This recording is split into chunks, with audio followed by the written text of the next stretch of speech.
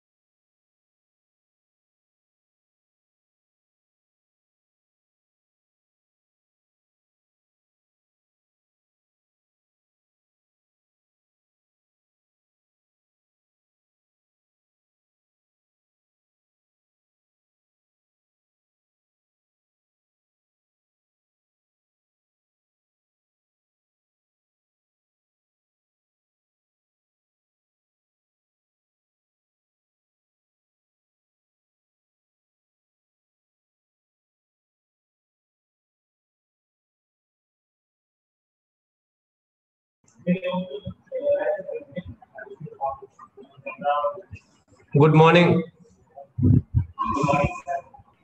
Good morning, sir. Good morning, sir.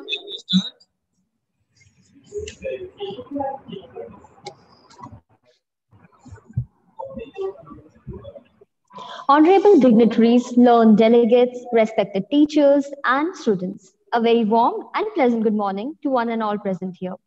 I, Alka Patel, And I, Shaura, feel blessed to welcome you all on behalf of MAIMS International Conference. Today is the second day of Maharaja Agrasen International Conference, MIC 2020.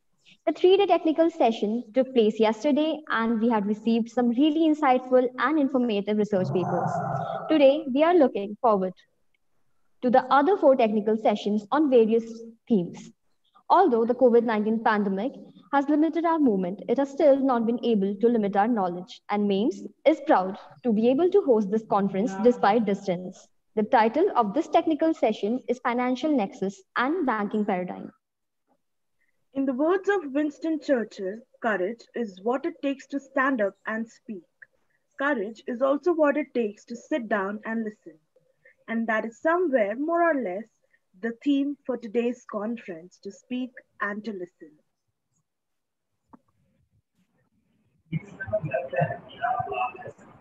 Now, for the welcome address, I would like to welcome Ms. Rachita Agarwal, Assistant Professor MAIMS. She is an assistant professor with MAIMS from the past 3 years. She is a young scholar pursuing PhD from Maharaja Agrasen University, Badli. Her areas of interest include accounting and finance. Ms. Rachita Agarwal is a graduate from Hansraj College, DU, and has done her MCom from Delhi School of Economics. She is also an NET qualified. Ma'am, can we please have you on screen? Thank you so much, Alka. As rightly said by Jeff Bezos, in today's era of volatility, there is no other way but to reinvest. The only sustainable advantage you can have over others is agility. That's it. Because nothing else is sustainable. Everything else you create, somebody else will replicate. A very good morning to one and all. I, Ms. Rachita Agarwal, welcome all dignitaries and participants on the second day of MAIMS International Conference 2020 in our 4th technical session. It is my privilege to introduce you to the esteemed guest of our session chair, Dr. Aviral Kumar Tiwari, who is presently working as an Associate Professor of Economics at Rajagiri Business School, India. Prior to joining RBS, he worked as Associate Professor at Montpellier Business School, Montpellier, France, from where he received his postdoc as well. He is basically an applied economist with broad theoretical and empirical interests with a focus on, but not limited to, emerging economies, in particular Asia. The majority of his work contributes to the areas of energy economics, environmental economics, international trade, international economics, commodity markets, resource markets, tourism, FDI, institutional quality, governance, and many more. He has published over 250 research articles in Scopus Indexed International Journal of Repute. He is also actively engaged as editor and guest editor at different positions at several international journals, indexed in Scopus and ranked by ABB. Published by Wiley, Elsevier, Emerald, Sage, Springer, Taylor and Francis, World Scientific, In the Science, and MDPI. He features in the top 2% scientist category and in the top 1% Web of Science highly cited research. I welcome you, sir. I also Thank you. thank you so much, sir. I also welcome our session co-chair, Dr. Manju Gupta. Dr. Manju Gupta is presently working as an associate professor and head Department of Commerce at Maharaja Agrasen Institute of Management Studies. She has completed her BCom, MCom, and MPhil from Delhi University and PhD from CCS University. She has more than 2 decades of experience in finance and accounting. She has authored 3 books which are prescribed as textbook by GGS IPU University of Calcutta, Galgotia University, Manav Rachna, and many other universities. She has published over 20 papers in national and international journals of repute and has also acted as resource person in multiple FDPs. I welcome you, ma'am. Thank you, ma'am.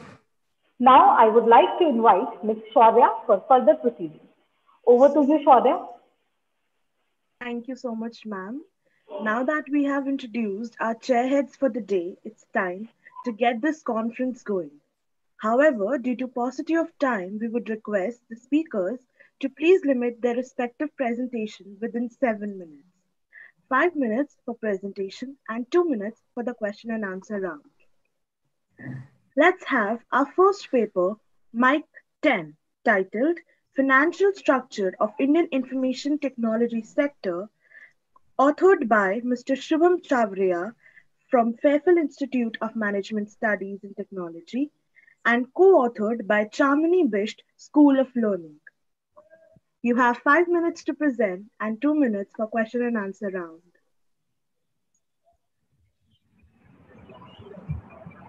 Sir Nan, can we please have you on screen? It is required that you switch on your cameras and also present your PPTs during presenting your papers. Hello. Just a second. Am I audible? Hello, ma'am. Yes, yes. Yes, ma'am, you're audible. Is my screen visible? Yes, yes. Okay. Good morning, everyone. I, Chandni Bisht from University of Delhi, and my co-author, Mr. Shubham Chavaria, Assistant Professor at Fairfield Institute of Management and Technology, are going to present in front of you all our research paper, Financial Structure of Indian Information Technology Sector, a Quantitative Analysis. So this is abstract section of our research paper, in which we talked about Indian IT companies and their growth. Debt and equity are independent variables of our study, and net profit is dependent variable of our study. We took a sample of top Indian IT companies like Tata Consultancy Services, Infosys, Mindtree, Wipro, etc. Our study is based on secondary data collected from reliable online sources, and we have used multiple regression analysis and ANOVA to test the hypothesis of our study. This is introduction part of our study. As we all know, how much important role an IT sector plays in an economy. With change in environment and rise in competition, importance of IT sector has increased over a period of time. Our paper is focused on impact of debt and equity composition on the profitability of the Indian IT companies. Now the question is, how much debt and how much equity to be combined in the capital structure to maximize the profits of the firm? To answer this question, many academicians have provided several theories on optimum capital structure like Modi, Glani, and Miller model. To examine the significance of our study, we have observed literature with the aim of testing the impact of capital structure on net profit of the Indian IT companies and their effect on the development of those companies. So these are some of those literatures that we have reviewed.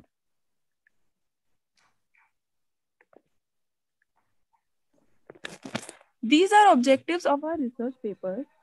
Our first objective is to analyze the net profit trends and impact of it on the development of the IT companies in India. Second objective is to investigate behavior of equity shareholders and its essence for the IT companies in India to sustain for long run.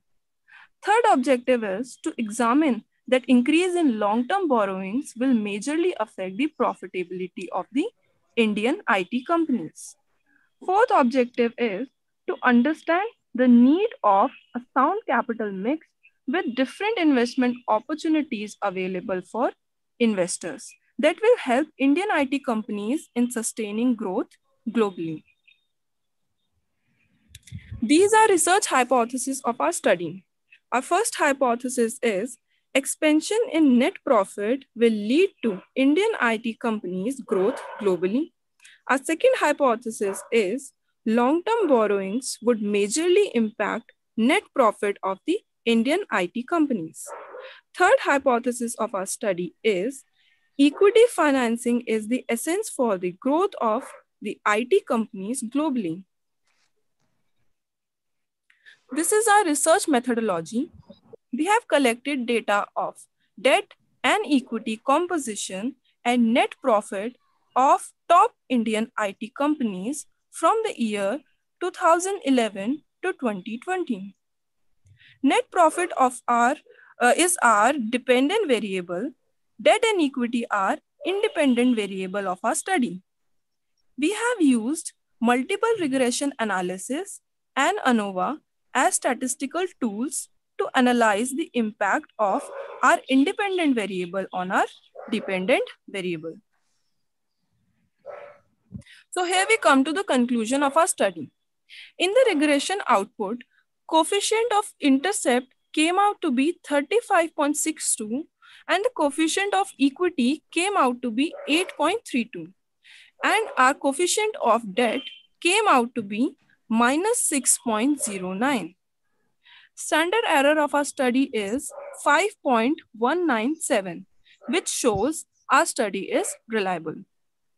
After analyzing the variables through statistical tools and testing our hypothesis, we came to a conclusion that Indian IT companies provide growth opportunities for our nation through its innovations, and it provides ease of doing business.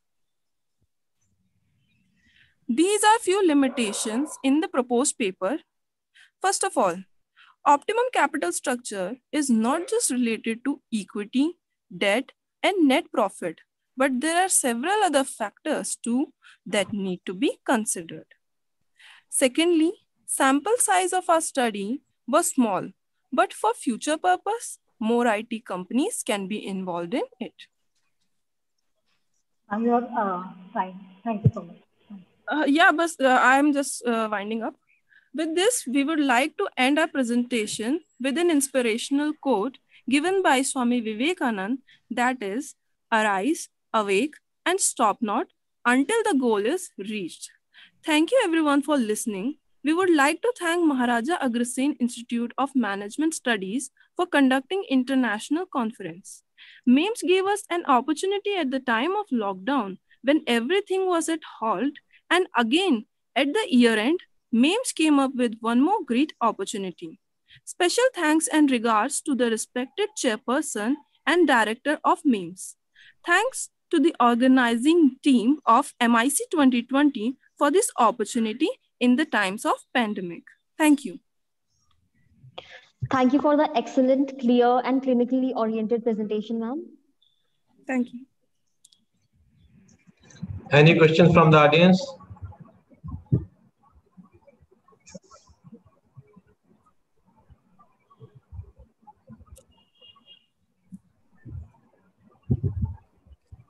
I have a query. Yes, ma'am. Could you please tell me, highlight the basis of selection of these companies, these IT companies? Okay. selection of these companies, we selected them because we wanted to do research on IT companies who are in India, basically. Indian IT companies whose origin is in India. And we have not included those which are from abroad, or we can say MNC companies. We have not included those because we wanted to do research on those which are in India. What is the number of these companies? Number in totality, how many Yes. companies? 9 or 10 approx. 9-10 companies. Thank you. Thank you. Anyone else?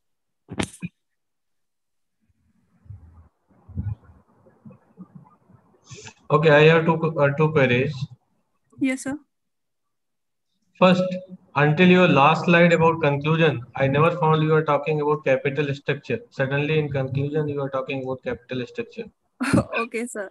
Actually, sir, due to limitation of time, I was not able to add those slides to talk about capital structure. What other variables you have used to measure capital structure? Sorry, sir? Capital structure can be measured with several variables. So we have no idea what other variables you have used. Okay, apart from equity and debt.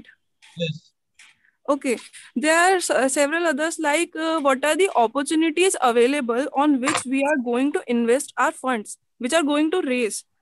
So, I'm simply optimum. talking about capital structure. Sorry, sir? There are several studies which have been conducted on analyzing the role of capital structure on financial performance of firms, IT companies, or different. Okay. Yes, sir. My question is simple. What other variable you have used to measure capital structure? That is not clear from your study. So we have used debt and equity as the variables, independent variables, and our dependent variable is net profit. It means you have not reviewed literature on capital structure. No, sir, we have reviewed. So what are the variables to measure the capital structure? So there is debt, there is equity, and there are sorry. What else? There are several other factors also which are affecting the capital structure. Sir is saying that you have to study, in addition to the debt and equity, you have to study other factors also. Okay. So for future purpose, we will consider them also. Yeah. So that is where the limitation, because Yes, in nowhere you talked about capital structure, you are only talking about debt and equity, and at the end you are talking about capital structure. sir, we have included it in our limitation that these are not only the factors. Okay, fine. These are only suggestions, no arguments. Next. No, sir, got it. Thank you, sir. Next question is, in your hypothesis, Yes, sir. you were saying that higher debt, long-term debt, okay, will impact the company in what way? Positive or negative? Sir, we were not sure that it will be positive effect or negative effect. So when we analyzed, we came to know it. It is Sorry, not sir. like this. It is not like this. Okay, sir. What literature says about IT companies are different from other Okay. type of companies. Yes, So sir. what literature says? Sir, Literature says it literature. will have positive impact or negative impact. That you need to make clear your mind first. Okay. With Sir, the support of literature, you need to justify. okay. Sir, in literature, we have studied that debt is profitable for a firm to some extent. But after a sort of point, it becomes costlier for the firm and profit becomes negative in that case. It start reducing. Right. If Yes, that sir. is the case, the simple linear regression will not work. Yes, sir.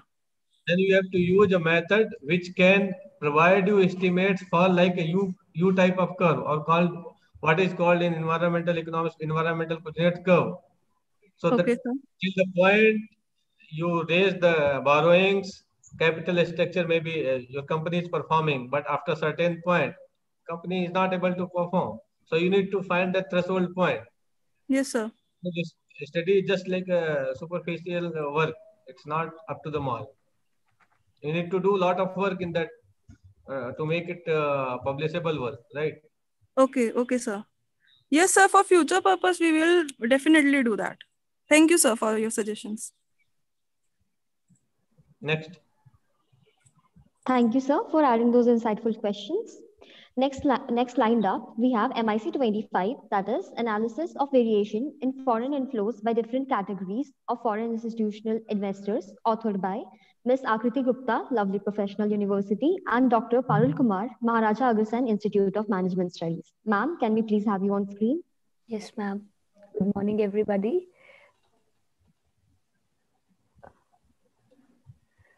Shall I start sharing my screen? Yes, ma'am. Okay, sir.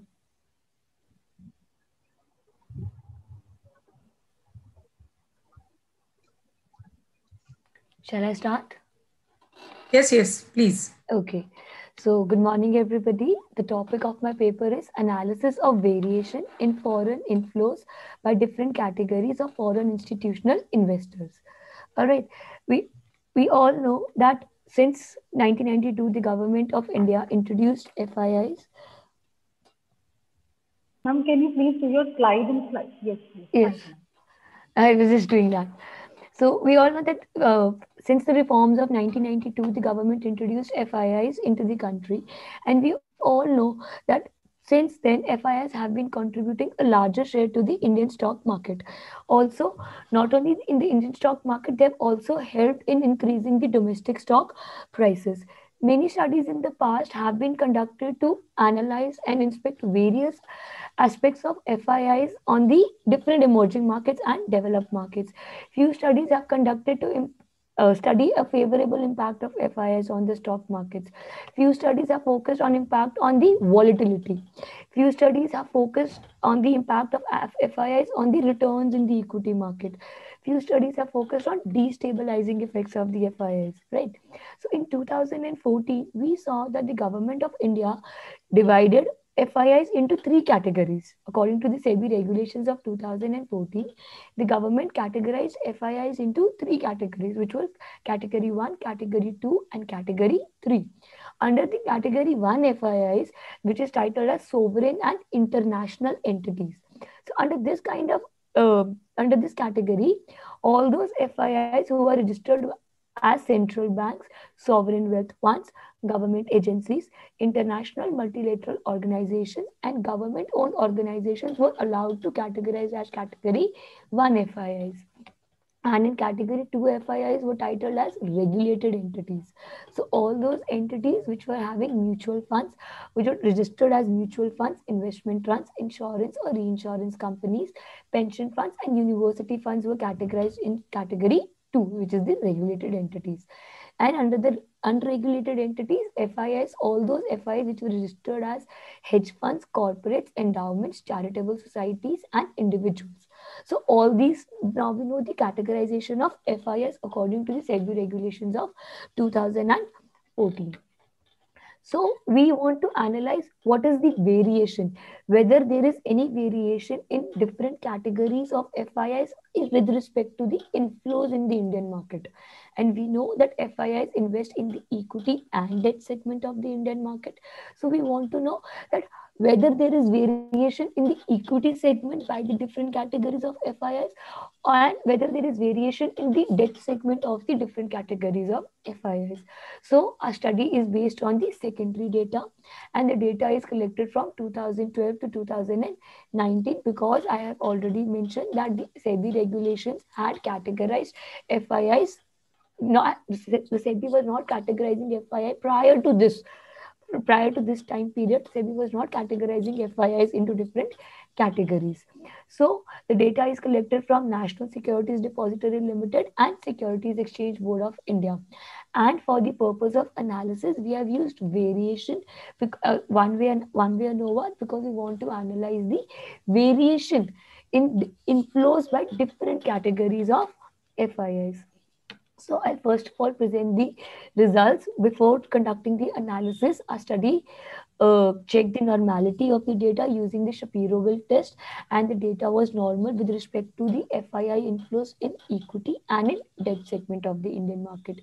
And further, we conducted the Levine test of homogeneity of variance for to check the FII inflows, whether the variances are homogeneous with respect to FII inflows in equity and debt segment. And we got the Levine test, and which showed that the data is homogeneous, that the data is homogeneous. So first we move on to the empirical results. First we talk about the descriptive statistics. According to the descriptive statistics, we see that the category 2 FIIs had a major share in the inflows with respect to equity and debt, meaning whether it was equity segment of the Indian market or the debt segment of the Indian market. FIIs, that is category 2, which is the regulated FIIs. Regulated FIIs have been contributing the maximum amount in the Indian stock market with respect to equity and debt segment. Since the inflows from FIIs, that is category 2 FIIs, was the highest, we also see that this volatility, that is the standard deviation, shows that the volatility also originating from inflows of category 2 FIIs is highest. And also the inflows in category 2 FIIs is almost twice and thrice with respect to category 1 and category 3 FI. That is category 1 is the government and Ma'am, your category. 5 minutes are over. Please, can you wind up fast? Okay, ma'am. So we this is the descriptive statistics, and the results of one way and over tell us that the variation exists with respect to only in equity segment, because we all know that still FIIs are not investing much in the debt segment of the Indian market. With respect to the equity segment, they are investing. There exists variation, and also further we see we have conducted a QT post hoc test because we saw variation in equity inflows with respect to different categories of FIIs. So we see that there is difference, but only difference with respect to category 2 and category 3 of FIIs. And we have also conducted each year-wise analysis, that is for 2012, 2013, 14, 15, 16, 17, 18, and 19. We see that only in 2012, 13, and 14, there is variation in equity and debt with respect to different categories of FIIs. Whereas from 2015 onwards to 2019 onwards, there is no variation in different categories of FIIs for only debt segment. But for all from 2012 to 2019, there exists significant variation amongst different categories of FIIs. So now we see that since FIIs, and we see that there is more volatility from category 2 FIIs, there is more inflows also from category 2 FIIs. So we see that there has to be certain, the government needs to adopt new measures to attract and reduce the volatility among category 2 FIIs. What they can do is they can introduce new investors to be eligible to get registered under category 2 FIIs, which can be swap dealers or broker dealers. With the introduction of new FIIs or new elements, we can reduce the volatility because only a few segment of people are getting registered under category 2 FIIs.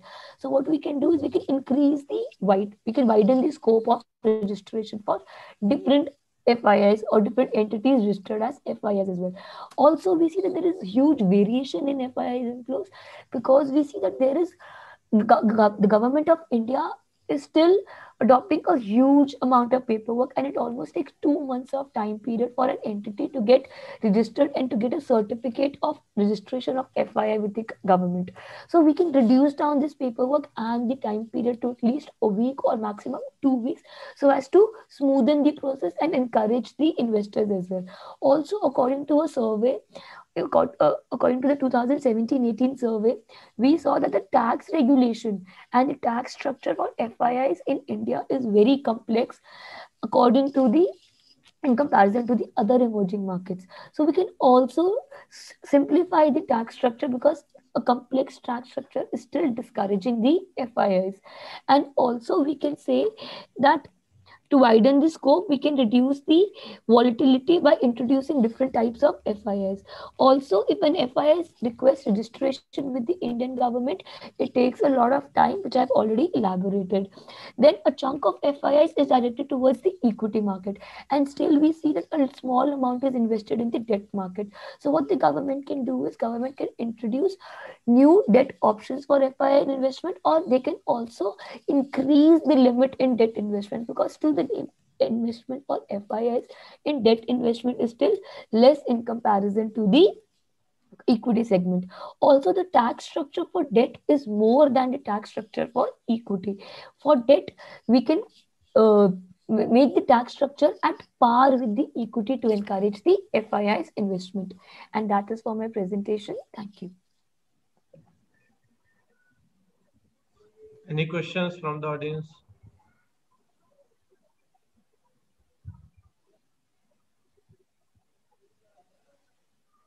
Akriti? Yes, ma'am. I have a query that you are saying that the second category contribution is more in comparison to the first and second one. Yes, ma'am. Are you able to identify what are the reasons why the second category is more popular or contributing more? Ma'am, we found out the variation, and according to the study, we saw that why category 2 is more because the number of entities that are registered under category 2 are more of a regulated entities that are regulated by the government, whether it's the home government or the foreign government. So that is why we find that there is more inflow from category 2 FIIs, because under category 3 FIIs, it is all the unregulated entities, and there are less unregulated entities. And also, why there is less amount of entities registered in the category 3 FIIs is because many entities are not feasible to get registered or to open a separate account with respect to the Indian market. And according to the Indian rules and regulations framed by the SEBI, every entity has to set up a dedicated fund for investment in India. So under why category 3 FIIs and category 3 FIIs specifically are less, because many people are, or many entities are not, they don't want to invest, or they don't want to set up a huge dedicated fund. So that is why in comparison to category 2, category 3 FIIs are less. Investment from category 3 FIIs is less because everybody is not uh, comfortable with investing the opening a dedicated fund for investment in India. So that is one of the reasons why investment in category 3 FIIs is less in comparison to category 1 FIIs. Thank you. I have one suggestion and two questions. Yes, sir. Suggestion is lot of recommendations and conclusion that you made are not based on your findings. In research, it is not allowed. Okay, you are talking too much on tax regulations and all. Having so many different types of FDI suggestion, you are not analyzed anyway tax structure, whether it will impact positively or negatively. Actually, sir, I have why I have mentioned this is because according to a survey from PricewaterhouseCoopers report, the survey talk was from your study, not from any other survey. This is your work. okay. That is where it is suggestion. Okay, sir. When anyone writes research paper, they need to talk about findings from their study, and then they can compare from other studies what others have found. Okay, not taking report from others and then saying that this is my policy implication. No, that was their implication. It's not your implication. So it's not a policy implication. Whatever, I just want to when it is elaborate. suggestion, it is not your suggestion. It was No, their suggestion. so it was not a suggestion. They had conducted a survey analyzing FIIs, problems faced by FIIs in India. So what I studied from there was the majority of the FIIs are saying that the tax structure in India is high, and that is one of the major deterrent for FIIs investment So in India. you read this information from their report, or you analyze the data, primary data that they provided to you. No, sir, it is from their report. So that is what I am saying. Okay. It is their report, means it is their suggestion. It is not your suggestion. Okay, sir. Right? Yes, sir. Make this clear. In your future work, you are going to be a Got it, sir. researcher, so just keep all these things Yes, in sir. mind. Next is you are talking about too much on volatility. You know, volatility is part of what? It is part of level series, or it is a part of return series? So it is with respect to the inflows that they are. Component is a part of level series or return series. You know return and level series? So I know return, but Return I is part of which type of series? so which type of Series. hello? I said volatility is part of which type of data series? It is a level series or it is a return series? We talk about volatility in level series or in return series, So we talk in terms of return series. right? You are using data in level form, then talking about volatility, which is part of return series. Also, you should know that this ANOVA, regression, all these requires data to be stationary, Yes. which is not done, right? So when you use ANOVA, make all these series in returns form and analyze. Got or Okay. not? Sir. Yes, sir, I got it. So actually, I have not mentioned, but I mentioned in the presentation, I have checked the normality, I have checked the stationarity, but due to the shortage of time, I had skipped all these elements in the presentation. You you talked about normality, Yes. homogeneity, not about stationarity in Yeah, I presentation. did not speak about stationarity, but I have, before conducting the analysis, because my data was time series, Okay, so I checked the it's okay. stationarity. I'm just saying, even if it is stationary or not stationary, it is important because all these investors look on returns. Okay. So you need to take data in returns. Okay, sir. Okay. Thank you, sir. Thank you, sir. Next important point is your ANOVA year-wise ANOVA that we Yes, have sir. seen. Yes, sir. How that is compared? What is the degree of freedom that you are using?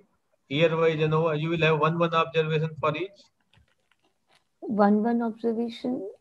Yeah. Uh, Just like a correlation, when do correlation, can you do correlation for data X variable 2010, data Y variable 2010? Is it possible to have correlation for this kind of data? so it depends what kind of data are we analyzing. Actually, sir, I'm not getting the question. See, I am saying, for example, you have series X in 2010 some value, series Y in 2010 some value. Can you get correlation in 2010? Series? X and Y, you have got two Yes. series. Yes. In 2010, we've got two series, that is series X and series Y. So can you Okay. get correlation for 2010? So we can get, because series X will You have read, multiple you data, multiple. multiple data. You have got only 1 year, 2010. Okay. But we have variable X and variable Y. I So want to two check. variables, only 1 year data.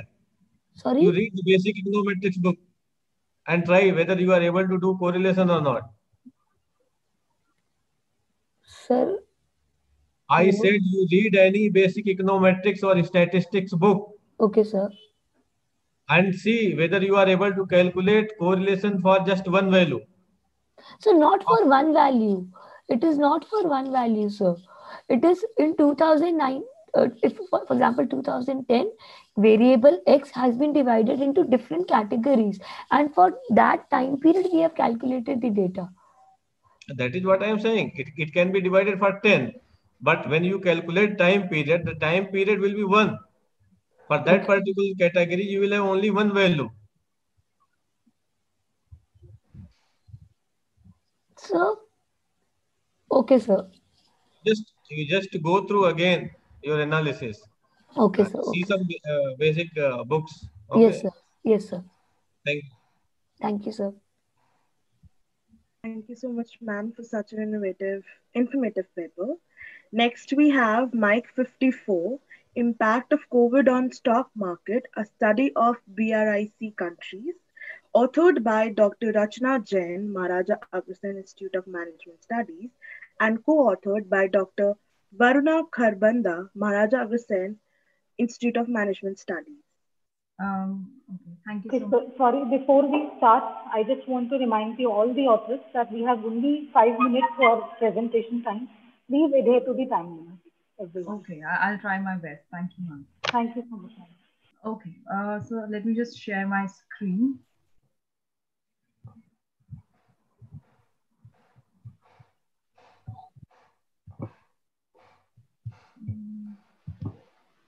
Okay. So what we have done in this particular paper is we have tried to understand how the stock market, what kind of impact COVID has on the stock markets. We have seen that there is a movement, but what we have done here is we've checked what that movement is. So why we wanted to do this? What was the motivation behind it? We wanted to understand that how COVID has evolved, or how COVID has impacted the fastest growing economies of the world. So we took data from the BRIC nations, Brazil, Russia, India, China, acronym for all these four nations. And we wanted to understand how this government has dealt with the crisis, what kind of support the government has provided to the financial market. But first, before that, we wanted to understand whether there is an impact or not. We see movements, but we have not for sure known what these movement entails. So in addition to it, it also contributes to the existing literature, since the literature on COVID has already been added on to. So this is one of the research papers which also adds on to that. So the gap is there is still limited literature, and there is still narrow research done on COVID and its impact on the financial market. Plus, BRIC nations have already been ignored. So this is where this particular research study fills into the picture. Objective is, so we wanted to understand the reported cases and deaths, how they have impacted the financial market, and how government is supporting the financial market. So with this purpose, we collected the data from two websites, ourworldindata.org and Yahoo Finance. So our World in Data org particularly provided us the COVID information, and Yahoo Finance gave us the financial data on volatility index, stock index data for these four countries under study. And this entire data has been calculated for 1 year. So from June 2019 to 31st May 2020 is what the time period is. Now we used GARCH model and WAR-X model, exogenous model. This GARCH model equation. So as you see, this first particular equation is the YT in this equation and the volume T in this particular equation are the first differences of the stock price and the trading volumes. And this stock index data is being this index data that we have collected for India is for Nifty, for China it is Shanghai, for Russia it is RTSI, and for Brazil it is the Brazil index data. This VIX represents the volatility index for these countries. The last term is obviously the error term. The second equation is the conditional variance equation, where we have related the cases and COVID cases and the COVID death. So this XT, the bigger XT is the COVID cases and the COVID death, which is being used here. And the second model, the WAR-X model, if you see this particular equation, in this particular equation, this YT becomes the endogenous variable, be the price or the volume or the volatility. And this XT is the exogenous variable, again, the total number of cases, the total number of deaths, and last term being the error term. This A and B, these are the matrix coefficients. Now, quickly moving on to the results. So for the results purposes, the GARCH model showed that these four markets, Brazil, Russia, India, China market, the total number of cases had a significant negative effect on the stock market. But in order to add on to this particular result, we run the variance model also, this is WAR-X model also, and it also showed that there was an impact in the on the stock market, the volume of trade in the stock market, and in Russia and Brazil. And for Indian market, the total deaths and cases, they impacted both the volume and the volatility. So these are quickly the results. I know it looks a little cluttered, but we had short of time and we wanted to limit everything. So this is the result of the GARCH model. What it is showing here is, if you, the index is the index which we have taken into consideration. This L-GARCH and L-GARCH are the conditional variances equation. These two have been come from conditional variances equation. Now this heterogeneity and arch, these are the data which shows that what impact has been on the volume, what impact has been on the volatility index. And these star marks, they show that the results have been significant. So from this, we had drawn the conclusion that yes, the result is significant and there is some impact. This is also supported by the results in WAR-X model, which also shows that for Brazil and Russia, as you can see, the volume is only significant, and it is only being, although this price data is also being impacted, but the volume data is something which shows more significance. And this, for India and China, the volume and volatility model, they both show the significant impact. So if we share these results and if we tell that this is what our results have been, these results are not just from our own study that have been shown like that. Many studies conducted in 2020 by all these researchers and many more. I've just listed down a few of the researchers. They also had similar results. They conducted the studies in one country data or in two country data, but they did not focus on BRIC nations, but they also had the similar results as we had. For discussion purposes, now, what does this mean? This particular analysis, it shows that yes, there is an impact, and this impact shows that this negative feature shows that investors have slowly and steadily lost the confidence, and they might be moving to more secure investment options. So as a government, what is my role? My government should do some timely intervention in order to restore investors' confidence, or it should provide them with secured investment options. That's what the government should be doing. So we need to stabilize the stock market and also make it more attractive. So what needs to be done? You need to add liquidity, manage interest rate, maybe reduce the interest rate, focus on asset purchase programs, encourage the manufacturers, and that is what needed is. And apart from this, what else is needed is you need to work together. So Asian governments, they need to work together.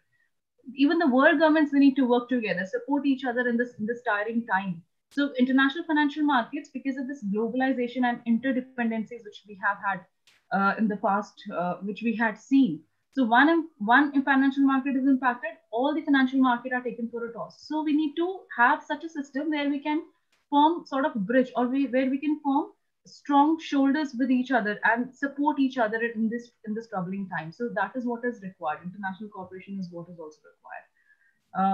That is it. I've tried to be as concise as possible. I think I made a record in finishing it off in time. And if there are any questions, I welcome them.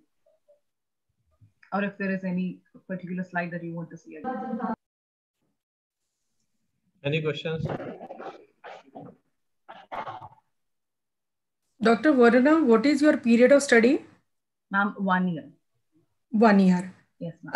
I think if we consider the COVID period, it's end of 2019 or beginning of 2020. Yes, ma'am. Yes, ma'am. So is that period is okay for study? Ma'am, we chose this data from, let me just be sure before I say it out loud. We took the data from June. From June 2019. Yes, ma'am. So I think that period was not the COVID period. No, ma'am. What had happened was it had started in early January, and March there was this lockdown happened in India and almost all the countries in the world.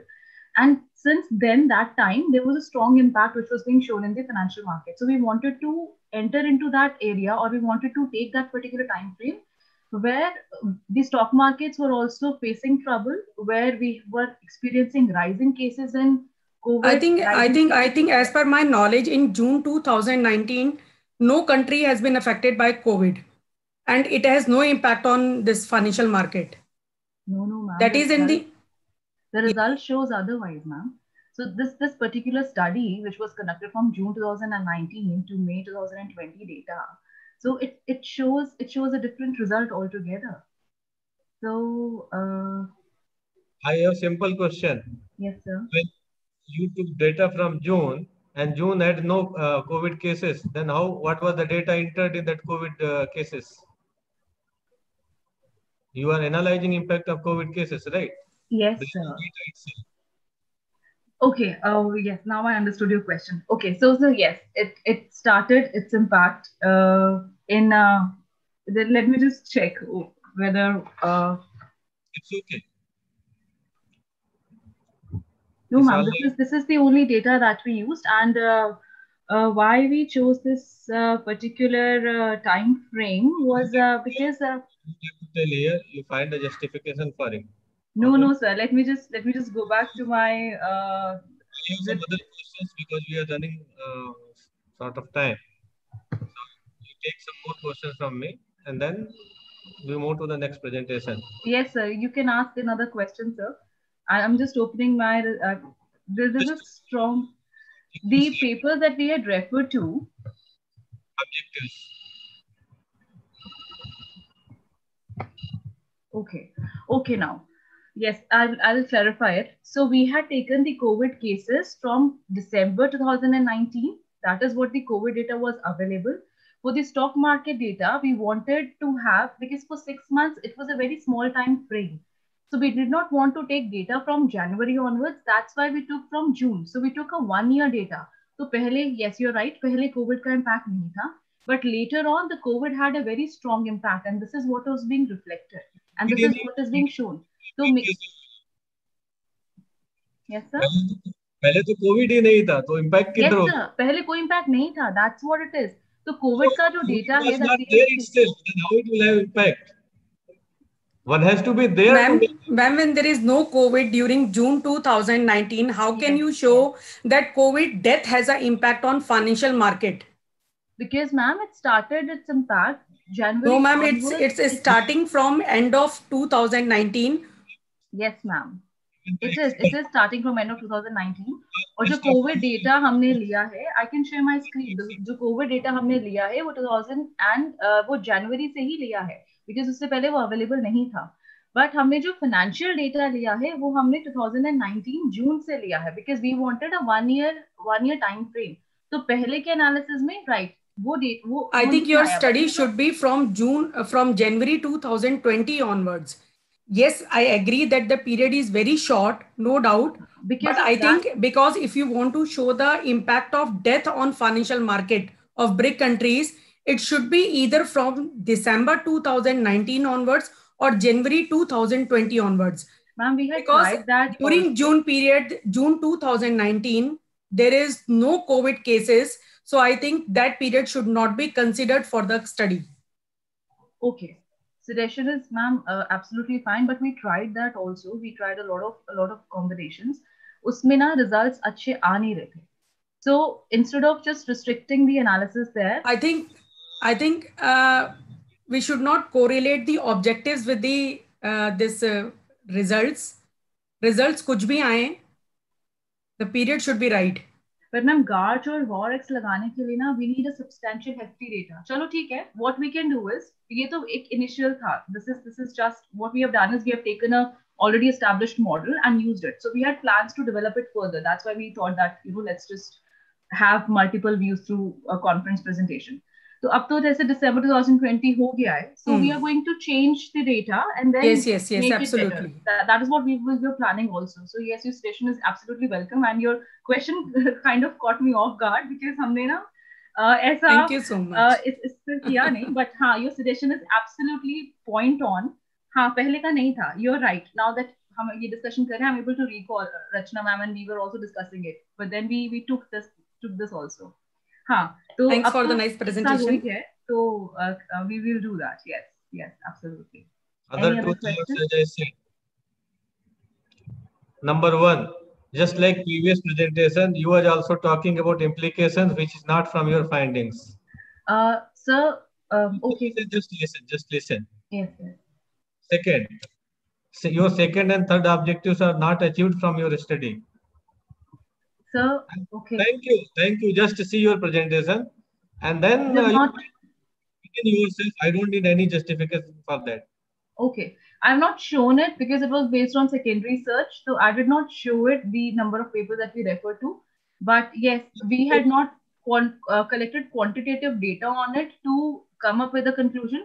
What we had done is newspaper reports ke through or secondary research ke through. As I said, your building a theory part, for building your findings, your suggestions, conclusions should be based on your analysis.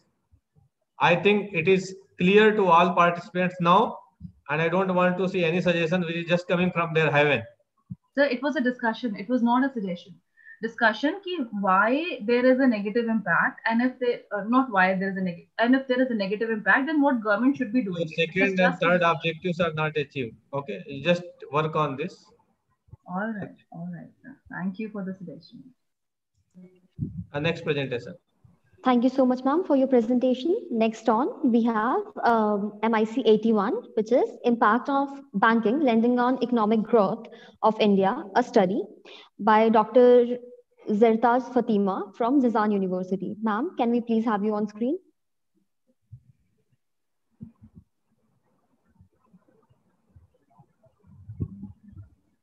Ma'am, do we have you here with us?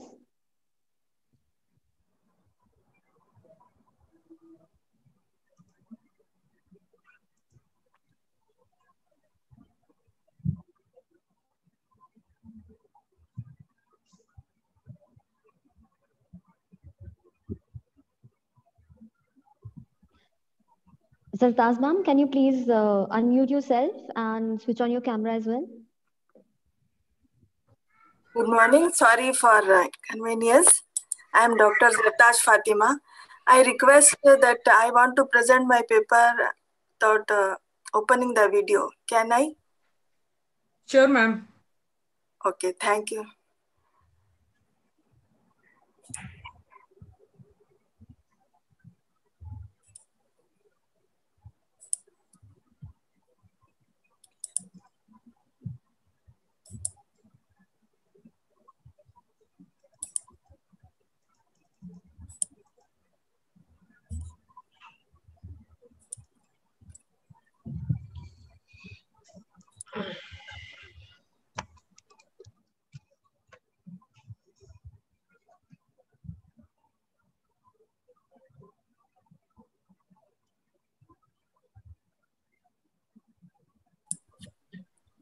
Good morning, Dr.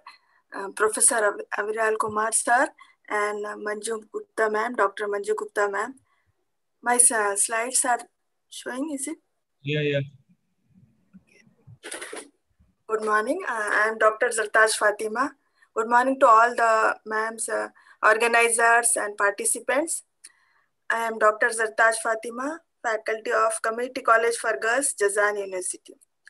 Today I am going to present my paper, Impact of Bank Lending on Economic Growth of India.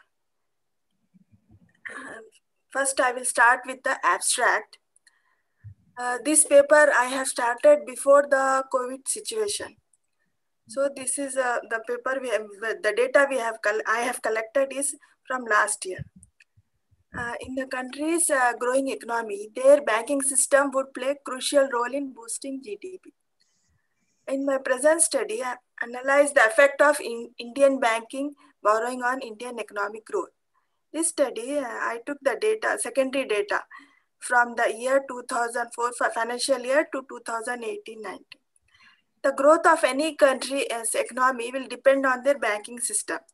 The growth of banking will depend on the lending system. The stronger the lending, higher the growth of the countries. The banking sector lends too many areas, but my study is classified into two segments, food and non-food credits of the Indian bank lending. The food credit and non-food credit were combined as bank loans in the report. The analysis, I put the stress on showing the relationship of bank borrowing to economic growth. And for this, I have applied the vector error correction model to calculate the food and non-food credit and the ordinary least square method to show the impact. Then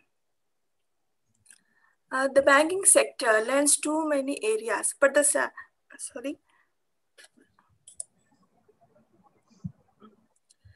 will start with the introduction. The principal business of banks is to collect deposits and loans for the development. Fund deployment is regulated by Reserve Bank of India directives. The available funds for borrowing are assessed following accordance with the legal liquidity ratio and investment. The credit deposit is determined by these lendable funds, and this is stated by Shura Aman in year 2005. The loan should be so that the lender is able to satisfy unforeseen requirements. In the sense of economic growth in general and development of trade and industry in particular, borrowing money is the most important role. Loans are not risk-free. When borrowing, the banker must be extremely careful because he is mainly concerned with the funds of others. The funds must be reimbursed on demand or a scouted cash loan. The objective of my study is to show the relationship of bank lending with the economic growth of India. And the second objective is to examine the impact of bank lending on economic growth. Hypothesis, I have applied to hypothesis. First one is there is no relationship of bank lending and economic growth indicators. Second hypothesis, bank lending has an impact on economic growth indicators. Scope of the study. In my present study, took the data from the financial year 2004 to 18-19 and considered the food and non-food credit together as a bank credit. Methodology applied the vector error correction model and OLS method. And I have considered the secondary data. Then vector error correction model and the relationship, identify the relationship between the bank credit and economic growth indicator GDP. Study used the time series, the eView statistical software applied, an ordinary least square method to know the impact of bank credit on Indian economic growth indicator.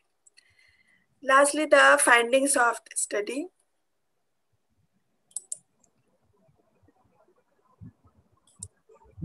In my study, I have found that there is a relationship of bank credit with the Indian economic growth.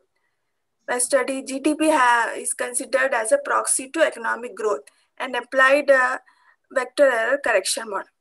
And my study stated that food credit is having the short-term relationship with the economic growth, and non-food credit banking is also found to similar. That is, no long-run relation exists with the Indian economic growth.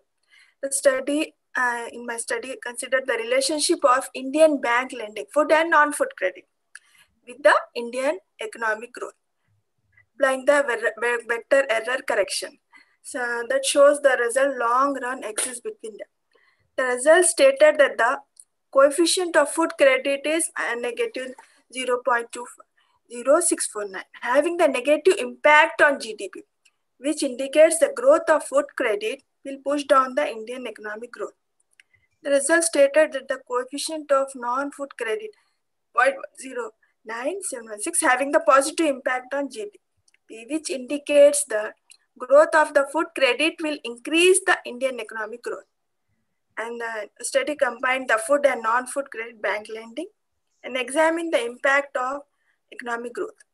A study stated that the Indian bank lending is having the significant positive impact on the economic growth. Finally, conclude the study that the impact of Indian bank lending on the growth of Indian economy. And the present, my study considered the secondary data, and in my study, I took GDP to be a proxy for the economic growth indicator, and applied various statistical tools to measure the objectives at the vector error correction model, and to show the result, bank lending, food and non-food credit has a long-term relationship with Indian economic. And the results of the ordinary least square method have shown that food credit has a negative impact on the GDP growth, but non-food credit has a positive impact on the Indian GDP. Study also attempted to examine the combined impact of bank loans, food and non-food credit. The result has shown that the growth of Indian banking has a significant impact on the Indian GDP. As therefore, there is a need to know further research in this area and had a positive impact on the India's post-liberal economic growth by considering expenditure on health and education. Thank you for giving me the opportunity for MAIMS and chairperson, Dr. Professor Aviral Kumar sir and Manju Gupta. And this is the paper I have done last year. So I think now, according to current situation, the results will be different. So I need your suggestions and guidance for the improving my research. Yeah, questions from the participants?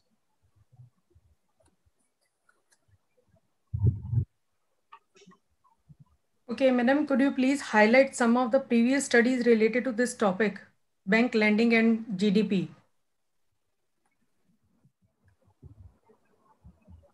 Yes, ma'am. How your study is different from that previous literature review? Because I have seen so many studies based on the same topic. Yes, ma'am. So what is the contribution of your study? I just want to know about it.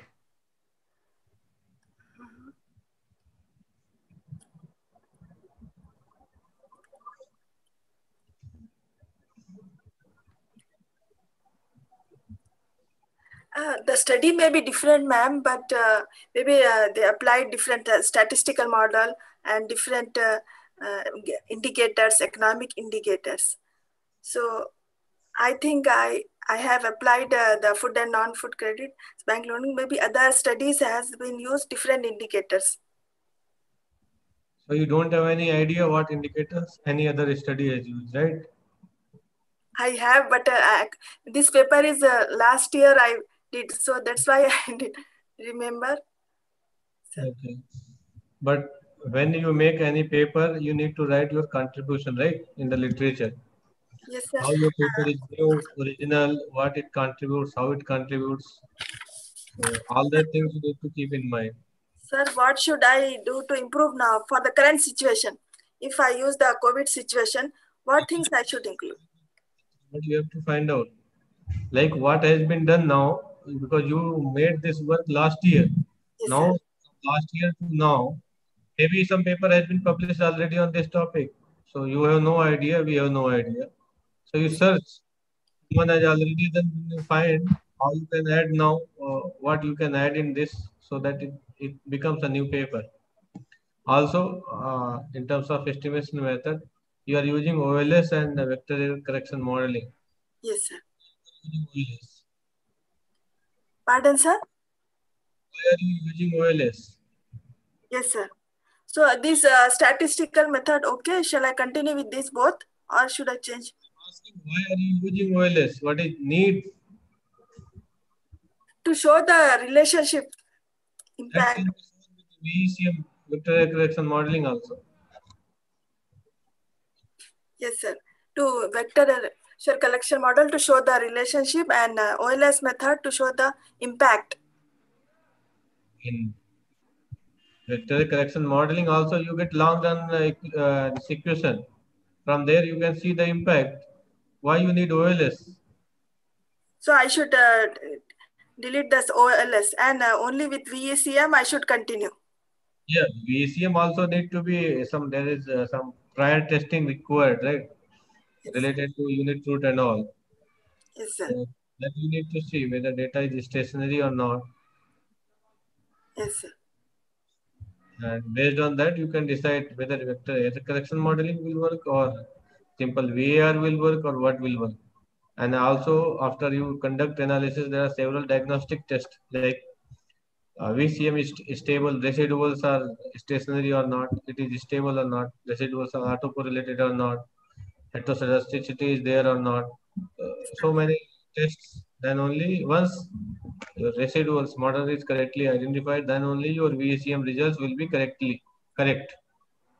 Yes, sir. Inference done from such method will be okay. Yes, sir. Thank you very much, sir. I will improve my research this paper according to the current situation and whatever diagnostic test you have discussed. Sir. Thank you very much for giving me the opportunity. Thank you so much, ma'am, for this insightful presentation. Next, we have MIC 93, titled Close Nexus of Financial Inclusion and Economic Growth, Case of Emerging Asian Economies, authored by Dr. Nidhi Malhotra from Lal Bahadur Shastri Institute of Management. Over to you, ma'am. Thank you. A very good morning to everyone, Professor Tiwari and Professor Gupta. Just give me a second, I'll just share my screen.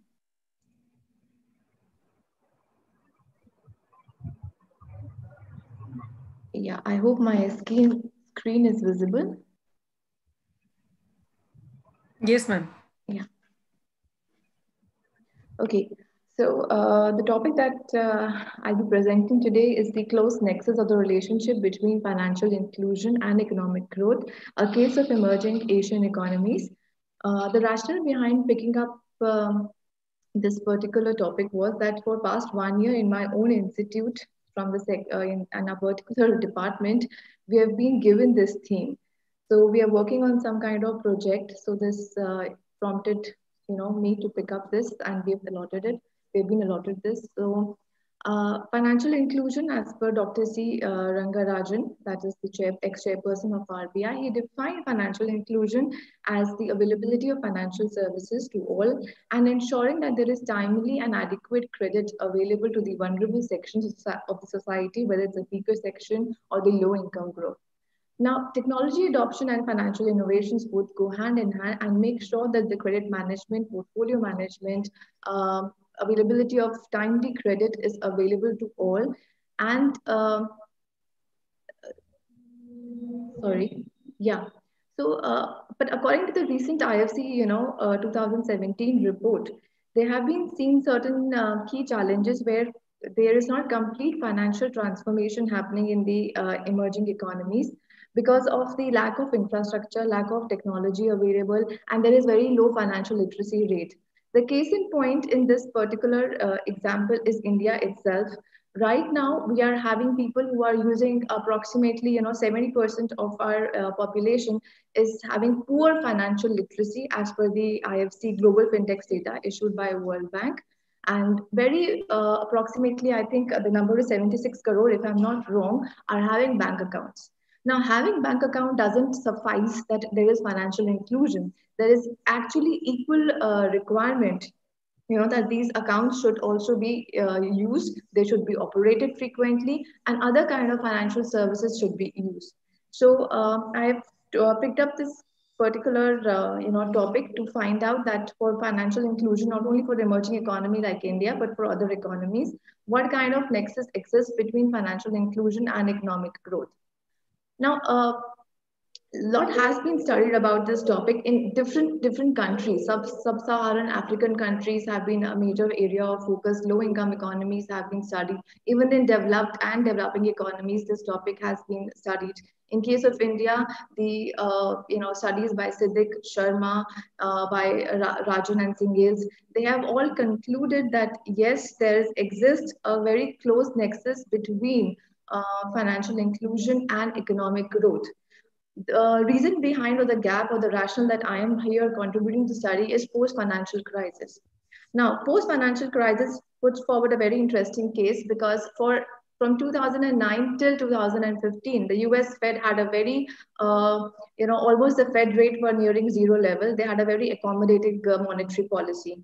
In December 2015, what is not, popularly known as tapering tantrum started by US Fed, where they decided that now the Fed rate will start be increasing. Now, when this was decided by the US Fed, it led to bouts of capital outflows from the financial economies or from the Asian economies, and this increased the financial stress index of the Asian economies. Now, stress index is nothing but it's just the extent of responsiveness or the stress that you're putting on the banking, equity, foreign exchange market, and the debt market of these Asian economies, which increased during these times.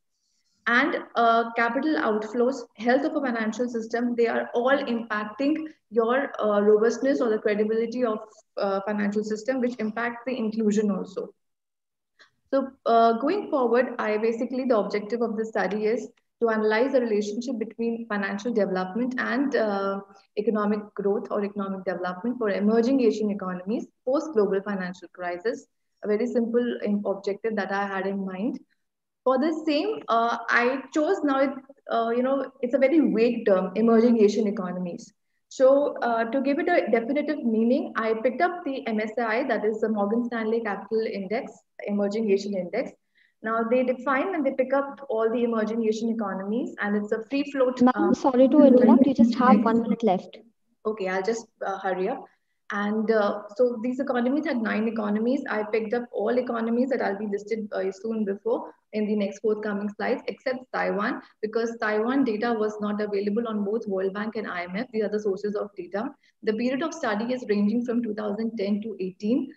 The financial inclusion has been measured by 4 proxies. That is the ratio of number of commercial bank for every 100,000 adults, number of bank branches for 1,000 kilometers square, and other the ratio of outstanding deposits and loans made by GDP. And the real GDP per capita is a proxy for economic growth. All of them, why I have picked in them, and the rationale is given in the paper, and even for the past literature review, the reason is coming out. Apart from that, I have chosen some control variables like unemployment, population, inflation, FDI inflow, and the ratio of domestic lending by banks to the GDP ratio. Again, why I've taken this all mentioned because of the literature review I've studied, the choice has been measured. Coming quickly to the results, this was a panel data, so I tested for the unit root and giving the whatever I've studied from the literature or from the health section of the e-views itself. I've taken the common unit root test of lemon, lin, and chew that show that all series were stationary at levels itself, except for the fourth of the financial F4 and unemployment. Similarly, I saw simultaneous tests for the individual unit root process also. Again, both of them have been influenced from, I have picked up the existing literature, and both of these tests were done to make sure that the series in hand is fit for further type of statistical treatment. Further causality test was done and mixed results were found. Few of the variables had bidirectional loop coming. There was bidirectional causal relationship. For the few of the control variables, only unidirectional relationship was found. Coming to the pooled OLS regression results, okay, this is a very interesting result. Though it's a panel data, but my Hosmer test and the panel data, the coefficients were not coming uh, they were not coming statistically significant. And I referred to a lot of secondary sources, the book of by Bullridge and others. So that prompted me to pick up pooled OLS regression results because I was coming out with a very vague kind of results when I was using panel data regression using random or fixed effects. And the results here basically show that all the 4 proxies of financial inclusion have statistically significant impact on the economic growth. But in terms of control variables, unemployment and population, they are having a negative impact. Now, what do we learn from it? For an economy like India per se, financial inclusion is measured by number of bank branches that you're covering in terms of area, in terms of population.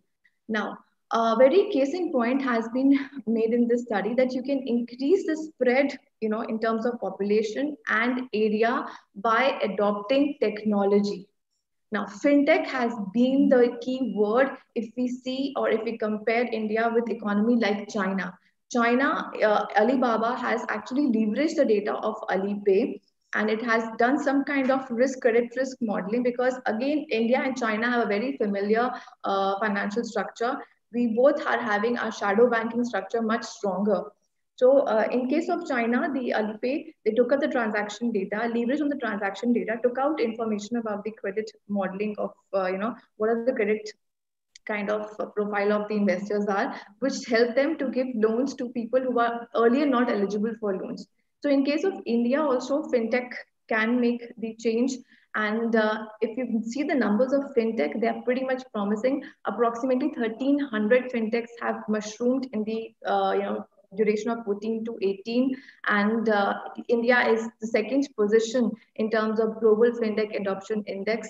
And they have raised approximately 16 billion of investments have been made. All this data is coming from the Invest India website. So I believe fintech, one, and second is self-help groups. Linking self-help groups to the formal banking channel can be a bank changer. And third is again the business correspondent, that is same as SHG.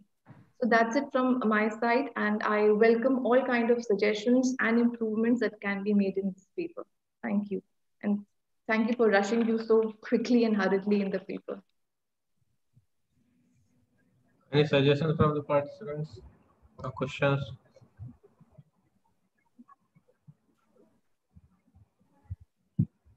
Dr. Nidhi, I have a query. Yes, that your period of study is 2010 to 2018. Yes. Why you have not incorporated the data of 2019-20? Okay, ma'am, because the data for all of these financial proxies has been extracted from Financial Access Survey report of IMF and World Financial Indicator of World Bank. That was available till 18 only. No, these data is not available on Bloomberg, which I checked also, and on any other portal. So that actually restricted me till 18 only. Had it been 19, it would have been, very good. The results would have been become more latest and updated. But this was the latest financial access survey report that was available, not only for India, for other emerging economies, they also published. Okay, thank you. Yeah.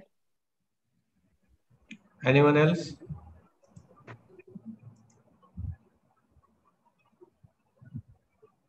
Okay, I have one or two queries or suggestions. Please. Number one, you use that Granger causality. Using use anything you put in the software, you will get the results. Okay. You need to see you are using data for only 8 years, although it is a panel. Okay, but I think time period in each panel is little less Yeah. to apply this causality kind of analysis. Yes, Okay, sir. maybe you can drop this part. Okay. Okay. Second, you use simple pooled OLS. Okay, then you have lagged unemployment, lagged inflation kind of variables. Yes, sir. I Okay. So, understand the logic, but you need to justify that. okay. I'll do that, sir. Fine. Point taken. The next point to it is there are simple methods in pooled OLS like fixed, random, and GMM and all. Maybe GMM will work better in your data because you have got only 8 years. Yeah. That's what I'm telling, sir. I require input. I work with GMM. GMM I didn't test it. Random and Hosman, like fixed effect, were not giving me the results.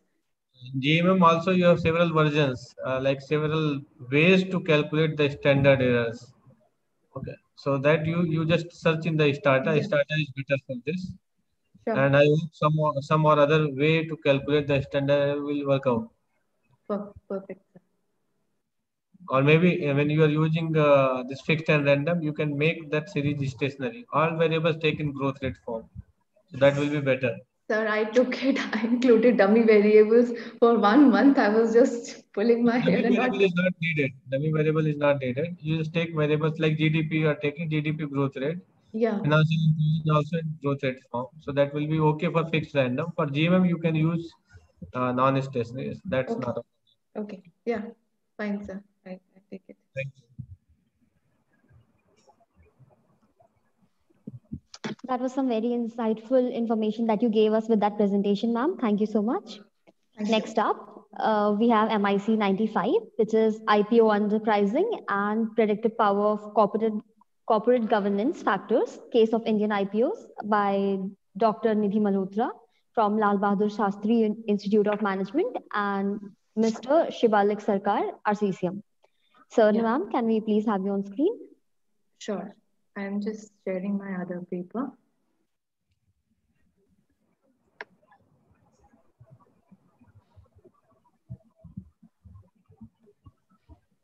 Okay, this paper is co-authored with one of my student. I'm working in Lal Bahadur Shastri Institute of Management, and now the student has got a very nice placement with our CGM. So we were actually working on this IPO underpricing theme. So let me put it on slideshow. Yeah. Now, think of a situation, or why to think, if I am giving you a last 6 months actual data of IPO, and you will be amazed to see how much money or free money is left on the table for the investors. So for example, I gave you a very latest example of Chemcon Specialty Chemicals that was listed on October 1. The issue price of the security was 340 and it got listed on the exchange. The closing price was 585. 72% gain. Root Mobile, September 21, listed with 651 price, issue price 350, gain of 86%. Not happy with 72, 86% gain. Happiest Mind Technologies, September 17, it listed with 371, the closing price of 371. Guess its issue price, 166. 124% gain. Now, what is wrong with our market?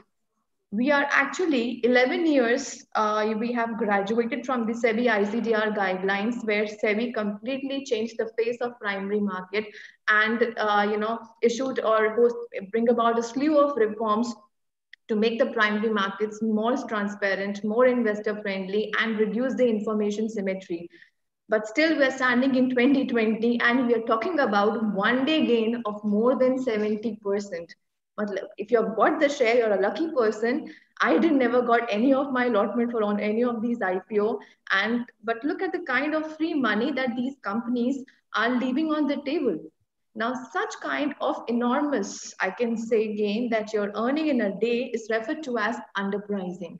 Now, underpricing basically means when the company who's a new company which is about to float, it is listed in the market, the difference between its closing price on the first day it got listed and the issue price at which it's got, it's offering the share, it's huge. That you're giving a very enormous gain. The difference between the closing price and the issue price is huge. It refers to as underpricing. Now the name underpricing itself is speaking volumes about it.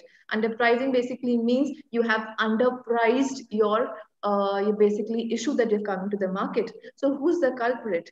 Now, there is not one culprit or there is not one factor. Literature is abundant about, discussing about this underpricing. It can be because of information asymmetry. So, Rock 1986 study, the winner curse theory, has been widely discussed about this, that there exists two categories of investor, informed, uninformed investors, that creates actually the case of information asymmetry. And it's every time the uninformed investors that bears the brunt of not being informed properly in case of both either the security or the issue is oversubscribed or undersubscribed. Second, very much is signaling mechanism. Signaling mechanism again has been researched very widely. Third is because of the auditor reputation or the lead manager and the banker's reputation. Then is the age of the firm, the issue size, the number of times it is getting subscribed. All these factors play a very crucial role in deciding whether your IPO is getting, the IPO will be underpriced or not. Now, recently, for past 7 to 8 years, the academia has also now shifted from these purely firm-specific or issue-specific, I will say, factors to something called as a corporate governance mechanism. Now, corporate governance mechanism is not a new term to all. We are very well acquainted with it. And number of having independent board directors, the gender diversity on the board, the kind of interlocking of directors, promotional ownership in the particular board that we are discussing. Do these all factors also play a role in the IPO underpricing? Literature presents a mixed case, especially in case of emerging economies. Corporate governance is yet to take up or catch up the momentum. So in case of India, you find hardly very few studies are there, and they are actually giving up very mixed results in terms of impact of corporate governance on IPO underpricing. So simple two objectives. What are the IPO determinants? First of all, IPO exists, underpricing exists or not. Second, in determinants of IPO underpricing in terms of the specific factors related to firm. And in the second objective is to investigate whether corporate governance is impacting IPO underpricing. Now, to achieve this objective at hand, I picked up again the data from 10 to 18. Now, 10 to 18 is post-financial crisis because 8 to 9 period was a period of complete, vacuum. The primary market was not much, floated with a lot of IPOs because of the global financial crisis. And before 2007, studies of Pandey and Vishwanathan and Sahu from IIM Lucknow, he has already amply discussed it. So post 2010, about post financial crisis, again till 18, I have picked it up because the study we were doing in 19 itself, and collecting the data took us a lot of time because we have to pick up data from the red herring prospectus and from pick up the data of lead managers, the auditors. So it took a lot of time to collect the data itself. With respect to firm specific factors, we have Bloomberg terminals. Most of the firm factors work. I'll just wind up. Yeah. Yes, ma'am. Collected from Bloomberg itself, and this is the source of data. Now, in total, we have 242 cases of IPO happening between this. From 242, 13 IPOs were never floated. They were withdrawn from the exchange. This left with 229. From 229, 108 IPOs actually experienced underpricing. So this is actually a descriptive that on the last slide, the descriptive of all the IPOs year-wise that I have given in terms number, their volumes, and the amount that they have been collected. To collect, to know, understand underpricing, this is the formula I have used. Again, the formula has been picked up from the extant literature, how to calculate underpricing. So underpricing is not a standalone difference in the listing price and the offer price, but it's a market adjusted prices where we subtract the price of the issue from the market. So in this case, market is Nifty 50 for us that we have taken as a proxy. Moving forward, we have used two kinds of regression. In the first regression equation, you can see I have regressed underpricing percentage in terms of firm specific factors, total assets, age of the firm, number of times it is subscribed. And in the second equation, I have taken corporate governance mechanisms and the factors that are taken as a proxy of corporate governance. Again, I have listed them, how I have calculated, natural log has been taken. All these variables again are not coming from anywhere in the air. They have been picked up from a couple of research papers. Most of the corporate governance variables that I have picked up are only studies pertaining to corporate governance or primary market, equity market. And these are the risk of particular factors that I have taken. Few of them convert into a binary variable like gender diversity or board leadership. So accordingly, interesting results were reported. I'll just move to the regression results. In terms of firm-specific regression equation, where I regress underpricing on the firm-specific factors, I found that only two factors, that is the number of times the issue is subscribed and the firm size, is important. And I'll be discussing why I'm getting it such results, because if you look at the extant literature of Balla, Handa, and Singh, Sharma, they all are having either one. For few of them, it's it's the firm size. For few of them, it's the number of proceeds it's collected. So in my case, because of the time duration I've taken, it's the firm size that is measured by the total assets of the firm, and the second, the number of times the issue subscribed is significant. In terms of the second equation, where I've taken the corporate governance variables, I found that only one variable, that is having the number of non-executive or number of independent director on the board of directors, is only, the only possible source of explaining corporate governance mechanism impact. I'm sorry, I'm just moving back to the slide. Yes. So if I take the recent study of Anand and Singh that was published last year in Indian Journal of Corporate Governance by SAGE, they found only one factor, and in this case, it was not the board independence. In their case, it was interlocking of directors. That is, what is the experience of directors? Again, the second paper of Handa and Singh, he found the board size and gender diversity. So in my case, this is the possible, I've picked up, maybe because of the time frame, the results are differing. The only one factor was the number of independent directors on the board of total year director. This board independence was found to be significant. So this is what is my conclusion. Now, implications of the study. From the study, I imply that though ICDR regulations have been in full force by SEBI from 2009, still we found instances of underpricing, and the instances have been found in times of 2020 also, 2019 also.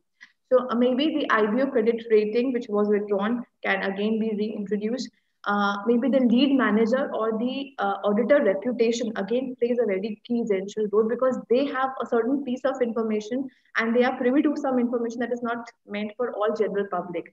So this actually, they pass on this information to institutional investors, and this kinds of create a hype about the IPO in the market and leads to oversubscription. Secondly, with respect to corporate governance, a very interesting point in case of India is that we are actually not having a principal agent problem that most of the developed economies have in case of corporate governance. It's not between the directors and the management. It is between the management, owners only we are fighting, controlling and minority owned. Principal conflict exists, not principal agent. And since, corporate governance is yet to catch the fancy of the investors, many of, if I talk about myself, if I'm investing in any particular firm, IPO, I pay very little heed to corporate governance still. So it is yet to, catch that much of attention in terms of being an investment driver. But slowly, yes, it is catching. The ESG variable is becoming very important in terms of valuation. ESG is being incorporated in a couple of financial modeling models right away. The CFA Institute has time and again impressed upon the fact that yes, you have to pick up this variable while you're calculating the valuation or valuing any firm. That's it from my end, sir. I look forward to your and ma'am valuable inputs.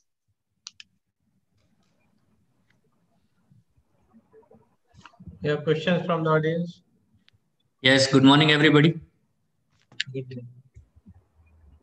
With the permission of chair, may I make a small comment? Yes, yes. I am Dr. Sanjay Mangla, Head Department of Economics at MAIMS. Dr. Nidhi, your paper was really good.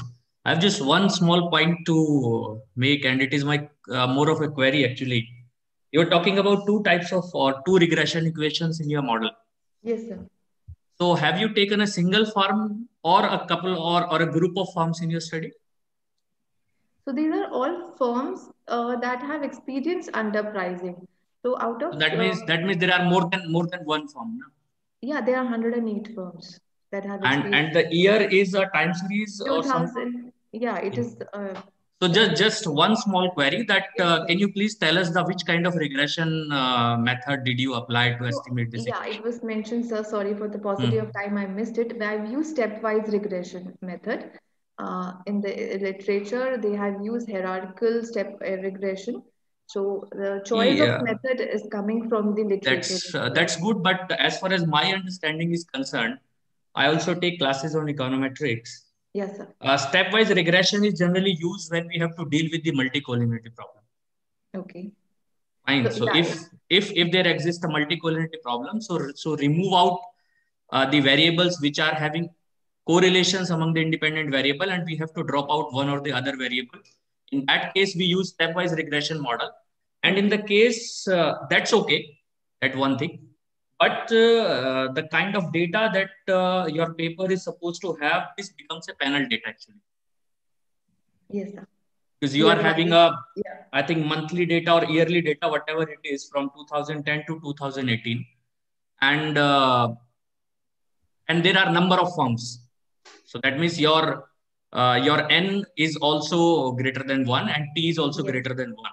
Yes. So in that case, I would suggest that if you apply a panel data regression model, you might get better results for predicting the behavior or identifying the determinants of, I think, under IP or underpricing, whatever your dependent variable is, because I just joined the session. I could not listen to the earlier presentation, but as far as the methodology of estimating this regression equation is concerned, so I would advise that if you apply panel data regression model, definitely you will get better results, because in case of this becomes a clear case of panel data. So you can apply fixed effect, random effect, or pooled OLS. Apart from that, if there exists some other kinds of econometric problem, then you can go with panel corrected standard error method or GLL or the GMM method, and there are several more. So that depends on a kind of nature. So this is a small suggestion from my side that if you at least apply and see, so result might differ. Sure. Panel data regression. Fine. Thank you, sir. Thank you. Yeah. Any other questions?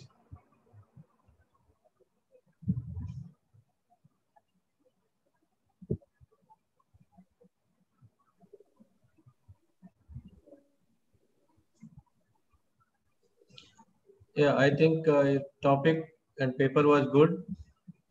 Only question was related to the estimation part, which Sanjay sir has already explained.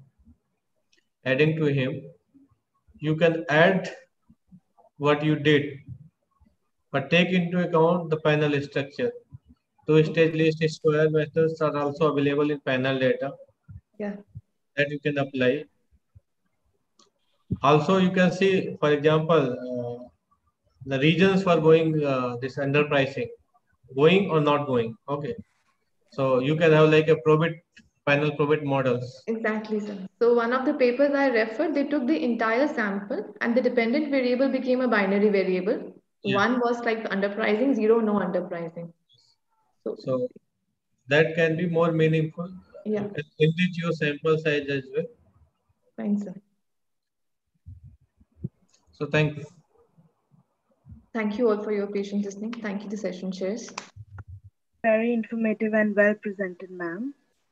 Next up, we have mic 105 titled Modeling of Concentrated Solar Power Technology Enablers in India, an Interpretive Structural Modeling Approach, authored by Ms. Vandana Gaur, GL Bajaj Institute of Management and Research, and co-authored by Ms. Sadhna Gaur from IILM. Over to you, ma'am. Thank you, ma'am. Let me just share my PPTs.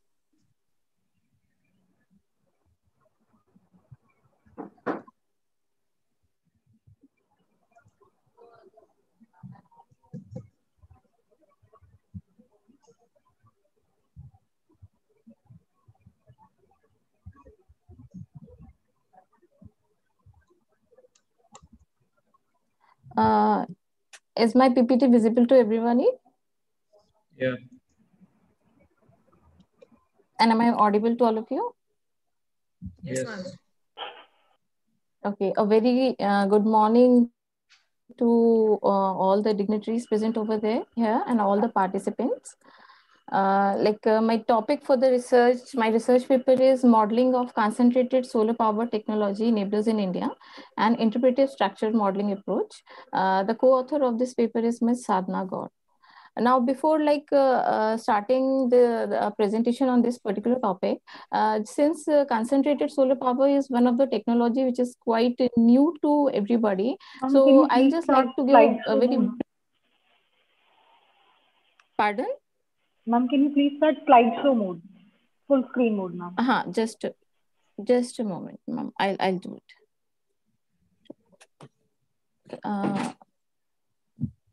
Slideshow. Okay. Is it okay, ma'am, now? Yes, ma'am. Yes, ma'am. Yes. Okay. Right. So I was just wanted to give a brief introduction to this technology so that we can have a better understanding of the research paper, that what is a research paper is all about. So concentrating solar power is one of the technology in solar energy. Basically, we have two types of technology in solar. One is solar PV and another one is CSP. In short form, we call it CSP or solar thermal. So the diagram which is shown here in the PPT is reflecting that how this particular technology works. Now, if there's a sun is there, and then we can see here that parabolic throw is written over here. Parabolic throw is a type of the CSP technology. The rays of the sun are concentrated on one particular technology, and since the rays of the sun are concentrated at one particular focal point, so the temperature, the amount of heat which is generated is quite high, and that particular heat is then transferred to the steam condenser, and that then it is used to basically move the turbine, and then that turbine is moved on generator, it produces the electricity. So this is a very brief view of that how CSP technology works. We call it a CSP technology because concentrated means the sun's rays are concentrated, and thermal is because the process of producing the electricity is same what we have in the conventional thermal power plants like NTPC. The only difference lies in both of the processes, that in CSP the source is the sun, while in the conventional power plants the source of electricity is the coal, is the fuel. So that is why it is a renewable source of energy. Now, these are the basically four types of CSP technology which exist. That is parabolic throw, central receiver, linear Fresnel collector, and parabolic dish. So that is what actually CSP technology is. Now, what was the motivation of research behind taking this particular topic, that why is CSP? So CSP is a technology which is not very much prevalent in India, or it has not taken that pace which its competitor technology, that is PV, is doing, that is photovoltaic, which we actually see in the residential houses installed over the rooftops. So like both of the questions were there, that is enablers as well as the barriers. So the research has been taken on the enablers just to study that what are the enablers or the driving factors in India which are driving this particular technology, and can these enablers or drivers can be converted into opportunities so that the CSP adoption in India, specifically in industries, can be taken off. So the motivation of research was to explore the factors acting as enablers of CSP technology in industries which can be converted into opportunities, and to increase the arena of CSP technology through the perspective of potential industries. Now here we are talking about potential industries. Why potential industries? Because this particular research is based on a report which is given by MNRE and the MNRE, that is Ministry of New and Renewable Energy, and the government of Germany, where they have done a proper research on 37 industries, and out of those 37 industries, they have concluded with the 10 industries, 10 potential industries which have the potential to opt for the CSP technology. So like basically how the CSP technology can be adopted by the industries. So these were the enablers which were identified after doing a proper literature review. There are reports of IRENA, that is International Renewable Energy Agency report, and research papers have been studied from the past around 8 years. So by doing the literature review from all those reports, mainly from the reports and the research papers, 11 enablers were identified and studied in this particular study. These enablers were hybrid concentrated solar power plants, emergence of smart cities, reduction in concentrated solar power cost, development of small scale concentrated solar power plants which can fulfill the needs of small facilities at village level, lack of grid access, environmental degradation, innovation and deployment support, high technology, potential local job creation, support to local manufacturing, and increase energy security. Now, these are the factors basically which are acting as a It's a driver for request. this. Please, less than 1 minute left. Please, can you wind up fast? Yeah, sure, sure. So the methodology which has been used is the ISM methodology. ISM is basically a qualitative tool which helps in identifying the factors which are taken into the study into different categories, and then creating a hierarchy of those factors based on their driving power and the dependence power. So like 4 steps are basically followed in this methodology. That is, first is structural self-interaction matrix, where a relation is tried to be explored between factors. Like we have 11 factors here, 11 enablers. So like what is the relationship between factor 1 and factor 2? Like if the factor 1 is the hybrid concentrated solar plant and emergence of smart cities, so where the hybrid concentrated solar plant is driving emergence of smart cities, or emergence of smart cities is leading to hybrid concentrated solar plants, or both of them are unrelated. So like this kind of relationship is studied in structural self-interaction matrix, and then it is formed on and the coding is done based on AXOV, that is the symbols which has been used. Under the initial reachability matrix, those symbols being converted into 1 0 based on the methodology like which has been explained in the research paper in detail, and then final reachability matrix is formed, and then level partition is done. So that is the process of the ISM methodology. After doing the level partition, all of the 11 factors were identified into 4 types of categories, which is like under ISM methodology, we call it as micmac analysis of enablers. So this micmac analysis of enablers, it says that the autonomous variable is emergence of smart cities, under dependent variable, environmental degradation, potential local job creation, lack of grid access, and support to local manufacturing. These has been identified as the dependent variables. Now, like we have like if we say the autonomous variables, then the autonomous variables are those variables which have weak driving power and dependency. So all these variables are identified on the basis of the driving power and the dependence power, which we actually get in the final reachability matrix. So this is the Micmac analysis of enablers. And then this hierarchy has been created in which, like if we can see here, that environmental degradation and potential local job creation, these factors are on the top. They are not driving any other factor.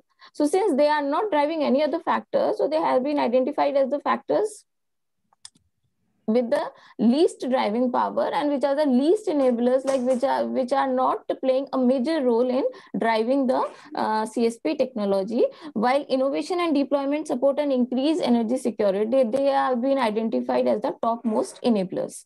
So rest, like it lies in the middle, rest of the factors. So this is the hierarchy which has been created. Findings: innovation and deployment support, increased energy security, and high technology dynamism were identified as major drivers, as I said earlier. So this has created an opportunity for the government to come up with the products which can contribute towards growth of green financing industry. There's an opportunity for the development of green financing industry in India.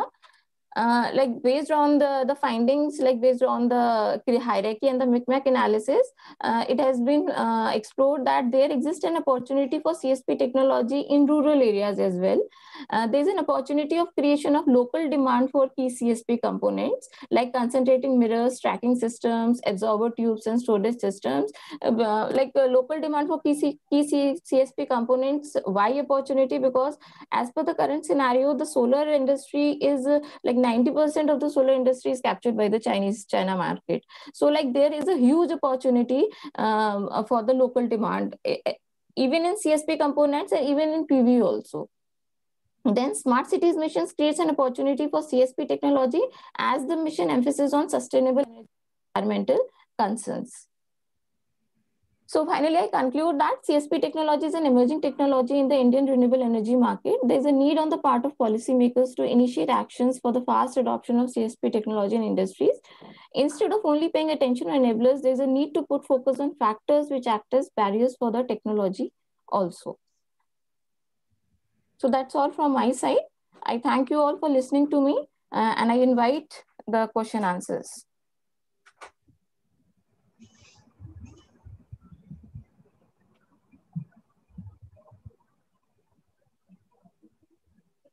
Any questions, suggestions from the participants?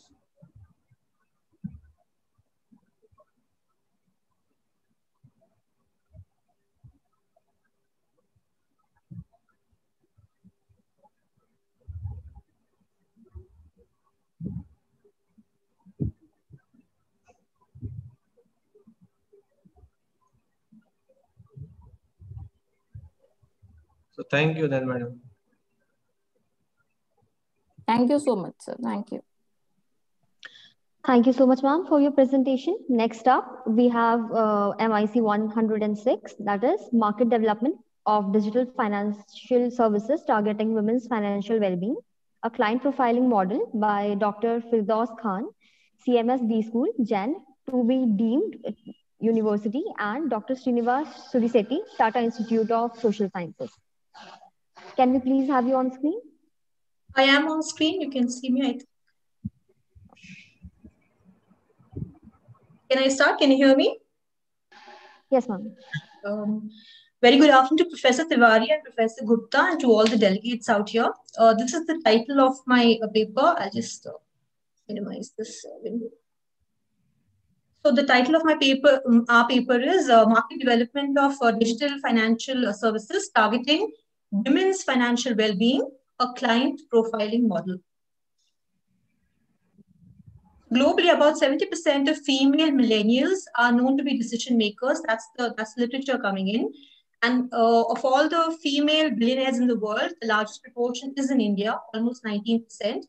Yet in India, we also find feminization of old age poverty. More and more elder women are landing into poverty. There have been reports of economic abuse of female family members in India. Generally, women stay naive financially. There are reports that financial literacy can lead to better financial experience and a better interface with financial services and products. This leads to a learning by doing loop, and that eventually leads to better financial well-being. During the pandemic, we have seen that the role being played by fintech for the past couple of years has got accelerated. There's also a new trend of a greater demand for professional financial advice through digital sources. And there is an emergence of new investors, and a big chunk of these new investors now are millennials and women. The question this paper tries to ask is, can digital financial services be better tailored to meet women's financial well-being needs? So we're attempting to answer three research objectives: to explore the financial well-being profile of working women, to understand women's financial socialization through digital information resources, and to map digital financial solutions to women's financial well-being needs. So the paper is anchored in some theories, and three theories explain the adoption of this digital model. And then the other two theories talk about financial literacy and financial well-being across a person's life cycle. There's a lot of data, and financial literacy has been trending for quite a few years. It's very quantitative, it's very structured, it's very capitalist, it's very neoliberal. So a lot of information is available, a lot of literature is available at financial literacy, personal traits, decision-making context, and social capital influence financial well-being. There's also enough literature to suggest that women tend to over-focus on savings. They do not make very good calls in terms of investments for the long term, and they invariably end up investing more in slow growth assets. They do outlive men, and then they have a wealth deficit in their retirement years. Increasingly, women are facing more financial responsibilities, and they also face this conundrum between spending for the family or taking care of their long-term strategic interests. There is enough evidence also that financial education can be slowly built up across a person's life cycle, and nudge investment strategies can be adopted. So this paper uses age-based quota sampling.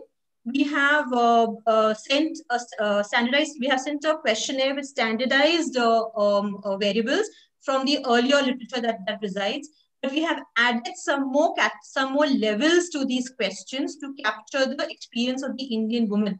So this expansion of the conventional scale was done with the help of trainers in financial literacy and professionals in financial planning. So we have defined working women as those women in full-time employment, part-time employment, even freelancing or self-employed. We have excluded women who run the household but do not have their own economic resources. So basically what we're trying to understand is that through the literature, financial literacy leads to financial well-being. There are other correlates as well. This paper is a part of a broader study. So we had a fourth covariate also. I had a third covariate to financial literacy, which was decision-making context. But this paper is talking about these three. So financial literacy was captured through financial awareness, knowledge, and behavior. Financial experience was captured through cashless transactions and asset ownership. Financial socialization, how women understand these financial decisions and take them, how these products and services are understood. So these could be community, meaning their parents, their work colleagues. It could be a person in their network who is from a finance background, and then whether they are accessing mobile apps, they're using YouTube videos, and so on and so forth. So this particular paper tries to understand whether digital space can be a good mediator, as these variables enable financial literacy of women. So basically, we started with a preliminary analysis. We wanted to actually see the context of these decisions. So we started with a simple correspondence analysis where we only looked at the financial variables, one-on-one, how each financial variable has a correlation with financial well-being. And you were pleasantly surprised to find that. And so simple correspondence analysis is basically a type of principal component analysis. It looks at latent hidden factors. The only major difference being that this looks at categorical variables. So we're not trying to predict, we're trying to explore. And it was really quite surprising to find that every single time these financial variables gave one latent factor or one latent dimension, or at least few of them have given a strong singular latent dimension. And so, digging a little more into the background, we could understand that it was a socio-economic mode that was causing women to group or to differ from each other. And the second level of preliminary analysis was that we've done a stepwise regression just to understand what are these factors that are causing women to look at financial socialization through digital information sources. And we found that community socialization is a very big predictor. So this is the main analysis. We have done multiple correspondence analysis where we have taken the two anchor variables, financial well-being and financial literacy, and then we have run all the other variables as supplementary variables. So it gives us a visualization of all these women. And again, we were quite pleasantly surprised to find that the way the study has, the way the results have emerged is that it has come back to age factor. So in the first quadrant, we have women who are younger than 24, up to 24 years. In the second quadrant, we have women up to 34 years. In the third quadrant, we have actually a number of women converging. So these are 35 to 44, 45 to 54, and 55 plus. And a small segment moves to the fourth quadrant. These are again women who are mature, 45 to 54, but these are usually either widowed, they're separated, or they are divorced.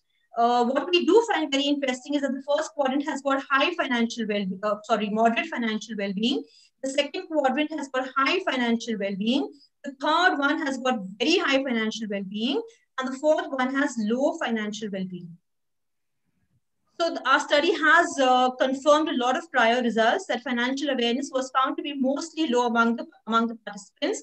The respondents have tried to, they do use internet resources or digital resources to improve their knowledge and their skills. They do depend on their own experience as well. Most respondents have planned for their retirement. Social capital was found to be an important factor of financial well-being. We also found that some women who may have high financial literacy are reporting lower financial well-being because they might be under financial stress. And we saw that financial literacy, because it gave us an age-based model, we could also capture this life cycle kind of a view of financial well-being and financial literacy. So this is not where the paper stops. The paper actually picks up two anchor points from literature. And literature says that timely intervention based on life cycle needs can be explored to increase financial well-being. And digitization opportunities should be explored to create need-based offering. So taking up these cues from literature, the paper sets to actually map the digital financial services to the financial well-being of these working women in the sample. So we have therefore used the preliminary analysis and the main analysis to create the model. And we find that on the first dimension is the socioeconomic mode that women have, moving from low to high, and the age based on younger women and older women. So in the first quadrant, we find that these are women who are younger. They do not, surprisingly, they're not looking for digital solutions. They're not using digital solutions. Yes, yes. Ma'am, please wind up fast. Yes, yes. You have already exceeded yes. the time. So we find that these women require financial literacy, emergency funds, financial planning. The younger women. The next age group is looking for, based on all the responses, based on all the financial variables. This is coming from the data. And similarly, here we find that these women are mature, they have high financial awareness, they have high asset ownership.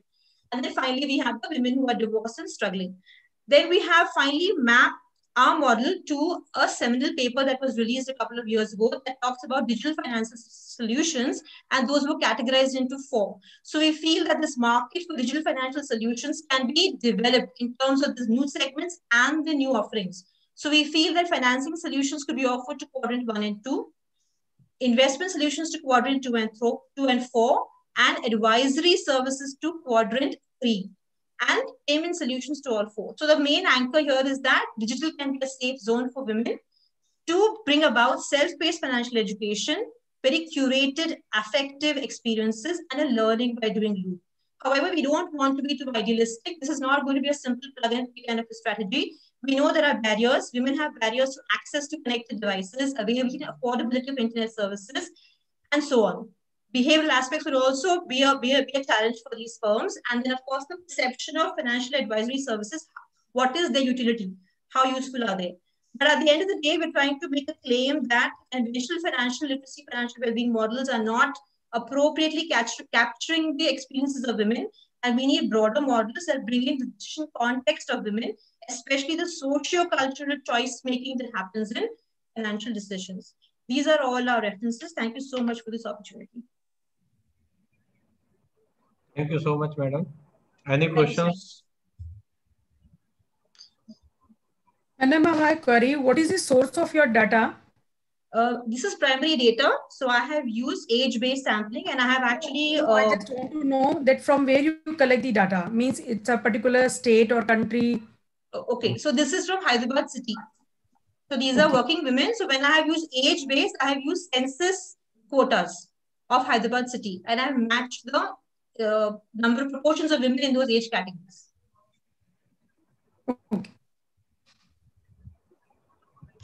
It says here, ma'am, quota based, and it's for Hyderabad city. I have it mentioned in the slide. How many questions you have, madam, in the questionnaire? Ma'am, so I have got actually a lot of questions, and this is a broader study, so I have about 39. So even the financial literacy, financial knowledge itself becomes a number of variables like insurance, inflation, compounding. So it's a lot of. It's a very long questionnaire. It's a comprehensive questionnaire. Yeah. So with the size of the questionnaire, we need larger sample size. Got it, sir. Got it. Yes, The simple formula is like 10 questions. Yes, sir. 100 sample size. Correct, sir. Since I was not predicting, I was trying to actually explore. But yes, that's a very valid. Yeah. Yes. So this is just a formula. You can miss. There is Yes. no rule. It is a rule of thumb. Okay. Yes, sir. Yes, sir. You can just explore more sample size. Yes, sir. Okay. Thank you then. Thank you so much, sir. Thank you. Thank you so much, ma'am. That presentation was really insightful. Next up, and the last one, we have MIC 35, which is Capturing the Stock Market Volatility, a study of sectoral indices in India using symmetric gauge models by Ms. Astha Khera, Department of Commerce, Kurukshetra University, Mr. Anish Goyal, Faculty of Management Studies, University of Delhi, and Mr. Miklesh Prasad Yadav, MIT University, Noida.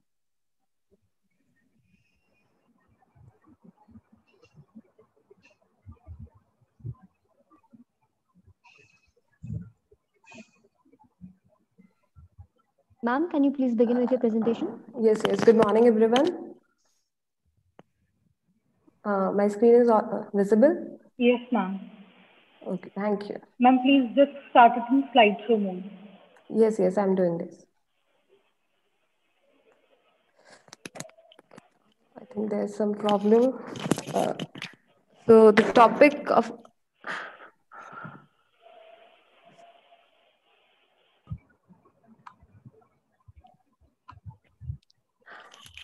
when I'm doing the slideshow. Yes. So the topic of my paper is Capturing the Stock Market Volatility, a study of sectoral indices in India using symmetric gauge models. The contents of my presentations are introduction, objective, review of literature, research methodology, data sources and descriptions, empirical research and findings, conclusions, and the last one is further area of exploration. So financial market volatility is a vital barometer of the dynamic nature of the stock markets. Variability in the returns that is caused due to changes in prices of security, it is specified as volatility. Different forms have been developed in the financial literature, traditional estimators, extreme value estimators, and the latest one is the conditional models. Excessive fluctuations in the market makes the financial planning a very challenging task in the stock markets. And the stock market indexes sees the overall behavior of the market. Certain representative stocks are selected and the index is framed on this basis. So the National Stock Exchange of India, it has launched various sectoral indices, strategy indices, thematic, and fixed income indices. Sectoral indices are the ones that cover the major companies of the specific sectors. It tells particularly about the performance of that sector. There are 11 sectoral indices that are launched by NSE. The accurate estimation of volatility is crucial for the risk management practices. So the objective of this paper is to capture the volatility in the stock returns of sectoral indices of Indian stock market. So here is the synthesized form of the review of literature. I've divided into 3 parts. So Sitanzu.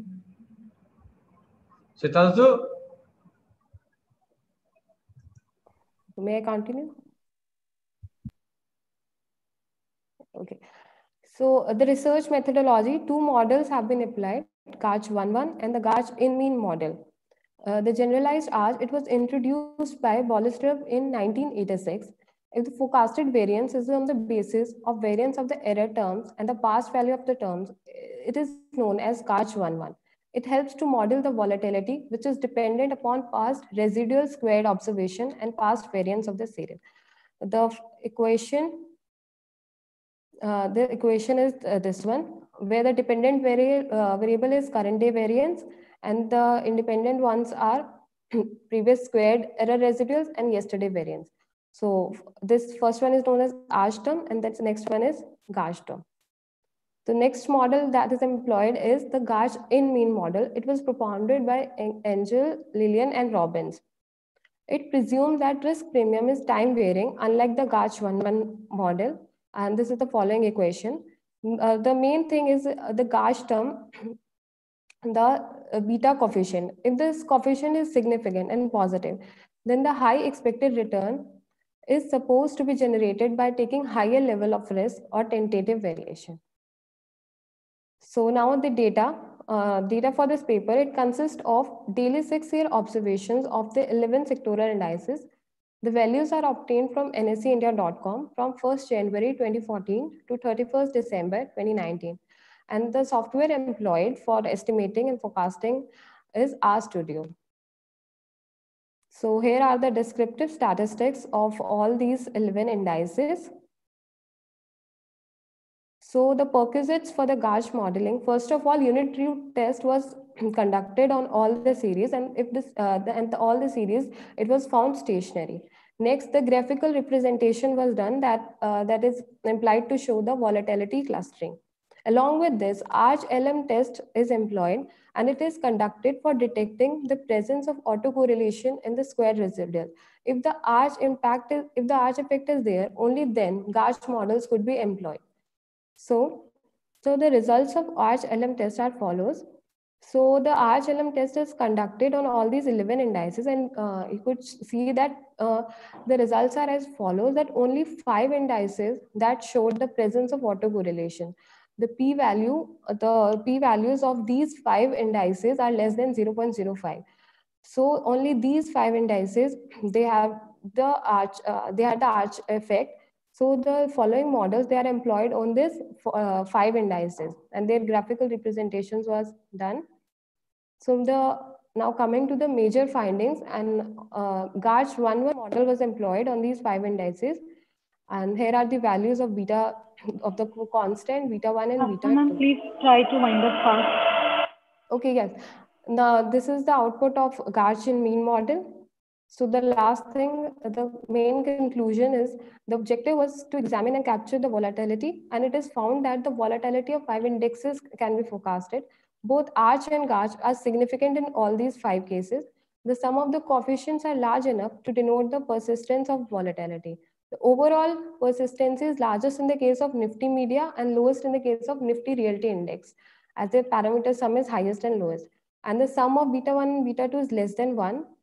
And the long run shock is more persistent in the short run, as the beta 2 is larger than beta 1.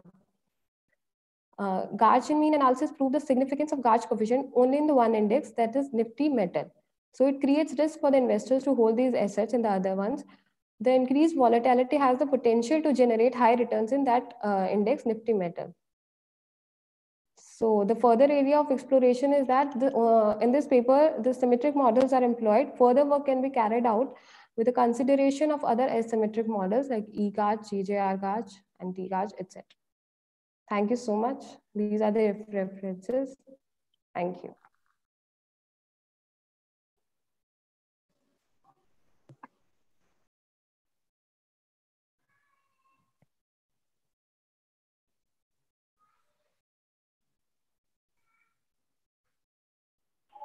Any questions from anyone?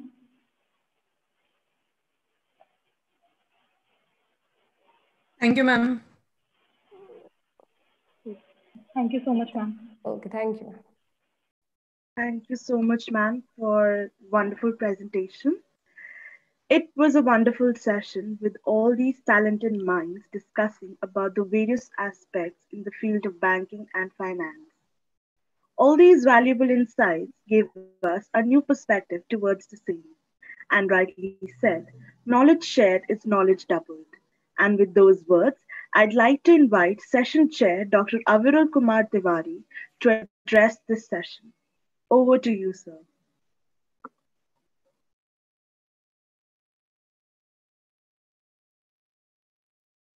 Sir, can you please unmute yourself? Yeah. Can you hear me now? Yes, sir. Yes, sir. So we had very wonderful presentations in this session on different aspects. Few papers were on COVID. We were analyzing on bank lendings, capital structure, FDI investments in different forms.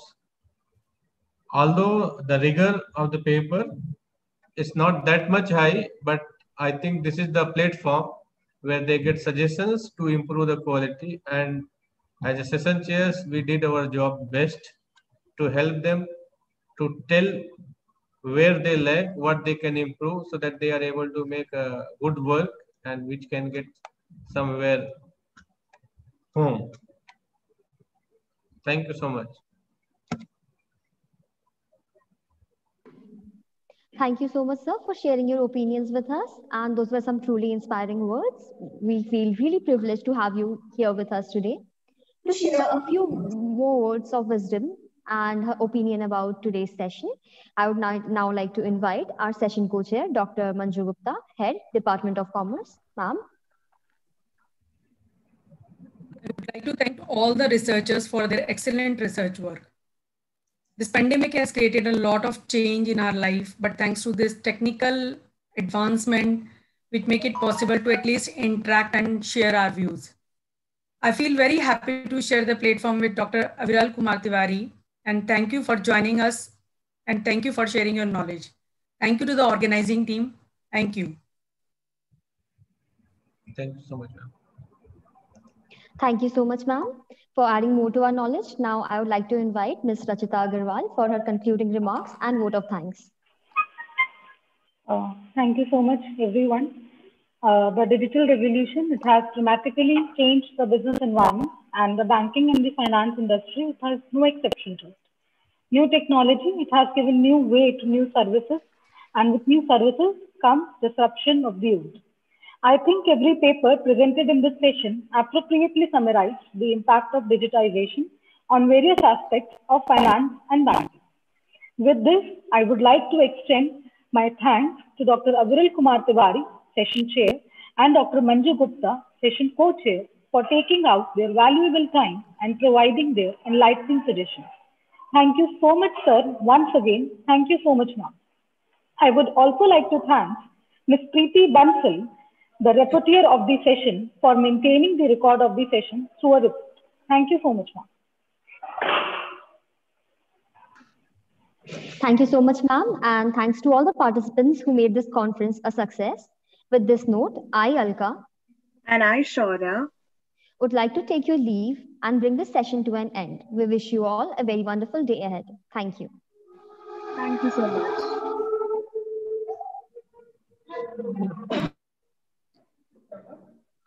We will be starting with our next session in 1 minute, technical session 5.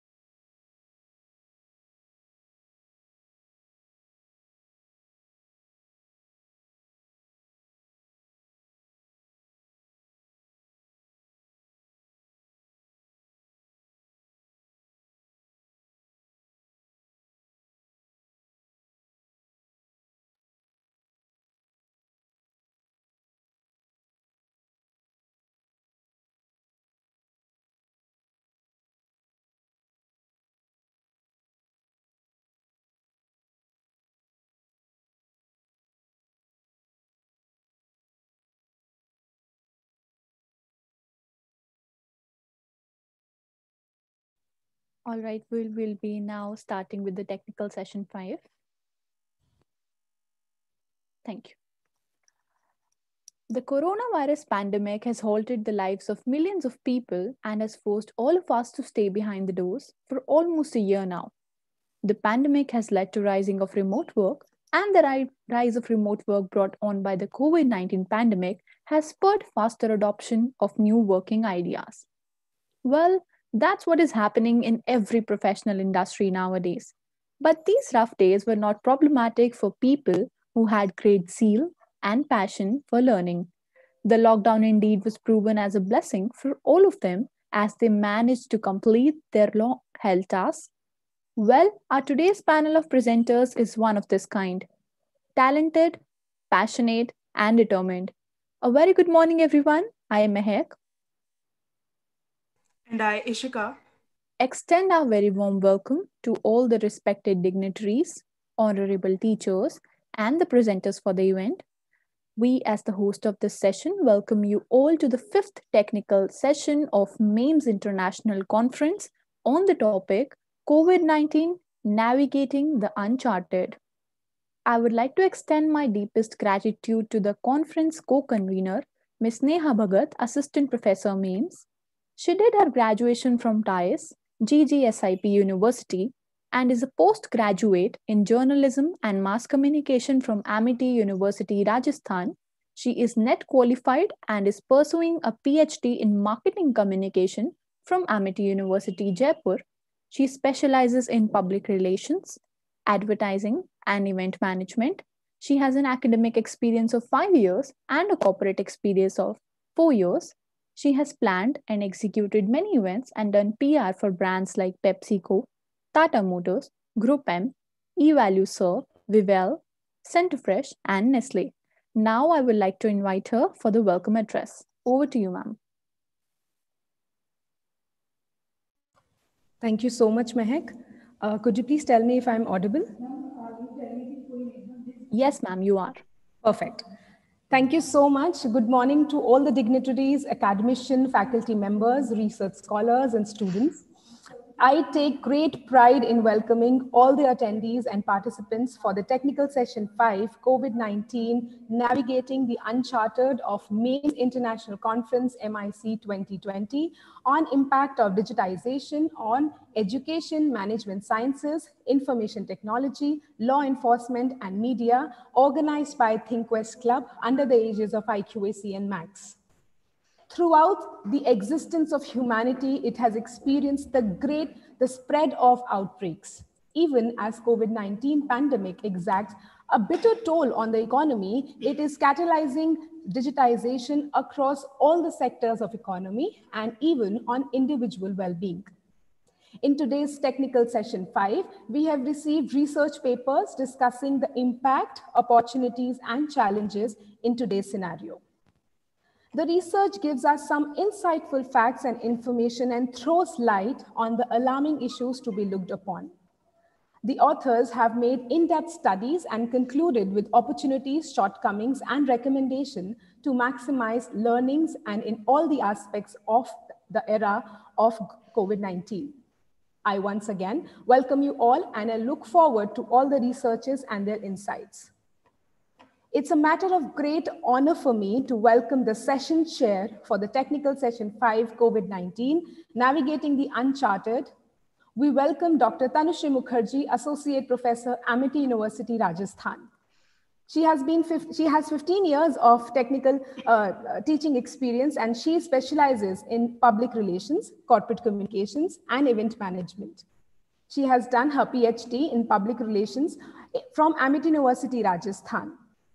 She has been a key speaker as well as a session chair in various international conferences and has a good number of qualitative research papers published in various reputed national and international journals, book of conference proceedings, book chapters, souvenirs, newsletters, etc. to her credit. She is also the member of editorial board as well as the reviewer of eminent journals. As a mark of her excellence in her academic span, she has also bagged many awards as a part of her credential, like Teaching Excellence Awards in PR and Communication for Public Relations, Society of India, Jaipur Chapter, Media Innovation Award, Women's Excellence Award, Empowered Women Award, Certificate of Excellence and EET CRS Second Faculty Branding Awards, and has also bagged medal, citation, and certificate of merit in the Gold Medallion National Award for the Best PR Case Study. She is also an active member of various professional bodies like Public Relations Society of India, Jaipur Management Association, standard member of All India Communication and Media Association, and lifetime member of Indian Society for Training and Development, Jaipur. Thank you so much, ma'am, for having to be here with us. It gives me immense pleasure to welcome the session co-chair for the technical session 5, COVID-19, Navigating the Uncharted, Dr. Sanjay Mangla, Associate Professor and Head, Department of Economics, MAIMS. Dr. Mangla carries 11 years of experience in both academia and policy research. He holds PhD degree in economics from Jamia Millia Islamia, Delhi. He has undertaken several funded projects on economics, e-commerce, and public policy. He has, to his credit, 14 research papers in journals of repute, 3 book chapters, 11 papers in conferences, 9 knowledge and discussion papers, and 5 opinion articles. He has also edited 2 books to his credit. He has conducted several conferences and FDPs. His area of interest are regional inequalities, industrial productivity, trade and investment, and e-commerce. We welcome you, sir. I would also like to welcome Ms. Nikita Jain, Assistant Professor NAME, for joining us as the rapporteur of Technical Session 5. We welcome you, ma'am. It's a pleasure to have all of you with us for today's session. We will first have the presentations. Over to you, Ishika. We have 9 papers to be... Just sorry to interrupt. Ms. Nia, just want to clarify one thing that will be giving comments paper by paper or in the end of the session? We can have the comments paper by paper. Once the paper ends, you can have the suggestions and the recommendations. Yes, I think that will be better. Okay. Perfect. Sure. Thank you. So we have 9 papers in total to be presented in this technical session 5.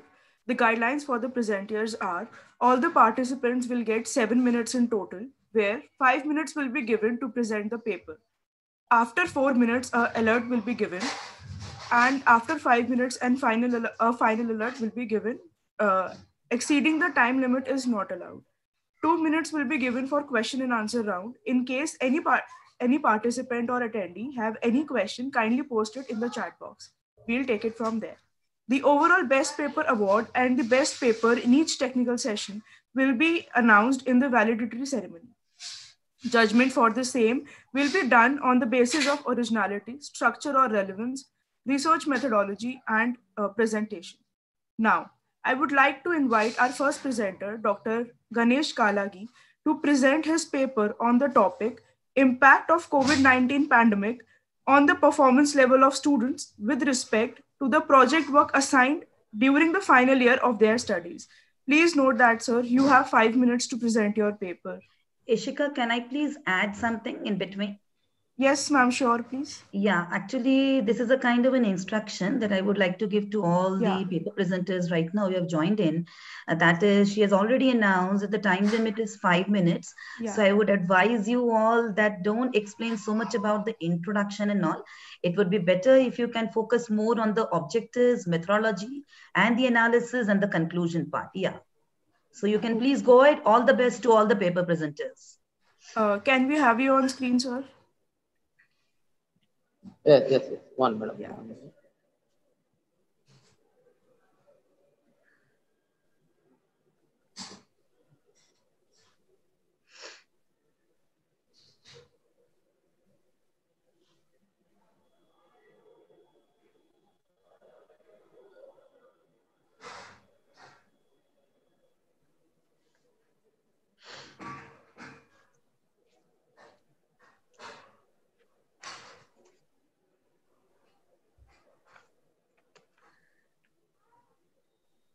I hope there's no Is technical this glitch visible, from your madam? side.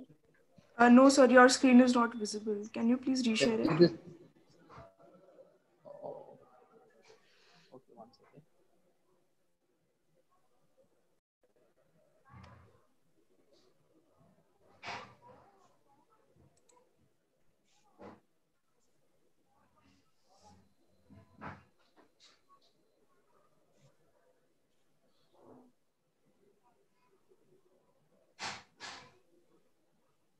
Is there any problem, sir?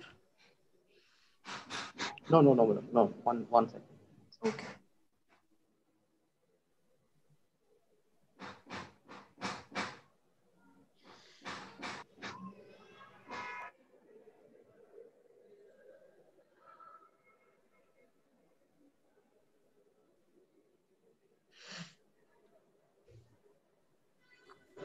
Ishika, I think we can skip to the next paper then. Ganesh sir can present later on. Uh, okay, okay, ma'am, no problem. Yeah. Mehak, introduce the next one. Um, okay, all right. We'll move on to the next paper. Next, I would like to invite Mr. Shubham Dayal Singh College Karnal to present his paper on the topic Grounds Traffic in E-Getting the Hang of During Coronavirus Pandemic. Please note that you have only 5 minutes to present your paper. Also, I would like to reiterate that if anyone wants to ask any question from the presenter, they can drop the same in the chat box below. Over to you, sir. Am I audible? Yes, sir. Okay, ma'am.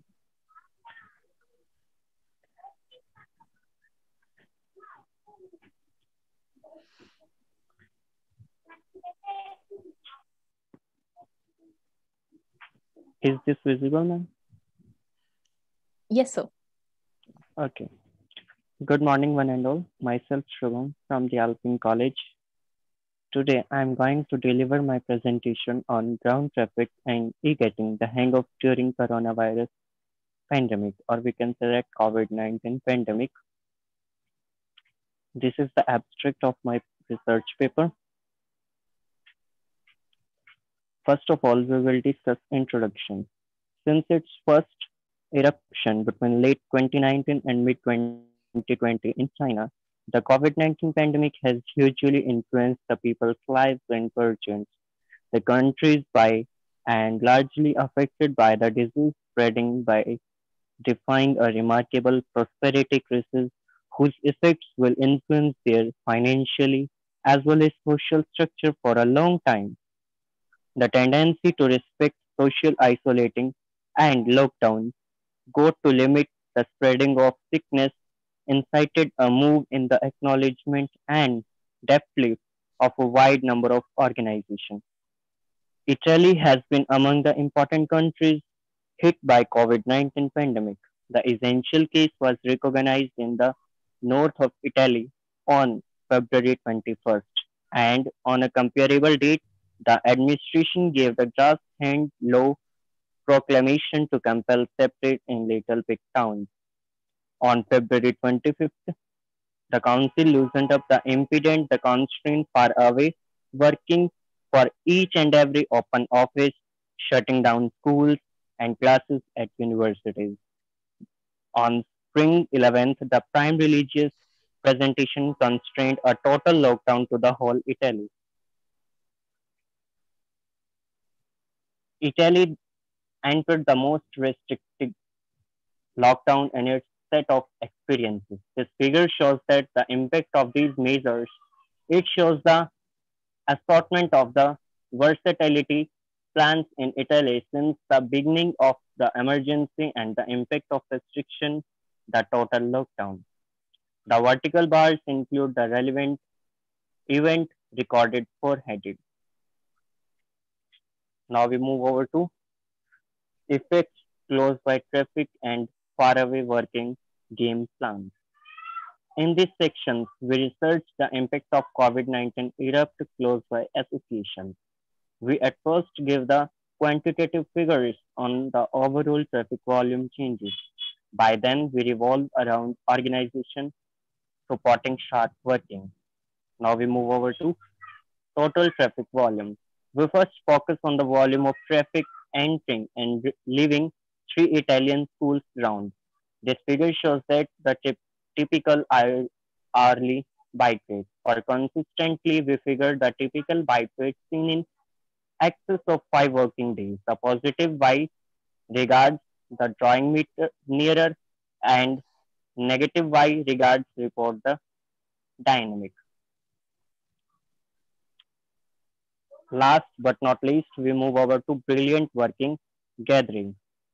In this figure, we shows the how the amount of customers relying upon VPNs and removed working zones plans have changed after some time. This is used to access in ground organizations and laborers, while licensed want to remotely to get records or run applications on their office laptop. Curves in figure depict total number of fascinating customers getting to the organization in any function once in a day. The effect of COVID-19 or lockdown started on spring 11th, 2020 is stunning. Since the lockdown started, these game plans at same place present and appropriate argumentation being used. Now, at last, we will discuss conclusion. To ease the spread of COVID-19 pandemic, the world gave restrictions like social eliminating and the lockdown measures. This compelled people to change their affinities and pushed them to online organization for learning, splendid working, and amusement, making a sensational wait online. Since spring 11th and still at the hour of creating, Italy is going up against a total lockdown, with 80 to 90% of people constrained to stay at home. Shubham, your time is up. These are the references from where I am taking my views. Thank you for your kind attention, and also I would like to thank to the organization or organizer for giving me this wonderful opportunity. Thank you one and all. Thank you so much, Shubham. The question and answer round for Shubham begins now. I would like to request the session chair to ask the questions, if any. Okay. Am I audible, Ishika and Shubham? Yes, ma'am, you are audible. Okay, Yes, so Shubham, that was a very good, insightful presentation. Only one Thank you, thing that madam. I'm very curious to know is that you discussed and talked about the influence of COVID-19 on the traffic flow, isn't it? How did it affect Yes, that? ma'am. So Yes, actually, ma'am. but then I would like to know, okay, most of the things which you have talked right now, we are a little bit aware of it, right? We are a little bit aware of it. We know, we have seen it. We have seen that being discussed at various platforms and all. So can you please make it a little bit clear, ki, what was the method that you used in this particular study of yours? And finally, what major conclusions did you come across? Because I could see two basic directions, that the flow of traffic decreased, but the flow of traffic on Yes, web ma'am. increased. Yes. Yes, ma'am. Mainly focuses on traffic. Traffic of what? You talked about corporates also. You talked about people in general also. So can you please be a little bit specific regarding the fact, Shubham, ki what Ma'am, exactly means? How did it influence? You concentrated only the ma'am, people's physically going and that traffic in that aspect, or you also did a kind of an analysis of the increase in the web traffic? What is the entire scenario all about? Yes. ma'am, all our things are included in it. What was your method, dear? What, ma'am? What was your method of study, Shubha? Ma'am, it is mainly focuses on the traffic which influence the people lives during lockdown. No, I did not ask that. Okay. But then you made this study. So, for making this study, how did you analyze the data? I am asking that. Yes. There might Ma'am, be some actually, method, right? There might be some method on the basis of which you analyze the data. Maybe you did an exhaustive study of the secondary existing literature database, or did you have a discussion with some people, some corporate leaders, heads, or some employees? So I want to know that. Yes. Yes, Shubham, you can ask. Shubham, you can answer. Yes, ma'am. Yes, ma'am. So what was your method of study? In this paper, I researched the impact of COVID-19 erupt close by association only. Okay. Rather, yes, ma'am. I think maybe you can take my suggestions. You can little bit extend and work into this into more detail. Okay. So you can little Okay. bit elaborate and make it a kind of a typical research work. So you should have some clear cut method. All right. Otherwise, it's good. So we can take some questions from the side, Ishika, from the side of the participants. Maybe if you're able to find some questions in the chat box.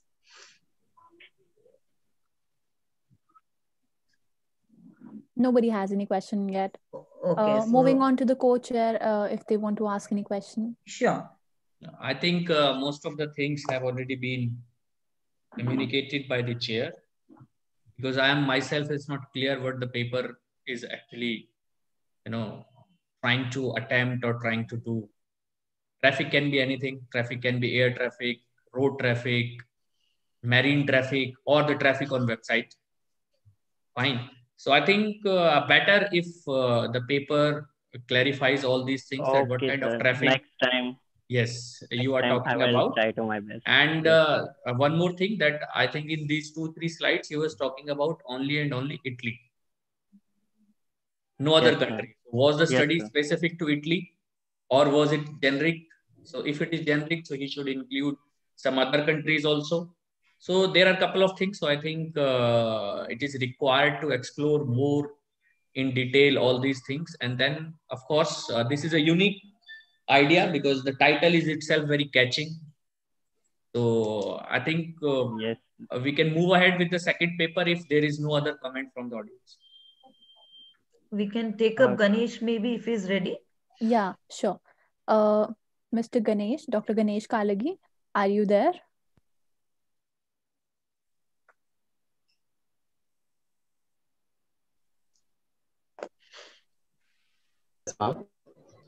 Sir, can you hear us?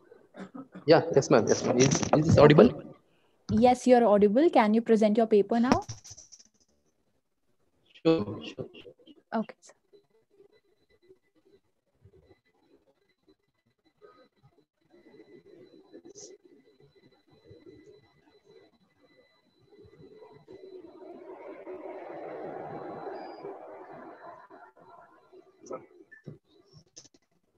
Sir, are you facing any problem while sharing the screen?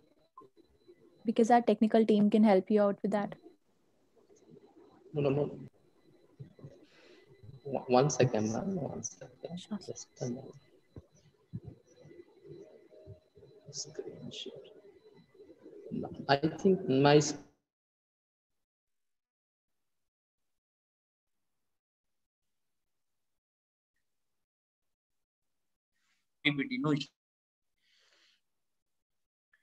Maybe if you can share it, the host. If you're having the PPTs of the presenters, you can share it from your end also.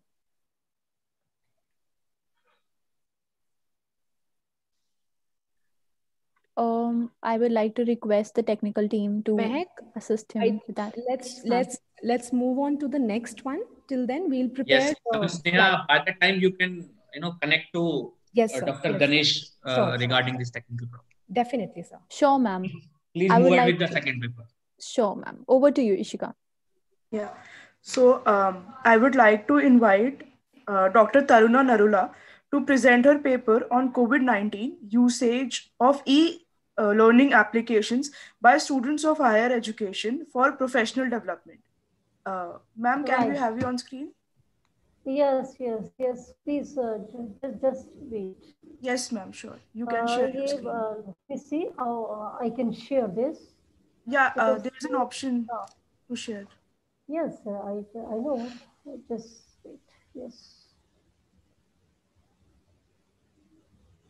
Yes. Is the screen visible to everyone? Yes, ma'am. Yes, we can Can you see. please Thank do you it so in much. slideshow mode?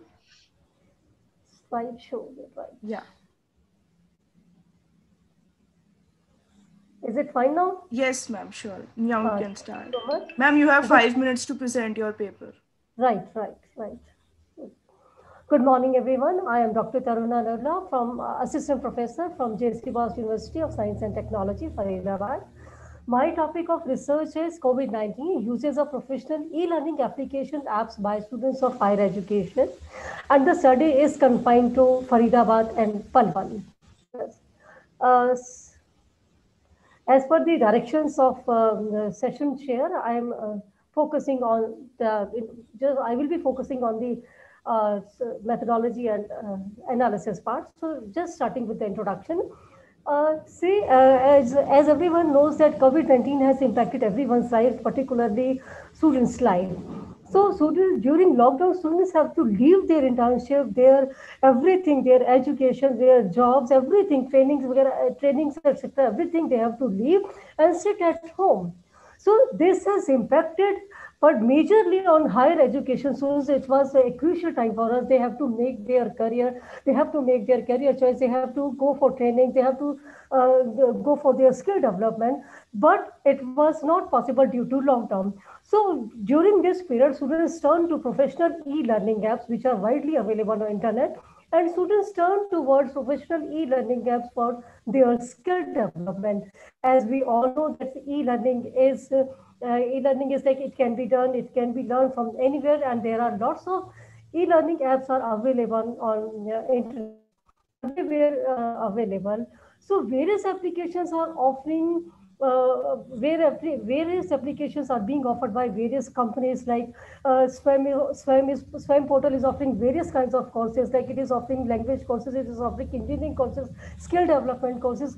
Many types of courses are being offered by Swam portal. Similarly, LinkedIn is also offering many type courses. Code Academy is offering coding type of courses.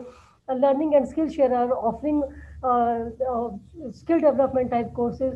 So students had to turn towards these apps for their skill development. So the present study was designed to know that what kind of courses were joined by the students and what was the objective of the student to join these courses. So we can go for the objective of the research. Here is the first objective of the research, to know the percentage of students shifted to e-learning apps for professional development amid COVID-19. To study the comprehension level e-learning professional development apps. To understand the purpose of students enrolling in different online platform, online professional courses, and to know the satisfaction level of students after learning through these apps. So COVID-19 has forced students of higher education to leave their internship and to stay home. So they join professional development courses to hone their existing skills and pick up new ones to grow in their career. So the subject of present study is COVID-19, uses of professional e-learning applications by students of higher education. For the purpose of study, I designed an online survey, and it was a structured online survey which was prepared and spread through various internet platforms, like social media platforms also we use, and through mails. Mainly, we sent our questionnaire through mails and collected responses through mail only. So we distributed these questions to 1,500 respondents of Faridabad and Palwar, but we got responses from 500 students only. So data analysis, in this data analysis, percentages were calculated after getting the response. And the limitation of this study is that this study is confined to Faridabad and Palwar city only.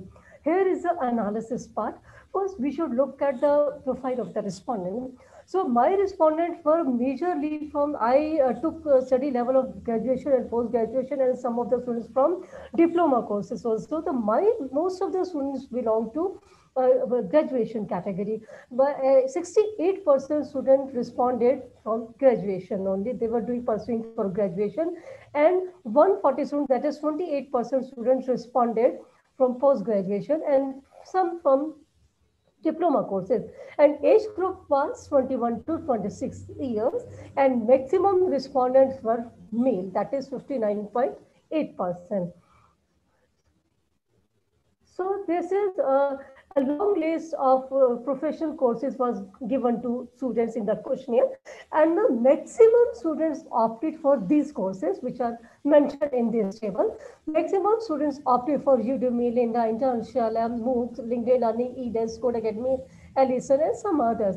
So इसमें से भी maximum students ने जो response दिया, maximum students went for Udemy. Maximum students student opted for Udemy, and then Conchana, and most of and second number SWAM. SWAM is offering a wide variety of courses, so this might be the reason that students opted for this platform. Taruna ma'am, 5 minutes up. Yes. Sorry, आपने क्या बात बोला? Ma'am, 5 minutes are over, ma'am. 5 minutes are up. Okay, just give me 2 minutes. I'll wind up. ठीक है? Okay. Here is again the list was long and given to the students. The students opted for professional courses in which maximum students opted for digital marketing course, and then some students went for paid courses and some went for unpaid courses.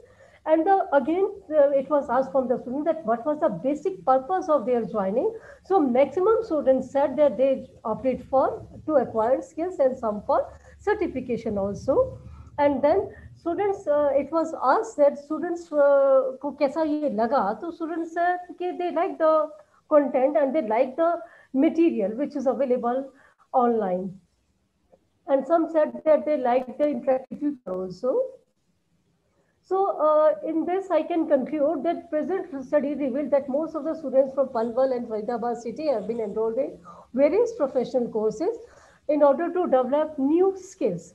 However, some students have allegedly faced some problems while studying online due to network issues, and also some have found that their courses were less effective.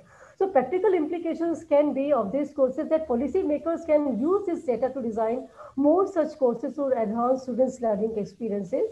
So my recommendation is that some students, some e-learning professional courses were less interactive. So in case policy makers can design these courses more interactive, so their students can be more benefited. Thank you so much.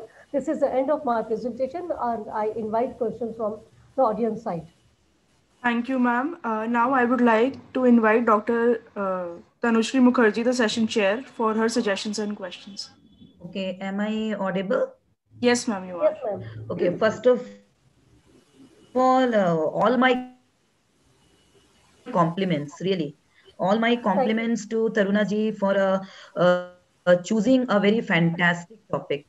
I really love, because whenever you do any kind of a research, because now guiding people in various different topics for so many years, I always emphasize on one very important fact, is that what is the significance and value of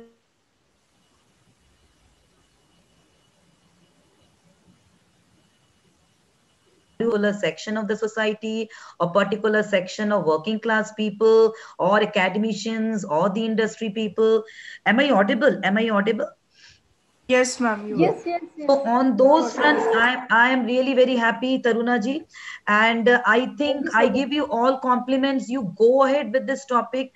Maybe some more further extensions, expansions you can make, because all these courses are picked up like anything. Udemy, had number of people, thousands or more people getting enrolled during the lockdown period. Even me also. Many of the courses which once upon a time I thought that I would take it as a kind of a hobby, but I never had the time. But this lockdown period gave me the opportunity to enroll all these courses and all. So they were very good. And I think the objectives which you finalized, I must compliment and appreciate you. The objectives which you had pinpointed, all those objectives you had included in your questionnaire. Otherwise, the research makes no sense if the objectives are not getting justified by the questionnaire which you have named. So you discussed about three areas, that is the comprehension level of the people, the satisfaction level of the people, two different areas.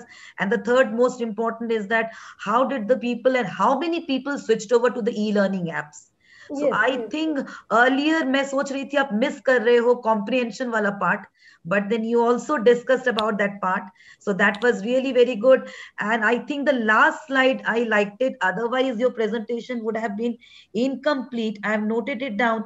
That is how many of the people enroll just for certification or knowledge gaining or for the interest sake, whatever it is. So I really am happy. And your sample strength was also good.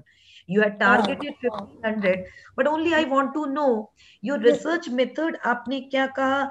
Non-random. Online survey, ma'am. It was used. We used online survey, prepared a Google questionnaire form, and sent it through mail. Mostly I use mail, but some of the areas which were not connected, वहाँ पर मुझे मतलब जिन बच्चों के मेरे पास mail IDs नहीं थे तो उनको मुझे व्हाट्सएप करना पड़ा. जैसे बच्चों के व्हाट्सएप ग्रुप्स हैं तो व्हाट्सएप ग्रुप्स में वो गूगल का फॉर्म्स लिंक डाल के मुझे रिस्पॉन्सेस कलेक्ट करने पड़े, क्योंकि सारे बच्चों को तो मैं पलवल के बच्चों को या सारे बच्चों के ग्रुप्स में तो मैं नहीं ना एंटर कर सकती थी. तो बच्चों को ही, अपने स्टूडेंट्स को ही मैंने एनकरेज किया था कि आप इस लिंक को फर्दर अपने जो डिफरेंट कॉलेजेस के ग्रुप्स है उसमें ये डालते चलो. तो दिस वे अप्रोक्स 1500 स्टूडेंट्स को हम लोग कॉन्टैक्ट कर पाए थे.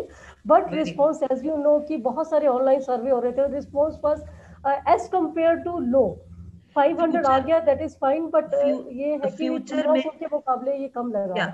फ्यूचर में तरुणा जी आपकी एक लिमिटेशन मुझे मिली जिसपे आप इसको रिमूव कर सकते हैं चाहे तो, क्योंकि देखिए आपका लेस देन 21 इयर्स के भी लोग मुझे मिले in your sample respondents, isn't it? But उनका परसेप्शन अलग हो सकता है, isn't it? And the post grade people can have a different kind of a perception, right? I hope you understand. Isn't it? Yes, we can conduct two types of studies. Exactly. So they might be enrolling and taking the maximum advantage of all these e-learning apps for some different purpose.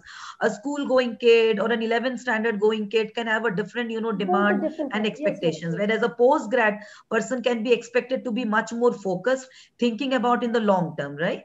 So maybe you can little bit cut short your sample respondents. So that is my suggestion. So rest now over to my co-chair. Yes. Thank you so much. Thank you, ma'am. Now I would like to invite the session co-chair, Dr. Sanjay Mangla, for his suggestions and questions. Dr. Taruna, no doubt the topic is really very interesting, and this has all like you have received all the praises from Dr. Mukherjee. I have certain observations. Yes, I find this analysis is quite basic because you have only used only percentage method. Yes. So that is, the percentages are actually used just to show, the classification of your sample primarily. How many are accepting online courses, how many are not accepting. And like a recent comment which was raised by Dr. Mukherjee, that might be the perception of, people below the 21 years of age might be different from others who are in, who are older than them. So, and I'm sure, because I have not seen your questionnaire, but I'm sure that in your questionnaire, there are some certain questions related to demographic profile of the student. Yes, I have shared demographic profile in the first slide. So, two suggestions from my side. Topic is really very interesting, but I think this needs further extensions, as Dr. Mukherjee has already said in the beginning. So, two things that you can do instantly. Yes, sir. One is that you can compare all your objectives, be it acceptance of the online courses or comprehensions about the online courses or e-learning apps. You can compare all these things among the various demographic profiles or indicators of the data. Like you can compare the same things among the gender. Sir, sorry, second suggestion was not clear to me. Can you please repeat? My suggestion is that you can compare all Yes. these objectives like acceptance or not acceptance or the Acha. comprehension or the satisfaction Between the level two, graduate and postgraduate. among various various indicators or various categories of the data or the sample, for example among the various age groups or among the rural and urban students or whatever indicators that you have, and for that you can simply use parametric tests. Fine. Right. Then number two is that I think the paper can also add a very good value if you identify the factors which are affecting or which are determining the acceptance of e-learning apps by the students. For that, you can go with the factor analysis using principal component analysis or something else. You can apply the logistic regression also. So if I think you apply these two things, so you can make a good extension to the paper, Right, and sir. which can give Surely. further I good will results. follow So guidelines. these are small suggestions from my side. Otherwise, the title is really very interesting. Yeah, thank you so much. Thank you so much for your valuable suggestions. I'm really grateful to both of you. Thanks.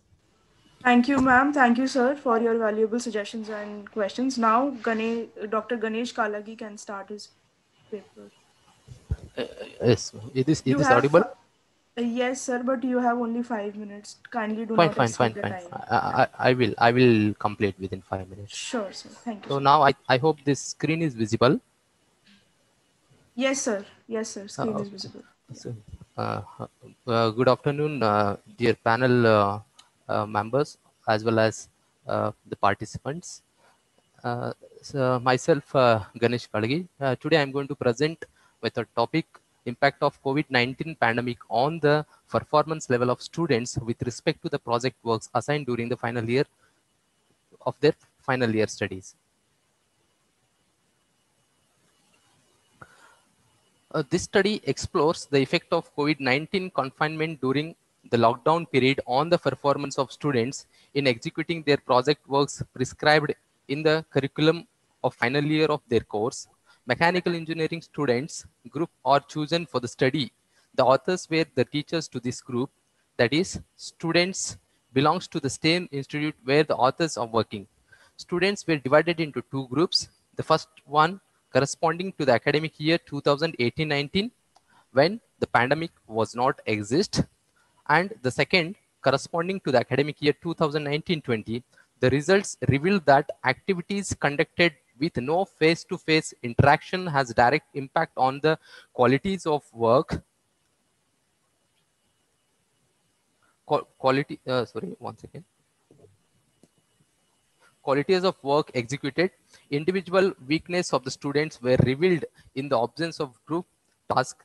Threats were encountered in completing the project works in stipulated time. During COVID situation, about 3.2 billion students discontinued their studies in India, which is alarming. To the counter this hefty dropout, a large number of higher educational institutes reacted clearly and used online learning platforms to continue with the teaching learning process. It has been found that there are both positive and negative effects of this virtual education. The positive included improvement of technical knowledge through online webinar, faculty development programs, and conferences, along with the maintenance of social distancing. The negatives can be illustrated by example that a few research complications that needed collaborative physical efforts on the part of the researchers could not be accomplished satisfactorily. In forthcoming days, also online learning will continue as a supporting tool for the traditional teaching method through online seminars, online workshop, virtual laboratories, online teaching applications, online internship, and development of virtual softwares. Online learning is the most commonly adopted and accepted method of distance learning today. During the lockdown period, online learning was decided to be the best platform to keep the learners and educators engaged and safe by preserving social distancing. The government of India has begun different online platforms to ensure educational activities during the lockdown period. Online learning methods utilizes various uses of internet to allocate the classroom materials and help the learners and educators network with one another. The present works deliberates on the effect of COVID-19 on the quality of BE final year projects of Mechanical Engineering Department at SME ATM. which is affiliated to VTV. So methodology, the program outcomes of the Department of Mechanical Engineering are designed to ensure that the students registered in the department accomplish the objectives set by the programmable educational objectives.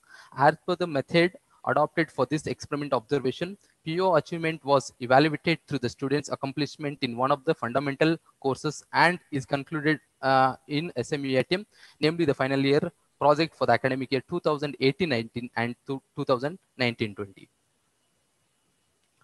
And for this, we have framed around 6 course outcomes. Then this figure shows the basic process involved in the final year B project work assigned beginning from the 7 semesters, which extended up to the 8th semester. The evaluation method. So there are we have used various evaluation methods.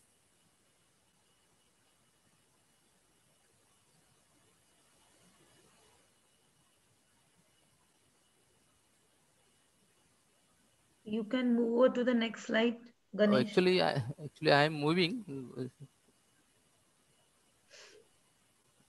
Okay, so this is these are the methodology we have adopted in our calculating the course outcomes of each students.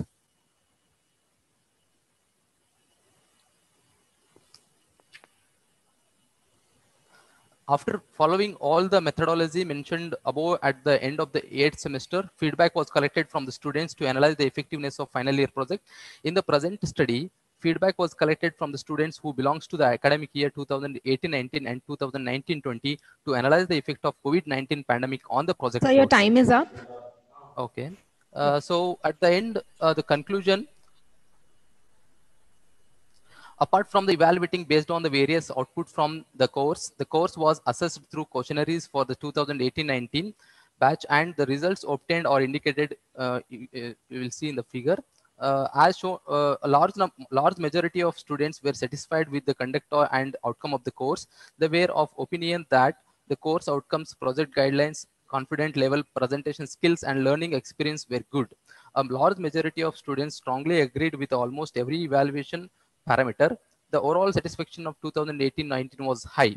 From the results of the questionnaires based passed to the 2019-20 batch, we can observe from the figure that a large percentage of students were of the opinion that COVID-19 lockdown was determinant to the learning that the students would have gained under normal circumstances. The experience that the students would have gained in communicating as a good and in enhancing their lifelong learning skills was particularly felt by its option. A large percentage of students could only agree with the questions, but most did not agree strongly. In addition, there was a percentage. Time is up. Okay. Yeah.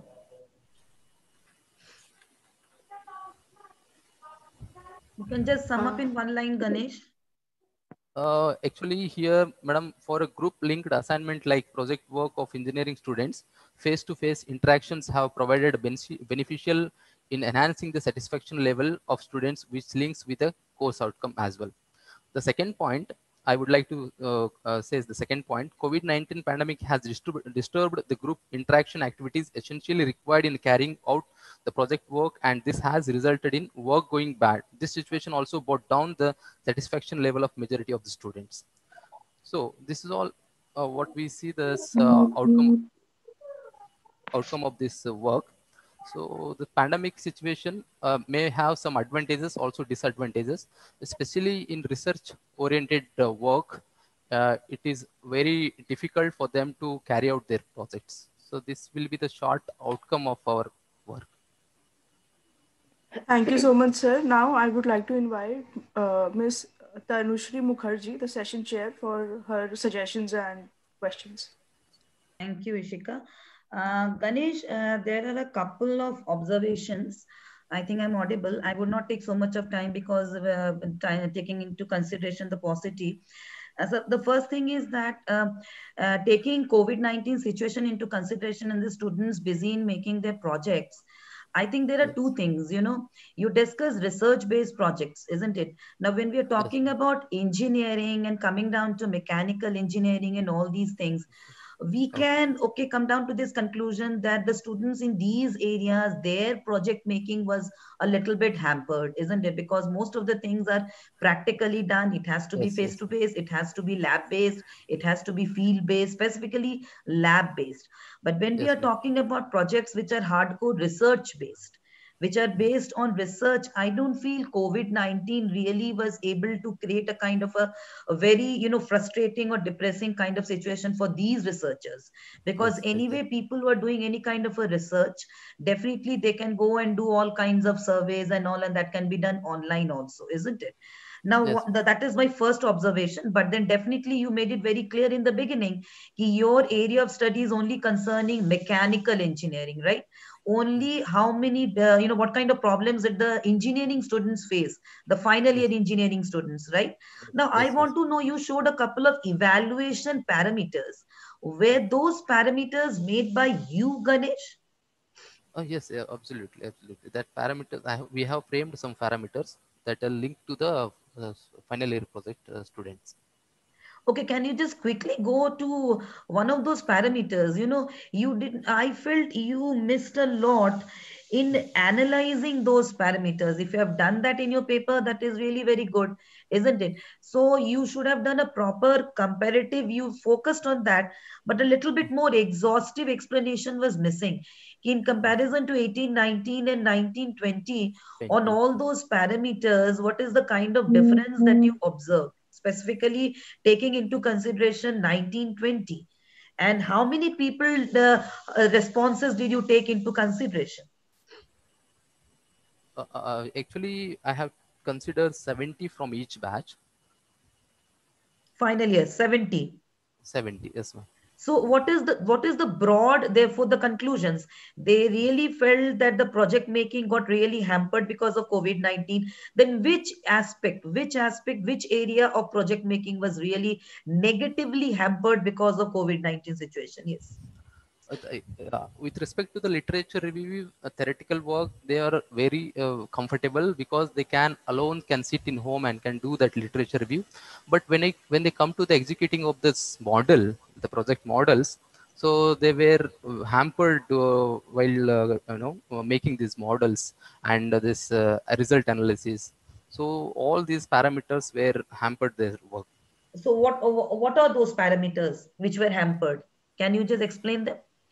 That the one thing is project model. If the project is based on the model, like if they want to show some physical model, it's one for them it was not possible to combine and do the project. Like uh, they can sit in their home, but all four will not come to the single place where Okay, they cannot do the the work. practical aspect. What The is the next one? The practical aspect. I got it. What is the next one? Point number two.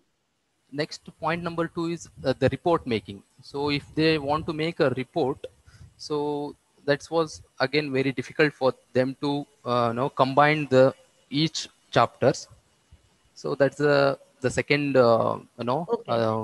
I would just like to end up without taking so much of a time. It was good. It was interesting to listen to. But then, something which is quite very obvious, normally we tell the students not to take it as a topic of research. You're understanding it, Ganesh?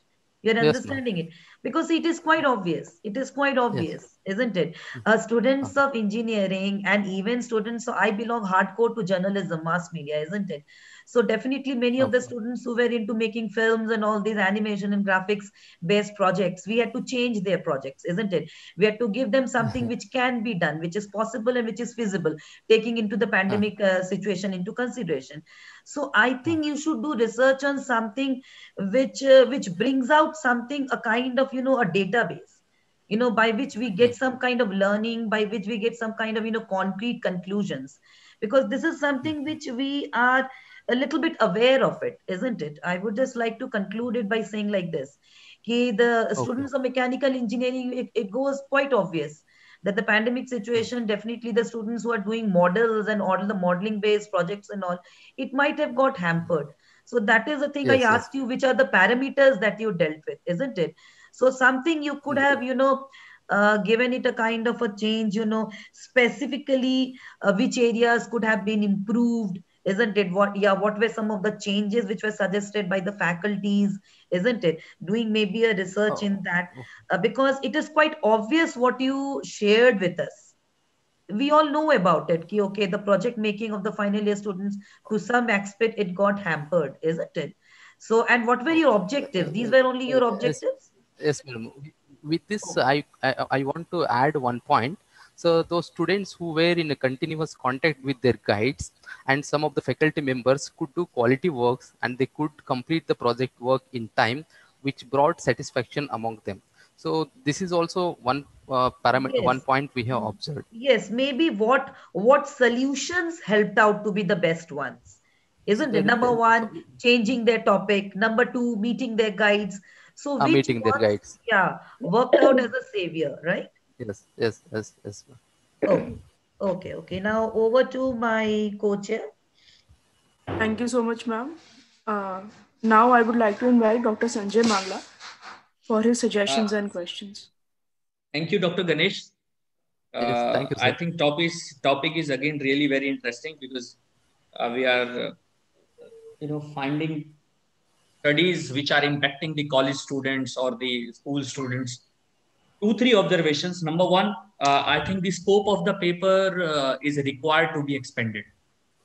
Yes, so sir. you cannot stay away only with one course, and that is mechanical engineering. Number one, this is my observation, because if you make inter courses comparisons, okay, fine, that is one thing. That is the effect of COVID same between the different courses or different streams in terms of conducting the projects.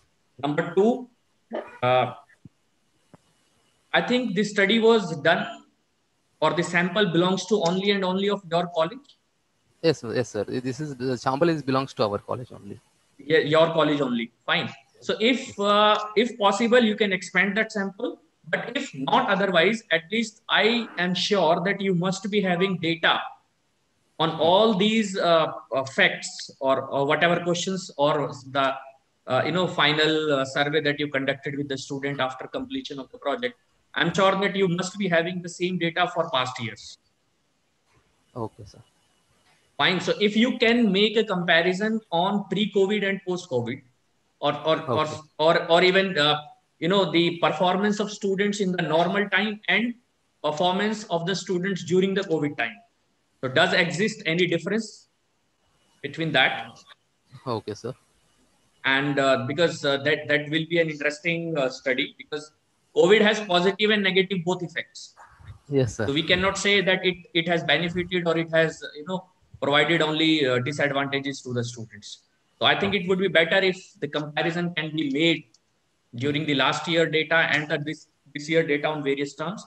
And number three, whatever performance the student has generated in this COVID time, be it lower than the previous year or be it higher than the previous year, doesn't matter, or be it different among courses, I think it would be interesting to find out that what are the deviations in the performance. I am sure that there are deviations in the performance of students in this particular year, be it higher side or the lower side.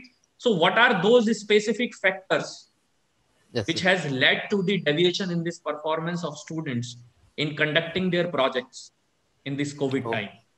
So if these 3-4 aspects can be added in the paper, so I think this will be a good and comprehensive study on evaluating the effects of COVID-19 on projects conducted by the students in their final or the pre-final year. This was from my side. Thank you. Yes, thank you, sir. Thank you so much, sir. Now I would like to invite Ms. Preeti Nagar and Dr. Pallav Mathur to present their paper on turnover intention, job insecurity owed to the COVID-19 pandemic in the hospitality industry. May I have you on screen, ma'am? Yes, ma'am.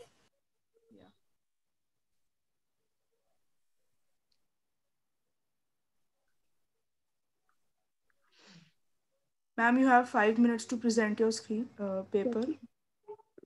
Ma'am, my PPT is visible? Yes, ma'am, it is visible. Can you please do it in slideshow mode?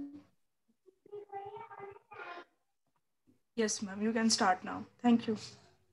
My topic is job and security of the employees due to the COVID-19 pandemic in the hospitality industry. Ma'am, shall I? Yes, ma'am. Ma'am, shall I present my PPT in the recording portion because my voice is not due to the chalk by the cold. Okay, no problem. 2 minutes.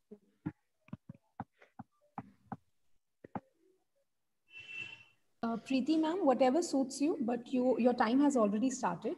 So I Yes. would request you to please hurry up. Thank you.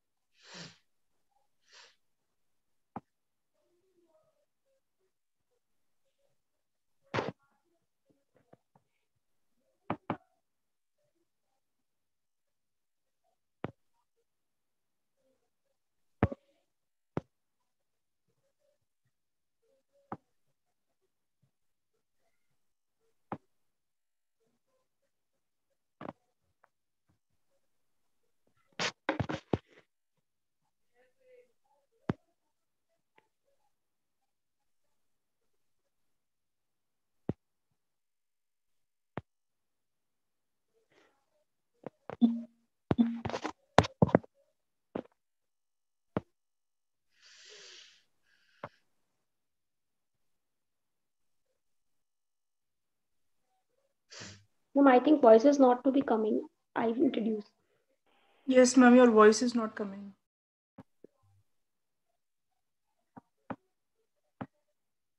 Oh. My topic is job insecurity of the employees due to the COVID-19 pandemic in the hospitality industry. And the introduction part is that the Indian hospitality industry is the most important and the fastest growing sector for revenue generation and for providing employment opportunities. So, as per the World Tourism Organization 2017, the contribution of this sector in GDP is approximately USD 47 billion. So, my confined area of the research is the Indian scenario, and as per the NSDC report 2017, the hospitality industry is also facing a high attrition rate, which is significantly 40 to 50%. So, one of the foremost concerns which have been a part of growing hotel industry in past is draw out itself from the problem of employee turnover intention. So this research paper confides widely on the topic of the job insecurity of the employees due to the COVID-19 pandemic in the hospitality industry. And my research work is my research areas work in the basis of the secondary. My methodology is based on the secondary data is used for the research. As per the NSDC, already I will say that facing a high attrition rate and due to the pandemic COVID-19 effect, that the attrition rate of employees is much high. So in Indian hospitality industry context, not work has been done on this scenario. The COVID-19 pandemic in hospitality industry, the hospitality and tourism industry affected both sides of the face of tourists and the employees as well. So the study aims to investigate the impact of the employees' turnover intention on their job reliability and fear of job loss on the Indian hospitality industry due to the COVID-19 crisis. There are some theoretical implications were discussed, which is the secondary research data. Impact of COVID-19 pandemic. Hospitality industry will not restrict any kind of activity and stop all new bookings. And the hospitality and tourism product is very fragile merchandise which cannot be kept and traded later. This pushes the hospitality industry into heavy loss in production of revenue. This directly affects the employment of the employees of the hospitality industry. This increases the job turnover intention of the employees to move to the different sector because due to there are some job employment. So they have to and tries to find out the job mobility in the different sector for the safe side due to the COVID-19 pandemic. Impact on employees and human resource managers. The hospitality industry may also face job staff shortages in the near future in terms of employee frequency and job satisfaction. And due to the low hotel booking, which creates a financial crisis for employees with HR practitioners. This is another major concern for the human resource managers and the organizations of the hospitality industry. The COVID-19 crisis has led to the business unit being sent on leave without pay, a poor sign of the industry that will reduce automatic unemployment and increase employee turnover intentions. These results indicate that the economy will move to a recession if the initial steps are not taken by the government and all its stakeholders. which will adversely affect the country's GDP rate and will be developing economy for India. There are some conceptual framework and which is a literature review. They concluded that that's why employees due to from the first conceptual framework, they claim that the employees working from home were most exaggerated with economic and health related factors such as stress level. So they are very much blocked due to the turnover. They were very much unsatisfied with their job profile. The job insecurity and the reliability which show the negative effect on the mental illness and bridge the gap between the society that become noticeable in the pandemic crisis. And it creates the frustration and anxiety due to the COVID-19 effect, which directly significantly deals with the uncertainties of the income, salary levels that automatically create the turnover intention of the employees. The entire outcome of stability of present status of employment, which defines the stress level, which directly leads with present job condition that deals with the job insecurity of the employees, and it proves the job insecurity is a general working place that not necessarily engages changes at the workplace like the downsizing of the firms and reformations.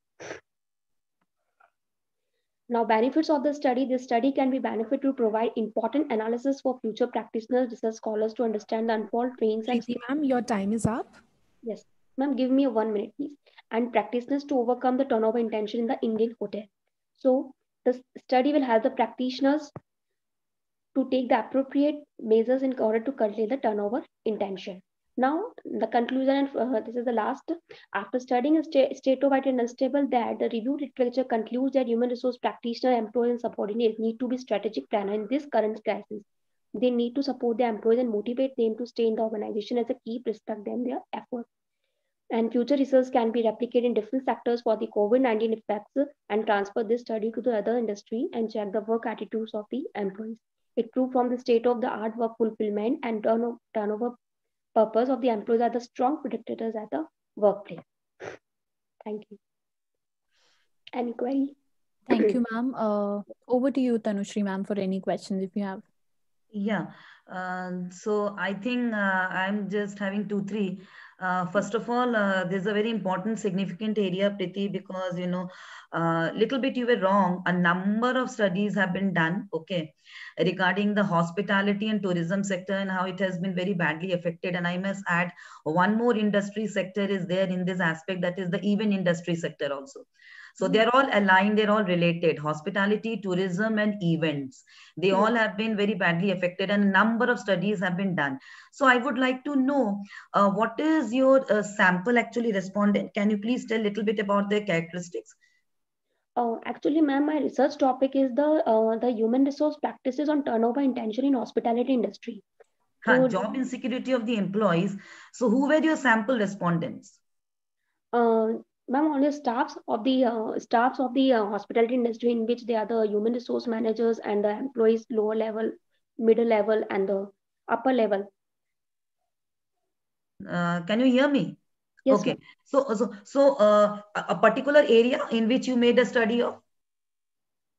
Ma'am, in the Jaipur region, the hospitality hotels, the four. I will talk about the target hotels in the 4-star and 5-star rating hotels, in which the employees who are working there, they are the target sample size for my study. But this research is based on the research note, and which is focused on the some secondary data.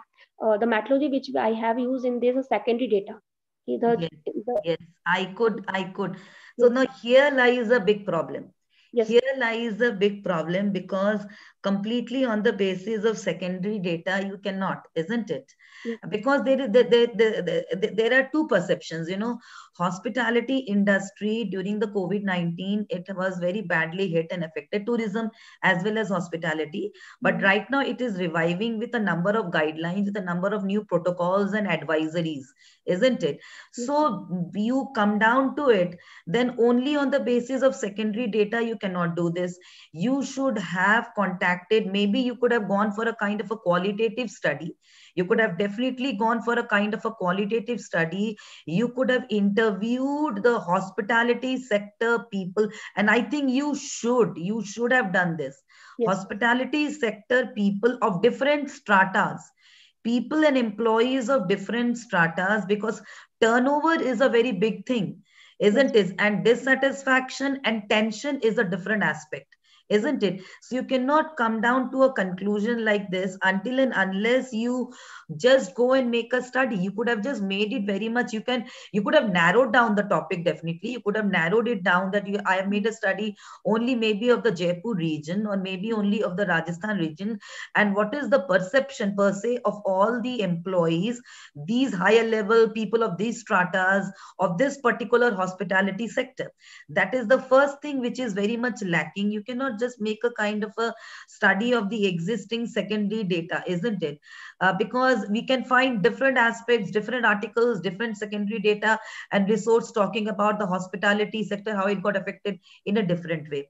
And the second thing is that you could have focused on various aspects, isn't it? Just not the turnover.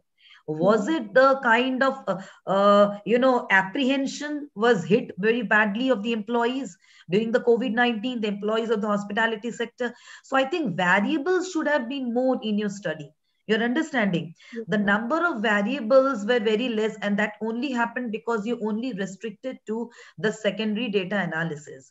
Was it that the confidence level, there was a kind of a drop, or was it some other kind of factors because the hotels completely got shut down, the airlines were completely shut down, completely borders got sealed, and also a lot of travel advisories, bans were declared on behalf of the government that had really negatively hit the tourism and the hospitality industries. So it is just not only coming down to turnover, because that I hardly doubt. There is a difference in the turnover. One is employees themselves leaving the organization because they are not confident whether their jobs will go on, isn't it? And the second is that the company is going for layoffs, the hotels going for layoffs, isn't it? It can be a permanent layoff, it can be a temporary layoff or a furlough. So therefore the variable should have been, you could have made this topic very much rich. What are the factors which has really affected the employees and causing concerns regarding job insecurity? So you could have made a very strong questionnaire, dividing it into various sections, one concerning their psychological aspect, one particular set, then talking and concerning about the financial aspect. Third, you could have come down to certain variables dealing and focusing with the physical thing, how immobility, isn't it, that has affected the employees working in the hospitality sector. So you could have, there were a lot of scope of adding to many more areas, isn't it? And because this is a topic on which a number of studies have been done, in the event industry as well as the hospitality. In future, I would give you an advice is that you little bit make furthermore extensions and have some kind of, follow two methods. One is a quantitative research methodology as well as a qualitative. So follow a kind of a mixed research methodology, have a research design, and then come down to a kind of a balanced, conclusion and a kind of analysis, right, Priti?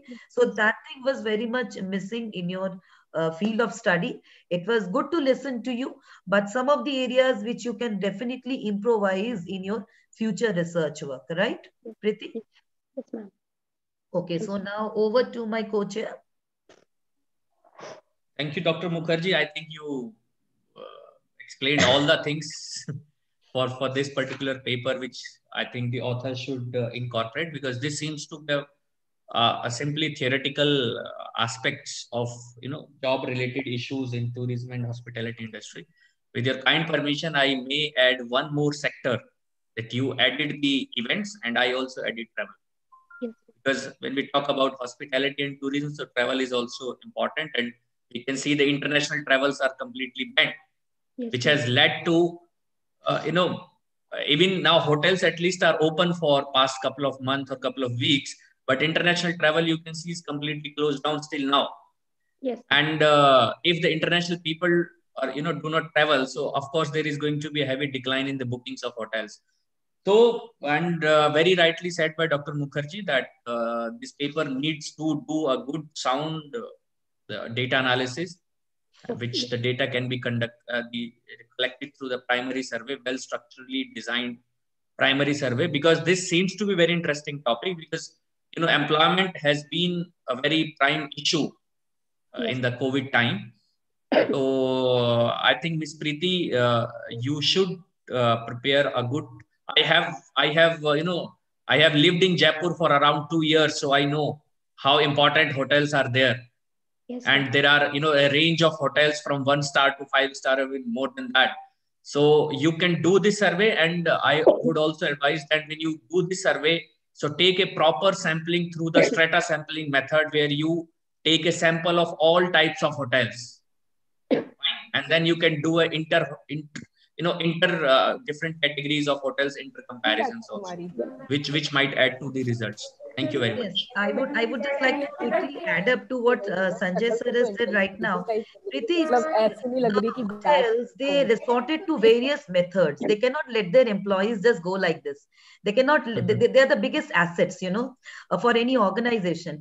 So you can add one section, what were some of the innovative changes, maybe in the system of working, system of functioning, which the hotels introduced. So out of them, you can take the perception of the hotel employees, which one turned out to be very good, because they also might have adopted some COVID, changes in their work pattern, in their policies and in their plans. So this can be something new which you have dealt with, isn't it? So make a proper questionnaire, because the more the questionnaire is rich, the more the data will be rich and follows the analysis also. So I'm looking forward that you would furthermore improvise on your research paper, dear. Okay? Okay, thank you, ma'am. Thank you so much for your valuable insights. Next, I would like to invite Dr. Rachna Jain and Dr. Varun Kharbanda, Maharaja Agrasen Institute of Management Studies, to present their paper on the topic COVID-19 Pandemic, Promoting Welfare, Protection, and Care of Indian Citizens. Over to you, sir. Please note that you have only 5 minutes to present your paper. Good afternoon, everyone. Am I audible? Yes. Okay. As you can say that our research topic is COVID-19 pandemic, promoting welfare, protection and care of Indian citizens. During the initial rise of the pandemic, Indians learned from the experience of other countries and take the stringent steps to curb the spread of the virus. So the topic mainly interested, just a second. Is my slide is moving? Yes. Okay. You can continue, Rachna. Yes. Okay.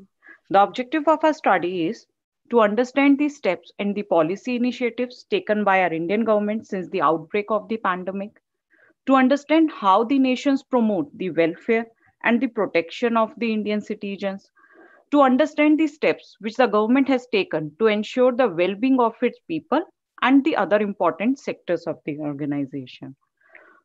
As a descriptive study, there are a number of government responses that we have taken up. First, the Indian government simulated the state government to prepare the hospitals and the health facilities. Then they offered the policy guidelines like flexible work arrangements, reducing and avoiding the mass communication, distance learning, closure of non-essential facilities and services. They issued the protective measures such as frequent hand washing and cough fatigue. There are certain announcements which is done by our PM. First of all is an appeal to the Indian people to avoid gathering in mass. Lockdown period of 21 days was applicable from 25th March to 14th April in order to reduce the spread. Government established PM Cares Fund or the Prime Minister's Citizen Assistance and Relief in the emergency situation, so that no hassle was created due to this nation lockdown and the infrastructure will get improved. Government provided free rations like wheat, rice, pulses. Government transferred number of the cash transactions in the accounts of the senior citizens and provided medical insurance to the healthcare workers like doctors, nurses, warders. Government also introduced Arogya Setu app, which provides the services of tracing contacts of a person, mapping his syndromes in order to determine if the person is infected by the coronavirus. The application also enables in self-assessment by asking a set of questions to the answers. There are certain other ministry announcements, like Ministry of Rural Development implemented the food scheme under the Pradhan Mantri Garib Kalyan Anna Yojana. Ministry of Agriculture and Farmer Welfare has given immediate benefit to the farmers. Ministry of Rural Development planned to increase the wage from rupees 182 to rupees 202 under Mahatma Gandhi Rural Employment Guarantee Act. Then Ministry of Finance also announced an ex gratia amount of rupees 500 per month to almost 200 million women holding Jan Dhan account for 3 months. Ministry of Petroleum and Natural Gas provider provided free LPG cylinders for 3 months. RBI has also announced relief measures to ease the liquidity, like dropping the repo rate, conducting the auctions of targeted long-term repo operations, and reducing the cash reserve ratio by 100 basis points. Ministry of Commerce and Industry also improved upon the export prohibition list, as well as includes the surgical or disposable masks, textile material for these masks, ventilators, and many more. Our income tax authority, that is the Central Board of Direct Taxes, also changed some tax policy implications, like pending refunds should be issued immediately to all the charitable trust and non-corporated businesses. Due dates for filing the return of income has been extended. Ministries, there are another ministry which is tirelessly working, that is the Ministry of Health, Family, Welfare. Can you please hurry up a little bit? Right, ma'am. And National Center for Disease Control, where they have taken the N number of the measures like formulating healthcare policies, arranging training for healthcare providers, providing tools and testing is guidelines for healthcare workers, laboratories, isolation facilities, and quarantine facilities. What are the government efforts and how we can assess them? So, first of all is an economic loss. The experts also argue that government should have given some time to industries, factories, workers, instead of suddenly shifting down this everything. Thousands of migrant workers left for their villages after the lockdown period imposed. This led to the loss of jobs and they could not pay the rent for their accommodation in the cities also. Experts also further state that even after extending the lockdown thrice, the government was unable to scale up the testing facilities and proper infrastructure facilities. We should learn lessons from the other countries who have successfully controlling the spread, like from the New Zealand. We have to take the decisions that the decision bodies in our government should be some doctors and scientists, not only the political party members. Australian has taken a harsh border control measures like restrictions on traveling, screening, and testing of every traveler who arrived in the country. They follow the harsh rules for quarantine and measures for border surveillance. Taiwan government has taken an electronic system which connected to the support management system as well as travel history data was also shared with the physicians to alert them from suspicious cases, which helps in confirming the spreading of the diseases. Future research for the scope is that the government should take immediate steps for the improvement of healthcare facilities. They should survey with the healthcare officials and the patient so that the responses will help them to establish the proper situations and guidelines for the further work. They should need to establish the pharmacies and agencies for early detection and detection, and they should prepare a well response center with a team of scientists and doctors. Thank you, everyone. Thank you, ma'am. Now I would like to invite Dr. Tanushri Mukherjee for her suggestions and questions. Yes, ma'am. Sorry, ma'am, I couldn't hear you. I think your mic is off. Yeah.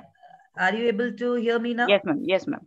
Rachana ma'am, first of all, I would like to say it was wonderful to listen to you.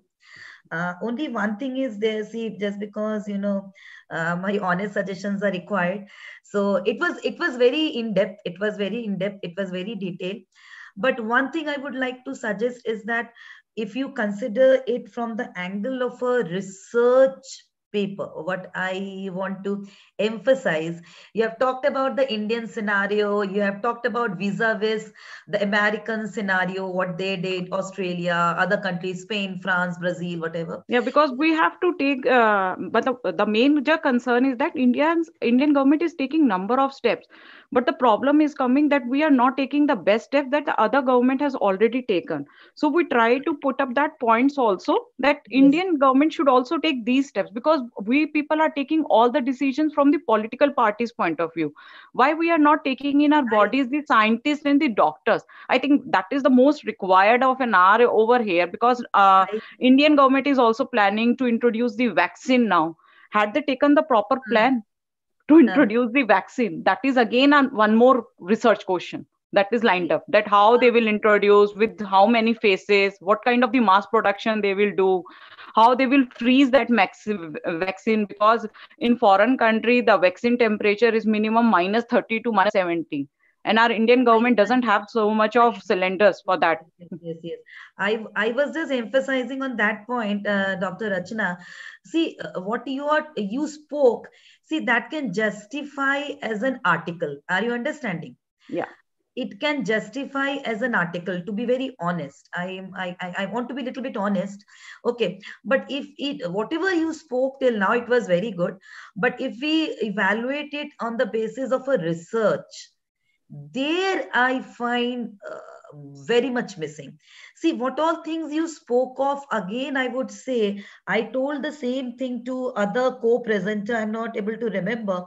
See, we know these things, right? We know about all these things, the economic loss, we know about the condition, the fate of the migrant workers, we know about the fact that it was all of a sudden declared the lockdown and the people were not prepared about it. So now the question arises, I would like to ask you, so what? See, here lies the research vacuum. This is the research gap. You talked about the various government policies, right? In the direction of the welfare, protection. The government was not lagging behind, definitely. You could have done justice with your research topic. I'm just giving you one suggestion. What was the outcome? Here lies the research thrust. Did you understand? Here lies the research. Have you understood?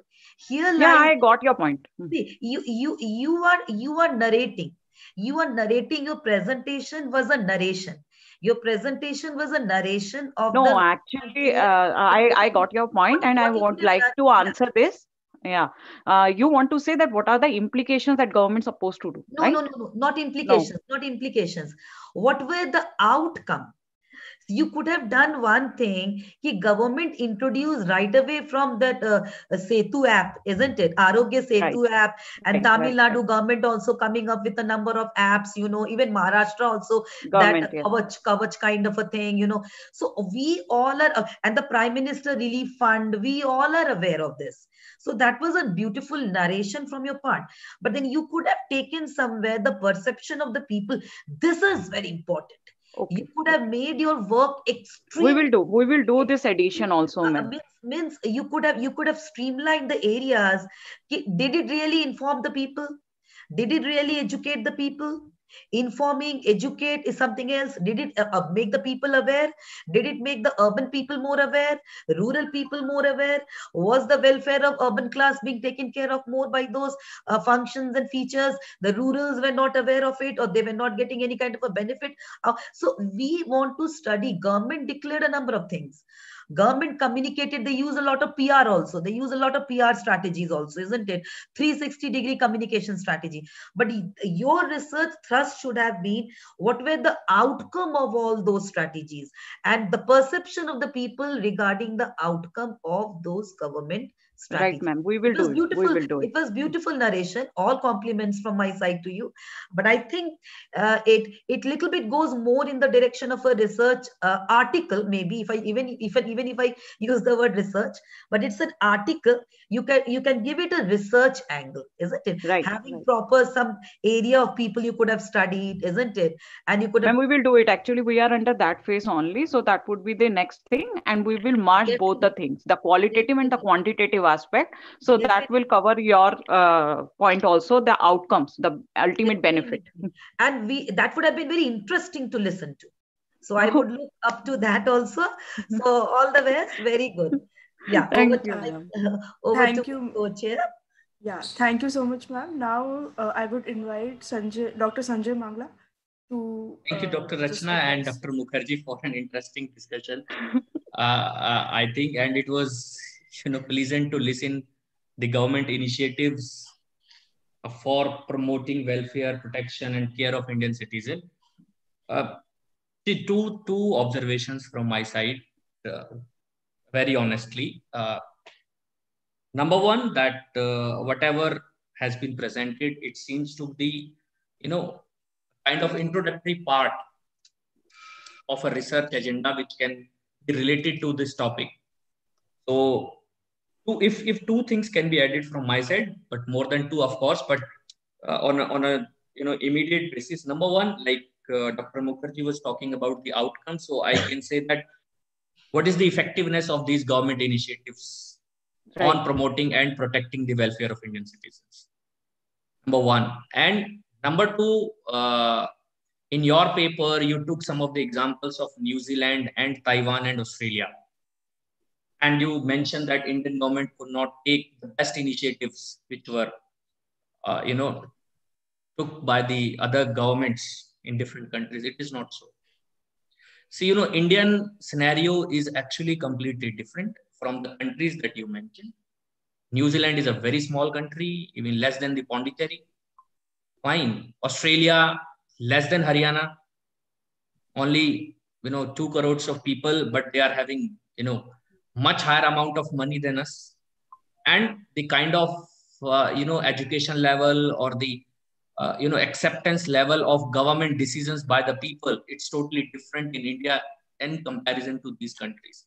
So the second fact which can be analyzed and which can be seen in this study is that what is the feasibility of the best steps in the world which you think in order to taken care of the promotion and protection of Indian citizens. So what is the feasibility of those world's best steps in India? Okay. If you say New Zealand step X is best in the world, what is the feasibility of that best step taken by the New Zealand government to be implemented in India? And if yes, so how it's going to, help us? And for that, what needs to be changed in the public policy or the government policy? Because ultimately these systems have to be, announced and implemented by the government of India. So if you think that the New Zealand system X is best, so number one question is that, is it feasible to implement that best system in India? If it is feasible, then under what conditions? What changes the government of India needs to make so that we can also benefit equally or even higher? So these are the very two quick observations I think which can be added in this paper, sir. according to me. We will incorporate. Yeah. Definitely, we actually get more guidance for this. Thank you so much.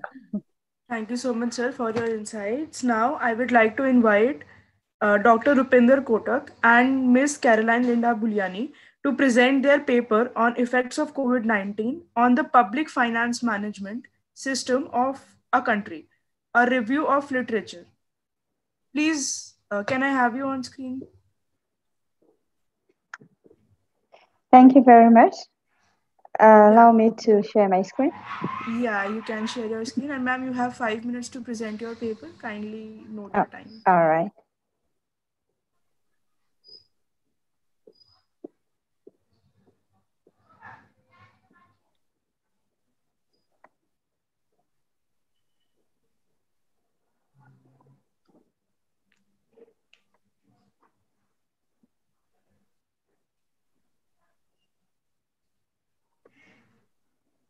Ma'am, are you facing any problem in sharing your screen? Yes, I'm clicking the share screen button, but it's not coming up. Right. Is it on now? Yes, ma'am. Yes, you can turn on the slideshow view and start with your presentation. Thank you. Yes, well, all protocols observed. Good afternoon. It's still morning here in Malawi.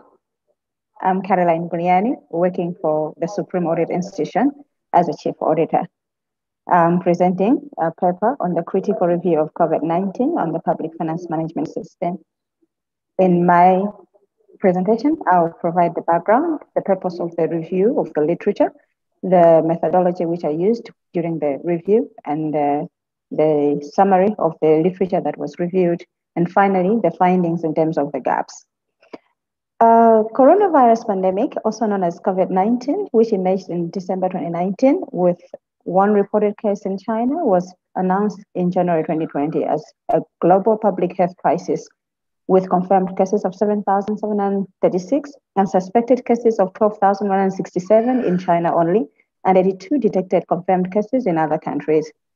But in March 2020, World Health Organization, they declared this as a global pandemic after having observed about 2.1 million cases that were reported and confirmed cases of 142,229 deaths reported in 213 countries.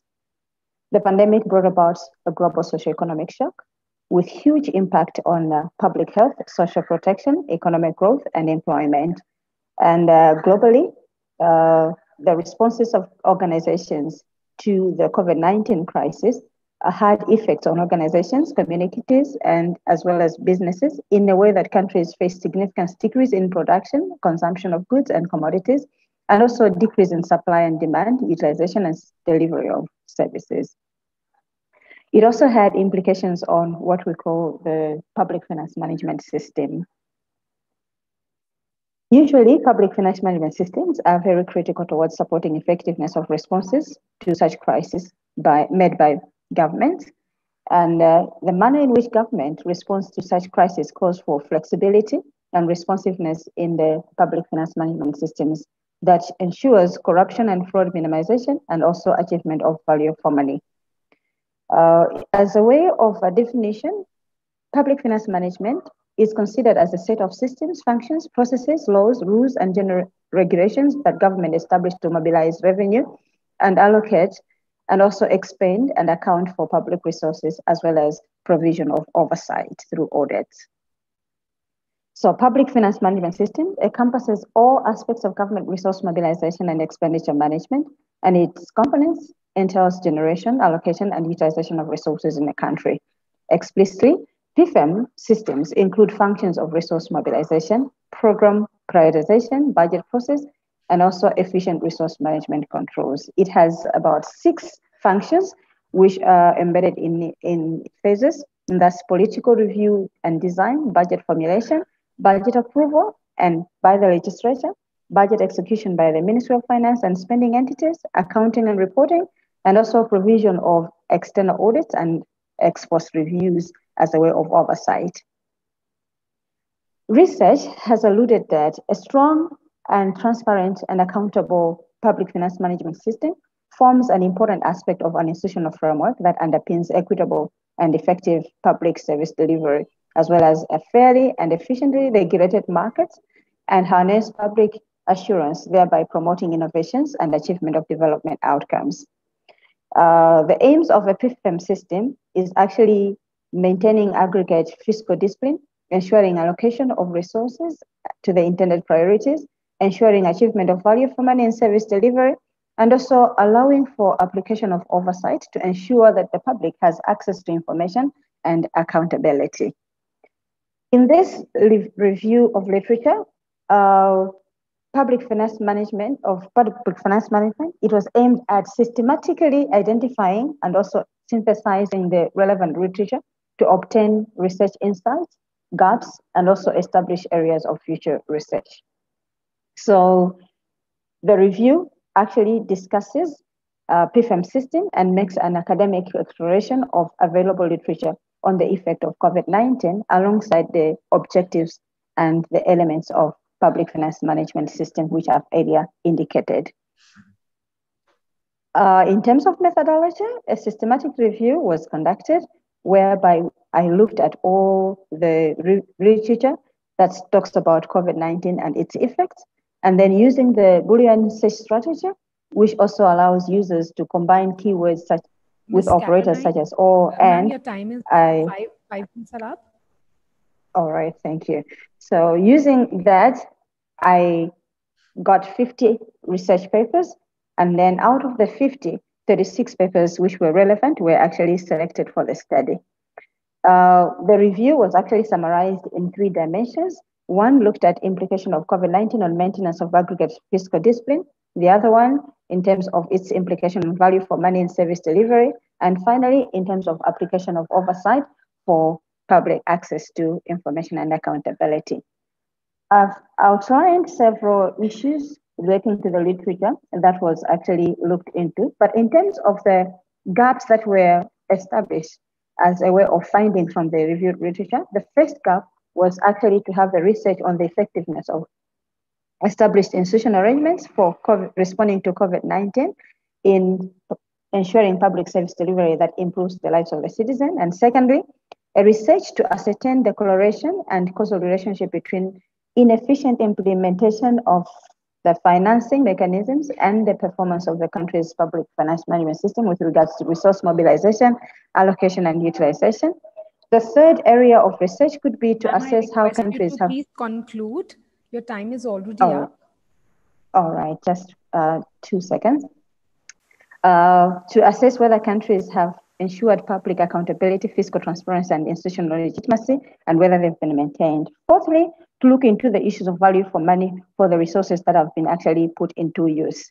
And finally, the research focusing on the extent to which the countries have accounted for the efficient and effective application of the mobilized and allocated resources. Reaching that juncture, I would like to thank you for listening to my presentation. Thank you. Thank you, Ms. Caroline. Let's see what our session chair, Dr. Tanushri Mukherjee, has to say about your presentation. I would just say one line because I think there are 2 more sessions in the pipeline. Yes, ma'am. Right. It was a beautiful presentation, Caroline. I think I'm audible. I think maybe in future you can little bit extend it because you're talking about PFM, Public Finance Management System. So you explain more about the theoretical understanding, right? You based your study completely on literature review. You made a study of 50 papers and a kind of exhaustive study. But in future, I would advise you a lot of changes, a lot of plans, a lot of new things was incorporated by the Indian government during COVID-19 in terms of public finance management system. So you can generate a good amount of data in future. You please make a little bit of field-based study, primary database study, talking about what was the shifts in regard to budget allocation and which area and why more amount of a budget was allocated by the government to handle the COVID-19 situation in a much more successful manner, instead of just restricting it to secondary data. Okay? So that is my suggestion for you. Yes. Over to you. Thank you very much. Over to you, sir. Thank you, Dr. Mukherjee and Ms. Carolina. I think you presented an altogether a different aspect of COVID-19 related to public finance management system. 2 observations from my side. If you want to restrict your paper to literature review only, so I would advise you to conduct the meta-analysis.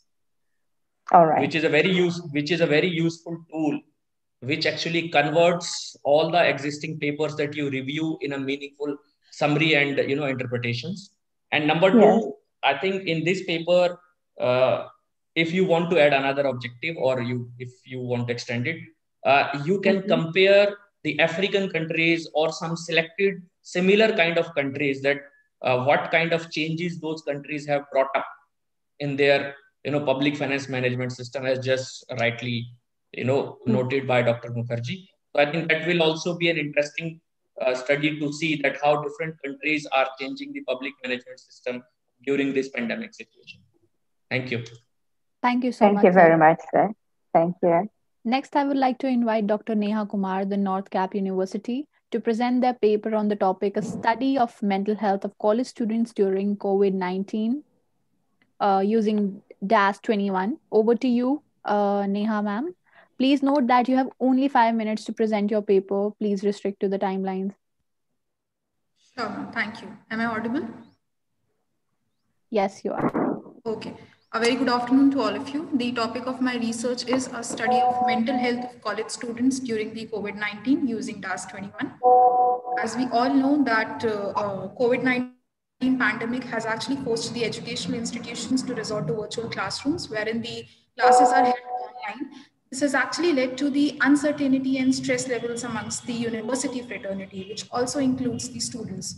So this study has basically been conducted with the aim to evaluate the psychological impact of the COVID-19 pandemic on the students living in the area of Delhi NCR And the other objective of the study is to investigate the impact of COVID-19 induced depression, anxiety, and stress on the students' satisfaction with life during this time period. Well, to conduct this study, an online survey was circulated amongst the students of various undergraduate and postgraduate students of various colleges of Delhi NCR. The questionnaire basically consisted of questions on the demographic information, which included the age, gender, and level of education. And the mental health was assessed using the depression, anxiety, and stress scale, that is DAS-21, as developed by Lavipond and Lavipont. The satisfaction with life was assessed using the 5-item scale given by the Diner et al. The study was basically conducted using various statistical tests, which involved the comparisons were done using the Mann-Whitney U test and the Kruskal-Wallis test, while the relationship between DAS-21 and satisfaction with life was assessed using regression analysis. The entire data analysis was done using the SPSS-21. Well, this is the results of the analysis. A total of 1,410 valid responses were used for the purpose of analysis, and around 47% of the respondents were females, while around 53% of the respondents were males. 77% respondents belong to the undergraduate courses, while around 23% respondents belong to the postgraduate courses. Among the different respondents who were belonging to the different age groups, around 92% of the respondents belong to 18 to 20 age group. The table 1 shows the percentage of students with different DAS-21 levels, which shows that the depression was very high among 38.8% of the students experienced moderate depression levels, while 47.3% students experienced extremely severe depression levels, extremely severe anxiety levels, and around 45.6% students experienced moderate stress levels. When an association of the age was assessed with the DAS-21 variables, the respondents were divided into 4 age brackets up to 17 years, 18 to 20, 21 to 23, and above 24. It was seen that majority of the students belonging to these age brackets experienced severe to extremely severe anxiety levels, wherein the students up to the age of 17 years experienced around 60% of the students belonging to the age group of 17 years experienced severe to extremely severe depression levels. Similarly, for the stress levels, it was observed that majority of the age brackets, majority of the students experienced moderate stress levels, where the percentage was again high for the students up to the age bracket of 17 years. For the anxiety, the results were quite similar again, wherein the majority of these percentage of students fell in the bracket of severe to extremely severe anxiety levels. When the association of the depression, anxiety was stressed and stress was assessed using the with the education level, it was seen that there was no difference between the students at the PG and the UG level with respect to their depression, anxiety, and stress levels. Similar findings were observed for the gender as well, as in the students between, the male and the female students were indifferent in their depression, anxiety, and stress levels. A correlation, as we can see, a moderate level of association was observed between the anxiety, depression, and stress with the satisfaction of life. The figure here depicts the regression results, wherein we can see a negative effect of depression, anxiety, and stress on the satisfaction of life, wherein depression and stress contribute in a significant manner to the satisfaction of life, with around 26% and 25%, wherein anxiety as compared to depression and stress has a less effect on satisfaction with life. And that's all from my side, ma'am. Thank you. Thank you, ma'am. Let's see what our session chair has to say about your presentation. Over to you, ma'am. Okay, so Neha, am I audible? Yes, ma'am. Should I stop the screen share, ma'am? Yes, you can stop sharing the screen. So on the onset, first of all, it was really pleasing for the ears as well as eyes. Okay, your presentation was really very good. I am really very happy that you have made use of SPSS. That was really something worth complimenting. The things is that you have talked about some scales, and you have used those scales which are already tested ones, isn't it? Yes, ma'am. So there was nothing else that you could have developed on your own. You have just used those same scales of anxiety, depression, and stress. So that was wonderful. And you have talked about, the percentage in regard to gender, isn't it? Mild, moderate, too much on the higher side. One suggestion that can make this paper very interesting furthermore is that you have outlined three broad areas: depression, anxiety, and stress. I would suggest in future, you can definitely, if you want this paper, to be developed much more at a much more qualitative and richer level, furthermore split up depression. Depression because of which factors? Out of that, what was the responses of the people? Now, anxiety can be, every time sitting online. Anxiety can be, will my job be there? Isn't it? Right. Anxiety can be when the things will come back to normalcy. Isn't it? Stress. What can be the factors under stress? Stress, too much of, again, sitting on the bed and doing everything online, and stress because, mental stress is there. Physical stress is reduced, but mental stress is there. So I would advise you that these three areas you have underlined, but under them, make it more challenging. Furthermore, frame much more variables under these areas and find out the responses of the people. Okay. So that would make the paper again much more interesting to listen to. Otherwise, it was a wonderful job done by you, Neha. All the best. Compliments. Thank you so much, ma'am. Yes. Thank you. Now over to my co-chair. Yeah, Dr. Neha, really interesting paper, no doubt. Thank you, sir. Which covers at least a substantial part of the issue. As Dr. Mukherjee has already added that a couple of more things which can be added, because see, there is no limit of expanding the scope of the paper or research at any time. One more point that I think which can be added in this paper, because, my background has been a policy researcher. So what we do that we try to identify the situation, or we try to identify the issue. But I think paper gets completed when we also add the solutions to those issues or problems and the effectiveness of those solutions. So I think one more thing which can be added is that what kind of measures have been taken by the institutes or the schools or the parents to relax the students from this mental stress during this time. Sure, sir. Because the policy is still undergoing, so considering the objectives of the study, I could not focus on that area. I totally agree with that. So if you think that, I think what steps have been taken by various stakeholders of this issue to relax the students, because that is very, very important issue. You cannot expect a first-time school-going kids in nursery to attend classes on laptop. Right, sir. Right. What can you expect from a 3-year-old kid? Fine. So what are those steps and how much those steps have been effective? So that you can suggest that under different circumstances, these are the better steps which should be taken to relax the students from this mental stress. That is definitely an area for future scope, sir, because it is still under implementation, and the totally agree. Analysis will so be done. These are my observations. So I think if you think they are valuable, you can add in your paper. Sure, sir. Thank you. Thank you so much, sir, for your valuable insights.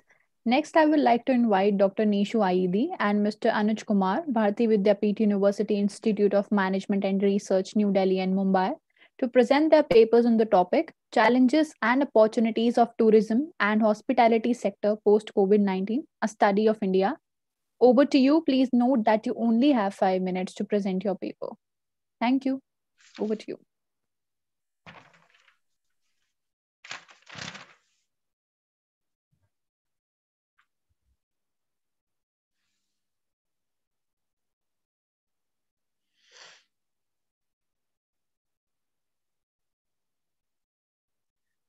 Do we have you with amongst us? Anuj sir, can you hear me? I think you can invite the next author then by the time if he's there, so you can join later. No, sir. I was not I was not muted from the all right conference side. Please let me know if you can see my PowerPoint presentation. Sure.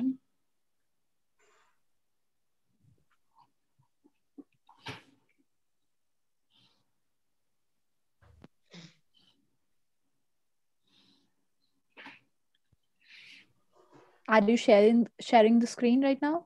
Ma'am, I'm just sharing it.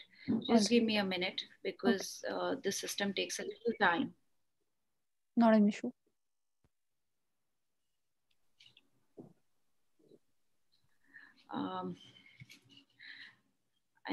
Okay. Share. Open.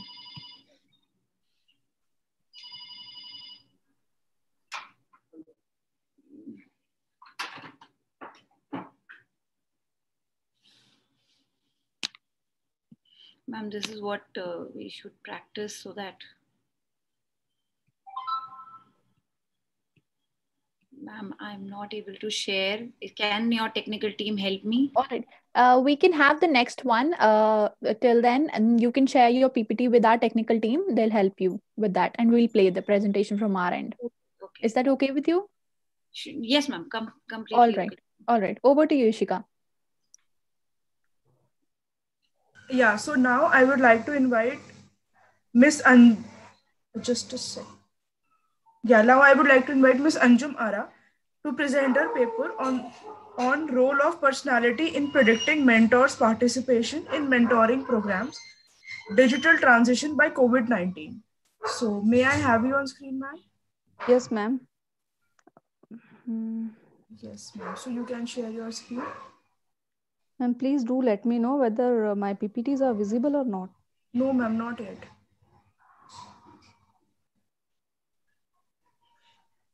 Yes, ma'am, now it is visible. You can turn on your slideshow mode. Is it visible, ma'am? Yes, ma'am. You can turn on your slideshow mode and start with your presentation.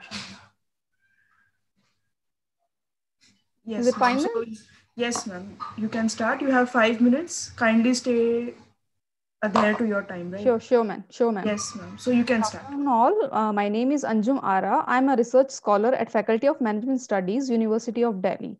The title of my article is The Role of Personality in Predicting Mentors' Participation in Mentoring Program, Digital Transition by COVID-19. So I start with the introduction. Because of time constant, I will be picking only the important points from my slides. So start with the introduction. Our Indian economy is a developing economy where organizations are engaged in improving their human power for facing competitions. They are focusing on the new practices for improving their employees' competencies. Mentoring practice is one of the best practice for the advancement of personal competencies of employees. In this study, we'll be using the mentoring practice and the personality of the mentor for comparison and finding the relationship between both the variables. During this pandemic time, when the COVID-19 has compelled most of the organization to take several preventive measures like stay at home, work from home, virtual learning, etc. In India, most of the organization introduced these measures in March 2020, which creates extensive flow of digitalization. And now organizations are focusing on providing mentoring and guiding to their employees through digital platform. For making these practices more effective, management are focusing on improving personal competencies of its effective leaders and mentors so that the leaders and mentors can make the mentoring practices more fruitful. The concept of e-mentoring was developed in 1990 for finding the relationship between a personal aspect and psychological perspective as well as the personal development process. During this COVID-19, this e-mentoring concept has been utilized by the organization for providing guidance, support, and supervision to the employees who are working from their home. So in this study, we are using 3 variables. The number one will be the mentoring. Second one will be the self-monitoring behavior of the mentor. The third will be the organizational based self-esteem of mentor. Start with the first variable, self-monitoring behavior of the mentor. This concept has been first utilized by the Snyder in 1974, in which a person perception explain about his expressive conduct, self-presentation supported by the social and situational science. In the organizational context, many researchers have examined the correlation between the self-monitoring behavior and its significant relationship with the goal orientation, emotional intelligence, workaholism, and self-awareness. Similarly, in other studies, recent studies, self-monitoring behavior shows a significant and positive correlation with the 5-factor personality model, the most extensively used model by the researchers. In our study, we will be using the 2 personality traits which falls outside this 5-factor personality model. The two personality traits are self-monitoring behavior, and the other one will be the organizational based self-esteem of mentor. The second variable, now I will be using OBSE on behalf of organizational based self-esteem. The person's attitude and his behavior can be predicted by his self-esteem behavior. Cumming and Dunham introduced the concept of OBSE, which evaluates employees himself work environment, his self-worthiness, competencies in relation to the organizational goal. Pierce and Gardner and many other researchers have found that in their research that OBSE shows a positive relationship with the work performance, employees' job performance, and other work-related criteria positively. In this study, we will be finding the direct relationship of OBSE with the mentoring relationship, as well as we will be focusing on the mediating effect of OBSE. In recent studies in 2015 conducted by the Beer, they have found that willingness to mentor and OBSE shows a positive relationship. In our present study, we will be exploring the direct effect as well as the mediating effect of OBSE in relation to the mentoring function. This is our hypothesized model where we will be finding the direct relationship between self-monitoring behavior in relation to mentoring relation as well as in individual OBSE. Similarly, we will be finding the mediating role of OBSE in between self-monitoring and mentoring relation. In our research gap, we are examining personality traits which falls outside the big 5 personality model, like self-monitoring behavior and organizational based self-esteem. The second research gap is there has been less research has been done on mentoring practices during COVID-19. Objective of my study is to examine the impact of personality traits of mentor with respect to his participation in mentoring program. Second, to analyze the impact of mentoring process in public as well as in private sector. Collection of the data has been done through primary source. The data were collected through online questionnaire. I have used standardized questionnaire here. The questionnaire has been distributed to the full-time employees in the organization from public and private sector. The study has been conducted from February 2020 to July 2020. I have used convenience sampling method because this method is convenient for the collection of data, which gives an ease of access to the large sample size and helps in improving validity of the data. Total size of my sample is 245. These are the hypotheses developed based on the existing literature review. The first one is self-monitoring. Time is up. Yes, ma'am. I am coming to the conclusion point. These are the hypotheses which shows the self-monitoring behavior shows a positive and significant relationship between psychosocial mentoring and career mentoring. Third and fourth hypothesis shows that there is a significant relationship between OBSE with psychosocial mentoring and career mentoring, and as well as OBSE shows a positive mediating relationship between self-monitoring and mentoring relationship. I have done the multicollinearity and analysis and common method biasness for finding the multicollinearity between the variables, because I have used we have used data collection technique, which is convenience sampling. So it was very important to check the variance, check the multicollinearity between the data. So here in both sector, private and public sector, percentage of variance is found to be 25% and 18%, which is significant. Hence, there is no threat of common method biasness. This is the demographic of our data. Private sector, the sample size was 100, and in public sector, sample size was 145. We have used standardized questionnaire for self-monitoring, OBSE, and mentoring functions. Ma'am, I request you to please conclude. We don't have much time. Okay, ma'am. Please, thank you. The results of our finding shows that in private sector, there is a significant relationship between both the variables, self-monitoring and the OBSE in relation to psychosocial mentoring. Similarly, in predicting career mentoring, there is a significant relationship only with the OBSE. On the contrary, self-monitoring behavior shows an insignificant relation. In mediation analysis, the result shows that in private sector, mental self-monitoring behavior have a direct relation with psychosocial mentoring, which supports our hypothesis 1. Similarly, mentor's OBSC has a significant effect on his psychological and career mentoring. Basically, the final conclusion says that uh, uh, person or mentor with the self-monitoring behavior has the capabilities to provide effective psychological mentoring to the employees. Similarly, mentor with the high in organizational based self-esteem are capable to provide psychological and career-related mentoring effectively. Our present study adds new insights to the existing literature on personality and mentoring relation.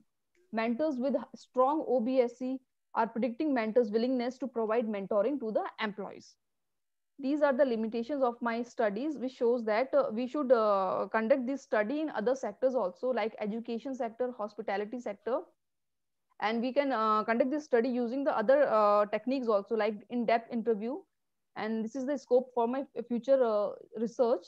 The different personality traits can be explored in relation to the mentoring effectiveness, and a longitudinal study should be done for measuring the effectiveness of the mentoring personality. Thank you. Thank you so much, ma'am. Over to you, Tanushri, ma'am, if you have any insights or questions. I would just, am I audible? Yes, ma'am. Yeah, I Yes, would ma'am. just like to say one thing, that is, Anju ma'am, it was a good presentation. Your topic was something little different. You can stop screen sharing. Yes, ma'am. Anjum. And first thing is that I found that your topic, because I've also listened to a number of presentations from the side of students belonging to psychology stream, isn't it? All those behavioral science and psychology stream. So I would suggest that it looked like more of a presentation in that area. Now I think you could do little bit more justice with your topic. You focused very less on the COVID, isn't it? You talked about the two very important parameters, that is self-monitoring effects on personality, as well as organization-based self-esteem, isn't it?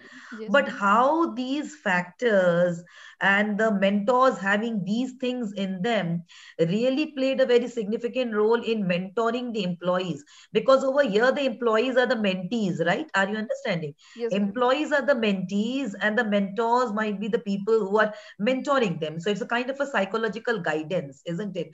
A kind of for their psychological well-being. So under them, you could have splitted it up. That thing was very much lacking in your thing. You talked about everything, hypothesis, the scale and the variables, but only in the direction of these two factors.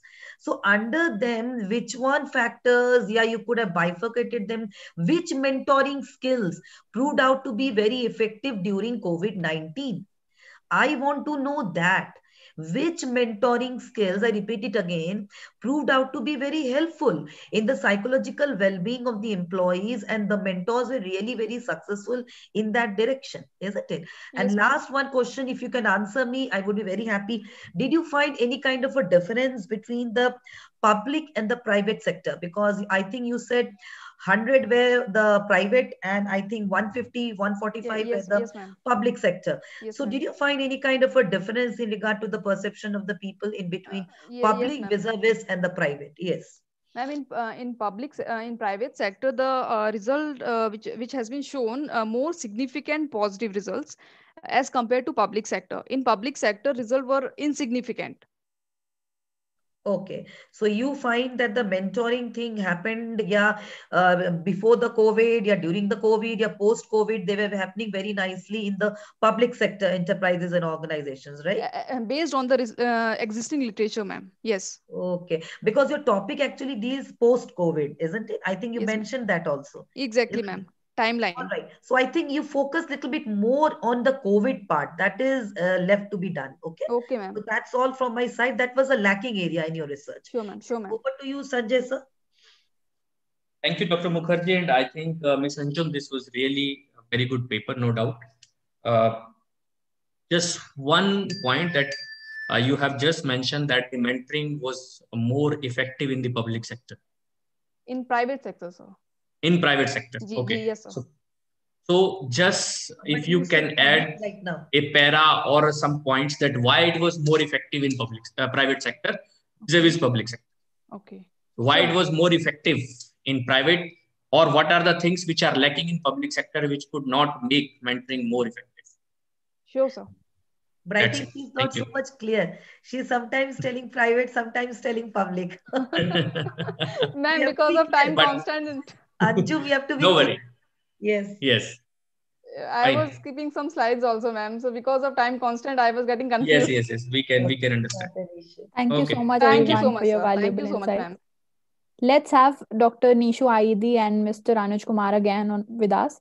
Their topic is, I would like to repeat it, challenges and opportunities of tourism and hospitality sector post COVID-19, a study of India. Over to you.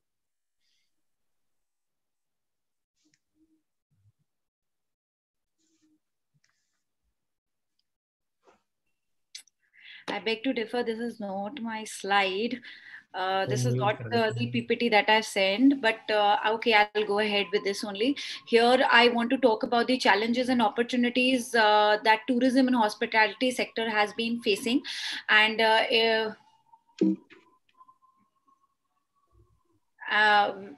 where it has been facing. So here the authors have highlighted what challenges and what opportunities this hospitality sector is facing, and we have even tried to add our suggestions for this industry so that they can overcome from the challenges that they are facing and can improvise in their existing practices, so that if this kind of problem exists in near future, they can curb with it.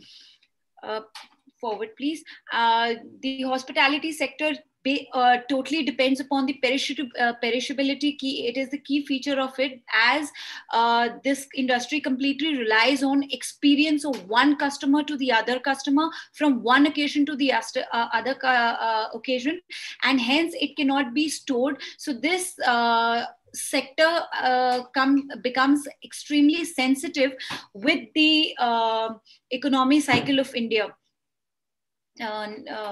Next.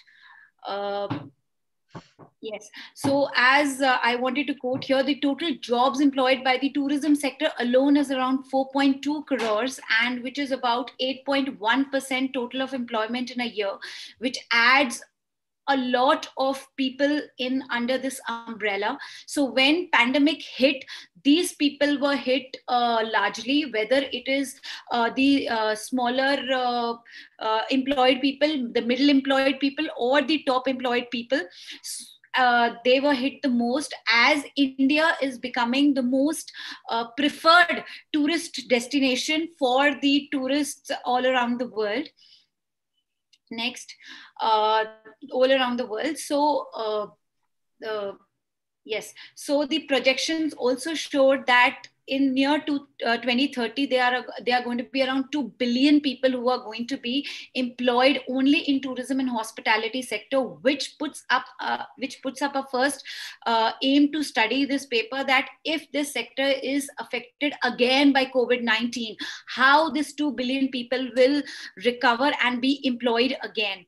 So the first thing that we faced as a challenge is this industry faced as a challenge is, ma'am, you can go on challenges slide. So the first thing that they faced as challenges is that due to the bans and due to the closure of the borders, this industry was unemployed for quite 4 months, and again it is being unemployed for the ma'am, just one slide behind, for the coming years. So here the first challenge is that the employment is not only within the smaller or the middle, it is also going for the top level people, because the bookings have been cancelled, and the chain reaction or the domino reaction, that is the airports being closed, and then the transport facility not being working, the taxi operators being having a problem. So there is an unemployment challenge first there. The second one is that the generation of liquidity is not there. The local restaurants are facing a lot of problem, because there was a hype created that due to the consumption of non-vegetarian food, COVID-19 is being spread. So here the restaurant faced a complete setback, even in the takeaway issues, who were serving non-vegetarian food. Now, these were the challenges that were being faced by this sector. The opportunities that can be that is given to this sector is the first opportunity that we have concluded from the literature review is time. That is, time is maximum and is given to the fullest to this sector to revive and to inculcate digitalization in their processes. That is, the first thing is they can make a CRM software and can collect all their customers database and can start focusing on bonuses, on discounts, and the video before the customers can come into or avail their services. They can prepare videos and they can give them a digital portal where they can assess where they are going. So this is the first opportunity that this sector can avail. Ma'am, your time is up. Yes, ma'am. 5 minutes. The other opportunity, yes, ma'am. The other, thank you for that. The other opportunity is India is a completely wedding destination. There are a lot of weddings that happen down in India. So here, the weddings now since have been restricted to 50 to only 250 people. Here, what we authors would like to suggest is that they can bring out digital marriages. That is the relatives who could not come and attend the marriages, they can have those live videos with their software, which I told you there's enough time for them to develop softwares, and they can send out live videos to those relatives who have not able to come to that wedding. So this is one another opportunity that this sector can avail. The other opportunity that this sector can avail, that for time being when there can be changes in the policies by the government, that is, the government can make changes that they can curb tax on the real usage of electricity or the Nishu ma'am, the time is up and I'm really sorry, but we are short of time.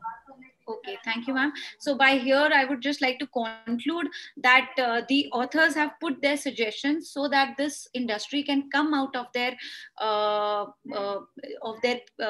challenges and can survive even in this COVID period with some lucrative jobs for the all sectors.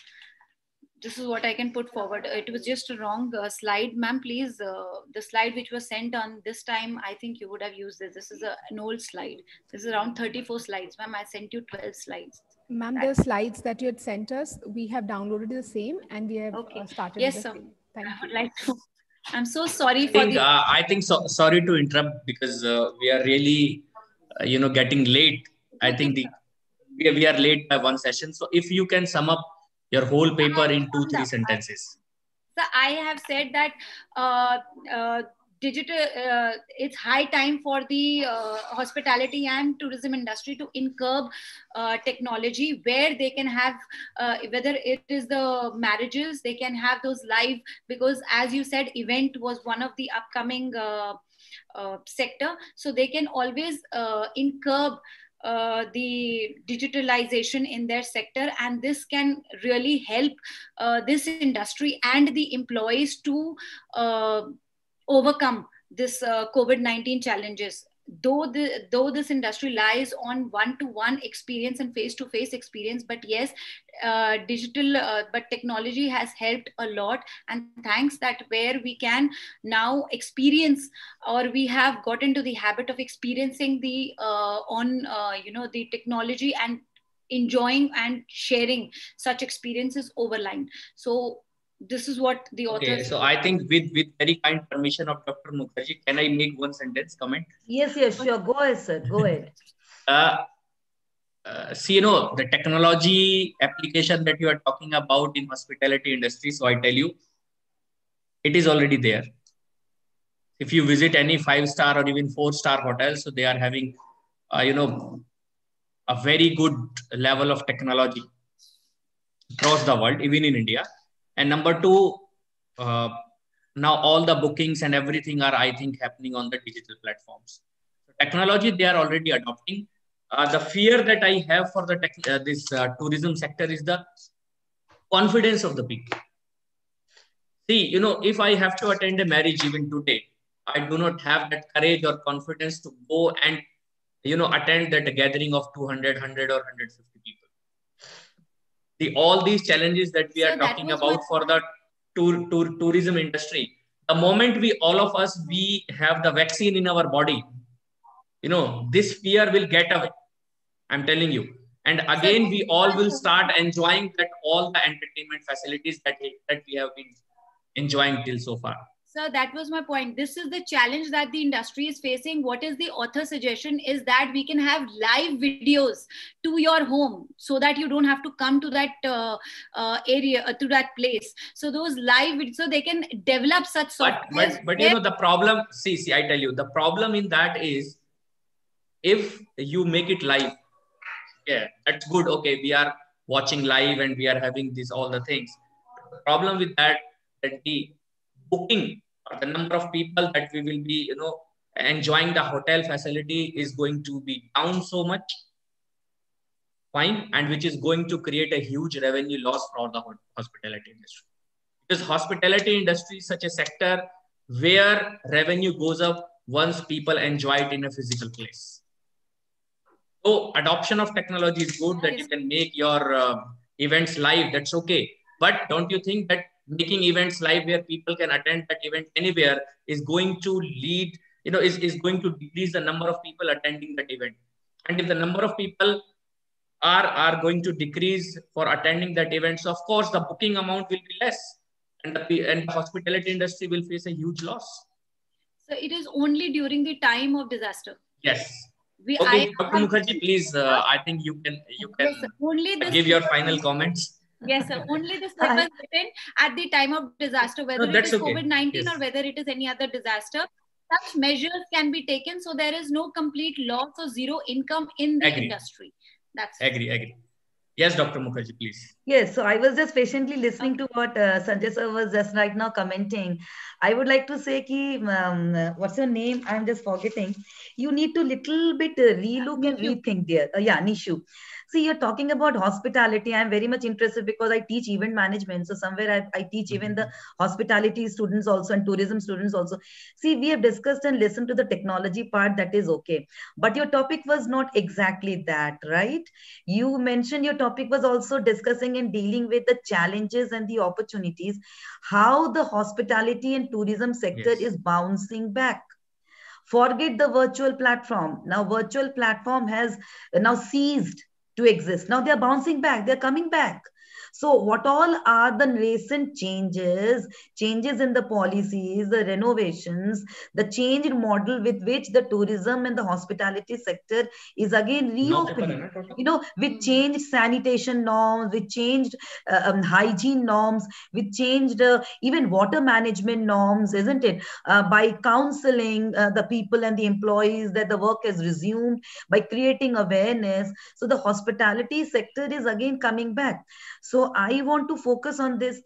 We should not, why are we only discussing about this fact of technology? Technology, virtual platform was there when the hospitality sector was thinking, jab COVID bahut strong tha, isn't it? When there was absolute lockdown. So that time we were thinking, okay, how we can work on the technology part, or ye sab virtual marriages karte hain, and we can give the feel ki marriages ho rahi and all. But you should talk about what is the present outcome. What is the present, opportunities right now in the hospitality sector when the hotels have opened? They have opened, isn't it? So in this aspect, instead of you giving suggestions, Nishu, you have only been talking about your suggestion. The author is suggesting, very good. That is really very good. But I would have commented on this fact, if you would have taken the opinion of the hospitality sector professionals, isn't it? How they are reviving in this, unlock phase. In this unlock phase, digital tha, but now they are again unlocking. Everything is opened. The 7-star, 5-star, they have opened. So with what changed guidelines, with what changed protocols and advisories, what is their management system now? And this is something, the opportunities, isn't it? So this is called the new normal. So in this aspect, you could have little bit interviewed the hospitality sector professionals, isn't it? So that would have made it much more qualitative in terms of opportunities, right? Okay. Otherwise, yes. Just to add, actually, I had put in a slide where I'm talking I about could the get challenges that. and Yes, opportunities where the government, where government help was also there, where Modi ji has made an announcement that he is requested that each tourist should tour within India at least 4 destinations. So he has Yes. made it by 20. Exactly. I could guess that maybe some other PPT was shown, not an issue. Okay, not an issue. It was well presented. Yes, yes.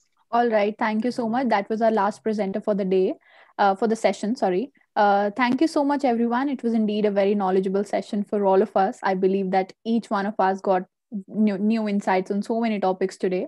Now, I would like to invite the session chair, Dr. Tanushri Mukherjee, to present her words of wisdom. Over to you, ma'am. I would just present in one line because the time is really ticking very fast. Yes, ma'am. Only one thing is that, firstly, on the onset, I would like to, really thank all my heartfelt thanks to, Maharaja Agrasen Institute of Management Studies for organizing such a wonderful, international conference in collaboration with Lincoln University. The topics, the sub themes were really very apt, very contemporary, and wonderful. Listen to it. And all my special thanks to co-convener Neha Bhagat also. So she has been coordinating all the things very nicely. So she is my research scholar doing PhD under me also. So all my compliments to the entire organizing team of Maharaja Agrasen for organizing such a beautiful session. And it was wonderful to listen to the insights of all the authors and the paper presenters. Definitely, I can just sum up by this fact that even the things when it come back to normal, the way of working, the pattern of working would not be the same, isn't it? So we have to now continuously be following the hybrid model, even if everything resumes and comes back to its normalcy. And this COVID thing has really, we should not always take the negative things into consideration. It has really challenged our capacities to the highest extent possible. We all have rediscovered ourselves. I would rather like to conclude it by saying this. We all have reinvented, rediscovered ourselves. We all have understood what can be our maximum, patience level, maximum level to change our work mode. How can we adjust to the present situation, this kind of a state of uncertainty, depression?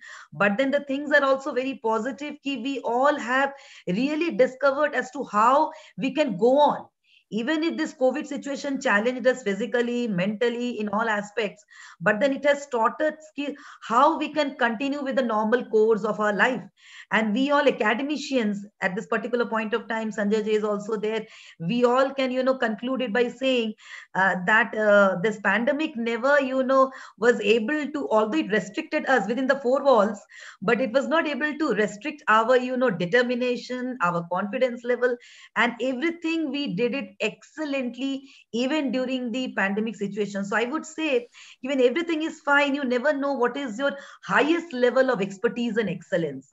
So I would say this COVID situation has taught us that come what may, we can adapt ourselves, we can reinvent ourselves. Everybody has become technologically more sound. Everybody has started thinking as to how our academic delivery, our academic pattern of delivery can be made much more engaging, much more innovative, much more interesting for our students.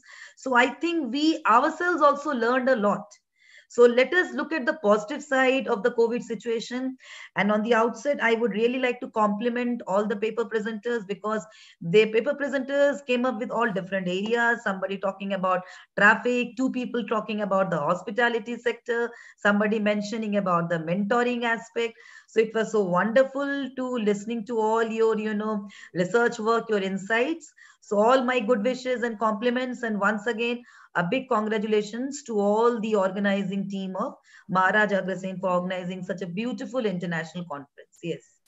Thank you so much, ma'am. You brightly said that nothing is negative until and unless we have the determined to make it positive.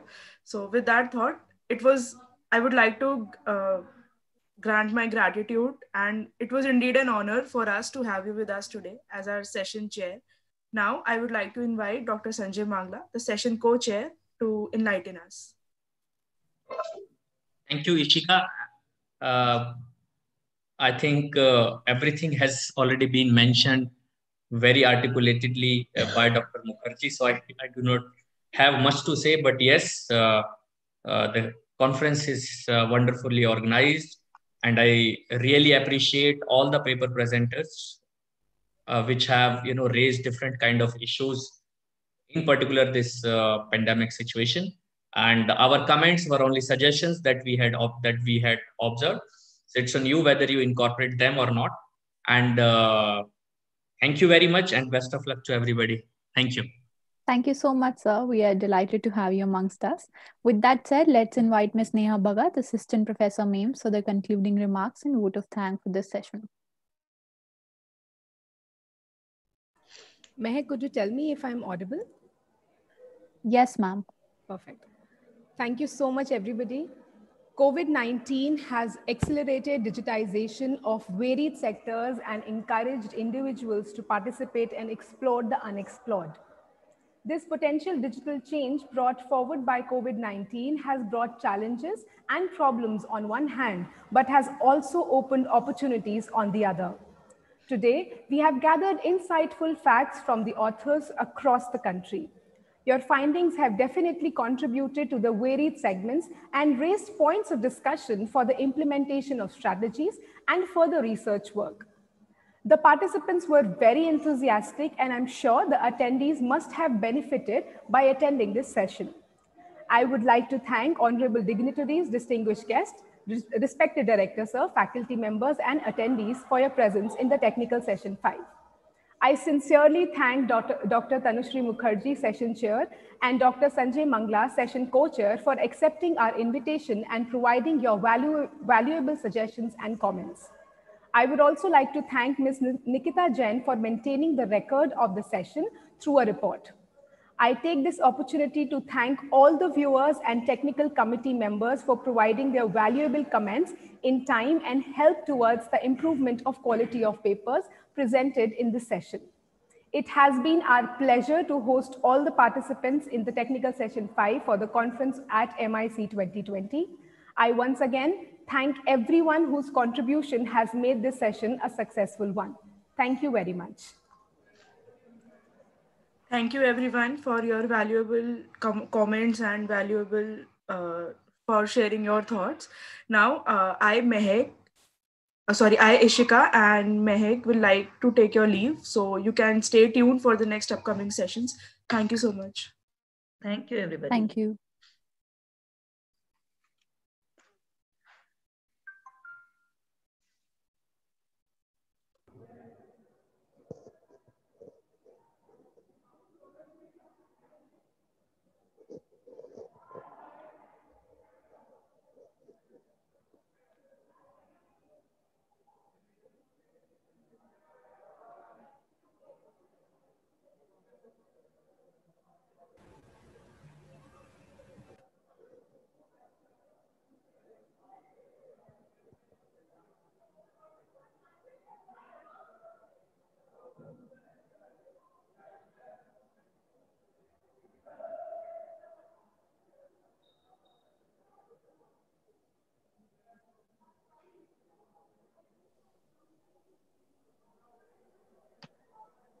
Honorable dignitaries, learned delegates, respected teachers and students, a very warm afternoon to one and all present here. I, Ananya Chandel, and I, Madhav Thukral, feel honored to welcome you all on behalf of MAIMS International Conference. Benjamin Franklin said, and I quote, "Tell me and I forget, teach me and I may remember, involve me and I learn." Education is one of the most powerful things in life. It allows us to find the meaning behind everything and helps improve lives in a massive way. The topic for today's technical session 6 is New Horizons in Education. It is on occasions like this we get opportunities to test our knowledge and understanding. For the welcome address, I would now like to invite the conference secretary, Dr. Bharti Chaudhary, Assistant Professor MAIMS. Dr. Bharti Chaudhary was awarded PhD Organizational Behavior from Banastali University, Rajasthan in 2016. She has done MPhil in Management from Madurai Kamaraj University. She has published many papers in national and international journals in the fields of mentoring, self efficacy, organizational role stress, role efficacy, and leadership. She has 19 years of rich experience in academics. Presently, she has been working as assistant professor since 2005 with Maharaja Agrasen Institute of Management Studies, affiliated to Guru Gobind Singh Indraprasth University. Over to you, ma'am. Thanks, Madhav, for remarkable introduction. Change will not come if we wait for some other person or some other time. We are the ones we have been waiting for. We are the change that we seek for. With these words, very good, warm good afternoon to all. On behalf of Maharaja Agrasen Institute of Management Studies, I extend a warm welcome to all dignitaries and participants on the second day of MIC 2020 in our sixth technical session. The most important skill of 21st century is adaptability. The changing paradigm demands a speedy response from education system to provide accurate qualification. However, traditional education systems do not allow for rapid updates in curriculum. As a result, new and sometimes radical initiatives are rising, which are geared towards a new horizon and what and how we educate. That is the theme of our sixth technical session. I hope this session will expand our mental horizon and help us to explore the best of today's education system. I'm extremely privileged to introduce you to the esteemed guest, our session chair, Professor Dr. R.K. Sharma, who is presently working as a controller of examination at Guru Ghasidas Vishwavidyalaya Bilaspur. Professor Sharma was also associated with Bharati Vidyapith University as a professor in the area of finance. Sir has published 50 quality research papers, articles in the reputed national and international journals. He had 15 years of experience with Indian Air Force and 17 years of academic experience. He has also he has also done he has also written the books. He has all authored the edit and edited the various books in the area of corporate accounting and financial management. Sir has completed a major research project with ICSSR in 2014. He has been regularly delivering live expert lectures on accounting and finance at FM radio. He has guided many research scholars for various universities for their research that has organized numerous FDPs and MDPs on financial econometrics, SPSS, and MOS. I welcome you, sir. Thank you, ma'am. I would also like to introduce our session co-chair, Dr. Praveen Kumar Gupta, who is presently working as the head of the Department of Law at Maharaja Agrasen Institute of Management Studies. He joined MAIMS as an associate professor in August 2018. Sir has also worked as officiating principal at Vash College of Law, Rohtak. He has also worked as faculty and academic counselor at Bhai Gurdas College of Law, Punjab. He has practical exposure in civil, labor, matrimonial, consumer, and arbitration law at Punjab and Haryana High Courts, and later at the Supreme Court of India. I welcome you, sir. Thank you, ma'am. I would also like to welcome Dr. Rachna Jain, our rapporteur for this technical session. Ma'am is currently working as an assistant professor at Department of Commerce with MAIMS in the area of finance. Welcome, ma'am. Thank you, ma'am. Now I would like to invite Ms. Ananya for the further proceeding. Over to you, Ananya. Thank you, ma'am, for those enriching words. Thank you, ma'am. We would now like to start our session. There will be a total of 9 speakers. Due to paucity of time, we would request the speakers to please limit their respective presentations within 7 minutes, where 5 minutes should be used for the presentation and the remaining 2 should be reserved for the questions and answers. You will be notified if the 5 minutes of your presentation time exceeds. The speakers must clearly lay the objectives of the paper, the research methodology used, and the findings. Kindly abide by the time limit of 7 minutes. To present the first paper of the session on the title Ranking and Accreditation Systems and Challenges Before Indian Higher Education, we have Mr. Ashish Gupta and Professor Sachita Yadav from Birla Institute of Technology and Science, Pilani, and Manav Rachna University, Faridabad, respectively.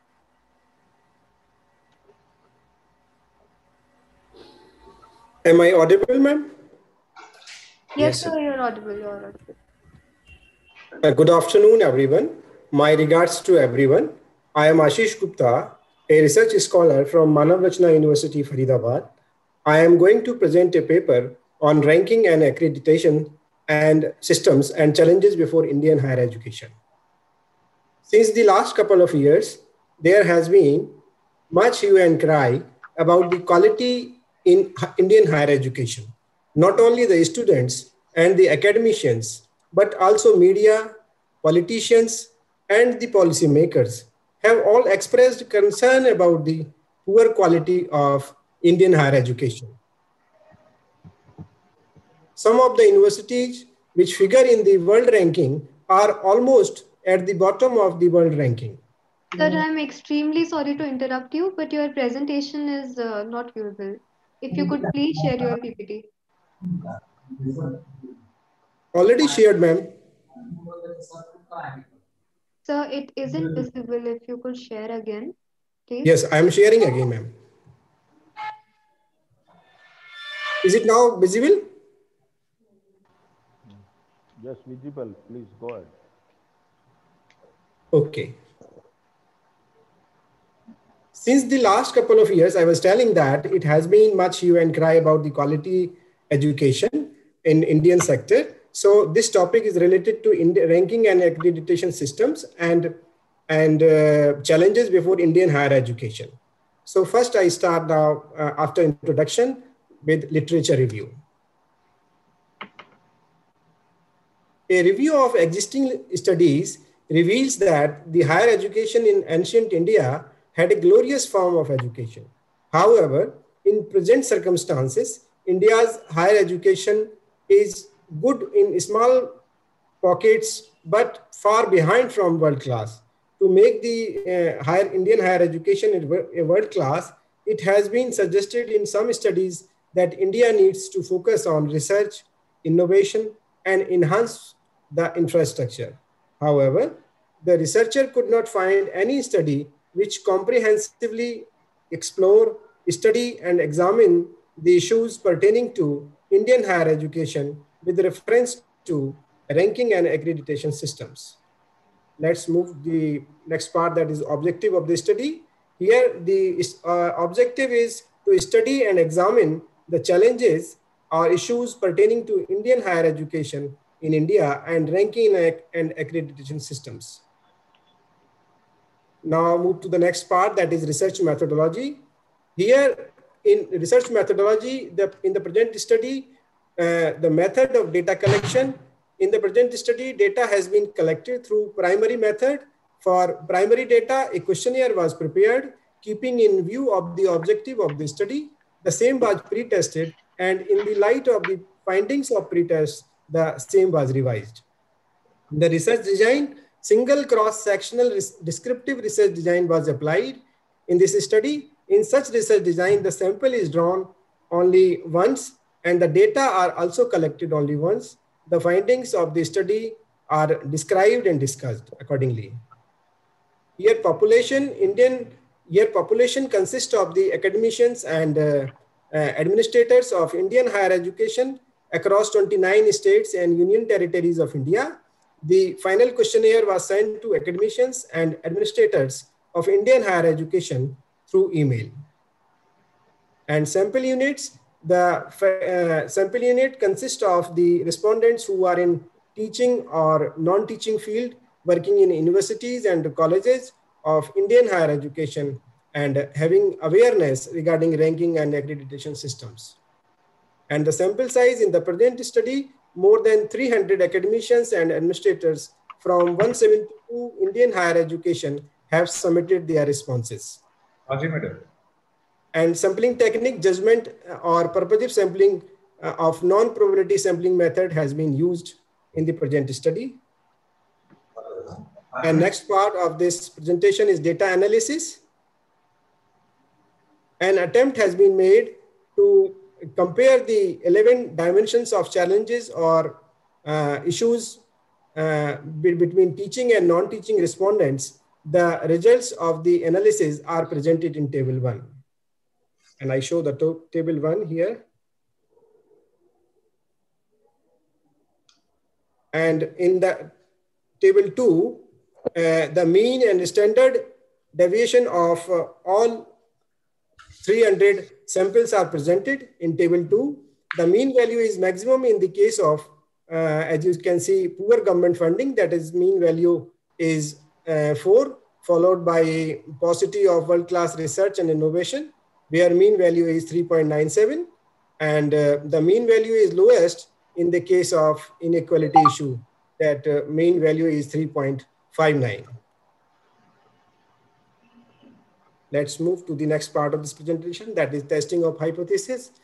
And the following hypothesis was prepared to assess the difference of variables of major issues or challenges pertaining to Indian higher education. There is no significant difference of major variables pertaining to higher education in India between teaching and non-teaching respondents. It is found that in case of following 4 variables out of 11 variables, there is no significant difference in the opinion of teaching and non-teaching respondents, as is evident from the t value in the table 1, that is t is not significant. Sir, sorry to interrupt you, but the 5 minutes for your presentation are up, so I would please request you to conclude it. Definitely, ma'am. Now, I would like to conclude this study reveals that the ranking and accreditation systems are having significant impact on the performance outcomes of the Indian higher education institutions. The results of the study also indicates that there is a broad positive consensus towards all 11 issues or challenges before Indian higher education. However, teaching respondents have a strong inclination towards following 5 issues or challenges, while for other aspects, they are mildly inclined towards agreement. First of the issue is poor government funding. Second is inadequate faculty. Third is paucity of world-class research and innovation. And fourth is inadequate or poor government funding, poor infrastructure. And fifth is lacking of interdisciplinary approach. Thank you from my side. Mr. Assis, sir. Can I know what was the sample size and which sample techniques you have used in this study?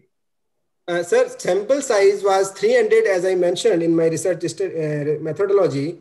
300 academicians and academic administrators were, we can say, have submitted their responses. Which sampling techniques you have used? Sampling techniques? A single cross-sectional descriptive research technique, sir. Judgmental sampling?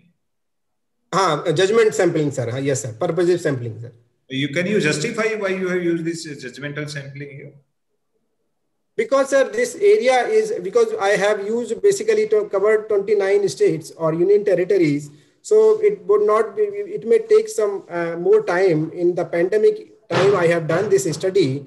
And to approach everyone, I have sent, we can say, questionnaire to the concerned, because I am involved in this, actively involved in the university administration. So I forwarded a questionnaire to all my knowns and requested them to. All the best. Next presenter. Thank you, sir. Thank you so much, sir.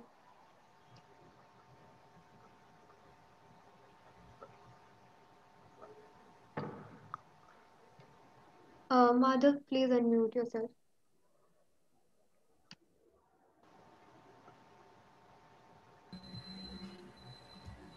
Next up in the line, we have Ms. Renu Bala from Chaudhry Devilal University presenting her paper on the title Employability Skills, Challenges from Educational Perspectives.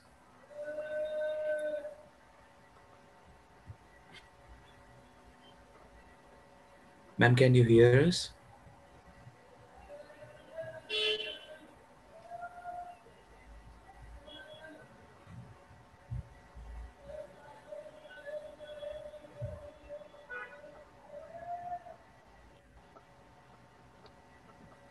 I think she is not present.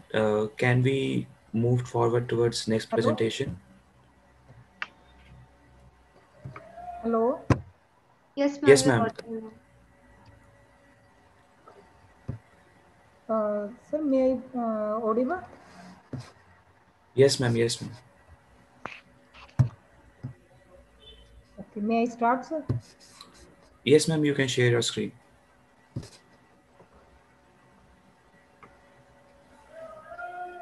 I have already shared. Sir, my slides are visible or not? Hello? Hello? Ma'am, not at the Yet, moment. Hello?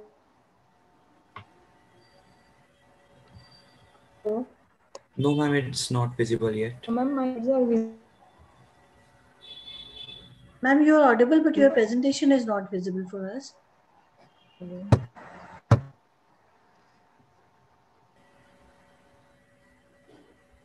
I've shared the screen and share.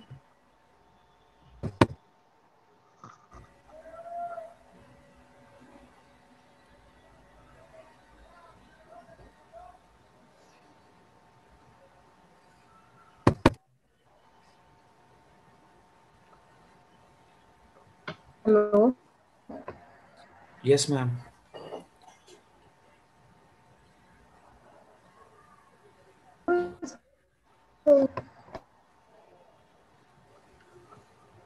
Ma'am, I think So you I are have my having, ma'am, I think you are having network issues, oh, so we yes, could ma'am. just move to the next paper right now. We'll come back to you.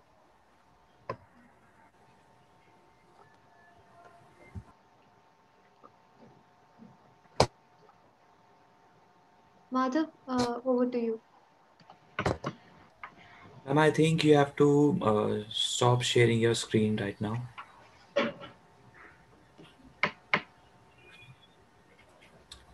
Now to present their paper on the title, Antecedents of Students' Satisfaction in Online Learning in India, we have Mr. Bunny Singh Bhatia from Department of Commerce, Delhi School of Economics, and Dr. Vipin Kumar Agarwal, Associate Professor, Sri Aurobindo College.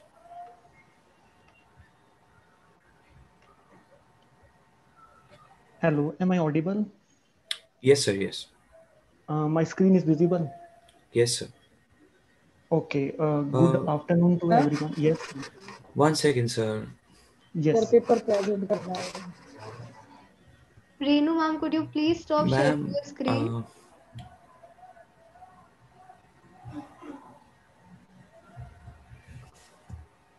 Reenu ma'am, please stop sharing your screen.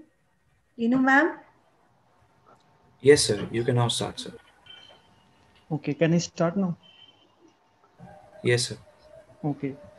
So my topic is antecedents of student satisfaction in online learning in India. Uh, Basically, coronavirus have created a lockdown in our country and around the world, and therefore both the lockdown as well as digitalization act as a catalyst uh, in the perspective of online learning in facilitation of online learning environment in India. So therefore, this paper has the objective of identification of factors affecting the satisfaction derived from the learning online, because this is an unprecedented situation, a never seen before situation. Since the students have experienced both the classroom activity, classroom learning as well as online learning. So therefore, this is the best time we should understand what are the factors which affect the satisfaction level of learning online. So why this study is significant? Because very few research has been done in the context of emerging market like India. And since it is an unprecedented environment to investigate online learning, students have gone through both classroom as well as online learning atmosphere. And so therefore the approach of this study is futuristic. It will give implication to the administrator, to the academicians, to the higher education institutions, that they should understand what are the factors which affect the satisfaction level of students in online learning. Why we have taken student satisfaction? Because it is a subjective perception of students on part of how well a learning environment supports academic success. It will reflect the outcome of students in terms of effectiveness of their learning, their retention, and their living of a particular program. So These are the predictors which we have been identified on the basis of various review of literature. First one is interaction with instructor. It is also known as learner-instructor interaction. Second one is interaction among students. It is learner-learner interaction by previous studies, technology, flexibility, convenience, stress. We have followed Cow et al. And Sun et al. In our study, and we have also incorporated Chandra et al. 2020 in incorporating all these 5 constructs. We have also incorporated the construct of stress. So these are the objectives to understand the factors affecting the online preference and to figure out the preference of students for the mode of blended learning consisting of online format post-COVID environment. So this is the research model. These are the 5 construct which we have taken. On the basis of that, we have seen these are our hypotheses. I will not discuss due to paucity of time. This is the methodology. We have used questionnaire data among 160 students. We have used University of Delhi and Indira Gandhi Open University. We have incorporated judgmental sampling along with the convenience sampling. 2 models we have used here. I would like to focus. We have used 2 models. In the first model, we do not have incorporated stress construct like Cow et al. And Sun et al. In the second model, we have used stress as a moderating variable and see how it is going to affect. So this is a descriptive statistics.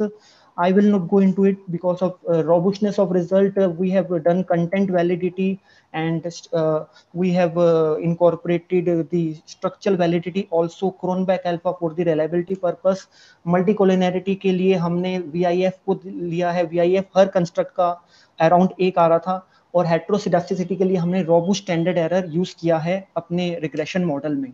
Now I would like to focus here. This is a very interesting study results. In the model 1, when the stress is not there, you can see convenience is positively affecting and significant at 10% level, and learner instructor is also positively affecting and significant at 5% level, and technology is very important and positively affecting the satisfaction level of students, whereas adjusted R square is 0.35 and significance F is 0.00. In model 2, we find out convenience is not affecting the satisfaction level of students because of incorporation of stress, and stress is negatively affecting and it is significant at 10% level. So stress is reducing the effect of positive impact of convenience, whereas learner instructor interaction is one of the most important factor along with the technology, and it is significant in both the models. So we also asked students after COVID-19 whether they would like to prefer blended learning. So they said they will prefer, 45% of students says that they will prefer online learning. Only minor portion should be covered online along with the classroom learning. So now we will try to check out the consistency between the reality and statistics with the help of some students interview. So as you can see here, one of the students says flexibility of time and no issue. So they talk about the convenience. Similarly, one of the students says they belong to Jammu and Kashmir and 4G connection is there, lost there. So technology issue and stress issue. Yes, management of workload and health issue, eyes problem. These are the excerpts from the students interview. So overall conclusion, we will say that the flexibility, convenience, good communication with instructor and technological support plays positive roles, whereas stress construct has negative role, and stress construct even damper the positive impact of convenience construct. So it is going to reduce. And 45% of students give their preference to the minor portion to be covered online. Only 32% give major portion to be covered online. So Sorry these to are the interrupt, sir, implications. but your time is up. Please. Just last slide. Just last slide. Sure, These are sir. the implications. As you can see, stress factor is very important factor. Blended learning should be covered with minor portion after COVID-19 lockdown is over. So we say that there is a law of marginal utility here, because the student will like only to the minor extent it should be covered online and not completely, because there are some stress issue. Management of workload should be there to contain stress. And okay, why last thing I would like to, why learner interaction is not significant? Because there are less activity of group discussion, mutual projects are not there, since this is the basic concept of which are not given to the students. That is also the problem. So thank you very much. I would now request any queries, remarks, or questions from session chair and co-chair.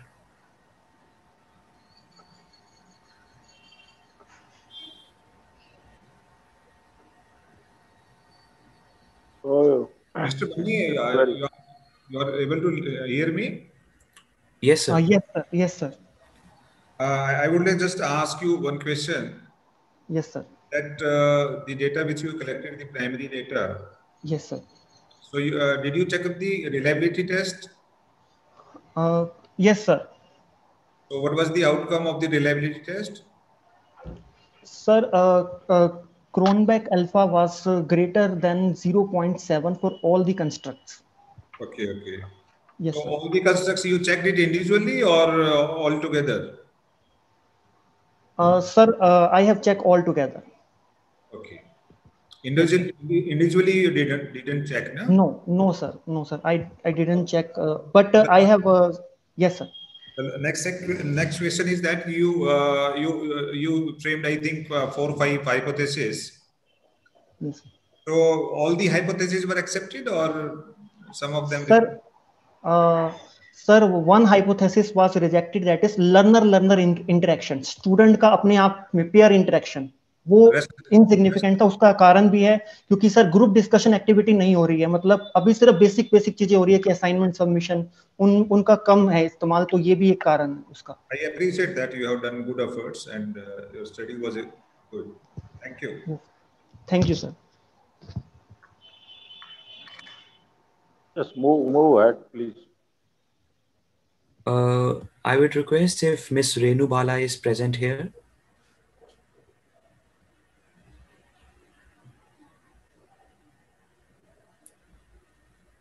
Ma'am, can you hear us?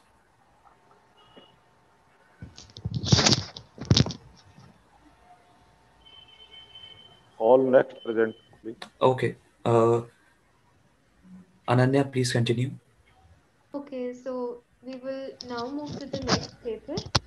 That is, next up we have Miss Nisha Solanki from SGT University, Gurugram, presenting her paper on the title An Occupied Student is More Prone to Better Learning, a study of factors affecting students' engagement. Nisha ma'am, if you could please start presenting your PPT.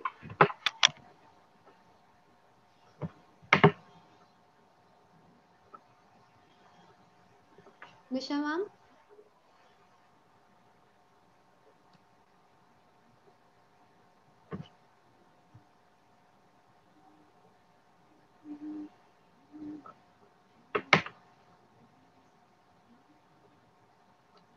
I don't think Nisha ma'am is with us right now.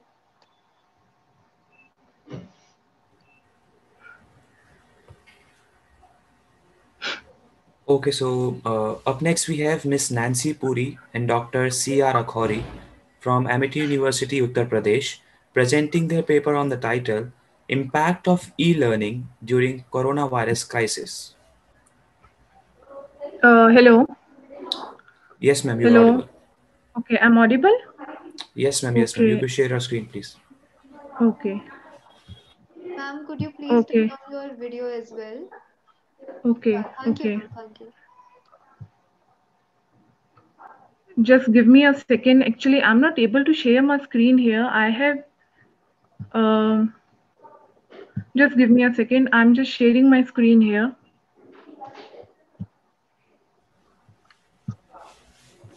Um,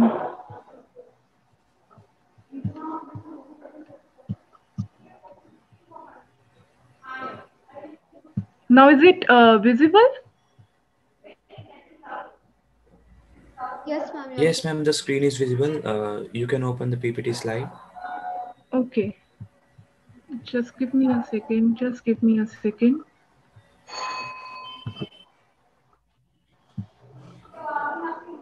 You know? Yes, ma'am. Now is it visible? Okay, thank you. Yes, ma'am. So Ma'am, yes, could now you I'm please starting. turn on your video as well, please, before starting? Okay. And please present your Okay. PPT in the slideshow mode. Okay, actually, to be very honest, I have no idea how to do this PPT in a slide mode. So I'm more comfortable to share this PPT in this way only. Am I requested to share the PPT in this form? Okay, ma'am, no issues. You can continue with your Okay, presentation. thank you so much. Thank you so much. So, thank you, Chair, and thank you, Co-Chair.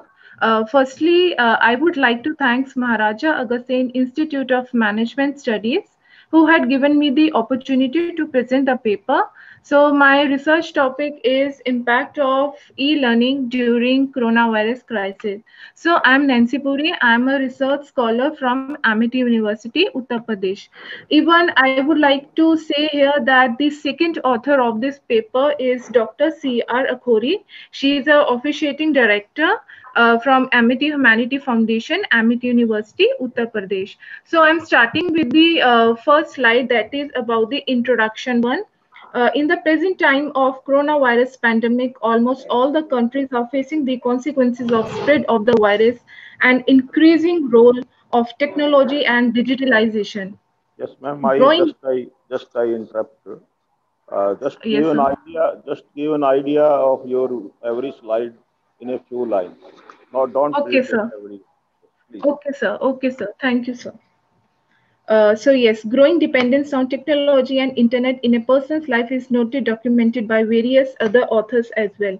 So locking down of all activities meant that all the universities, colleges and schools were also shut down to prevent the spread of the virus.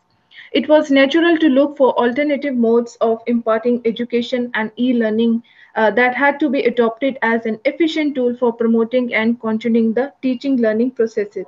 So there are various modes of e-learning which have gained prominence all over the world in providing easy access to education. So this paper would focus on the impact and effects of e-learning methods on education during the coronavirus pandemic crisis.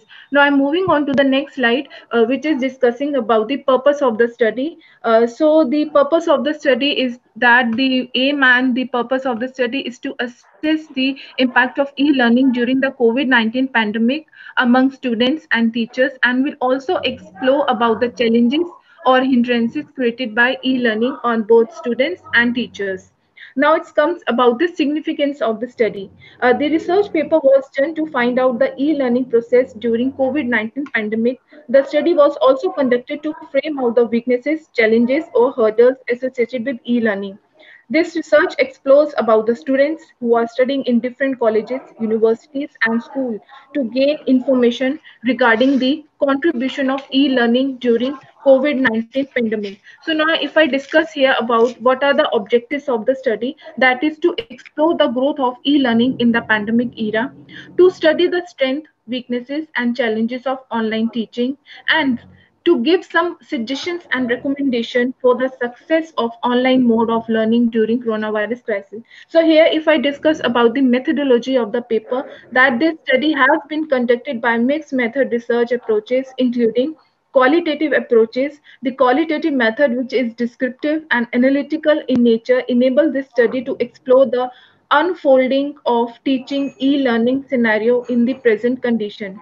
Data has been collected by using online resources on COVID-19 related website from academic articles, Google Scholar and ResearchGate, as well as the updates provided by the official sources. Now, if I move on to the analysis, that what I have read in the previous work of the author, that since the outbreak of the COVID-19, all educational institutes at the global level are following the e-learning procedure in order to impart education among the students. In the education domain, a shift from traditional methods to modern methods of imparting education has been easily observed, where utilization of electronic devices and online application are being used among the students and teachers. During this pandemic crisis, I should say that online exams were also conducted for the students who were from undergraduate or graduate level. Even there are various apps such as Google Classroom, Teams, and Zoom, which have been used to fulfill the academic needs. So if I move Sorry on to to the interrupt, ma'am, yes, but your time limit is up. Kindly conclude now. okay, I will just take the two Thank you. minutes only. Thank you. Yes, so in the discussion part, so whatever I have read in the previous work, the previous article by the authors, so what I have observed and what I have got through this research that there are various challenges that I have seen in the e-learning processes, that in the coronavirus crisis there has been tremendous shift of traditional method of teaching to modern methods of teaching, that is virtual mode of education at different university level. Shift in the regular syllabus of the courses is also being observed, though there are various challenges in online education such as lack of online teaching skills in educators, lack of appropriate support from the technical teams, and sometimes poor connection faced by the students or teachers, etc. The major challenge are also faced in online education is that some of the students are facing inadequate learning environment at their place. So in this research paper, I had discussed that yes, there are some advantages also, and there are also some disadvantages which I have observed while reviewing all the previous articles. So now if I conclude this paper, I know that we are running short of time, so now I am concluding my paper. So if I conclude this paper, I can say that teachers and students should be provided an ample amount of training so that both are able to utilize the educational apps such as book, zoom, google teams, etc. So both teachers and students should develop their knowledge through the utilization of different apps. So this is all for my presentation. Thank you. Thank you, ma'am. Now I would like to request session chair and co-chair for any remarks or queries. Nancy, madam, I would like to ask only one question. Yes, sir. That you collected the data by which instrument? Sir, it was on through online articles that I have seen, various articles that I have observed, read, through which I had So it was prepared this. secondary data you have collected, na? Yes, Through yes, yes, sir. Secondary, all the, yes, sir. So the study was based on secondary data. Secondary data, sir. Okay, thank you. Thank you, sir. Ma'am, could you please stop sharing your screen now? Okay. Thank you. Okay, thank you. We would now move on to the next paper. For the next presentation, we have Mr. Kapil Mohan Garg, Research Scholar, Galgotia University, Greater Noida, and Mr. Adarsh Garg from Galgotias as well, presenting their paper on the title Need of Estimation of Learning in MOOC Courses Using Learning Analytics, a Gap Identification. So could you please present your screen now?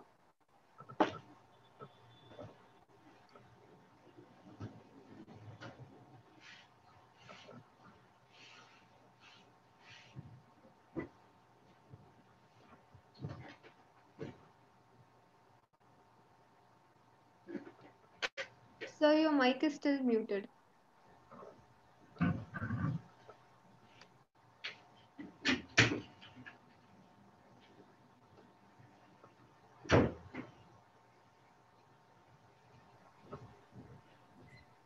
Okay, am I audible? Yes, sir, you're audible. So could you please change it to slideshow mode? Yeah. Thank you so much. Greetings to all. This paper is mainly related to literature review and gap identifications in learning. So what happened is nowadays a lot of MOOC courses are available on digital platforms and online. MOOC stands for Massive Online Open Courses. They're in the form of either videos on YouTube or in the form of courses from Udemy or other private groups. What happened, like nowadays, I have also seen they are teaching swimming and how to fly an aeroplane. All sorts of courses are going on, but nobody is taking care of is learning actually taking place or not. Whether learning is going on, a person goes online, completed the course, and have the certificates. But there is no mechanism right now to have a learning. So I thought this is the genesis of this study. These are today's content presentation. I'll discuss the research problem, objectives, RM, findings, and aftermath, that is the gaps. I already talked about the introduction. Learning analytics is one of the fastest growing emerging industry, and it started in 2011 when the first research paper was published in Harvard study, and they have published the first MOOC courses online. And since then, there is a tremendous growth. But registrations are started decreasing after 2016. Probably the learning and the benefits were not there. Normally, traditional evaluation was online assignments, exams, and all. We are evaluating the students, but there is no method for which we can find out if learning is taking place, and there is no method where we can estimate if learning is there, or is there any method of learning, especially is online. I focus my study on Indian context, and that too on management student, because that was my area of working. The objectives of this study were in two forms: as a primary question and a secondary question. The primary question first was to identify the basic research objectives of learning analytics, that is in terms of quantifiable and measurable terms, that is can we measure it out in terms of matrices, and to identify the method that employ to achieve the goals mentioned in the primary objectives. Similarly, the second primary objective was to explore the future possibilities with the experiments of learning analytics, and how to identify the requirement of quantifying of learning, maybe due to some statistical tools or predictive model or something like that. That was a secondary question related to the primary question second. I use a 4-stage research methodology to for this literature review and gap analysis. Collected the literature, selected the principal studies out of those, and examine on the basis of tabulation method with objectives and tools and major findings.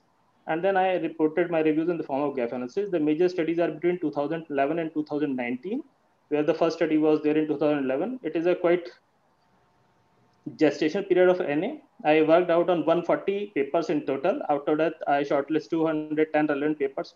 And then for this study, this particular paper, I selected the most 20 essential studies that were focused on. The studies were classified into 3 tabulated forms, as you can see on the screen. The first one is on the basis of the research design, where conceptual, exploratory, analytical, and experimental studies were there. The second analysis on the basis of literature references, on the basis of data analysis tools and approaches that were utilized. And we see there are very less number of, in the last, you see discovery of models, there is only one study by Allozy 2014 that is relating models.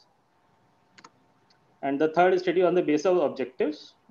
What are the objectives of finding out the literature? And these are my answers to the research question. My first primary objective find out that apart from LA approaches, implementation education learning is more predominant objective, right? There were computational and statistical methods were good for predictive modeling. This is what we find out, but we didn't find out that are there any studies that are measuring teaching or anything like that. And similarly, in the second research question, we find out that forecasting can be done, but descriptive models are more there, and data modeling is less in there. And the corresponding literature shows that discovered a number of new possibilities are related to LA in the future. On the basis of this, I gave my aftermaths and the gaps. Almost none or literature mentioned focused on the management education. There was no literature focused on Indian context or Indian students, and there was no study related to MOOC and LA in the learning. That if the learning is there, or if there is estimation of learning, or in any method they are showing off any matrices that can contribute to learning. So study is going on, online courses are going on, certifications are going on, but nobody is thinking of if the course people are learning from it, and if learning is there, then what is the amount of learning, if there are any quantifying statistical or any other method to quantify the learning. And these are my conclusions that I spoken up earlier. So finally, through this paper, I recommend a study that shall be objective towards proposing an embryonic model, giving an insight on the estimation of learning. Thanks to all of you. These are my references. Thank you so much, sir. The floor is now open for questions. Mr. Kapil Mohan, sir. I just wanted to ask one question. Sir. Generally, your paper was based on the review of literature and finding the research gaps. Correct, sir. And I would like to just ask one question, that after reviewing the literature of around, you said 110 research papers you have gone through. And, overall 140 were there. Then after that, I shortlist out of them 110 that could be related to learning analytics. And finally, for this study, I focused on 20 papers that can contribute to some modeling. That's fine. Sir. So I would like to ask those variables and factors which you identified. Can you name 3-4 variables which you identified? Variables, sir, I can, if you allow me, I'll share another thing also. I'll share my screen.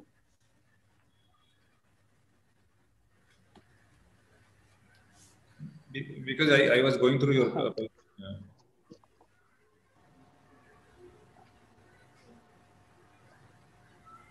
See, I have reached it till this stage. Like I did factor analysis after that. I was doing a questionnaire because now I have advanced by the time of publishing this paper to you. Like you are seeing, I have advanced to the stage. I reached to the stage of like I identify a factor, comfort, motivation, the tools that are used in the time usage and the external factors. On the basis of that, I worked on the how to quantify the learning. So these are basically the 4 factors at measure that by using factor analysis I worked out.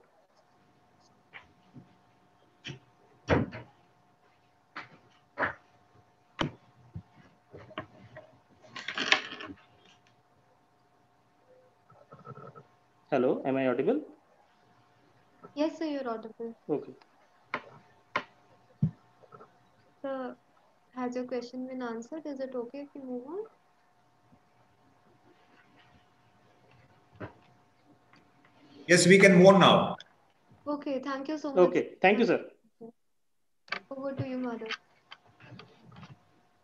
To present their paper on the topic E-Learning Post-COVID-19, an entrepreneurial approach, we have Mr. Bikash Dehel from Tribhuvan University, Kathmandu, Nepal, and Mr. Ashutosh Mishra, SIM University, Bangkok, Thailand.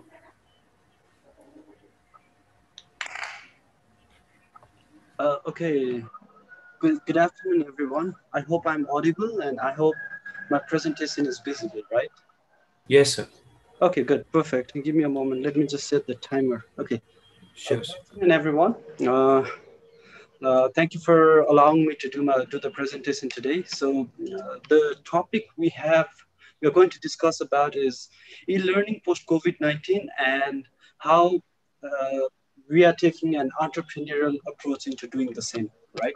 So first and foremost, the content of this presentation is basically the background information, scope of study, the format, questions for the finding, research finding, and the authors. And I'll just try to keep it short and direct to the point. So I hope I do not eat a lot of time.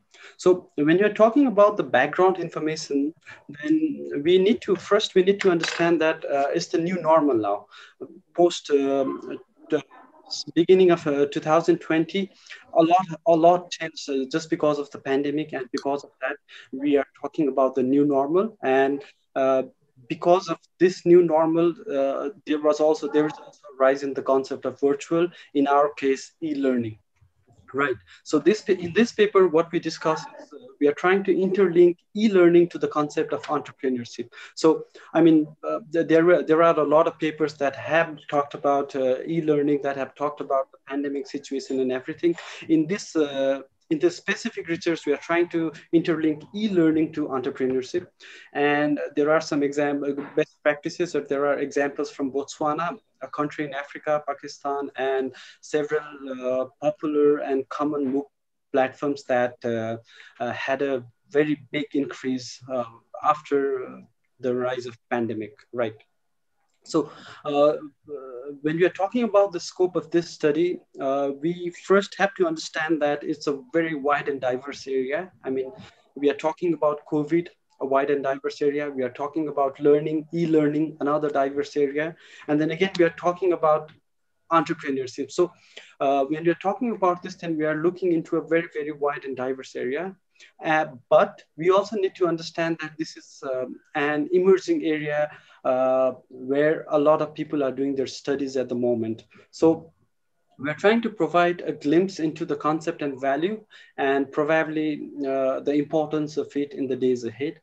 And since just for the sake of having something to look into, we have taken best practices as a benchmark. So when we're talking about the format of this research, then it's mostly qualitative, and we have taken information from periodicals, case studies, several readily available data from some platforms like ResearchGate and JustStore and Research4U and all this.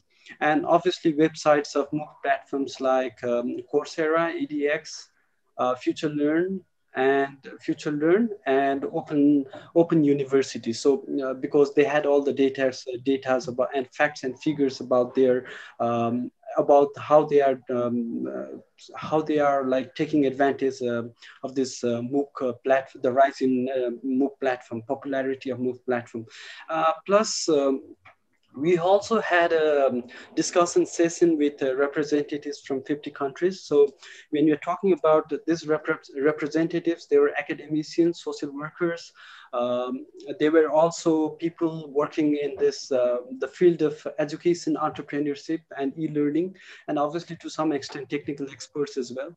And we used this discussion 66 approach so that first of all, we had a lot of people to discuss.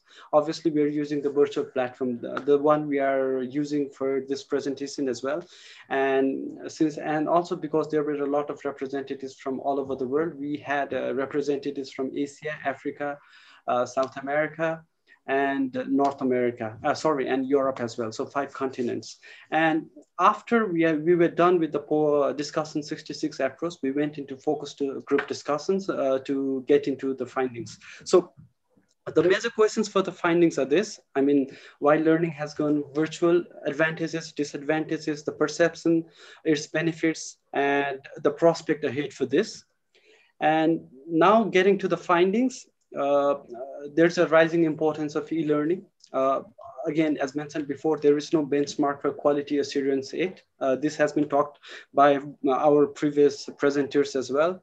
And the hybrid model is being experimented post-COVID. That is like, so to some extent, taking classes, giving classes through Sorry to interrupt, sir, but your time is exceeded. I got the timer, I'm done. Thank you very much. So the experimentation of hybrid model and the virtual model, that is like using both physical means of learning and the virtual means of learning.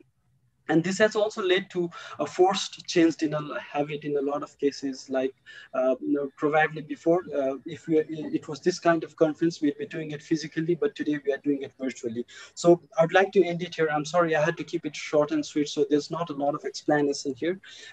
These are the authors. We are the co-authors of this paper, and thank you very much. If you want to contact us later, then you can just note down our email address and phone number. Thank you very much. I would like to hear from my conference chair and co-chair about any suggestions and feedbacks as well. Sure, sir. Conference chair and co-chair, any suggestions or remarks? Mr. Vikas. Yes, sir. I would like to ask that your study was based on qualitative data. Right. What was the source of your data? Like I said before, sir, the source of this qualitative data was mostly the MOOC platforms. Like if you want to get data, there is a data saying that Coursera before the pandemic, the rise in people taking courses from Coursera was twofold after the pandemic. So this was the data we are getting from their platforms. And then again, we are also getting data from periodicals and other research articles that we looked into. Okay, fine. Please go ahead. Well, okay, thank you very much. Okay, presenting our paper on the title, To Ascertain Relationship Between Factors of Learning Objective, Learning Satisfaction, and Learning Benefits in Online Learning through Exploratory and Confirmatory Factor Analysis, we have Dr. Sheetal Aditya from Shri Jagdish Prasad Jabbarmala, Tibrewala University. Yeah, am I audible? Yeah. Yes, ma'am, sure. Thank you. I will share.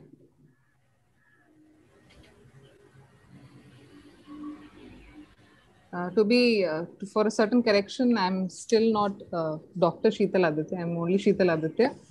Still pursuing my PhD. I should complete as early as possible. The basic objective of my research paper, to be really short and simple, is as we talk about pandemic and a lot of things that is happening, I wanted to understand whether through the online learning, through whatever factors we can analyze through learning benefits, learning objective, can be put fruitful across for students which can help them to learn. For that, first and foremost is I labeled out a lot of factors under learning objective, learning satisfaction, and learning benefits that children get across. Did a factor analysis, explorative factor analysis to find out. And then using those 24 factors, I've done confirmatory factor analysis using Jamovi. Whether I could assign any model where I can find out any relation that I can attain to a fruitful outcome, especially learning to learning objective. Sorry to interrupt, ma'am, but can you please switch to slideshow mode? Yeah.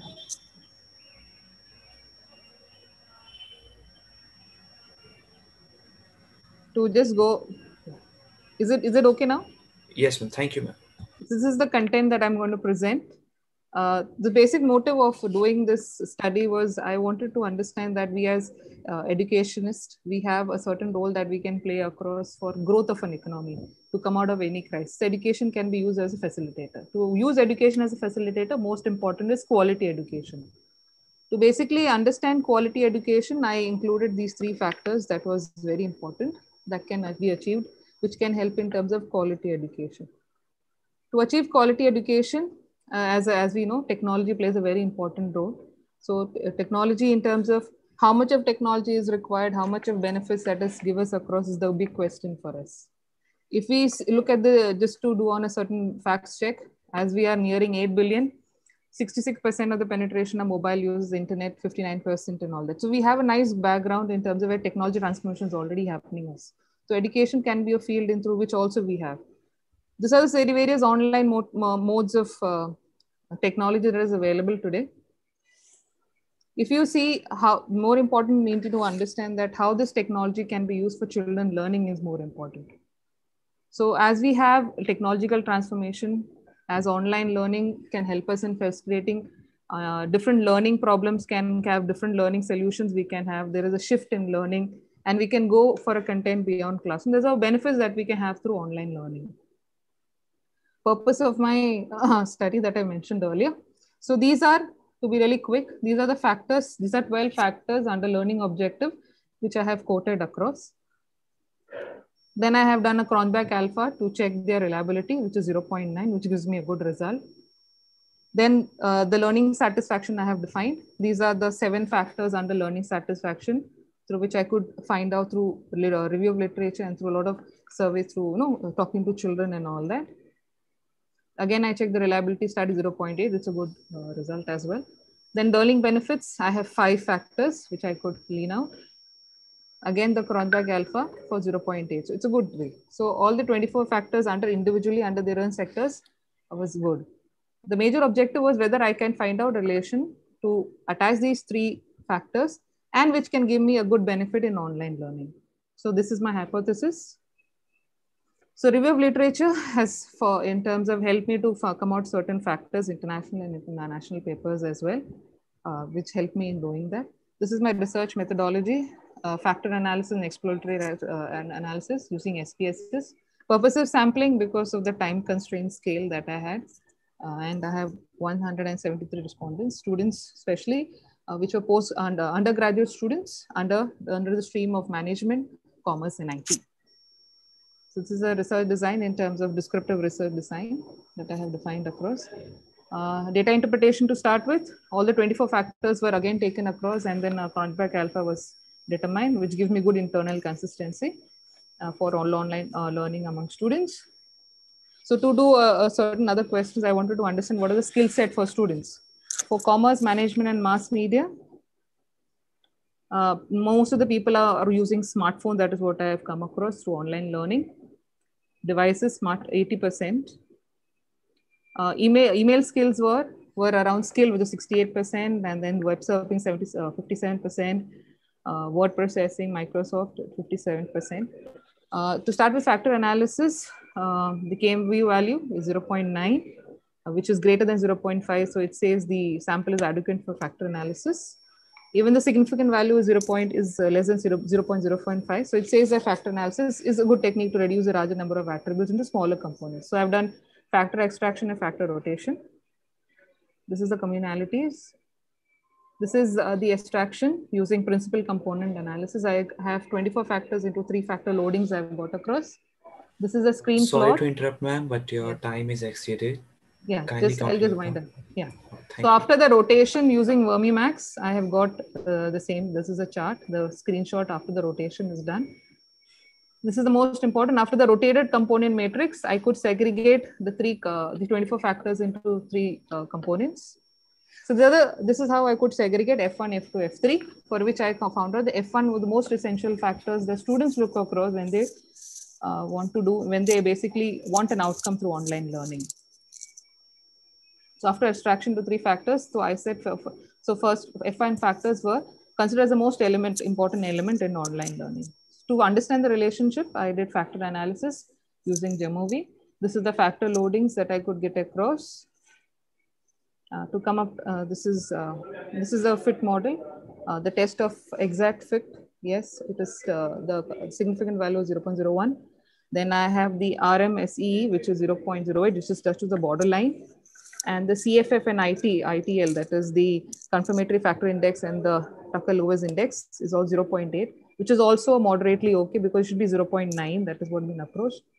This is the part diagram which I could derive through.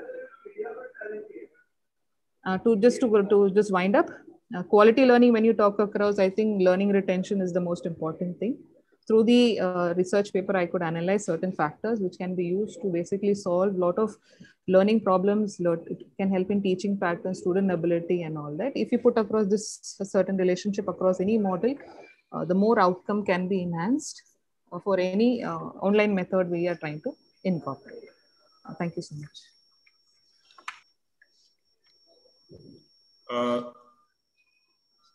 Sheetal madam. Yes, sir. I would like to just first ask you how many statements were there in your questionnaire? Sorry, sir.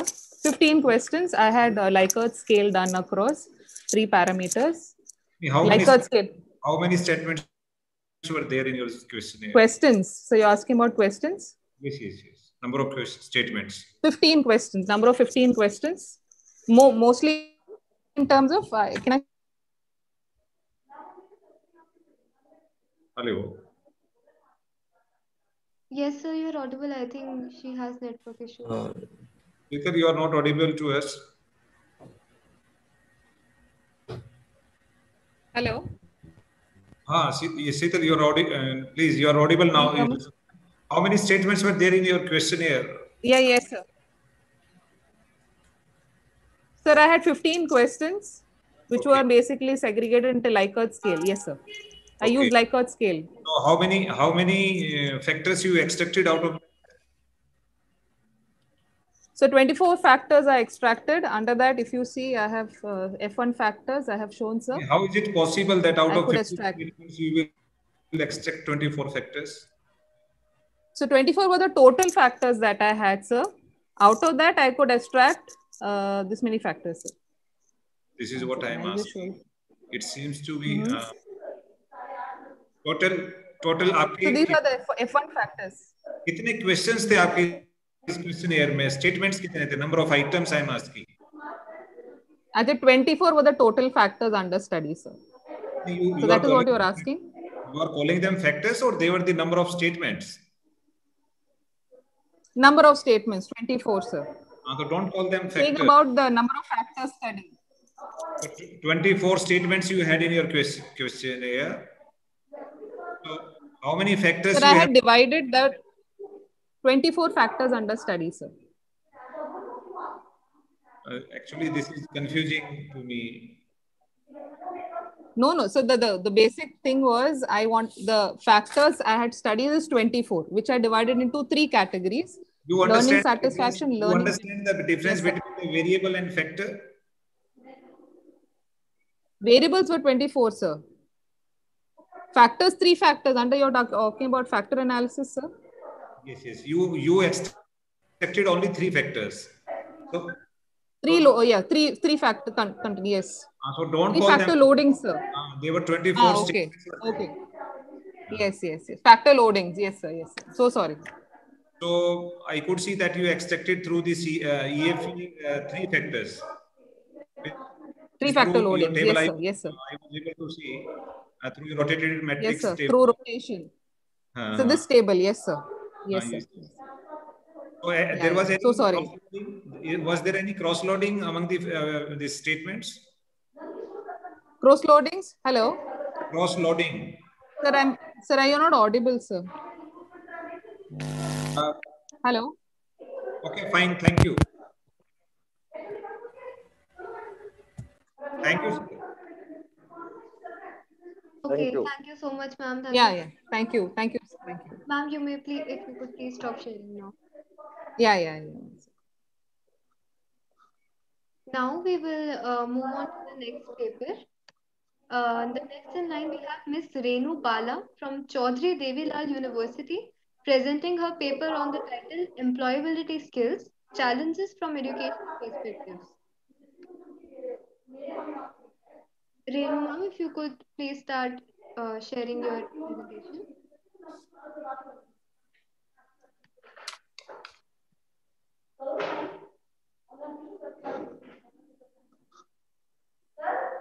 Renu ma'am?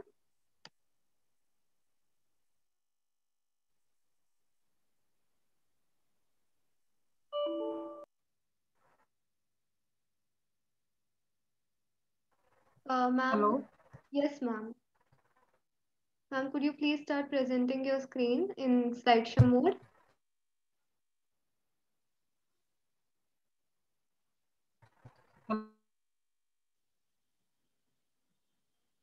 Hello.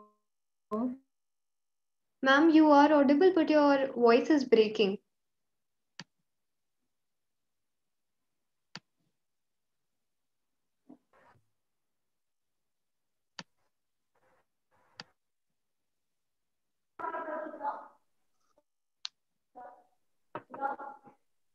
I think there is some.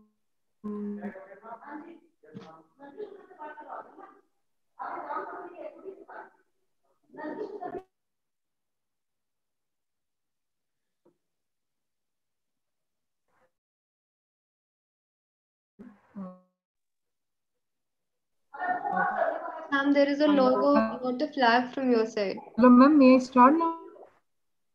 Ma'am, we can still not see your presentation.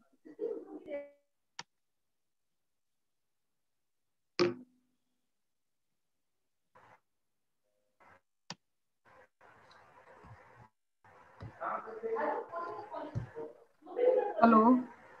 Yes, ma'am, you are audible. Now may I start, ma'am? Ma'am, your presentation is still not visible.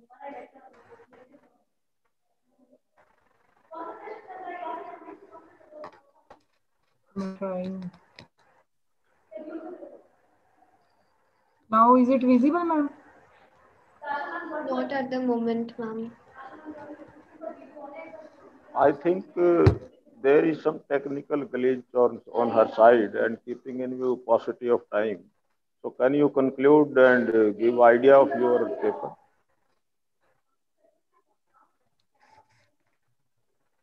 Yes, sir. Yes, please. May I speak now, Yes, sir? yes. Yes, ma'am, go Topic is ahead. in skills challenging education's perspective.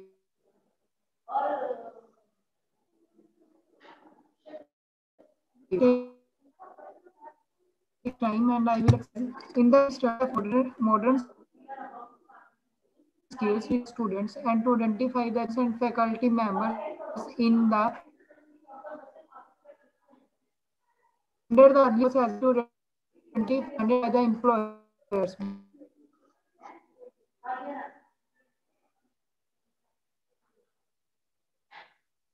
kinds of new objectives have been development courses. I framed two hypotheses. The first one is there is no significant difference in the viewpoint of respondents towards the basic and modern skills required for the employability of the students. And the second hypothesis is there is no significant difference in the viewpoint of respondent towards the challenges faced by the students and teachers during the skill development courses. And thus, in my study, I included the area of Haryana, Punjab, in order to assess the employability skills of students the changes under informs educational understandings were included. Sample size from education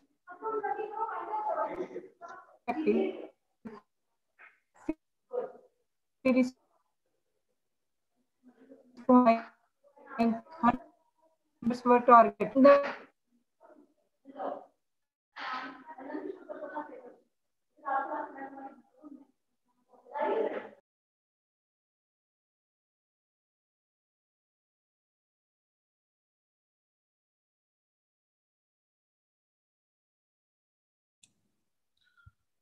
Ananya, I think we are wasting our time. Yes, sir. I think she's having terrible network issues, so I think we'll just move ahead now. So we can conclude the session. Yes, sir. Sure, Okay. sir. Okay. Thank you, ma'am. All right, sir. Okay, so we have heard many eminent speakers deliberating in the spectrum of education.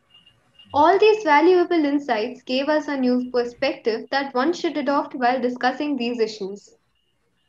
I'm profoundly elated to take an opportunity to call upon the session chair, Professor Rajkumar Sharma, to address the session with his kind words. Thank you, Madhav. I would like to put forward my thanks to the management of the Maharaja Agrasen Institute and that Dr. Parul Kumar is special thanks to her, and again Dr. Bharti Chaudhary, I pay my special compliments to her as she has been in touch with me in the last 2 days. And I thank Professor P.K. Gupta, who is the chairperson along with me. And it was a wonderful session which we chaired, and there were total 9 presentations were scheduled for the day. And out of that 9, we could see that the 7 presentations have taken place, and 1 presentations of Ms. Renu Bala could not take place because of the technical interruptions. And I would like to say that the title which was kept for the day was the New Horizons of the Education. The papers, all papers, I could find that many papers were very relevant to the topic. And all the scholars and the presenters, faculty members have made the wonderful presentations. And in brief, I would like to say that the new challenges which has come up to the teaching fraternity in the wake of COVID-19 pandemic situation is likely to stay back for some more months in the day in the present year and next year also as well. All the universities and institutions are getting tuned in with the conducting online classes and online examinations, which was not normal in the in the olden days, and which has become new normal with the help in the wake of COVID-19 pandemic situation. So I would like to say that, in brief, I would like to say that of course, every situations brings new challenges and opportunities. So many businesses are running out of the finding difficulties to sustain their businesses. But at the same time, many sectors are also finding new opportunities in the challenging time. At the same time, I would like to say that the teaching fraternity has learned many things to teach online, conduct online meetings, conduct online classes, then conduct online various gatherings are also happening, and I could see that the nowadays online convocation meetings are also taking place. So in spite of all this, I would like to, in nutshell, I would like to say that we cannot replace the classroom teaching, but of course, this blended mode of teachings will certainly give an edge and to learn more and make more opportunities accessible to our students as well as the faculty. So So at the end, I would like to pay my thanks and I compliment to Varun Kumar and to co-chairperson Dr. Parveen Kumar Gupta and to all the coordinator of this international conference. Thank you. Thank you so much, sir, for those words of wisdom. Knowledge has indeed helped us come a long way. Now, I would request the session co-chair, Reverend Dr. Praveen Kumar Gupta, to share his ideas with us. So, over to you. Thank you. I am thankful to my friend Rajkumar Sharma sir, and I congratulate Maharaja Agrasen Institute of Management Studies for organizing such a wonderful session. And I must say that this wonderful conference and very valuable presentations were there in this session. And topic of this technical session, that new horizons of education. So it's a very, very relevant topic for the session. So education, always have new horizons. So new horizons can't stop even a second. So very, very relevant topics. I again congratulate the organizing team of this conference and very sincere thanks to the Director General Sir, Director Sir Ravi Kumar Gupta, and all other persons associated. And particularly, I see that for last 2 days, that the students are engaged and with much dedication. So I congratulate and wish you all the best to all my students of this MAIMS, that they have dedicated their time and with sincerely they are doing their job and participating and going to this making this conference a mega successful event. So thank you everyone. Thank you very much. Thank you so much, sir. Always a pleasure to have you. Thank you. Over to you, Madhav. Now I would like to invite Ms. Rashi Agarwal for her concluding remarks and the vote of thanks. Thank you, Madhav. Good afternoon to one and all, first of all. Once, Nelson Mandela said, education is the most powerful weapon which you can use to change the world. With these lines, I would conclude that with every darkness comes a ray of hope. I know we are running short of time, but I will be failing in my duty if I don't thank all who have helped me in putting this session together. First of all, a very big thanks to our session chair, Professor Dr. Rajkumar Sharma, for being there throughout session. Thanks for your sincerity and for your very interesting and thought-provoking address. My special and most heartfelt thanks to our session co-chair, Dr. Praveen Kumar Gupta, HOD MAIMS, for his presence in this session chair. Special mention to our reporter, Dr. Rachna, for making reports of this session in a very professional manner. My special thanks to all research participants for providing insightful aspects of impact of digitalization on education. I'm also very thankful to staff, our faculty and our technical team who came to our rescue during various crisis management issues. I would like to put my hands together for my young team, our anchors, Ms. Ananya, Mr. Madhav, and Mr. Avnish for handling this session effortlessly. At last, thanks to our audience for participating enthusiastically in this session with your constant encouragement. Thank you all. Over to you, Madhav. Thank you, ma'am, for your words of wisdom. Neil Armstrong once said that research is creating new knowledge. On this note, I, Madhav Thukral, And I, Ananya Singh Chandel, take your leave. Thank you and have a wonderful evening ahead. We'll be privileged to see you in the next technical session. Till then, stay safe, stay tuned.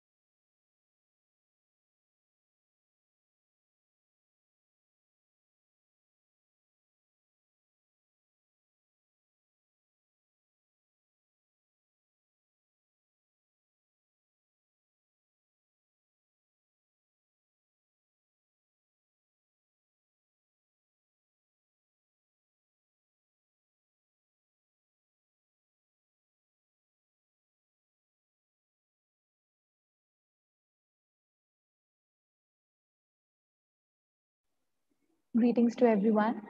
We are going to begin with the technical session 7 in a few minutes. I'd like you all to please stay in the meeting. Thank you.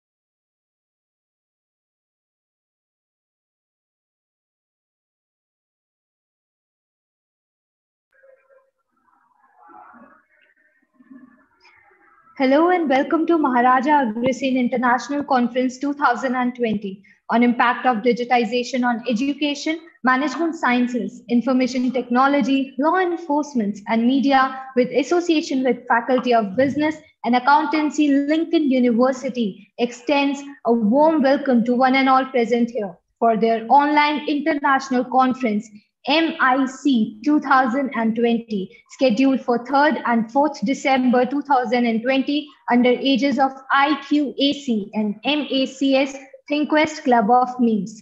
A very warm good afternoon to all my respected dignitaries present here. I am Palak Sharma. And I am Muskan Manwani, welcoming you all to be the part of this conference, which is MIC Technical Session 7, Digitization in Media Space and its Contemporary Narratives. They say that an experiment without research is like driving with your eyes closed. We thank all of you for your presence and hope you all are safe and sound at your places. It is indeed a blessing to have technology so advanced that our work never stops, even in such unfortunate situations. Without taking much more time, I'd like to call upon Ms. Neelam Nanda Prabhat, our conference co-secretary serving as Assistant Professor, Maharaja Institute of Management Studies. Ms. Prabhat has more than 6 years of academics and industry experience. She has participated in many national and international seminars and conferences. Ms. Prabhat has published 10 research papers and edited a book. She is associated with UGC Pathshala and visited as a media expert in radio programs too. Her specialization is in media laws, advertising, public relations, and event management. Neelam ma'am, over to you.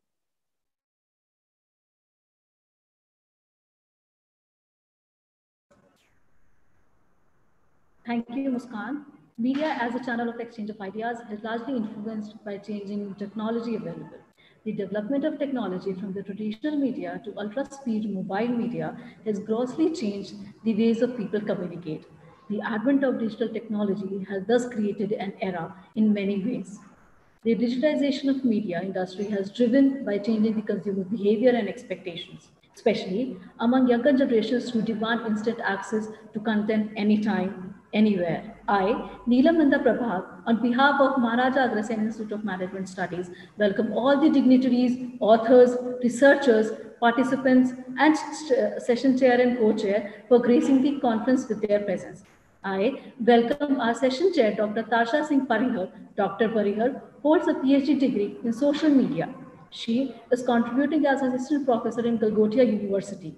She has worked as assistant professor in Amity University in Noida and a project associate in Nanyang Technology University, Singapore. Dr. Parihar has expertise in quantitative research in media studies, information communication technology, and social sciences. Her latest contribution in the development of three scales, namely social ethos scale, cultural ethos scale, and educational ethos scale. I welcome you, ma'am. Now, I would like to welcome our co-chair, Professor Dr. Vinita Gupta. Dr. Gupta carries a rich experience of more than 35 years in media industry and academics. She is serving as head of the Department of Journalism and Mass Communication at MAIMS. Dr. Gupta has worked in media industry for 20 years in various capacities. She made documentaries, films for Doordarshan and other TV channels. She has conducted international research projects for Nanyang Technology University, Singapore, as co-principal investigator. Dr. Gupta has spent more than 3,000 news items and articles. She has authored and translated 15 books. I welcome you, ma'am. Now, I would like to welcome our session rapporteur, Ms. Shilpa BSL, Assistant Professor MAIMS. In technical session 7, we have research papers from media industry and some from the journal themes. I wish all the participants good luck for their presentation. Over to you, Palak and Muskan. Thank you so much, ma'am, for your wise words. Digitization is one of the fruits of technology and driver of media industry nowadays. As we say, there is no such thing called a complete research because change and advancement is dynamic. On that note, I'd like to state a few guidelines. The overall Best Paper Award and Best Paper in each technical session would be announced in valedictory session. All participants will get 5 minutes for the presentation and 2 minutes for question answer round. A buzzer would run indicating that 4 minutes are over. I also request the participants to skip their introduction and start with their methodology and conclusion as the event is delayed. We apologize for the inconvenience. I would like to call upon our first speaker, Mr. Vishal Kumar Singh from Institute of Management Studies, Banaras Hindu University. The topic of his research paper is the Export Assistance Program and its impact on the export performance of handloom industry, an application of structural equation model. Sir, you may please proceed. Hello. Am I audible, please? Yes, sir, you are. Thank you. Pranam to all delegates and respected faculty members.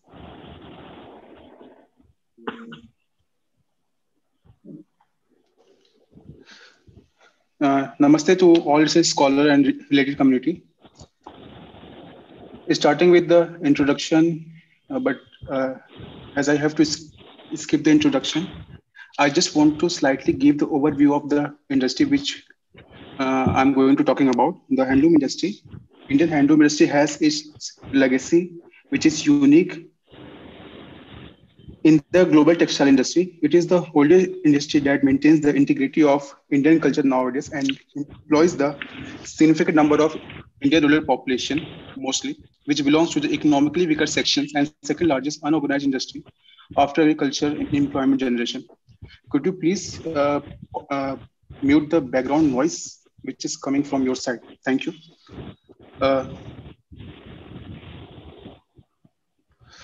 Export assistance program of the export assistance is the primary requirement of the industry that seeks operation in the foreign market. Focusing on the handloom industry, the government introduced various export assistance programs for making exporting procedures smooth that could provide the ultimate benefits to the industry and the nation's economy. Indian handloom industry is dominating the industry in terms of handmade fabric production, and it contributes a total of 95% of world's handmade fabric production and 15% of Indian total fabric and cloth production. Instead of this attraction, the export performance of the handloom industry declines over a while. From extensive literature review, export assistance program could broadly categorize into four categories. The existing export assistance program divided according to the characteristics into the predetermined four categories of export assistance program. Data collection is a very crucial component of the study. In this study, data collected through a structured questionnaire from the exporters registered with the Federation of Indian Exporters Organization. The population is the exporters that trade the commodities which belong to the handloom industry. In the proposed research model, export assistance is an independent variable and export performance is dependent variable. The effect of export assistance on the export performance is being checked through testing the hypothesis of the model. There are 5 hypotheses in which 4 are associated with the determinants and assistant, and other one is associated with assistance and export performance. These are the respondents' profile and managerial characteristics of exporters participate in the survey. Data is classified under some categories, namely age, education level, foreign trip frequency, industry experience, and export experience. All the hypotheses and supported and fall within the significance level. The composite reliability and conversion validity also supported the model. There are 5 structural equations which support the hypothesis. It is the path diagram obtained from the proposed research model. The path coefficient between export assistance and export performance is 0.45. It means that a unique increase in export assistance or growth in the strength of combined determinants leads to an increase in the export performance by 0.45 unit. The textile industry is a rapidly growing industry, and in this ever-increasing competitive environment, handloom industry needs equal effort at domestic as well as foreign market. This study attempts to analyze the effect of export assistance on the export performance of the handloom industry. For this qualitative determinants of export assistance and its combined strength observed through structured data collection from those exporters who are dealing and trading in the handloom industry. The objective of the present study is to check the effect of identified determinants on the export performance and aim to provide a model through same. It is found that increase in the level of export assistance leads to an increase in the level of export performance. 6 export assistance programs are working right now for the export-related operations in the handloom industry. The objective of all the assistance programs are not classified, and study revealed that beneficiaries unable to distinguish the assistance program according to their requirement because for the single need, presence of multiple assistance create confusion among the beneficiaries. For sorting out these issues, this study recommends the classification of assistance program into 4 categories that help the beneficiary to choose the assistance program according to requirement. Thank you. Excuse me, sir. Thank you. Thank you. Sorry for the interruption, but your time was already over. Yeah, it's now Yes, sir. Thank you so much. Now I request the chair and co-chair to please start with the question round. Okay. Hi, Vishal. Can you put your camera on now? Vishal, I saw your presentation. Because of the paucity of time, you were running. Otherwise, you would have explained much better. Just let me know what software have you used for structural equation modeling? Ma'am, right now I'm using MOS for the SEM. Okay. Now, there is something called as confirmatory factor analysis. Did you perform that? Yes, ma'am. I need to perform CFA for the clarification of the identified 4 determinants from the literature review. Yeah, presently your paper is incomplete because CFA is not done, and until and unless you do the CFA, you don't know that out of the following factors you have taken, which will be considered and which will you will have to remove, right? Okay. The other thing that the R score that I am finding in your presentation. So, what is the reliability coming of the various factors? I was finding that they are not at satisfactory level. What I have checked, most of the most of the reliability required. What is the minimum criteria of the reliability to be approved? Yes, ma'am. It should be more than 0.05 at the significance level, and all these statements should be more than 0.5 minimum. That is for the significance level. For the R value, that is the reliability value, which you maybe you would calculate with that Cronbach alpha. So when Yes, you ma'am. apply the Cronbach alpha, the value has to be minimum 0.07. But I was not Yes. finding your values pertaining around 0.07. So you Okay, need to ma'am. check I will. it Okay, ma'am. again I will check it out. because the findings would go in a different line. Okay, fine. Okay, ma'am. Thank you, Vishal. We can have the next presentation. Can Thank you. sorry, I request the co-chair also if Vinita ma'am, regards to you. This is Dr. Tasha. If you have any questions, you may please proceed. Hi, we are meeting after a long time, Sasha. Yes, ma'am. Yes, Vishal, I want to ask you what are the outcomes this research paper? What is the outcome of the research paper? Right now, the assistant which is introduced Yeah. by the government, which is that's all the right now 6 assistants are working for the export assistance program in the handloom industry, but all the assistants are in the hazard way. The uh, for the single need of beneficiaries, there are multiple assistants because of which beneficiaries got confused for that which one should be availed for the effective utilization of for fulfilling their needs. So my study basically focuses on to categorize all the assistants into the 4 category through which the beneficiaries could avail the assistance according to their requirement. To make our beneficiary more utilized, they can utilize the things in it. Media use, have you used? How media No, can be used in this? no, ma'am, there is no media constraint in my research right now.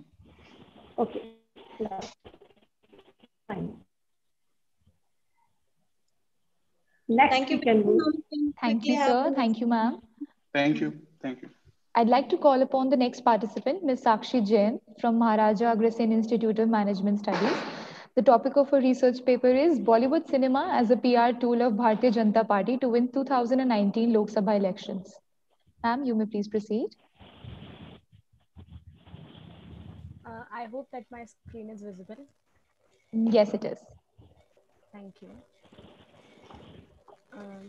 Greetings to the panel members and fellow presenters. I am Sakshi Jain, a student of Maharaja Agrasen Institute of Management Studies, Department of Journalism and Mass Communication. I am here to present a paper on Bollywood cinema as a PR tool of Bharatiya Janata Party to win 2019 Lok Sabha elections. As we all know that cinema is a medium of mass communication. It is an audio-visual medium that uses images, sounds, and editing to communicate. Political cinema is a cinema which portrays current or historical events or social conditions in a partisan way to inform or to agitate the spectator. The objectives of the study are to use cinema as a PR tool by Bharatiya Janata Party to win 2019 Lok Sabha elections, to analyze the use of cinema by Bharatiya Janata Party to spread its ideologies and agendas, to study the impact of films on public opinion, to study the correlation between film content, political image, and public opinion. The hypothesis of the study are sorry, there is a significant correlation between film content and political image. There is a significant correlation between film content and public opinion. In this study, the researcher is using relational approach of content analysis study, where the researcher will observe the correlation between various concepts, that is between Bollywood film content, Bharatiya Janata Party, political image, and public opinion. The researcher has also analyzed the data using another research method, that is survey, to verify her findings and to derive a good result. As for the research design, for content analysis, sample is Bollywood films, sample size is political films between 2014 and 2019. Sampling method used is convenient sampling. Research variables are Bollywood film content, public opinion, and political image. For the survey, the sample is common people above the age of 18 years. Sample size is 50. Sampling method is convenient sampling. Research tool is questionnaire. Data analysis tool used is IBM SPSS software. Statistical tool is Pearson's correlation test. Research variables are Bollywood film content, public opinion, and political image. Table number 1 shows the result of normal test done using IBM SPSS software. Table number 2, 3, and 4 shows the result of Pearson's correlation test. As per the As for the findings, 56% of the sample agrees that BJP has used Bollywood cinema for building its political image. 36% of sample agrees that such type of films are beneficial for the society. Number 1 shows the results of normality test conducted using IBM SPSS software. Since the significant value is less than 0.05, the data is normally distributed and we will use the parametric test to analyze the data. According to Pearson's test of correlation, as shown in table number 2 and 4, we can conclude that the significant value is greater than 0.05, that is 0.325 and 0.642. It proves that the alternate hypothesis is rejected and null hypothesis is accepted. Table number 3 shows that the significant value is greater than 0.05, that is 0.00. Thus, the alternate hypothesis is accepted. All the above table shows that the correlation value is 1, which means that there is a strong correlation between Bollywood film content, political image, and public opinion. Cinema is a mighty tool that helps in shaping ideas, attitudes, and opinions of people. The Election Commission of India has made rules that political parties must not advertise or conduct campaigns 48 hours before the election. But there is no such rule regarding commercial cinema. BJP made use of this loophole and managed to release several films like Uri the Surgical Strike, The Accidental Prime Minister, Thackeray just before the 2019 Lok Sabha elections, which shaped the views of people. The films changed the attitude of people and showcased Bharatiya Janata Party as a superior and adequate power. In the end, it can be coined that film and film stars are gradually becoming a part of democratic political system, which is evident from the increasing number of political films and biopics. And also there is an increase in the number of film stars visiting parliament and assisting their particular political party by working in films that depict the party's agendas and ideologies. Thus, it is quite evident that when it comes to 2019 Lok Sabha elections, cinema as an art form has played a great role in shaping public opinion and paving way for the victory of Bharatiya Janata Party. These are the references for the paper. In the end, I would like to thank the whole MIC team for giving me the opportunity for presenting the paper. Thank you. I am now available for the question answer session. Thank you so much.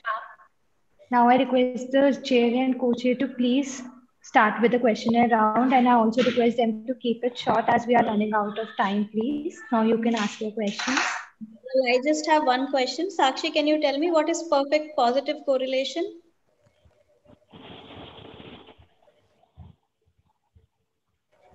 Hello? Sakshi, what is perfect positive correlation?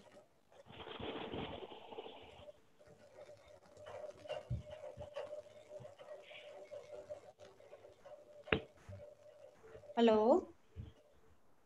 Sakshi?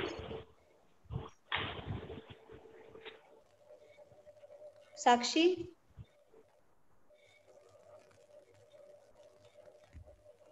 Hello, am I audible? Yes, who's this? I have a question with Sakshi that Yes, what is ma'am. perfect Yes, ma'am. positive Yeah, correlation? there was some network issue. Okay, Acco- fine. I don't know exactly, but I would like to answer your question. According to me, maybe the perfect positive correlation is that when the significant value is 0.00 and all the variables are perfectly matching each other. No, Sakshi, that's not the answer, but I at least tried using Hello? statistics. No, that is not the answer. Perfect positive correlation is basically that the value is plus one. Okay. The value of your correlation should be plus one. That is perfect positive correlation, and both the variables are either increasing or decreasing in the same direction. Okay. Okay. I Okay. request the co-chair, Dr. Vinita Gupta ma'am, to please put a question.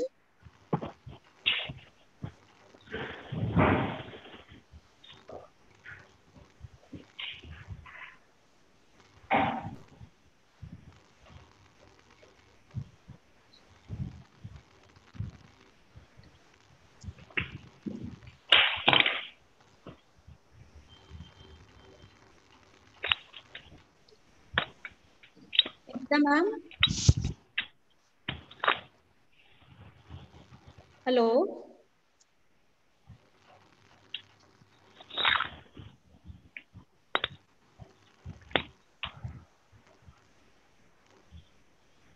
Hello Vinita ma'am, आपको साक्षी से कोई question रखना है या हम next presentation ले लें?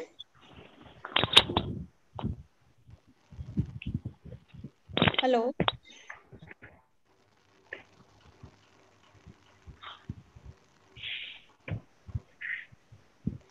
I guess there is some technical glitch from Vinita ma'am's side.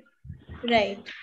Okay, Yeah, so so we we should should proceed move to the on. next Yeah. So Okay, the fine. next presenter Hello, is am I audible? Am I Ah, audible? Yes, ma'am, you yes, are. ma'am. Your voice is coming. Okay. Thank you. There was some technical problem.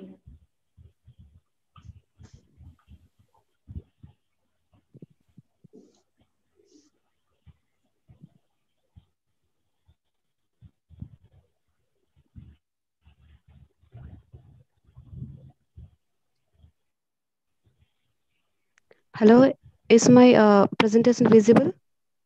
Yes, yes. Ma'am, you might have to wait as Vinita ma'am is proceeding to ask some questions. Vinita ma'am? Okay. Hello, hello, hello, hello, hello. Can you hear me? Hello, am Yes, I audible? yes, ma'am. Your voice is audible. Muskan, please revert. Yes, ma'am, you're audible. Yeah, we can move to next part. Okay. So the next presenter is Ms. Yaja Milo from Pondicherry University. The topic of her presentation is Barriers of Emerging Tourism Destination and Community Participation. Ma'am, you may please proceed. Is my presentation visible to all of you? Yes, ma'am. I request you to please put it on slideshow.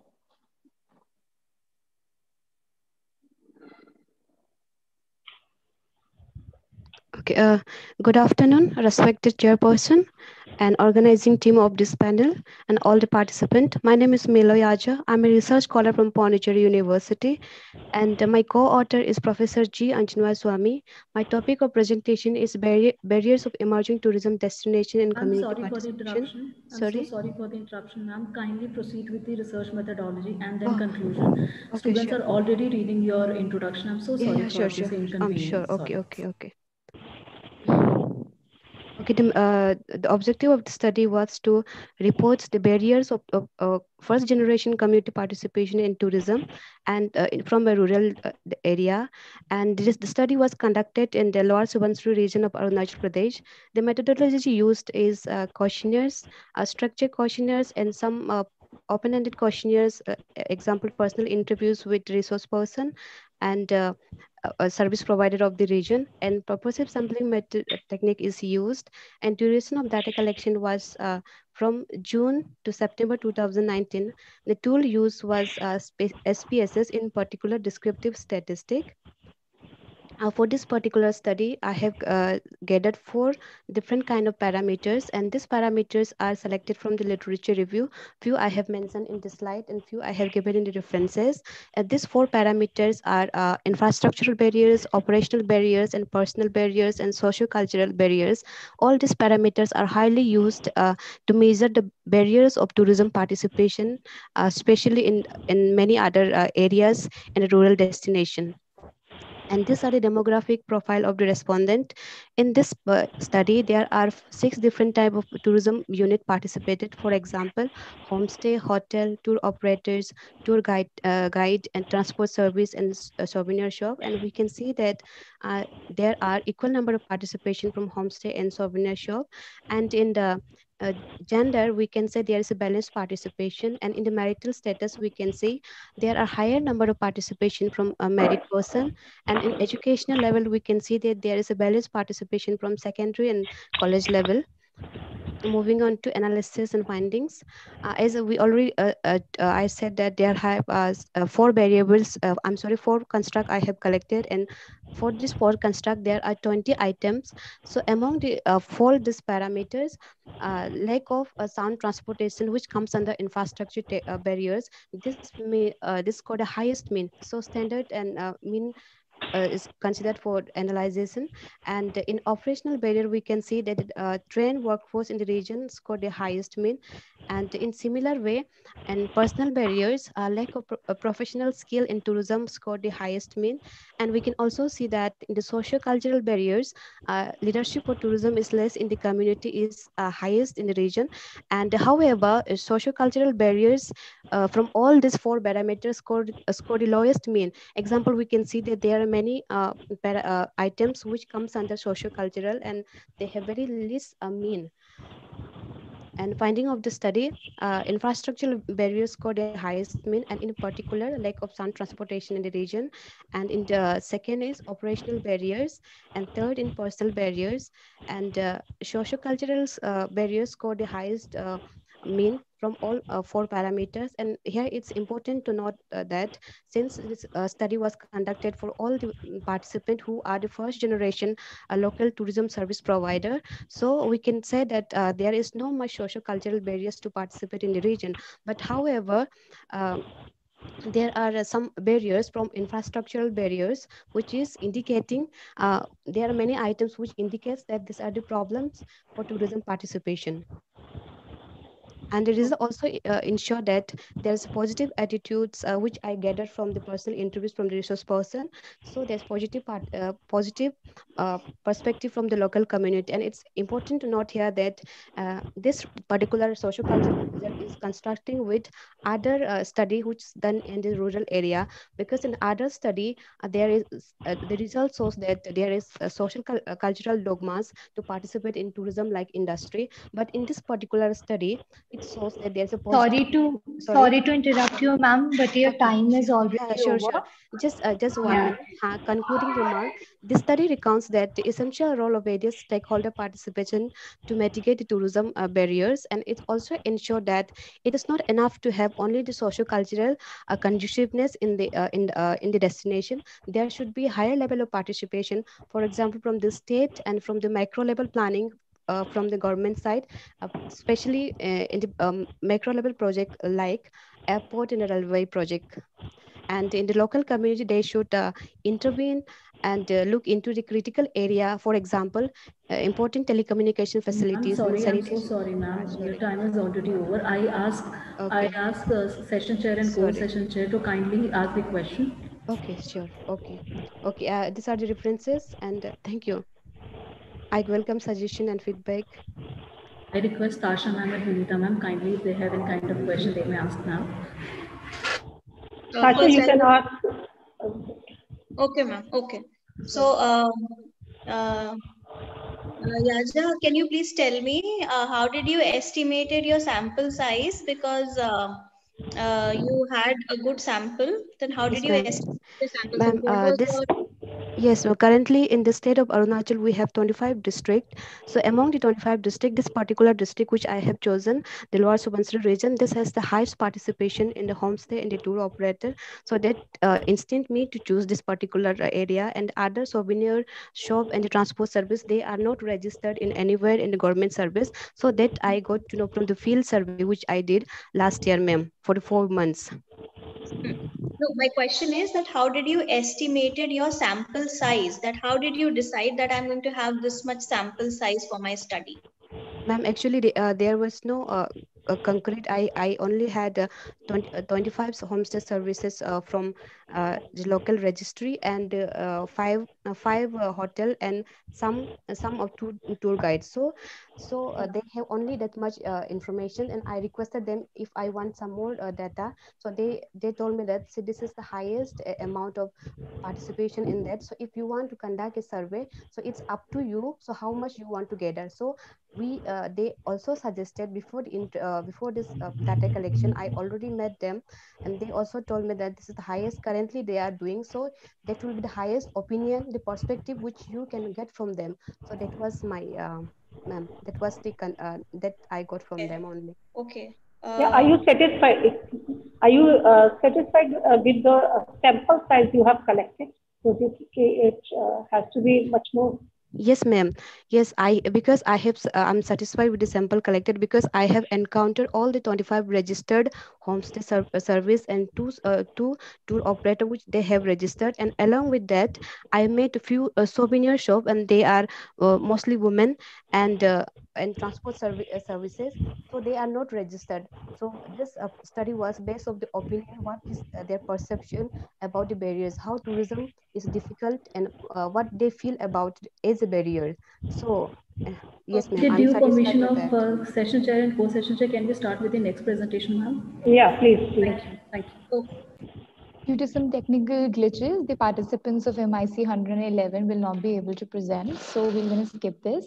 I request Dr. D. Thirumala Rao, our next presenter from Indian Institute of Management and Commerce, with their paper, a study on reverse innovation, a rising phenomenon from Indian perspective. So you may please proceed.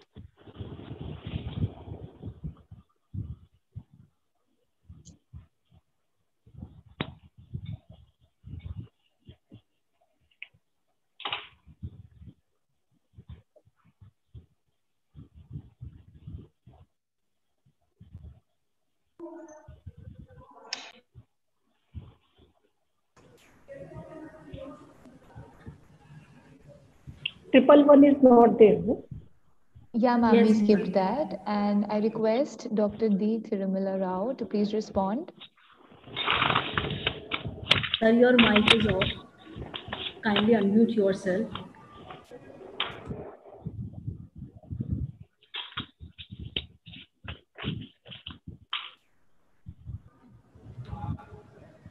I request Dr. Rao to unmute himself.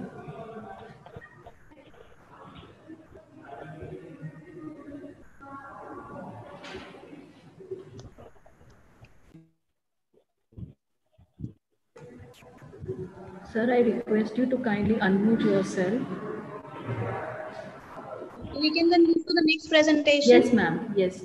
Muskan, next Yeah, presentation. sure, ma'am. So our next presenter would be Dr. Anushka Kulkarni and Dr. Anamika Srivastava from Amity University, Bombay, with their paper Media Audience and Market Response. Ma'am, I would request you to please proceed.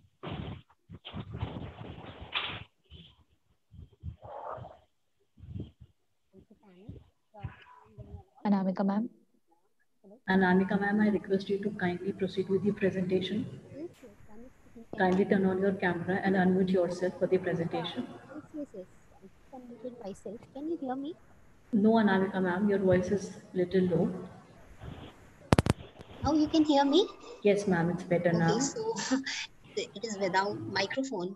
So yes, Yeah. good afternoon, one and all. This is Dr. Namika, and since we are like our name is mentioned in our presentation, so the topic of our research presentation is media audience and market response with regards to the changes in the media consumption pattern due to digitalization and the resultant alteration in the business and models of traditional media. So in brief, so I would like to brief like so the method of this study, the area of study, as I already briefed, okay, what is the area of my study, and the method I would like to conclude. Yes. So for this study, we have collected data through the survey and interview. The survey conducted with digital migrants, media consumers, to understand their media consumption habits and the changes in the post and pre and post digitalization. And for the interview, we have taken interview the content producer, journalists from the traditional news media houses and the media managers who are involved in the business decision making. So they are all in the Mumbai itself only. So and yes, just a second. Yeah.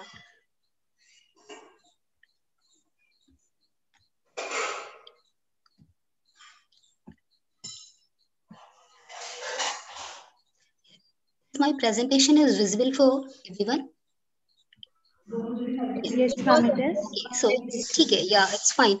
So this is my research method. We have done survey and interview, and this I already told that the 60 respondents and 12 traditional, national, and as well as regional news and media organizations, newspaper, and TV channels for the in-depth interview. And this is research gap. After the particular study and some review of literature, we found this research gap. The study needs to carry about media consumption pattern, and yes, there is some lacking about media habits and some research gap. Yes, This is data, this is analysis and interpretation after the questionnaire and the content analysis. This chart is briefing about the pre-digitalization media consumption scenario. We can directly move to the conclusion part. We would like to know that what were Achha, your no reasons issue. and It's fine, yeah. it's fine, it's fine. So discussion and conclusion is the course. Just a second.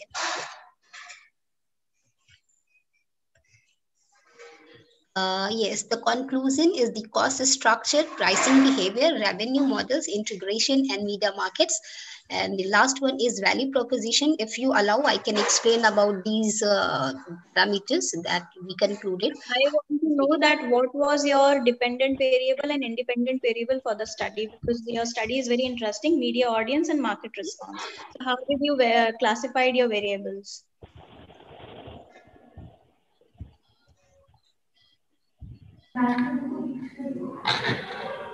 Ma'am, your time is already over. I request co-chair and session chair to kindly ask the question. I would keep the same question, that how did you classify your variables? Let me know the independent and dependent variable on which you conducted the study on media audience and market response.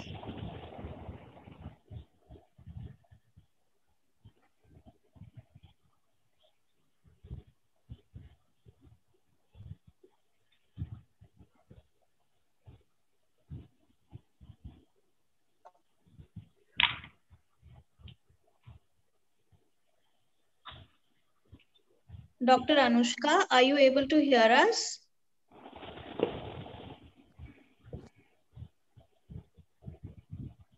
Okay, Anamika Srivastava ma'am is saying that she is unable to hear the panel. Host, please look into it. Our technical team, please look into it that she is not able to hear us.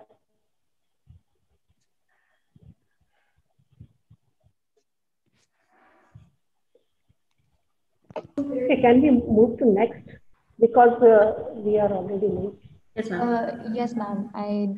I'd like to call upon Dr. D. Thirumala Rao from Indian Institute of Management and Commerce with her topic, a study on reverse innovation, a rising phenomenon from Indian perspective.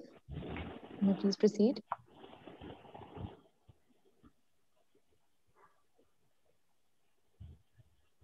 Are you able to listen, madam?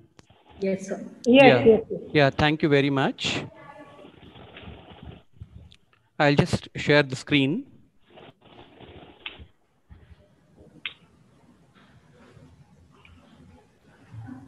Yeah.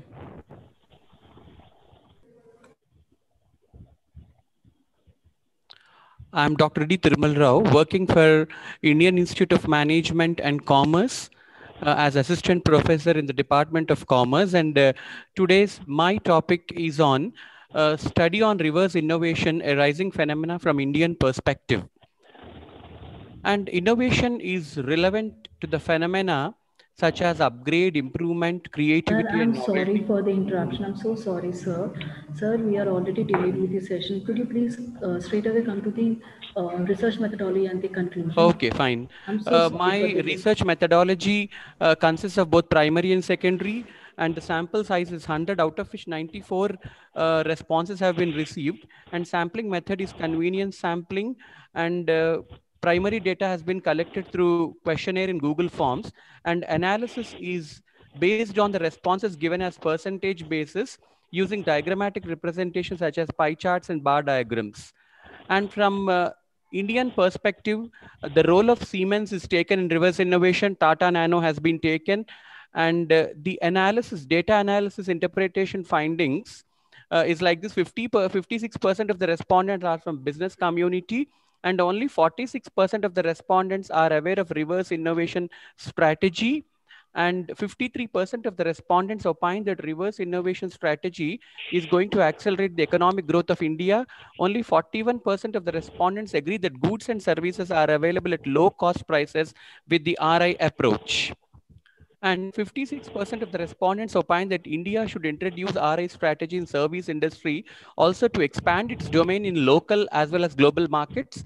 87% of the respondents agree that any intangible assets developed by reverse innovation in India should be brought under the purview of IPR laws, that is intellectual property rights. 57% of the respondents agree that awareness should be created on reverse innovation taking place in India through curriculum, government policy, organizations supporting reverse innovation so that the domain of RA may expand, giving opportunity to upcoming entrepreneurs in India. Only 41% of the respondents opine that reverse innovation is a boon. The status of boon or bane depends on the way and the reason for which RA strategy is used. Historically, reverse innovation is a rare phenomena, but with the advent of technology, education, awareness on economic status, making one's country self-sufficient and expanding our local markets, domain towards global market, made reverse innovation a gradual phenomena catching up the rich world class. Awareness on reverse innovation should be brought in among the aspiring entrepreneurs, venture capitalists and funding institutions so that financial resources will support entrepreneurs. The quality of goods and services provided should be taken care by the companies going for reverse innovation strategies. Hence, innovation mitigate uphill Okay. whenever there is a trend that closes the need gaps. And Fine. scope of Dr. Rao, further I have a research. question. Dr. Rao, I have a question. Yeah. For this particular paper, it is really very interesting topic that you have taken. Yeah, I thank you, want madam.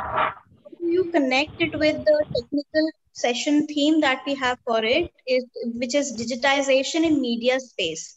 Yeah. And how is your paper relevant in this? Just give me a justification of this. Madam, actually, at the very fag end, I have come to know about this seminar and requested the organizers to take. I told them that my paper is reverse innovation relating to this. I have asked because very late I came to know. At the last moment, I have just given. Let them put in any session. I don't mind. So presenting is important.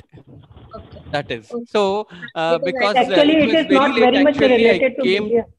Yeah, if they I would have think it is selected not in any very. other session, I don't.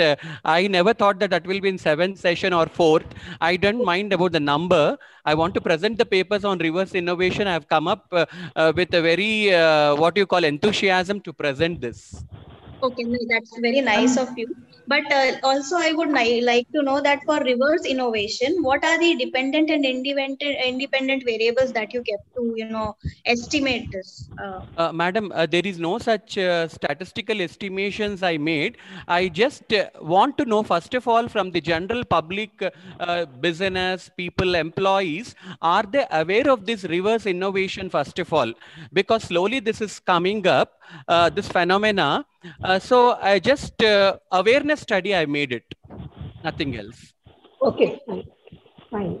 Thank you. Thank you. Thank you, madam. Thank you. Yeah. Thank you very much. Thank you. I'd like to call upon the next presenter, Ms. Tanya Sharma and Ms. Sabram Patnaik from Amit University. The title of their paper is Fat Characters in Media, Comic Relief, Disgusting and Lazy. Hi, I good request afternoon. Tanya ma'am.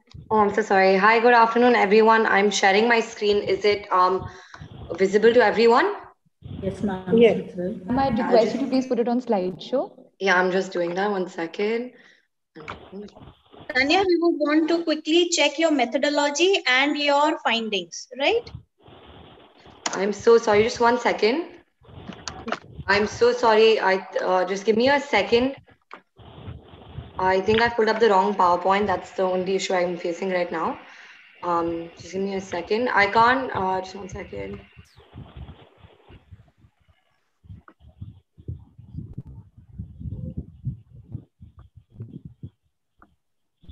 Okay, is it visible to everyone right now? Yeah. Yeah. Okay. I'm so sorry.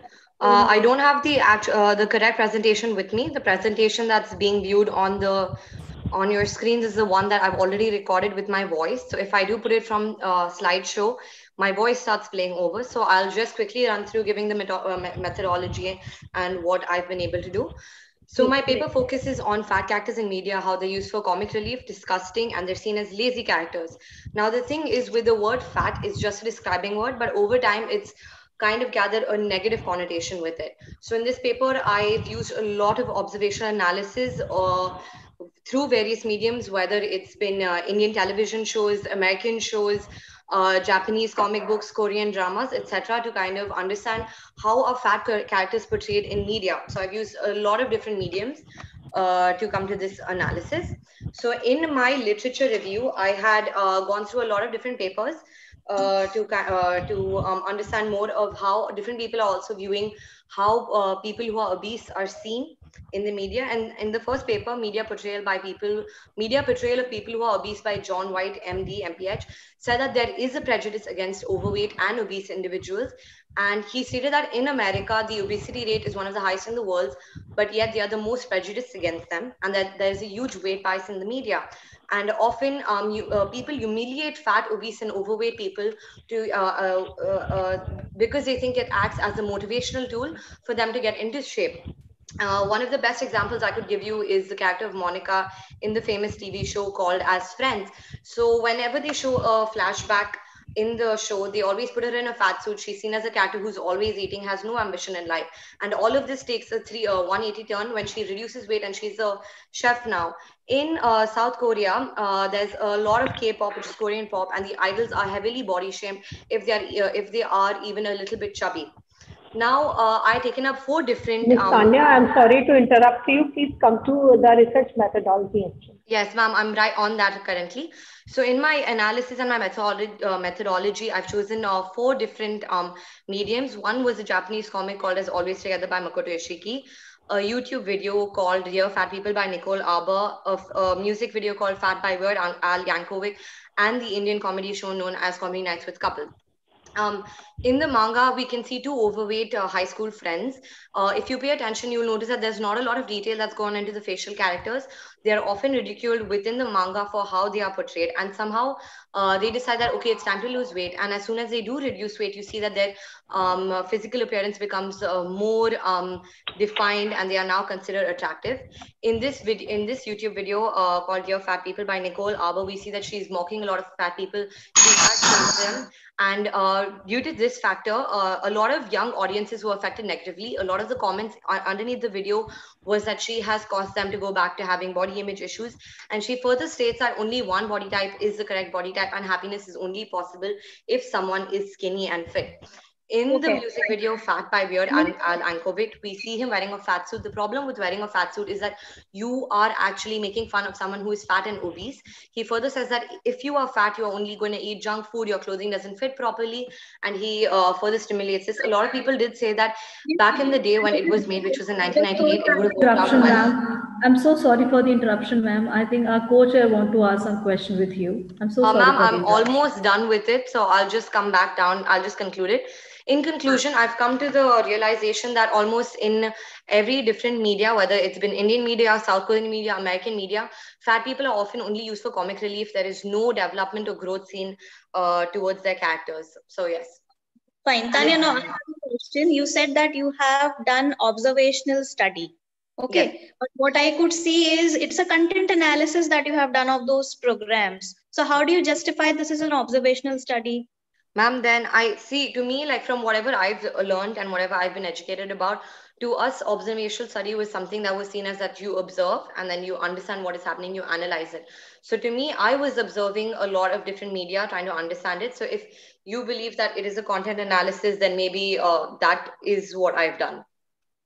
Okay, fine. Thank you, Tanya. Vinita ma'am, do you have a question or shall we move with the next presentation?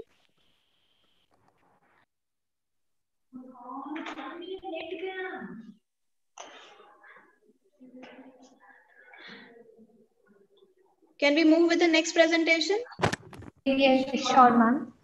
So now we have Mr. Janish Sekar with his research paper based on cyber activism and role of social media in Hathras rape case protest in India. And he's from GD Goenka University, Gurgaon. Over to you, sir, please. Yeah, good evening to you all. I am Janish Sekar along with my guide, Dr. Kuldeep Suvaj, presenting a paper on cyber activism and role of social media in Hathras sir, rape. I'm so sorry, sir. I request you to kindly go to the methodology and to the conclusion. We are so sorry. So the objective are already is reading your profile. The objective is to examine the major themes on Hathras rape protest in Twitter, to know the key players and formats in influencing Hathras rape protest movement, to understand the role of Twitter in facilitating protest with reference to Hathras. Research methods. The main purpose of this paper is to analyze the content of Twitter in shaping and facilitating protest with reference to Hathras rape case. This research is a qualitative study which implies content analysis as a method to examine and validate the role of cyber activism in influencing social movements with reference to Johnny Saldana's code scheme. The online behaviors and interactions of individuals through text, images, and videos in Twitter are collected and analyzed. Snowball sampling is used to collect data.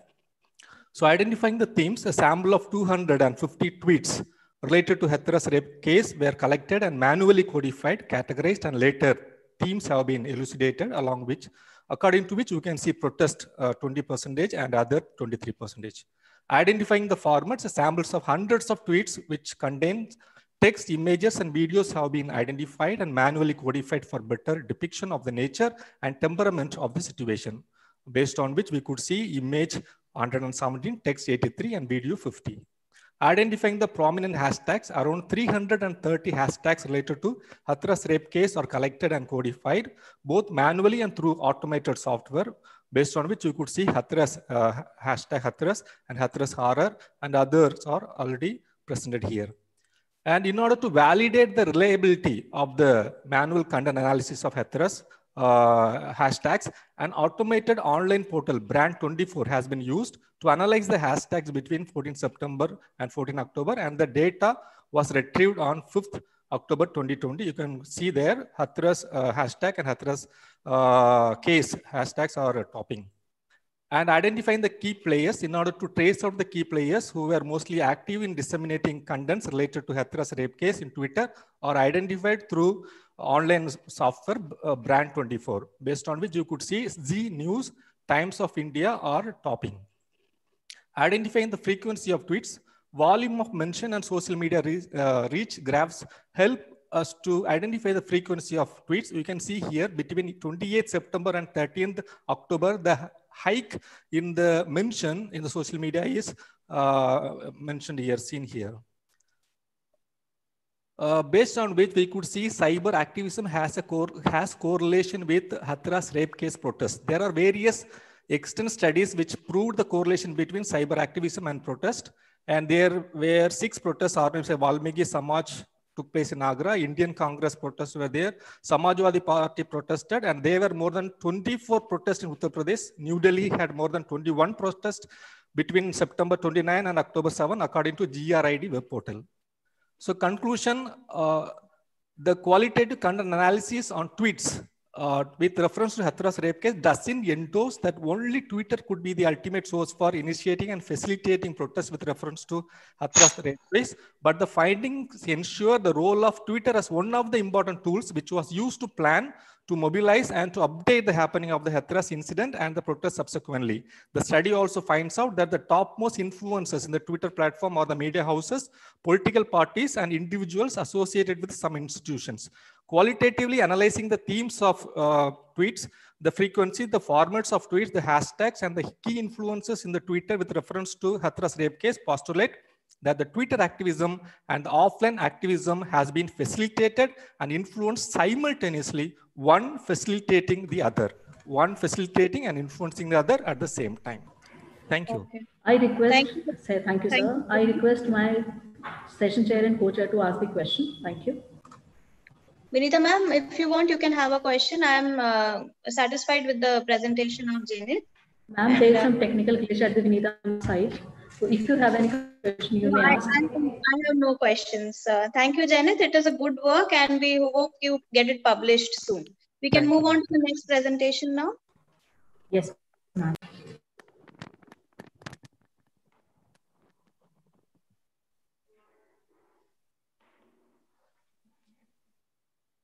Please begin with the next presentation. Now I request Ms. Janvi Bhagat from Maharaja Agresyan Institute of Management Studies to present her paper on digital media and social change in the Indian youth during COVID-19. I request Ms. Janvi Bhagat to kindly proceed with the research methodology and the conclusion as we are running out of time.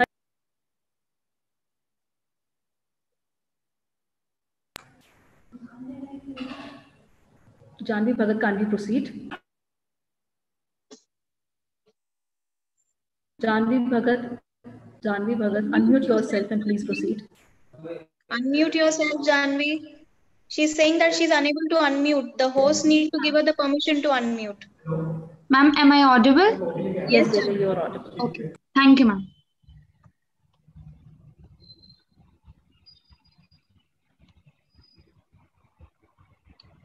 Ma'am, shall I start? Please, we are running Yes. short of. Okay, ma'am. Shall I get onto the research methodology directly, or shall I give a brief Yes. introduction? Okay. No, I have No, just already. research methodology and your conclusion. Okay. Okay. 1 second, ma'am. Yes, ma'am.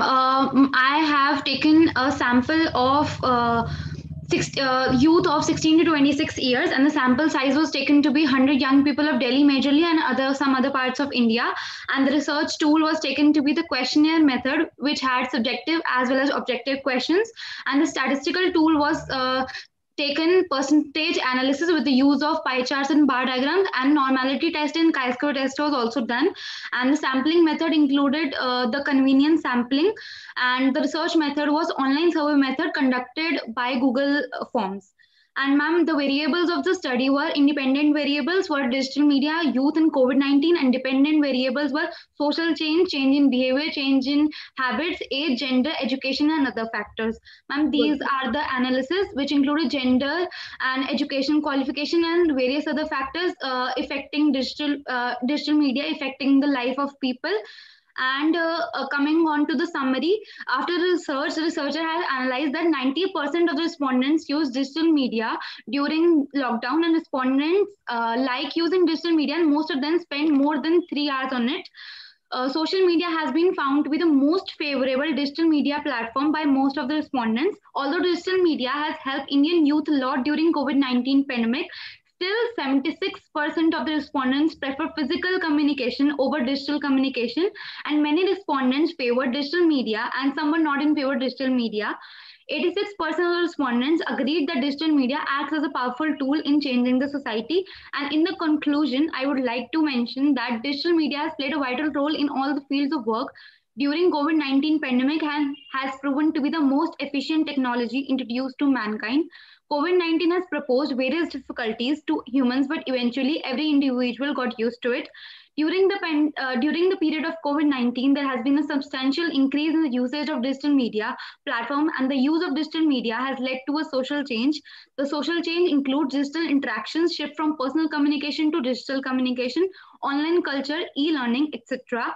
The impact of digital media has been twofold, that is positive as well as negative. The positives include less traveling, work from home, distance learning, more resting time, and easier digital networking. Whereas the excess use of digital media can also lead to loss of privacy, more screen time, laziness, stress, anxiety, and more repercussions which need to be given importance. Yes, ma'am. Fine, Janvi. One first thing, you are very young and very happy to see you on the platform, and we encourage you to please keep writing research papers and publishing them. I just have one question to you. That you said you are using chi-square test. Okay. Yes, so ma'am. one simple question: chi-square is a parametric test or a non-parametric test? Ma'am, I guess it is a non-parametric test. Very good, Janvi. Okay, thank you. And we can now move on to the next presentation. Now I request Mr. Rahul Jain from Maharaja Agrasen Institute of Management Studies to present his paper on the perception of youth on online video games. Mr. Rahul, please proceed. Hello? Yes, Rahul, you're audible. Okay, let me share my screen.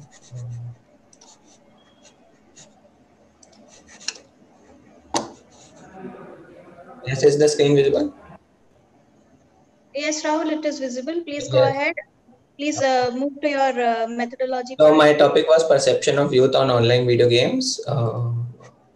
My research design was descriptive. I have conducted a survey. I have collected primary data with the help of the questionnaire.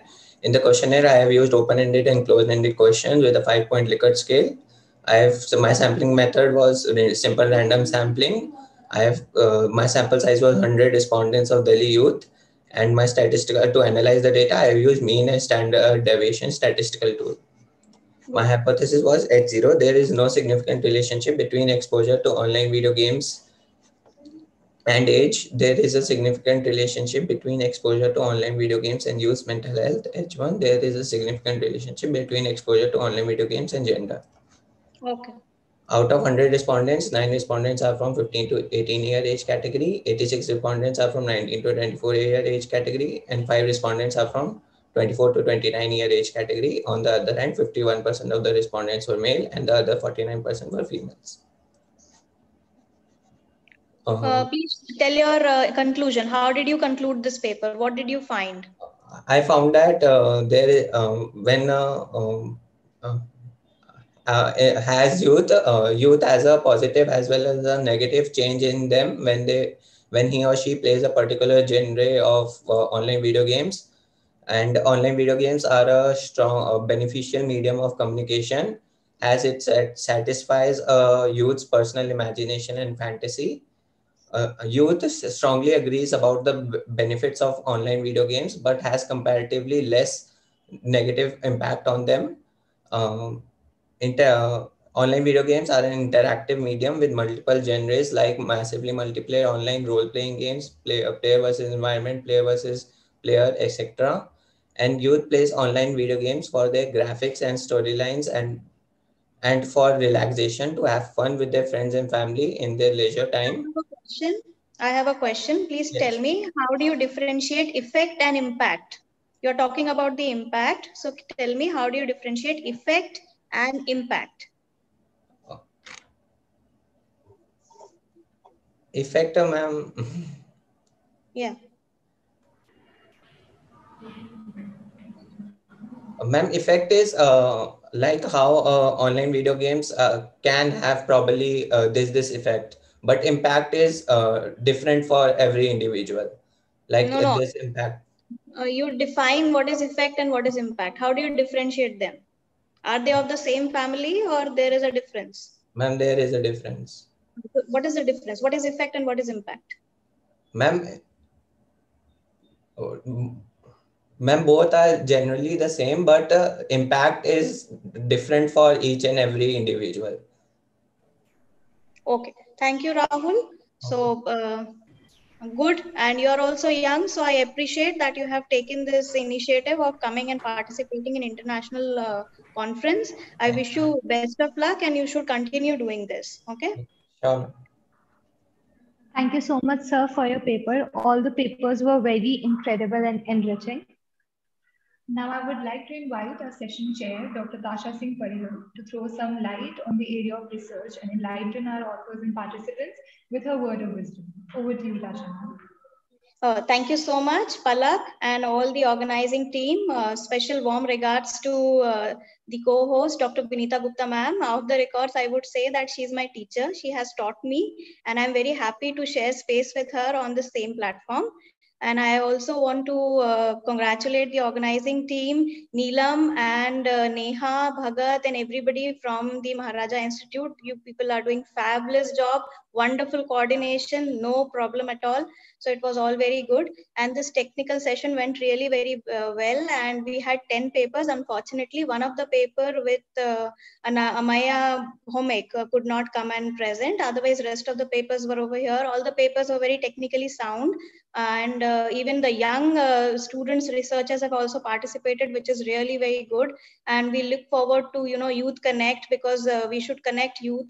So when you talk about digitization in media space, what I want to say is that some of the papers were not relevant to this particular technical session. So we look forward to have, next time in the upcoming international conferences, we would see that the papers match the theme, because over here the theme was not going with the papers that were being presented. And all the papers were good. The paper by Aja Milo, she has really put very sincere efforts. She has done a very extensive field work, and that is the best part of her paper. And the first paper, which was given by Vishal Kumar Singh, it was good. He is statistically very sound, but he needs to, further brush up his skills, because the findings that are coming are lacking the technical statistical significance. Apart from that, the paper of Janit Seeker is good. He has done a good qualitative study, and he has taken good, he has done an extensive review of literature. So I feel that I really enjoyed this session, and I wish all the best to all the participants. And I look forward that they develop their full script, and their guides and co-guides may help them so that these papers could be published. We need to, like tighten up the loosen ends, and then they are wonderful papers. Some sample size are missing, so we need to increase the sample size. So that is from my side. Thank you so much. Namaskar and Jai Hind. Thank you so much for your wise words, ma'am. Now, I would like to invite Dr. Vinita Gupta, our session co-chair, to give some insights about the research. Over to you, Dr. Vinita Gupta, ma'am, please. Ma'am, unmute yourself first. I request Meeta ma'am to unmute herself.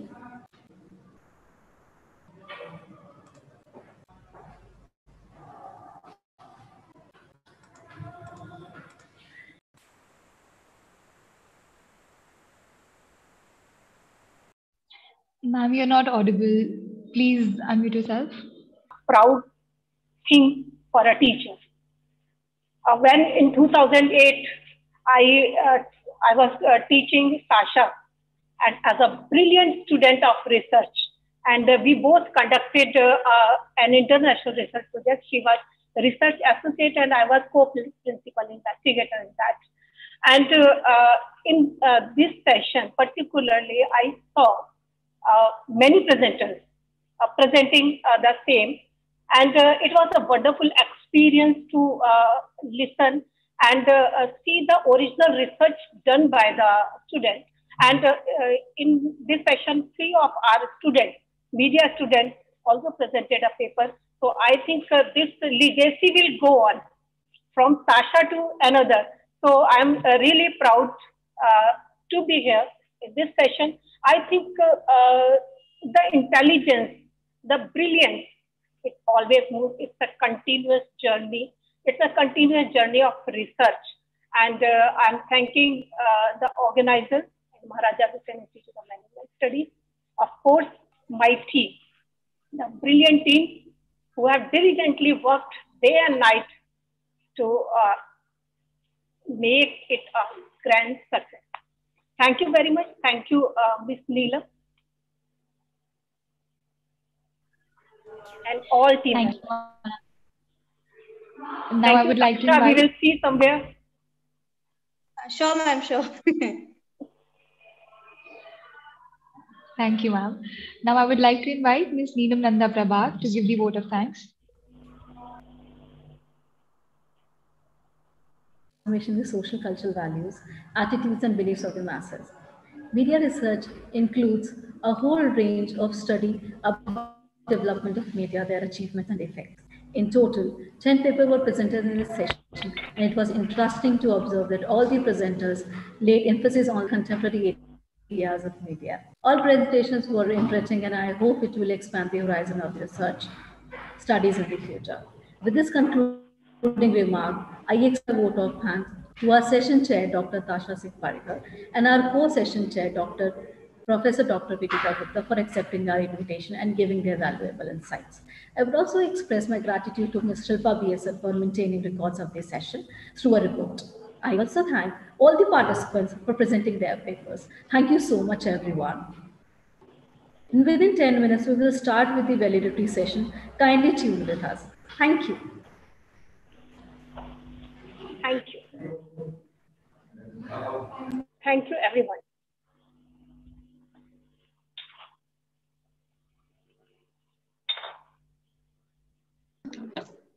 Hello. Everyone, I request you to please stay tuned.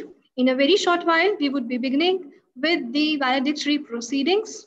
Thank you very much, everyone. Just please stay tuned.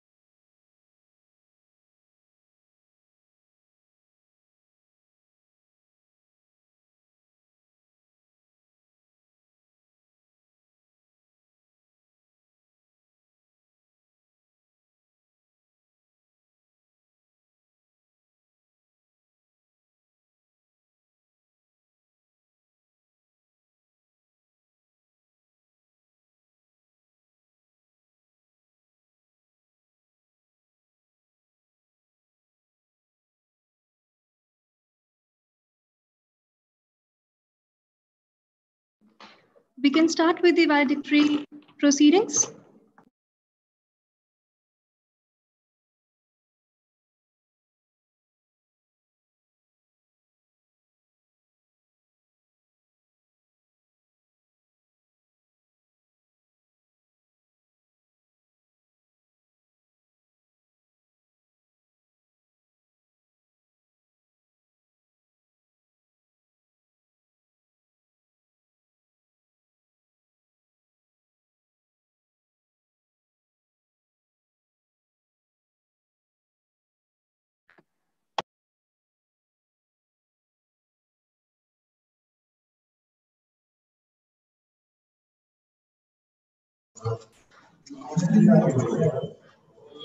Hello? Hello?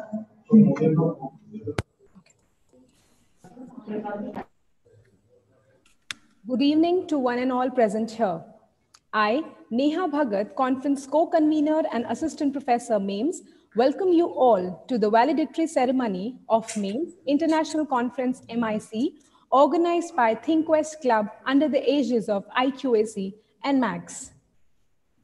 Global digitization has not only changed the economic, but also the social vision of the world. The digital era is determined by the continuous flow of data containing information, knowledge, ideas, and innovations. MIC was instituted with various ambitious objectives through multidisciplinary research, research-based ideas generation, and discussions. As attempt was made to bring richness in discussion by encouraging contributions from researchers across academic institutions and people from corporate sector.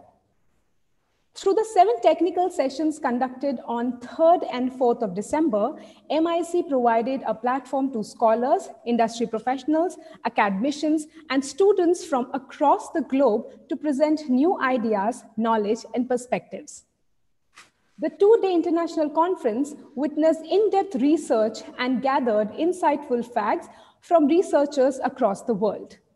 The technical sessions provided opportunities to the delegates for exchange of new ideas and application experiences face-to-face to find out global partners for future collaboration and to establish business and research relations. The purpose of MIC was to systematize, generalize, and develop scientific views on the digitalization of the economy and the social sphere, as well as to study the socio-economic changes and determine their limits and restrictions. I hope every attendee must have gathered knowledge and hope they will incorporate all the insights in their forthcoming research studies. With this, I would like to welcome our conference co-chair, Professor Sangeeta Malik, Dean MAIMS, for the welcome address. Professor Sangeeta Malik is an expert in OB and HRM with a flourishing academic experience of 21 years. She has been an active member for various government bodies, PSUs, and committees constituted by GGS IP University, Ethical Committee of IIHM, Delhi. She has supervised 2 MPhil and 1 PhD thesis, and many others are enrolled from reputed universities, along with 60 master dissertations. She has been on the various editorial boards of Journal of Management and is also managing the MAIMS Journal of Management. She has published several research papers in international and national journals and conferences of repute, as well as edited books. Besides her teaching and research activities, she has been a trainer in many training programs conducted by academic institutions, governmental organizations, and PSU. We welcome you, ma'am. Thank you, Neha. A very warm welcome to everyone in this very session of International Conference. We are now rapidly growing into a society driven greatly by technology. Every sector is adapting to digitalization, be it the agriculture sector, the education sector, or the business ecosystem. The impact of digitalization has on every sector of the business. The COVID-19 pandemic has led to an inevitable surge in the use of digital technologies due to the social distancing norm and nationwide development. Organizations all over the world have had just ways of work and life. We have explored possible scenario of the digital search and the research issue that arise. At the outset of today's international conference, it gives me a pleasure that Maharaja College of Management College, Malaysia, supported by the Thinkers Club under the aegis of IQAC and NAP, jointly organized an international conference on impact of digitalization on education, management studies, sciences, information technology, law enforcement, and media. I would like to extend a warm welcome to the distinguished guests, esteemed panelists, respected trustees of MAIMS, senior professors, participants across the globe, my colleagues, and my dear students. On behalf of the Institute of Management Studies, I welcome our chief guest, Professor N.K. Dwight, former Vice Chancellor, Jivaji University. Sir, we are grateful for accepting our invitation to deliver valedictory address and guide all of us in spite of your present commitments. I extend my warm welcome to Dr. Sandeep Poddar, Senior Research Director and Executive Editor, Publication, Lincoln University College, Malaysia, for international collaboration and academic partner with the Institute for this international conference. I welcome Professor Justin Paul, University of Puerto Rico, St. John, USA, and Dr. S.S. Deswal, Dean MAIMS, as a guest of honor. My gracious welcome to our motivator and inspirer, founder and chief advisor MAIMS, Dr. Nand Kishore Garg, Shri Vineet Kumar Gupta, Chairman, S.P. Agarwal, Executive Chairman, our Vice Chairman of the Society, Shri Jagdish Mittal, and Professor M.L. Goel, Shri T.R. Garg, General Secretary, Shri Mohan Garg, Joint General Secretary, and other esteemed trustees and office bearer of the trust. Professor S.K. Garg, Director General MAIMS, our advisors, Professor G.P. Goval, Professor N.K. Kakkar, Professor Munish Kumar, and Professor I.M. Kapahe. Professor Neelam Sharma, Director MATE, and Professor Ravi Kumar Gupta, Director MAIMS, for their valuable and wholehearted support rendered in the success of this international conference. In this international conference, total number of papers received were 111 and paper accepted were 70. The international research paper received from across the globe like Thailand, Malaysia, Nepal, Muscat, Dubai, East Africa, USA, and Hong Kong. I extend my welcome to all the participants who presented their paper in this international conference on various topics related to education, information technology, management sciences, law, and media. During the 2 days conference, we have shared our experiences, research idea, uses, application of digitalization in a vast array of field and discipline, and best practices to deal with. Some of them have also been selected for the best paper under the Best Paper Award category. With this, I conclude the end of a story is the new beginning for many others. And once again, I congratulate everyone for making this conference a great success. Thank you very much. Thank you so much, ma'am, for welcoming our distinguished guests. I would like to take this opportunity to introduce our guest of honor, Professor S.S. Deswal, Dean Academics MATE. Professor Deswal joined MATE in 2006 and is presently working as Dean Academics in the Institute. With an experience of more than 22 years in teaching and administration at various levels, he's also a member of numerous He's also a member of numerous professional societies and journals of standing.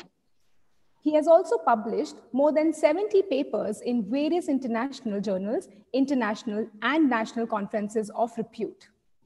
He was honored with Bharat Seva Ratna Award by Sri Murli Manohar Joshi ji and Sri Chandan Mitra during the function Prerna organized by Indraprasth Sanjeevani registered NGO for providing excellent service in the field of education in 2016.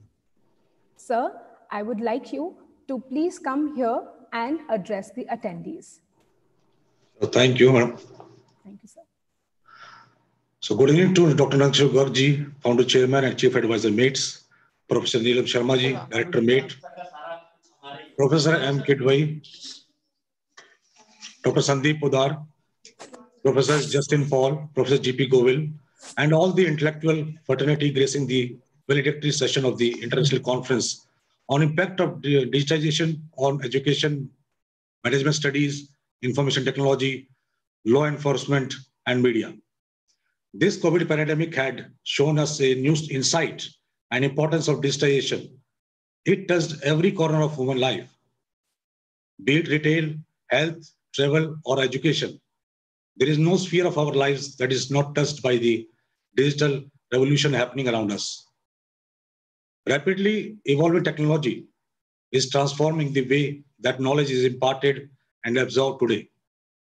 Right from kindergarten to class 12th schooling to higher education programs, every level of our education system is affected by technology. With increased connectivity, speed, and cloud-based storage capabilities, schools and colleges have an enhanced communication network that makes way for improved knowledge sharing. Digital portfolios are becoming quite a race among high school students who use it to demonstrate their knowledge and achievements, and is now being widely used as a strong tool for their admission procedure to colleges. Coming to higher education institutions, most of them provide students with digitalized learning materials managed through online learning knowledge management systems. Some universities are also experimenting with virtual learning spaces and have been providing free courses and learning material online. Digital transforming has unlocked extensive new capabilities for citizen engagement, incident response and management, investigation, and operational support. These new capabilities enable both elected officials and law enforcement organizations to reduce operational costs, managing demand, building effective collaborations with partners, address priority crime types, and improve the overall efficiency, accessibility, and effectiveness of the criminal justice system. Digital media has greatly influenced people's everyday lives in the way they connect, collaborate, and work. Its increased use has brought with it a myriad of effects, most of which have proven to be beneficial to the community at large. It has enabled unprecedented levels of communication, community building, and social interaction, breaking the barriers of location, time, and social context. The spread of digital media has made possible the rise of new methods of learning, providing underserved communities with better opportunities. However, it would not be prudent to go on about the positive aspects of digital media without touching on the cons. Research shows that when digital media is used excessively by human beings, it can negatively influence their behavior and cognitive development as well as their physical and mental health. As a society, it seems that as much as digital media has connected us across boundaries, we are more disconnected to each other. My heartiest congratulations to Professor S.K. Garg ji, Director General MAIMS, Professor Ravi Kumar Gupta ji, Director MAIMS, Professor Rajni Malhotra Dhingra, Principal School of Law, MAIMS, Professor Sangeeta Malik, Dean MAIMS, for organizing conference and for selection of such relevant topic which is in need of our. I would also like to thank Dr. Parul Kumar and Mr. Sarita Garg, convener of MIC 2020, along with all the faculty and students for making this conference a great, grand success. Keep rising, keep shining, and keep connected. Jai Bharat, Jai MAIMS. Never. Thank you, sir. Thank you very much. Thank you. Thank you so much, sir. Sir, you rightly said that every aspect of our daily life has been affected by technology and by digital media. So absolutely right, sir. Thank you so much for that. Let me introduce you to the guest of honor and conference patron and advisor MAIMS, Professor G.P. Govil. Professor G.P. Govil served as Dean Maharaja Agrasen University, Baddi, Director, Northern India Engineering College, Delhi, and also as a Director, Ideal Institute of Technology, Ghaziabad. Professor Govil has 46 years of experience in teaching, research, and industry. He has published about 25 research papers and research reports, guided PhD students, and has applied for 3 patents. He is also a member of National Board of Accreditation and Margdarshak AICTE. I would like to request Professor G.P. Govil, sir, please come here and kindly share the words of wisdom.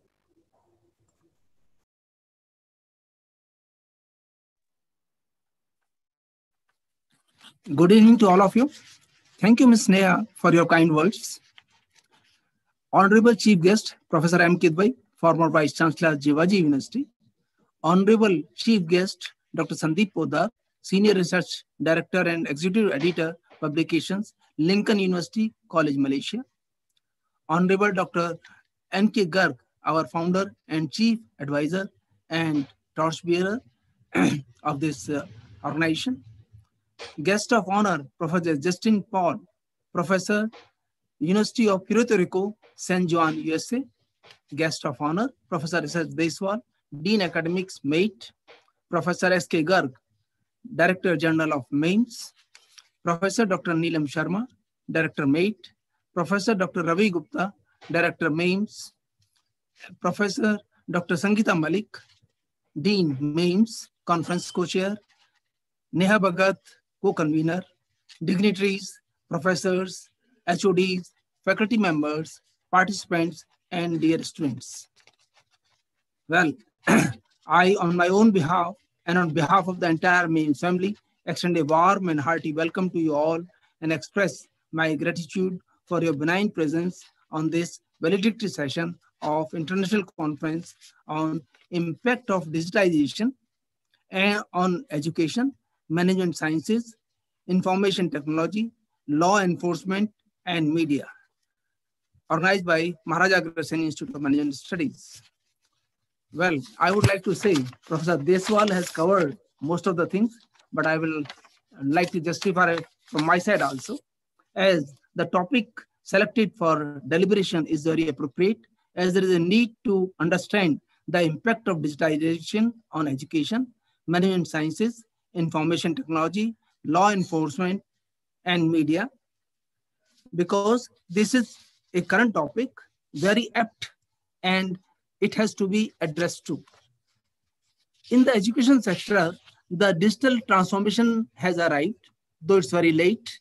We are way behind 20 years than the developed countries, but at least this COVID lockdown gave a great opportunity to educational institutions at all levels, from primary schools to universities and institutions of higher learning, to make a rapid shift to digital learning and the interest with which the online classes, online workshops, online conferences, as we are doing today, online panel discussions, and millions of webinars that have been conducted during the last 9 months.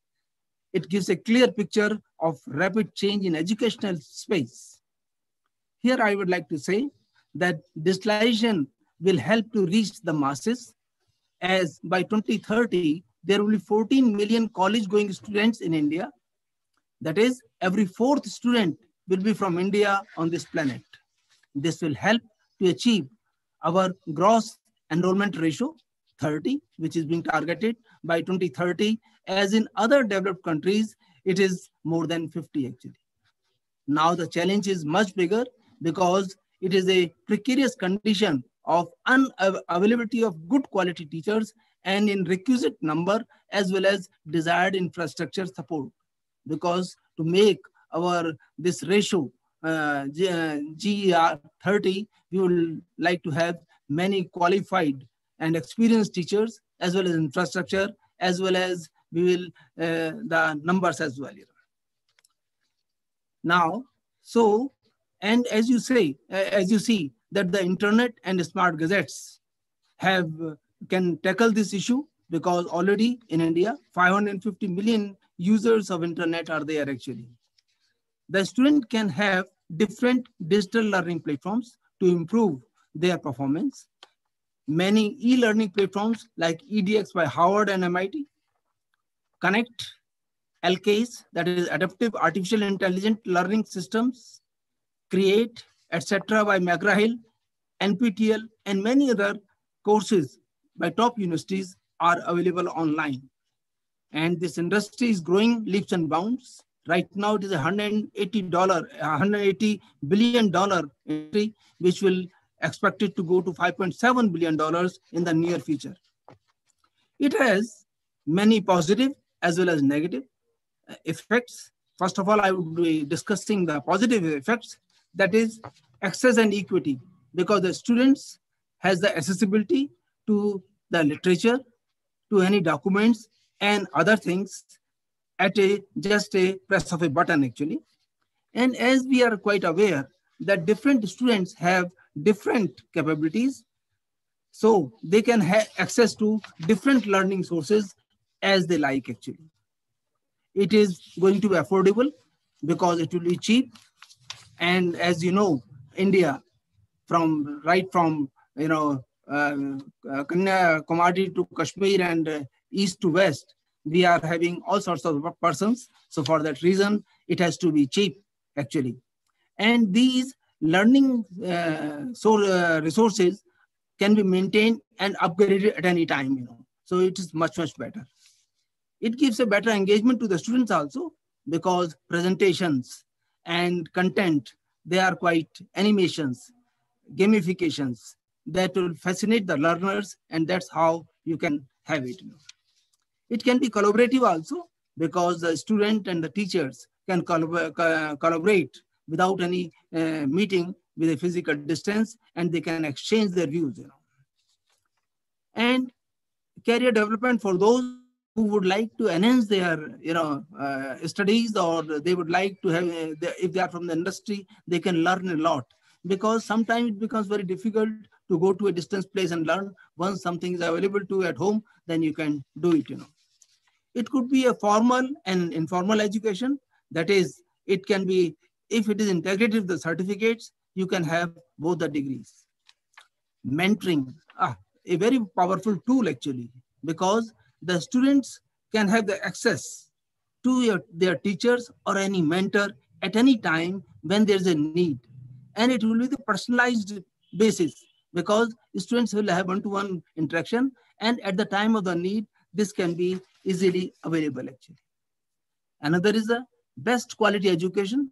The students can have the education from anywhere in the world actually, because in the traditional classes, the student have to listen to the teachers for 1 hour, whether he wants it or not, whether he understands or not. But in this case, he will have the access to the best quality across the world actually that he can do it. It will help teachers upgradation. That is, teachers can enhance their education and then have the different courses so they can enhance their quality actually. The student can have the virtual experiences because there is virtual laboratories available, industrial working and practices are there, working experiences there. And once, as I am from the engineering background, there is IC engine, there is a model which is available by, Volkswagen company. It is so illustrious that you understand many things there itself. it is a self-learning. It will have the self-learning, because reason being, students can see at any time. It is available. All the data, all the contents, all the things are available to him, so he can understand. And then there will be transparency and feedback also in the examination. Other things, all the things be transparent, and the concerned teacher can have the feedback at any time, and he can again modify himself. This has certain disadvantages also. What are the disadvantages over here? Because handwriting skill is gone actually. Now, all of us, we are attending this, conference. Please remember when you wrote last actually.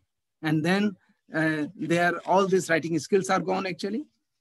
Another thing is sometimes we are having the videos which are fake. I know personally, and sometimes we only laugh only because some of these, video, YouTubes and other things have been done in such a bad manner, which will have a bad impact otherwise, Another thing is, what I would like to say is the regulator should enforce it with a legally actually. Why legally? Because all the contents which is coming to this, and the students who is taking the knowledge out of that, it should be legal actually. Another one thing, something is happening about affecting the health, eyes. People are having their, back pains, okay? Then there is a lot of stress on the students and like that. Another thing is, in India still, we are working, government is working, there are allotment plans are there, but that internet connectivity actually. और मुझे अपने रामायण में, I am old timer, मुझे वो रामायण के दिन याद आते हैं जब मैं ऊपर एंटीना ठीक कर रहा होता था. तो इसी तरह से मैंने अभी अखबार में भी पढ़ा कि there are many students who are going to the trees and other places at the height to get the internet connection actually. So that has to be seen actually. Language and content related challenges. Still, most of the things are available in English and otherwise. So in India, we are having so many languages. So that is an issue actually. And then insufficient funds are also there for upgradation and all this thing. This is to be seen actually. And the same thing as I have said about education, same thing as applicable as well as in the law also. Because once we say law, then right now efficiencies are being shaped through IT only. And I'm pretty sure that 3 crore cases which are pending, at least by the digitalization, something will definitely happen to sort out, to solve these our problems. Because I still remember a DMS case in Delhi, which took 18 years to solve with a petty amount the person took to his home unknowingly actually. And in the last, the judge said to him that I would like to see such a person who has gone to this difficult time for 18 years.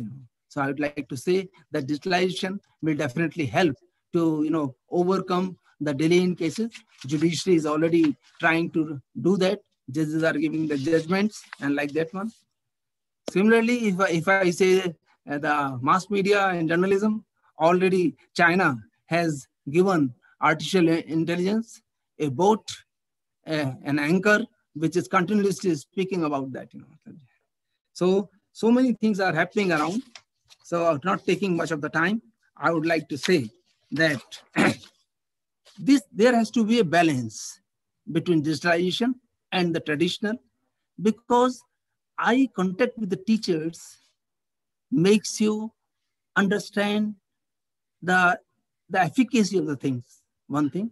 Secondly, sometimes the teachers in the class teaches in such a way liked by the students, and they would like to have more and more ideas and connections, because गुरुबन ज्ञान कहाँ से लाऊं, मतलब जब एक बार वो connect हो जाते हैं और पूछा जाता है क्वेश्चन आंसर में, तो वहीं पर प्रॉब्लम सॉल्व हो जाती है. Means you can have the data, but whether this data is right or wrong, only the teacher can tell. So I would like to say there has to be a balance between digitalization and the traditional. And in the end, I would like to say the deliberations on this topic is useful for the participants, and I would like to thank the dignitaries present over here, the managing committee, and organizers, participants. Wish you all the best. Thanks. Thanks a lot. Thank you, sir. Thank you very much. Thank you. Thank you so much, sir. Thank you so much for enlightening us with your thoughts. Digitalization will help reach the masses, and all the content, as all the content is available everywhere through technology, but we have to learn a lot to move ahead to be the best around the world. But we need to maintain a balance between traditional mode and digital mode. Thank you so much, sir. Thank you. Moving forward, I would like to invite our chief guest, Dr. Professor M. Kidwai, former Vice Chancellor, Jivaji University. Professor Kidwai has done his postdoctorate from University of Leeds, UK, after MSc and PhD. Sir has held the post of Vice Chancellor of University in 2 states 3 times. He has also worked as Vice Chancellor in Jivaji University, Gwalior, the biggest government university having 398 colleges, plus university setup of different departments for full term of 4 years. Sir has also been the founder Vice Chancellor of IIMT University, Meerut. He was also the first Vice Chancellor of Manglayatan University, Jabalpur. He has published 268 research papers in the Journal of National and International Repute. He has supervised 41 PhD students and 38 MPhil students. I would like you to welcome Sir to share your thoughts and address the gathering. Sir, over to you. Thank you, Neha. Sir. Respected guests, Professor G.P. Goel, Professor S.S. Deswal, Mr. S.P. Agarwal, Professor Neha Sharma, Mr. Vineet Gupta, Mr. S.P. Agarwal, Neha Bhagat, Parul, and member present at this event. Dear students, it gives me an immense pleasure to be here in this great event, and I must congratulate the organizer for choosing such a brilliant topic. I, being an educationist, got the opportunity to do management on constitutional position. The need of digitalization is must for the course of action. I fully realize this conference has already given you a path in the present scenario of COVID-19 working potential. I wish to say that digitalization, the new buzz everywhere, true. However, the synergism of education and management, which is digitalization, add a new flavor. All you have to do the management for the development and progress. Progress is easy to measure in the terms of development of working code. So the more intangible elements are often deprioritized. Successful organizations, on the other hand, merge their project management tools, combining requirements and user stories with the previously defined change management plan and task. Again, I want to add, digital transformation is a key to survival of many companies. Without successful change management, digital transformation efforts will fail to deliver results. I have seen too many transformations. Efforts fail because there was a lack of resources, attention, and awareness of the work required to effectively execute a change management. I suggest to encourage organizations to give an equal amount of effort and resource to change management. At the end of the day, change management is about getting people to use tools you create for them so you can achieve true business rules. Senior management should collaborate with the middle management to come up with a digital vision an agenda. These include talking a look at things such new technologies, digital developments, pattern to explore their potential for the companies. And companies should develop a target of the digital business models and prioritize digital issues based on their own business and IT strategy. The notable changes in managerial practice can be observed in all four categories of practices: task oriented, relation oriented, change oriented, and external priorities.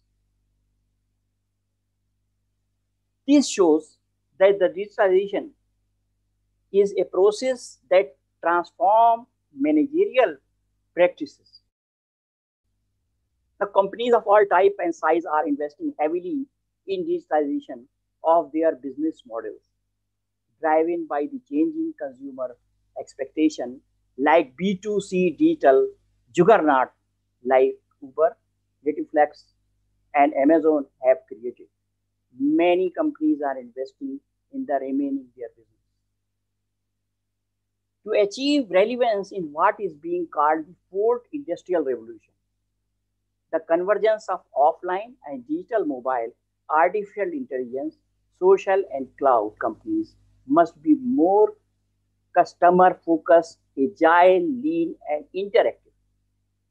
I am hopeful that the deliberation of this conference will definitely help in your future way of working after obtaining the management degree for the students who are here working as a student. Lastly, I am thankful for the organization and organizers for choosing such a brilliant topic and giving me an opportunity to speak out my own views.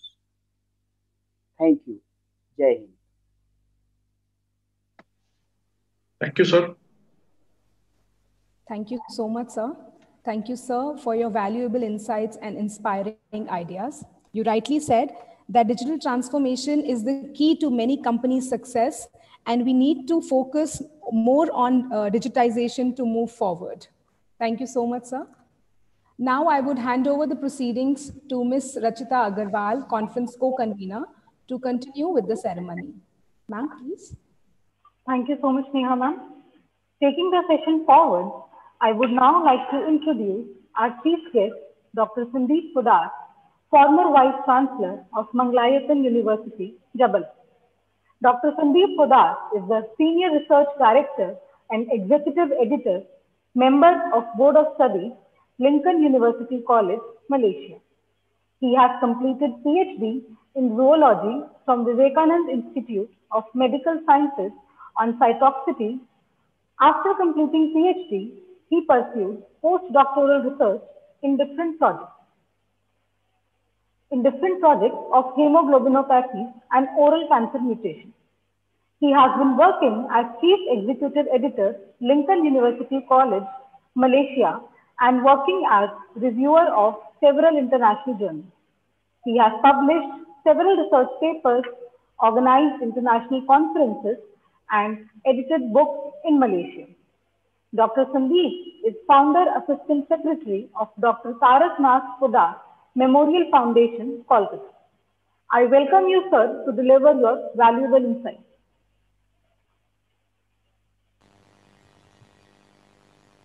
Thank you, Ms. Rachita, for inviting me, and also I must thank. I am audible, no? Yes, sir. Yes, sir. I thank Professor Kidwai. Just now he speak, just before me, and also introductory speech, Professor Deswal, Professor Govil, Professor Garg, at the inaugural session, Professor Iftegor, Director General, and also Professor Non Fisher Gorg, both was present, and also other dignitaries, Professor T.R. Gorg, Professor Justin, Professor Vinny, Professor S.P. Agarwal, and of course, the organizing committee members, Dr. Parul, Dr. Sarita, Ms. Suveda, Dr. Purana, Dr. Sangita, all means and also Dr. Ravi Kumar Gupta for giving me this opportunity. In this 2 days conference, we jointly organized with Lincoln University College, it is my proud privilege to be present here. And I have seen, all of you have seen that 15 pages of minute-to-minute schedule of 2 days conference is not so easy to conduct in an online platform. And there are many persons disconnected during this time, means or the network issues, etc. But overall, I have tried to attend some of the events, these sessions, and I found it is very nice presentations going on. And I just want to share some of my view. I just sharing my screen. I will not take so much time.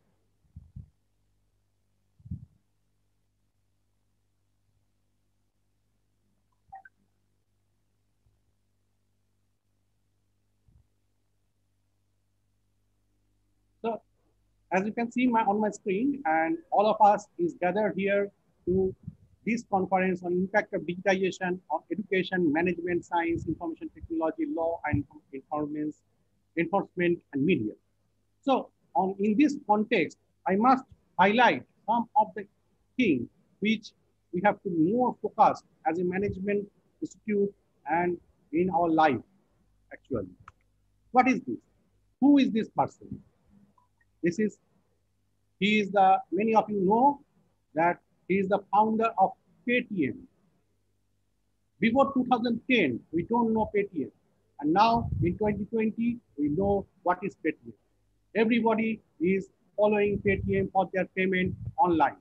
And this one is in India itself. And he is from India, and he built this company in 2010. So this is a perfect example of digitization and management. His age is not so much.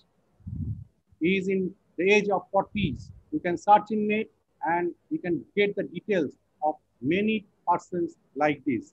I am showing as a person of bioscience, I must show this picture. All of you maybe know Dr. Kiran Majumdar-Shaw. She is one of the leading biotechnology company, Biocon. It is a multinational company ranked now. Every country, even Malaysia, have the branch of Biocon. She started her journey in a garage, in her own garage, producing the papain enzyme. So from then, she is the biggest, one of the largest company of biotechnology in India and multinational. Next, I must highlight what is entrepreneur. Entrepreneur, as you can see the second one, I just want to make sure that it is used in French as a military expedition during war, and it is entrepreneur is a war. The person should have a war type of mentality. They are warriors in the field, and they are the entrepreneur. It is not that I sit in a corner of house and I can be an entrepreneur. I have to warrior money, my mind. I have to a soldier mind in my mind setup so that I can drag the business and fulfill my destination. With this, I skip these slides. I must show you the some of the persons. He is one of the famous person called Dabbawala. He is famous in Mumbai. Internationally, he is famous for his speech all over the world. And all of you know that Mumbai and other parts of, they are supplying the foods in every corner. And now in other countries, we have Grab food. Now it is very useful. During the lockdown, MCO, this COVID period, we are using the mobile apps, the digitization of this Dabbawala in Grab food. This is the application of digitization in our old Dabbawala. So you can see now you sit in the home, you just order through mobile apps, KFC or something. But it is not that. Somebody teaching is not an entrepreneur. A teacher also an entrepreneur. A teacher produces, he motivates the students to be the warrior in the field. So he is the main warrior, what you call entrepreneur in his field. So every person should have a mentality to build his battalion with his motto. So you can see the teacher, she is teaching in a garden, and this is not any, what you call, any type of big digitization, etc. So this should be the mentality of an entrepreneur. You can see in the lockdown, there are many things, menus and transfer in hospitality sector. There are Nestle also. They have taken the procedure to change the what you call changing scenario with the lockdown period. The Parsons engineer started cooking, launched the cake industry. So they all changing the situation with the situation that the IT. There is the IT sector also. We have to change ourselves. Like the Super Mom Bakery in Malaysia, we have the single mother, they make the Super Mom Bakery. They are producing bakery content, the cakes, etc., and supplying everywhere. And this one, you know this person, you may not know. This is Carey Mullis. He was awarded Nobel Prize. And he discovered what? He discovered PCR. Now COVID test, everybody going for PCR testing. He is the discoverer. And this is the application of digitization. You can see the PCR is a small machine. When I used to work, it was a oil-based PCR I have to do. Now it is real-time PCR. All digitization comes. There is no gel, no what you call gel trap, etc. Everything can be seen in the computer graphic. The curve is telling it is positive or negative, how much viral load, everything. So that is he is still alive and he can see his production, means his theory of PCR is now applicable in every corner of the world. And how much satisfaction he is getting. Maybe he or she not getting so much money, I don't know. But his application, I know, everybody knows. Because I and you, all of us will die, but our creation will be alive. So we have to look out on the window of the academic and see how we can apply our knowledge in the industry and betterment of the society. You can see we can make food with different types of ingredients. Without this ingredient, may not be possible with the production of food. So there is need of fund. We have to calculate these things. There comes the accounting and the resources. So we have to be planned. And if there is nothing, we have to convert our plan like from old chula to gas to microwave, like that. We can change everything. That we have to be modified ourselves. We have to be environmentally friendly. We have to bend down. So we tell that Bhagavad Gita is the management book. Yes, Sri Krishna told Arjuna that yes, you are a warrior and your goal is not to see who is your father, who is your mother, or who is your relative and who relative will die to who will speed up their family. That is not your lookout. You look for the betterment of the society. You look for the truth and you work for that. You don't look for the false and don't go beyond the what you call ethics. So you can kill your relative also. That is not relative. They are violating the term. So you should work for the society, for the betterment of the society. So that is the teach in Bhagavad Gita we have learned. So there are different types of project development, delivery, agile or water flow. All of you know maybe from management side that we can deliver the project in any aspect, but everything should be socially responsible. This is the most important term, and we should be socially responsible and we should be optimistic to deliver these things. So with this, I don't want to drag much. You can see the digitization, as just now Professor told, that we are in India and other countries, we are going for digitization of education. But can this thing replaced by the digitization? The answer is very simple. All of us know. So this thing cannot be replaced by digitization of education. And we have to go back into this.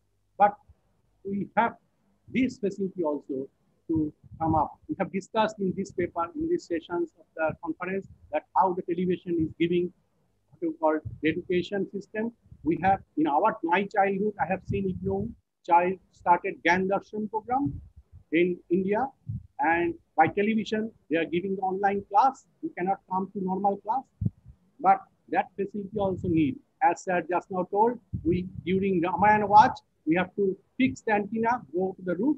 Now it is not like that. We just sit in the home. It is the advantage of digitization, and the persons are working every day and night to develop new things. Previously, the mobile phone is like this. There is no mobile phone. There is pager. Now mobile phone. Then now you can see the smartphone. This is the development.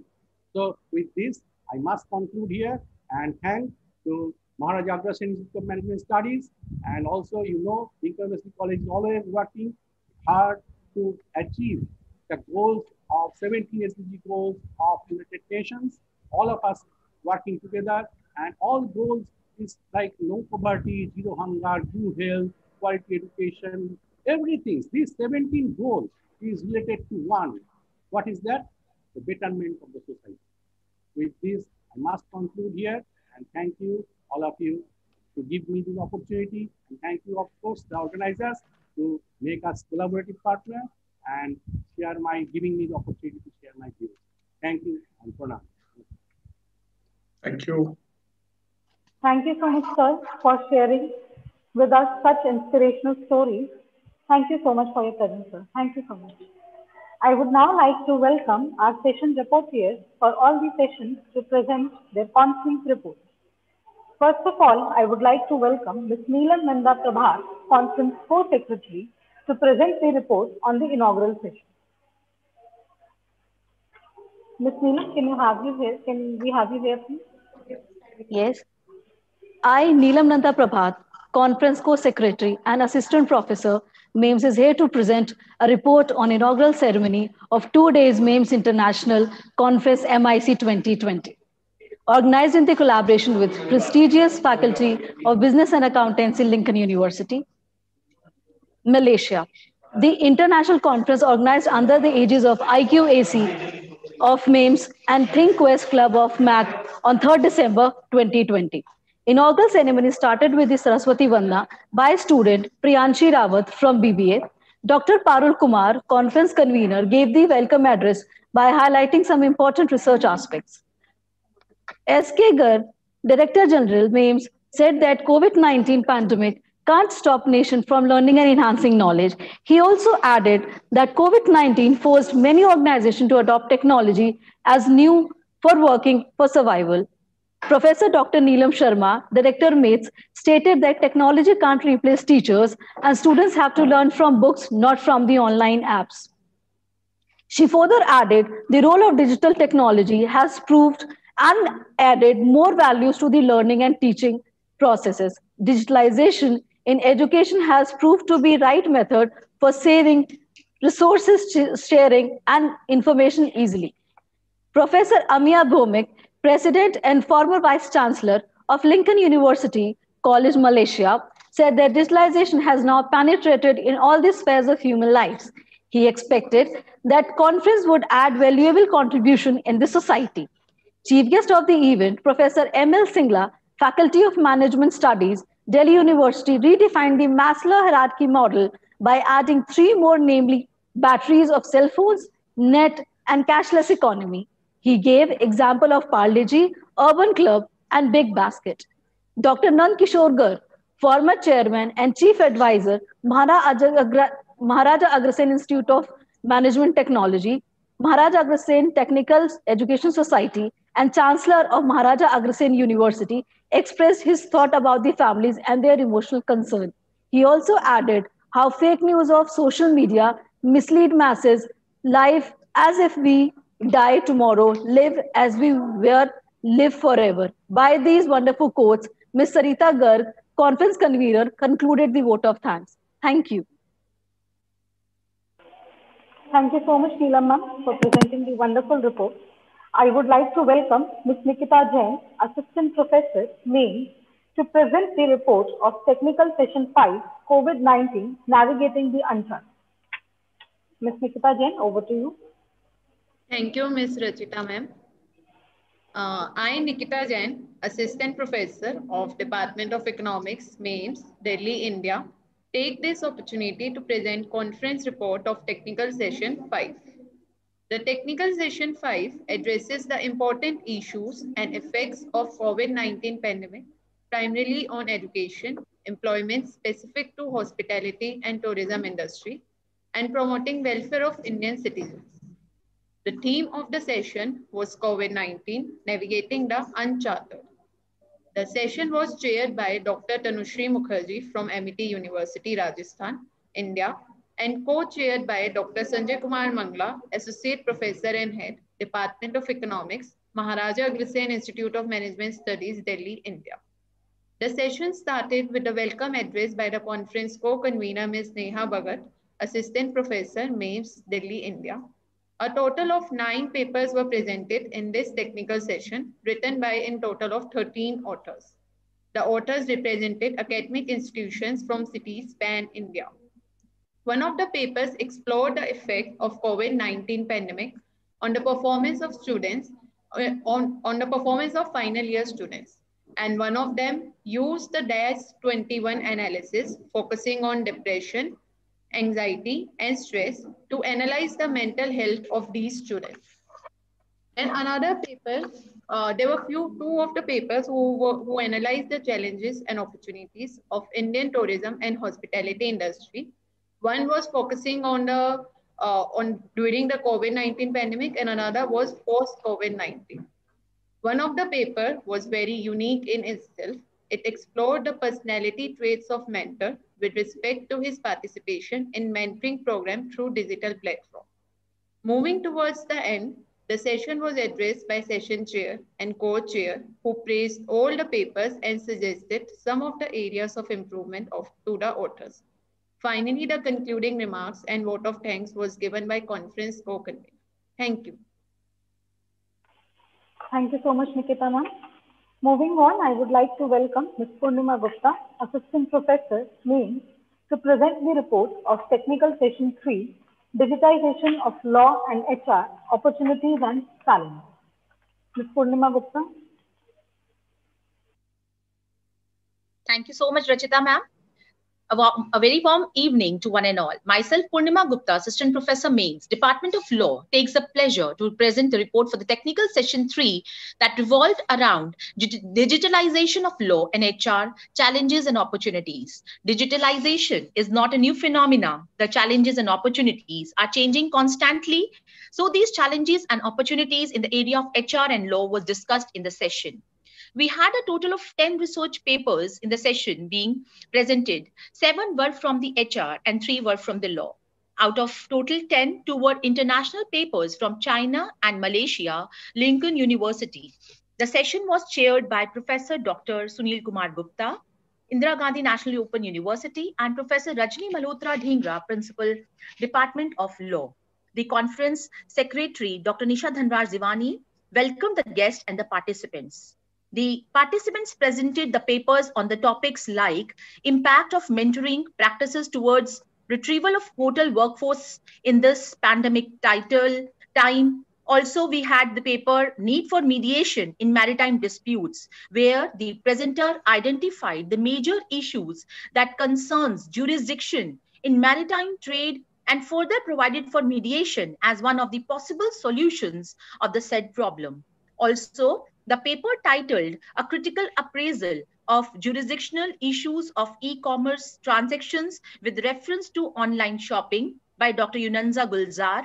The presenter talked about the business disputes which the enterprise may come across in e-commerce, which can be contractual or non-contractual, like copyright dispute, defamation, etc. We had the paper title like a trust relationship between employers and employees, the context of Chinese organization by Peng Sun Professor Dr. Amia Bhaumik from Lincoln University. And the presenter threw light on the changeable and volatile business environment organization entails a rapid growth of the trust relation. And also we had the paper of developing hybrid model of laws for cyber crime and cybersecurity in India through cross-country study by Dr. Ms. Ananta Agarwal and Kajal Mittal. The research objectified to create awareness and make people understand about cyber laws, to unfold, untangle, and elaborate the cyber laws, and to prepare a best quality of legal system of cyber laws and cyber security to stop the cyber crime and attacks.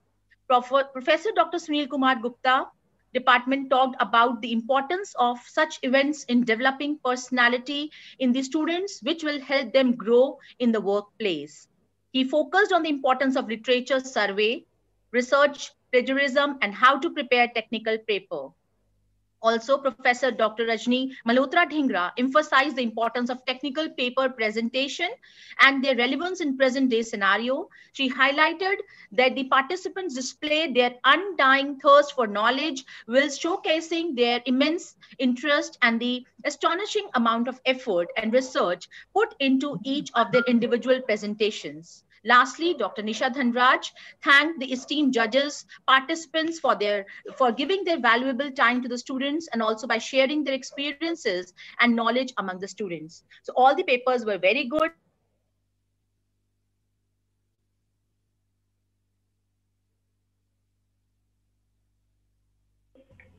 Thank you so much, Purnima ma'am. For the next report presentation, I would like to welcome Ms. Priya Sharma, Assistant Professor MAIMS, for presenting the report of Technical Session 2, Revamping Marketing. Respected dignitaries, the special invitees, the delegates of the conference, and my dear friends, a very good evening to all. I have made a sincere effort to consolidate the gist of presentations and interactions of Technical Session 2 of the two-day international conference on impact of digitization on education, management sciences, information technology, law enforcement, and media.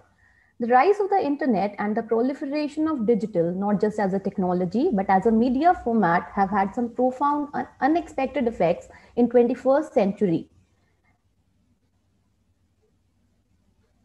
While everyone expected that digital technology would make things faster, what few people correctly predicted was the social impact that digital media combined with online connectivity would have. Addressing these concerns, the technical session 2 with the theme Revamping Marketing had some very interesting papers. The session was chaired by Dr. Mohita Maggu from National Institute of Construction Management and Research and co-chaired by Professor Dr. V.K. Khurana, HOD, Department of Business Administration, MAIMS. Dr. Pavleen Soni from Guru Nanak Dev University and Dr. Jyoti Vora from Laila Khalsa College Jalandhar made the first presentation on comparing online retail loyalty segments of Gen Z buyers. The study proposed to identify segments of Gen Z customers across e-loyalty dimensions. The physical touch is missing in online shopping, and consumers use various online reviews to evaluate products. On this theme, the second paper of Technical Session 2 by Dr. Gautam Parmar Navsari and Mr. Janice Kumar P. Chauhan, G.H. Patel, PG Institute of Business Management, aim to investigate the role of demographic factors for consumer preference towards online review.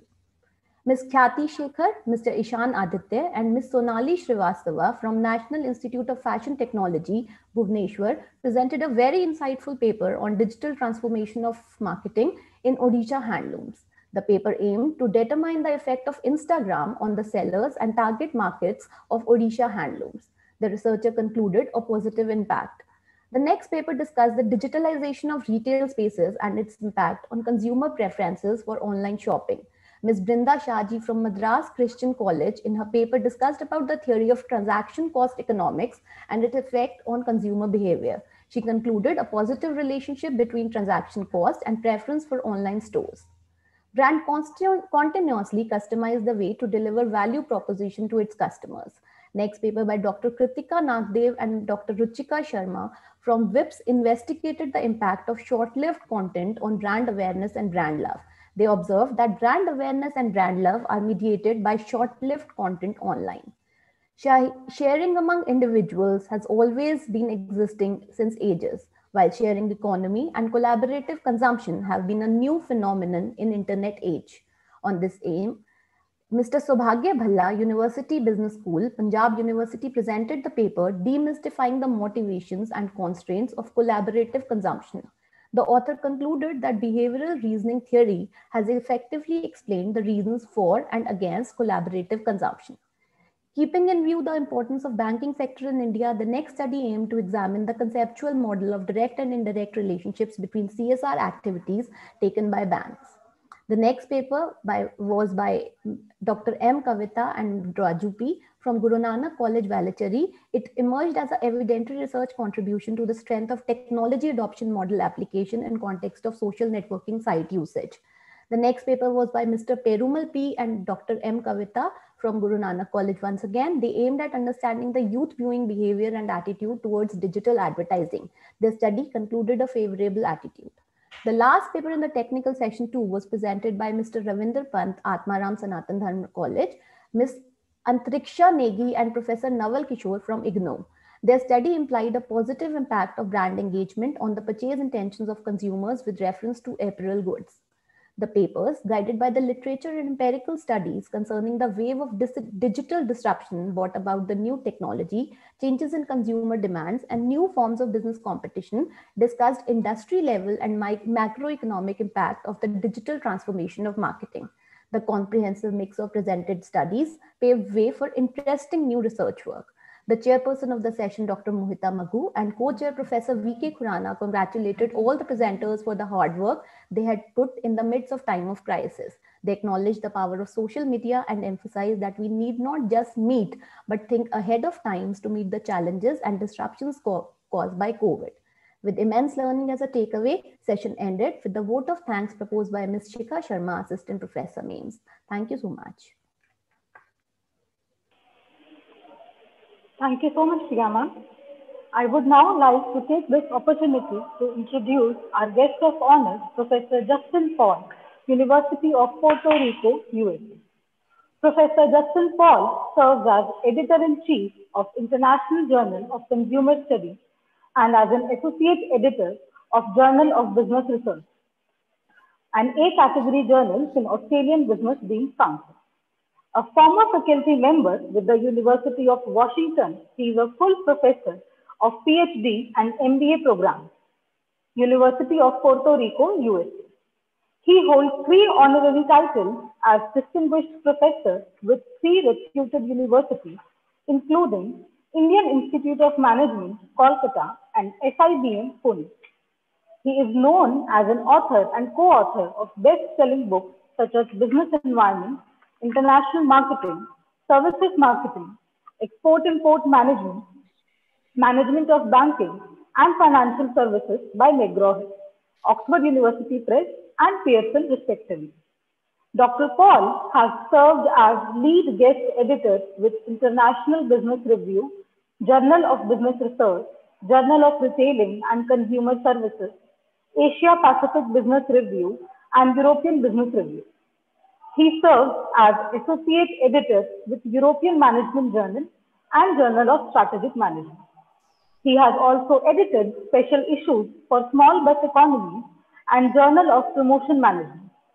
He was Associate Editor for International Journal of Emerging Markets and the Services Industries Journal for 3 years.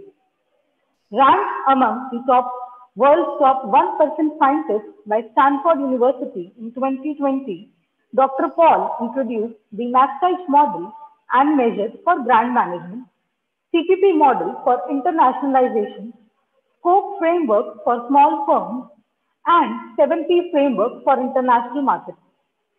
His articles have been downloaded over 7 lakh times during the last 6 years.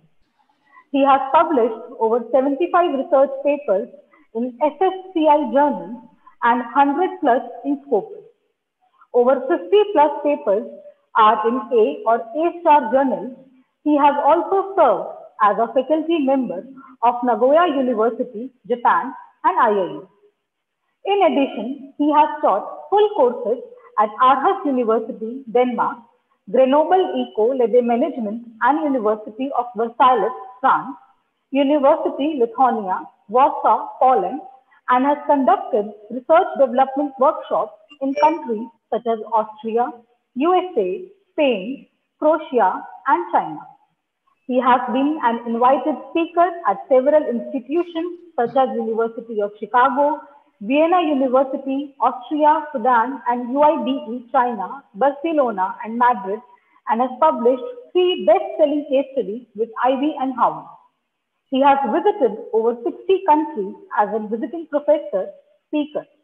Thank you so much, sir, for joining us. Over to you, sir. Thank you. Thank you for nice introduction, and I feel honored to be part of your seminar today. Can you hear me? Yes, sir.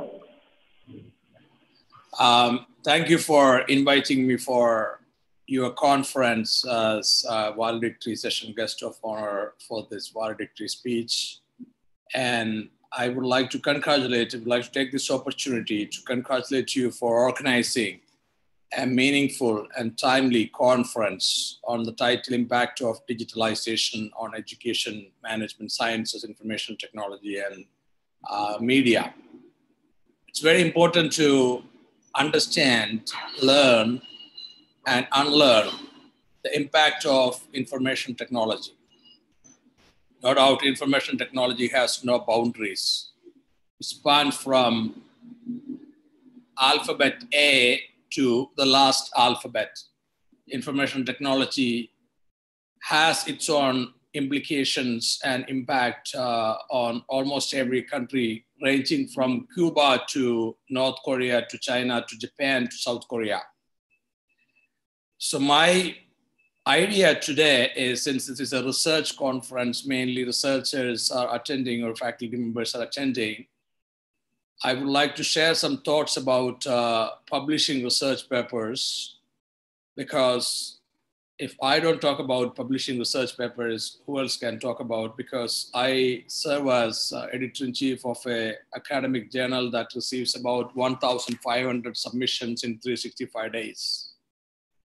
So I manage approximately 5 submissions almost every day with the help of 12 associate editors for International Journal of Consumer Studies.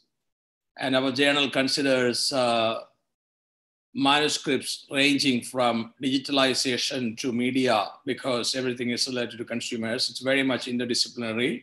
We get manuscript from researchers in marketing area to communication area to information technology researchers, because almost everything is linked to customers, linked to consumers, both customer and consumer. So my idea is to give you some perspective from the point of view of a journal editor and give you an opportunity to ask a couple of questions so that I can also answer, so that you will also find benefited. I'm not sure how many of you have had enough experience of publishing and how many of you have received rejection letters. On an average, journals accept, especially almost every A-rank journals or A-star rank journals accept about 5 to 7% of total submissions. Acceptance rate is decreasing because every year we witness increase in total number of submissions, with large number of people getting into PhD, and academia is receiving more and more attention year by year, because many people want to switch over to academia for their career these days, because people consider academia as an important avenue for comfortable career these days. And many institutions are offering a lot of incentives, including monetary incentives to researchers to publish, and getting good jobs worldwide is also a function of publishing, because knowledge need to be expressed, or knowledge need to be produced in terms of intellectual output. You may be knowledgeable, competent, but in case if you don't succeed in resulting into an output of your knowledge, input is not enough. Output comes in the form of publications. So you have to be oriented towards conference presentation is like an input. You get feedback from fellow colleagues, and then you revise your paper and you have to publish in academic journal. Then only people will recognize you. Then only people will consider you as an expert. Otherwise, you have no evidence that you have done this work. So we have to be very, very rigorous, and we have to be alert, intelligent, and we have to try to make sure that our work results into output in the right place. Sometimes it's difficult, it's challenging, but we have to keep trying. And I do have some set of PowerPoint slides to discuss about some do's and some don'ts, which you can keep in mind when you prepare your paper to submit to an academic journal. Let me share my screen.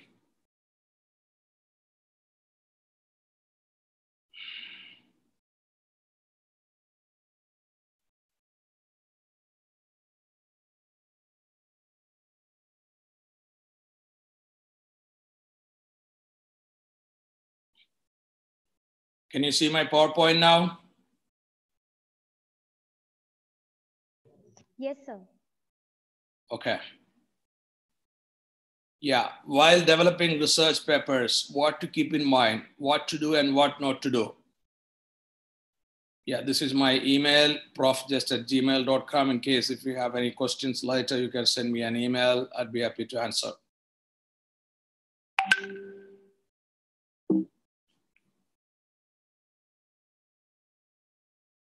Yeah, let me begin with the background, or let me begin with this, the journal where I serve as editor-in-chief. It's a 45-year-old journal, International Journal of Consumer Studies. And with an A rank, our target is, it does not enjoy the deserving impact factor compared to its age. I took over this journal only in March. So it has been last 9 months I serve as editor, so it is like a transition for me from author to editor. So it is like lawyers getting transitioned from lawyer to high court judge or Supreme Court judge. It's the same thing.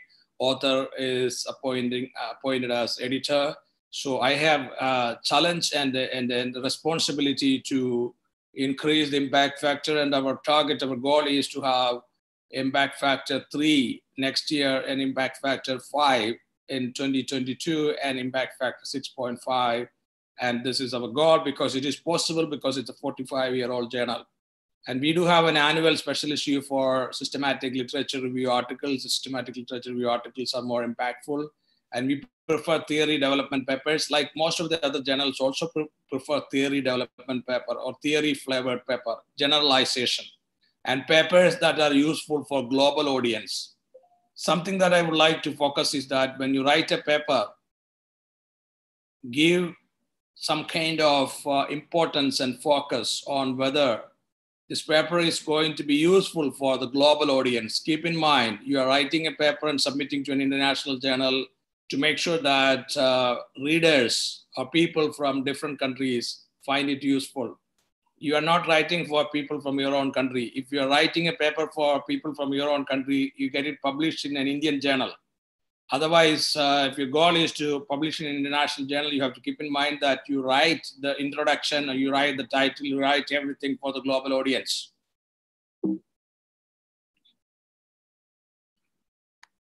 I also serve as an associate editor of Journal of Business Research and European Management Journal. European Management Journal has a 2.9 impact factor. Journal of Business Research has 4.9 impact factor.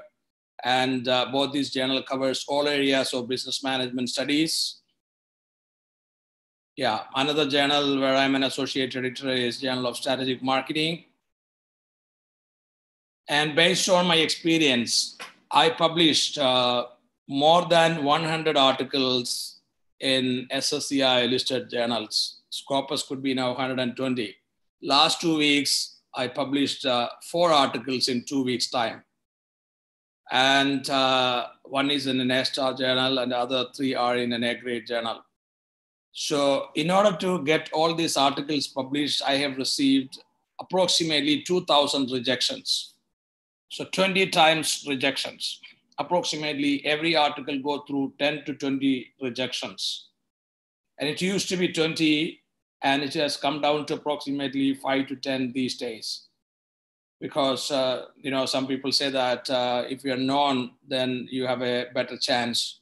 So I'm not saying that I'm very well known, but some people, at least some people have name recognition, but still many people don't know me, so they keep rejecting the article.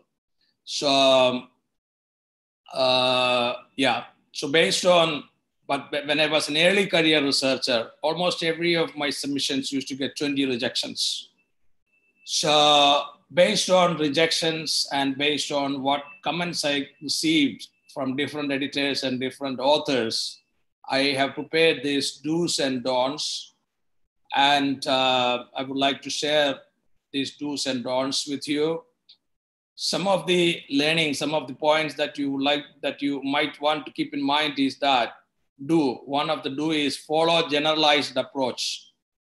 Write your article with a generalized approach. It's important. Number 2, provide the reader a roadmap of how your paper is going to flow. For example, your last paragraph in the introduction section should be outlining different sections in your paper. It's important.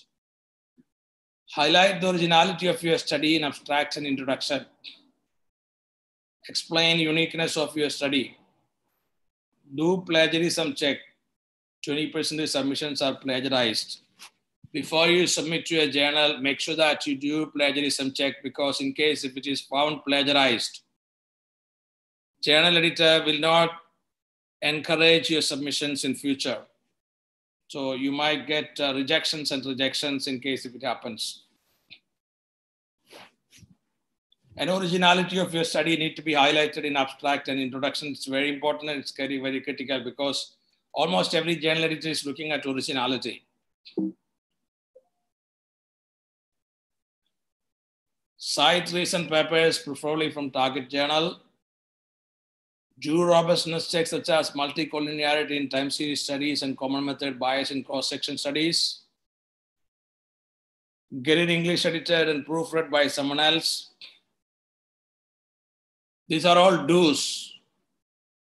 I talk about citing recent papers. This is because if you don't cite recent papers, your paper will look like an outdated one, and you will create an impression that you have not surveyed recent studies and you're not aware of recent studies. You have to identify research gap and highlight your research gap after citing recent studies. If your paper doesn't have recent studies, that itself is a reason for rejection.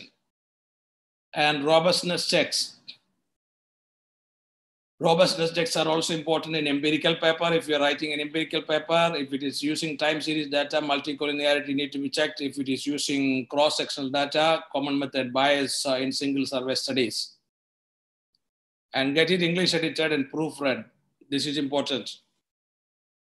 And, so you can hire someone to do that in case if you don't have enough time, hire someone to do that and pay them. So this is important. Otherwise, your paper not only will get rejected, that will affect your reputation. Derive hypotheses in an empirical paper, research questions in a qualitative paper, and theoretical or testable propositions in a conceptual paper. This is important because in an empirical paper, your idea needs to be expressed in the form of hypothesis. And if you are writing a qualitative paper, your idea needs to be specified in the form of research questions. And in a conceptual paper, you need to have theoretical or testable propositions. This is how you have to distinguish. And another do is focus on findings of prior studies. When you do a literature review for your empirical or qualitative, whatever type of paper, you have to focus on findings of prior studies. You just write that this is a study, but if you don't talk about what they have found, it doesn't make sense. The purpose of literature review is to focus on findings of their studies. You can even include a table focusing on findings of prior study. It will help. And also in the discussion section, try to corroborate or contrast your findings with other findings.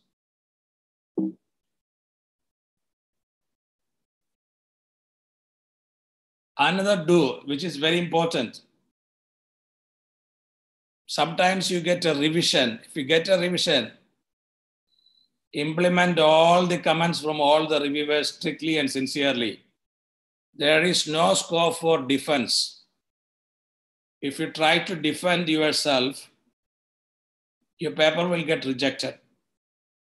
Don't try to defend. If you get a revision, implement all comments, maximum possible comments sincerely and strictly. And you have to write a response letter when you get a revision. Response letter should be very, very polite. Sometimes you have your own ego, I have my own ego, but that doesn't work here. If you write response letter with ego, your paper will get rejected after revision.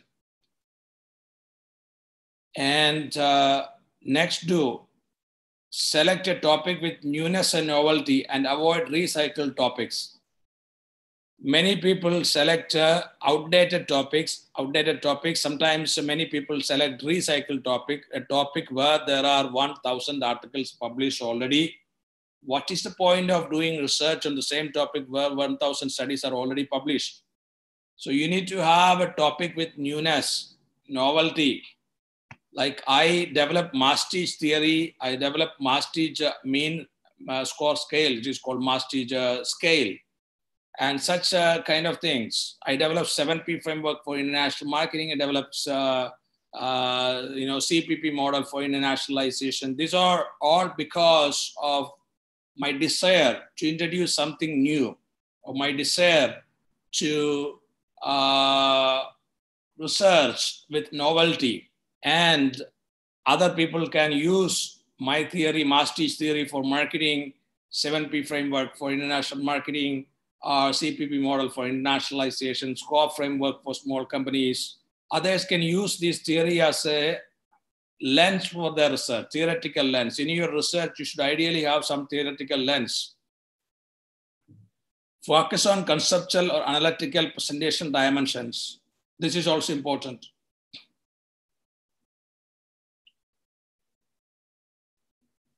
Yeah, some don'ts. Don't cite from regional, local, national journals. Recently, someone from Madhya Pradesh approached me to co-author a paper and send me some material. Almost every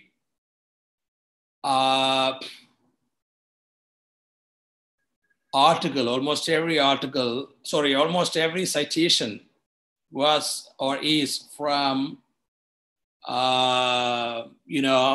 local journal or regional journals. This is not going to work. Avoid citations from websites. Don't include country or state name in title because you need generalized title.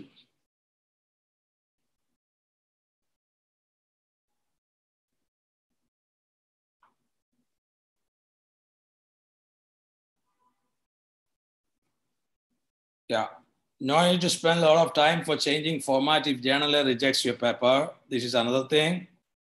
And 80% of journal editors do not care format, as most of them have implemented free format policy.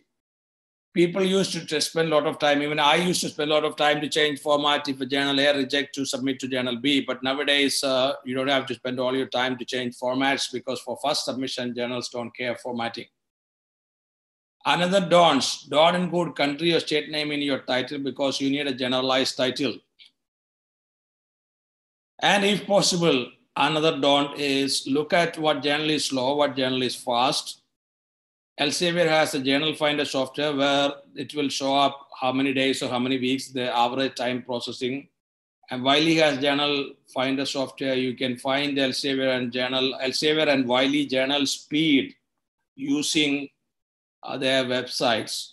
The best publishing companies in our field are Elsevier, Wiley, Springer, Sage, Taylor and Francis. Don't defend yourself if you get a revision. This is an important point to keep in mind. And don't use recycled theories like theory of plant behavior because there are 10,000, 50,000 studies using the same theory. Yeah. Now, I have spoken for about 20 minutes and I'll be happy to answer your questions, and some interaction is always useful.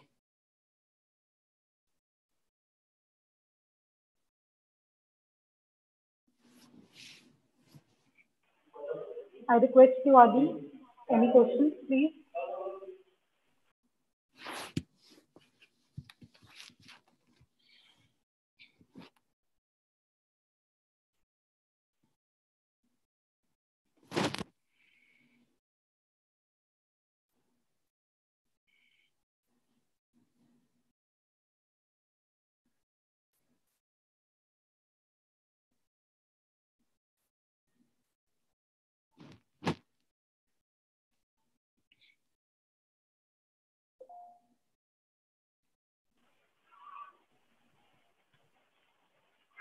Thank you so much, sir. It was a great experience listening to you. Your achievements have set milestones for researchers all over the world. We are very grateful to have you in MAIMS International Conference. I am sure all the attendees must have noted down the important points for their further research work. Thank you so much from the entire team of MIT and Maharaja Agrasen Institute of Management Studies for taking out time from your busy schedule and sharing with us your insights. I once again thank you, sir. Thank you. It's my pleasure.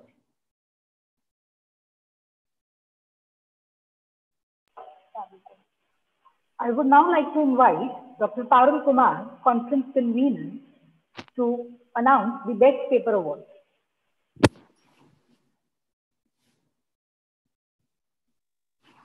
Hello. Good evening, everyone. Thank you very much for joining us on the valedictory session. Now moving forward with the announcement, the most awaited announcement of the evening, the Best Paper Awards. First, we will be starting with the Best Paper Awards in each technical session, and then moving forward with the Special Recognition Awards, then the overall Best 3 awards, which have won the cash prizes. So the first award for the technical session number 1 goes to Paper ID MIC 59, Dr. Rashmi A.G. from TKM Institute of Management, Kerala. The topic was Impact of Blockchain Technology on E-Waste Reverse Logistics. Congratulations. Technical Session 2, MIC 8, Comparing the Online Retail Loyalty Segments of Indian Generation Z Buyers. Dr. Pavleen Soni, Dr. Jyoti Vora from Guru Nanak Dev University and Lailpur Khalsa College, Jalandhar. Congratulations. Technical Session 3, MIC 29, Ms. Priyanka from Ramjas College, Mr. Bisjeet Ghosh, Mr. Priyanshu Raghuvanshi from Indian Institute of Sciences and Mr. Bijit Ghosh from Indian Institute of Technology. They presented on the topic Impact of Social Networking Sites, Usage and Economical Intelligence Decisions, Self-Efficacy among the university students. Congratulations to all the co-authors. Moving forward, the technical session 4, the best paper goes to MIC 106, Dr. Firdaus Khan, Market Development of Digital Financial Services Targeting Women's Financial Well-Being, a Client Profiling Model. He presented the paper. He is affiliated with CMSB School, Jain Deemed to be University. Congratulations, Dr. Firdaus. Technical session 5, MIC 22, Taruna Narula from GC Bose UCT, YMCA Faridabad. The topic of the paper was COVID-19, usage of e-learning applications by students of higher education for professional development. Congratulations. Technical session 6, MIC 64.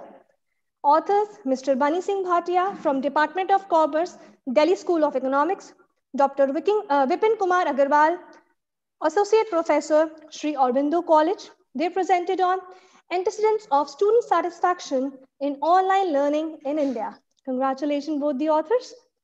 Moving to the last session, technical session 7, MIC 53. Barriers of emerging tourism destinations and community participation, Ms. Yaja Milo from Pondicherry University, Ms. Anjanya Swami from Central University, Mr. Anjanya Swami from Central University of Andhra Pradesh. Congratulations to all the technical session Best Paper Awards. Thank you so much. We would be sending your certificates very soon. Thank you so much. Moving forward, we have special recognition awards for the foreign presenters. So I would be telling their names: MIC 108, Fang and Mukil from Lincoln University College.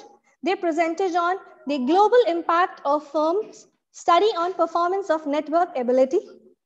MIC 109, Peng and Professor Amya Bhaumik from again the Lincoln University College.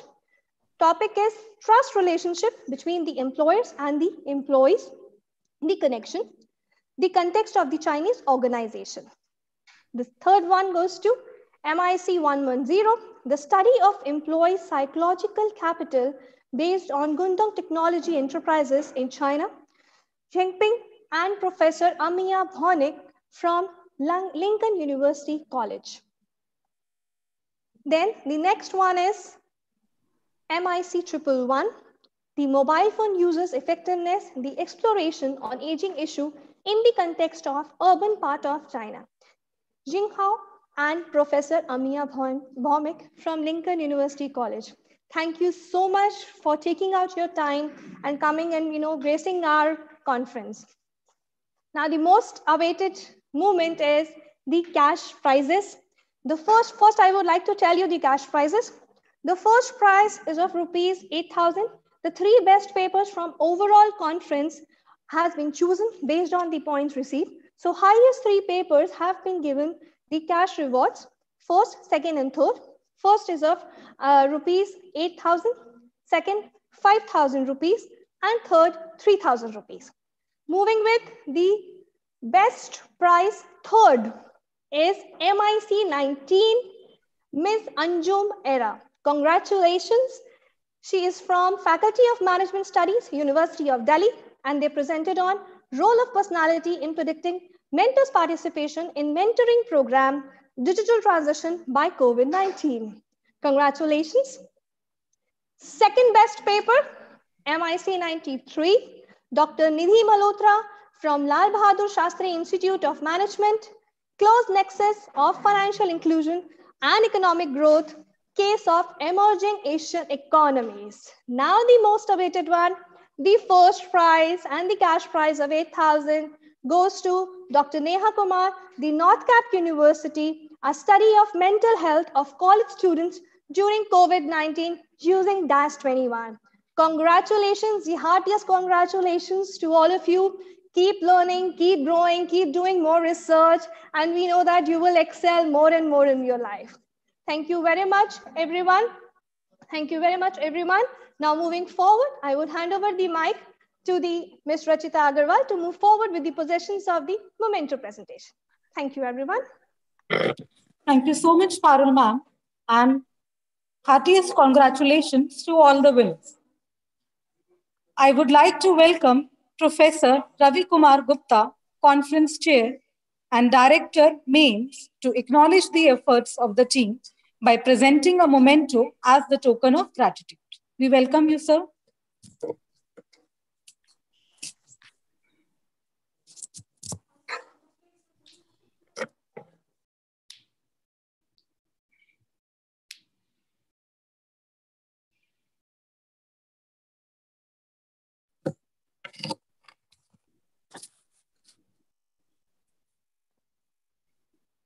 First, we have Professor Vijay Kumar Khurana, Technical Session Co-Chair.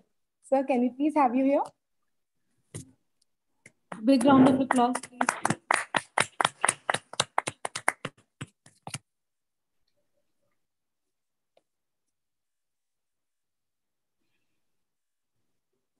Thank you so much, sir. I would like to welcome Dr. Vinita Gupta, Technical Session Co-Chair.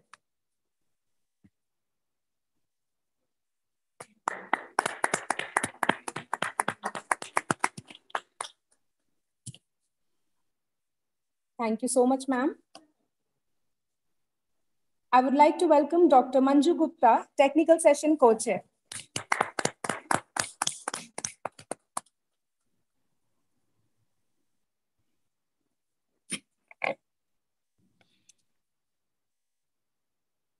Thank you so much, ma'am.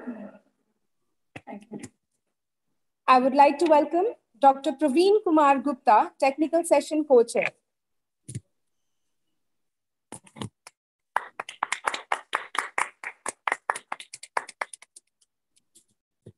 Thank you so much, sir. We would like to welcome Dr. Sanjay Mangla, Technical Session Co-Chair.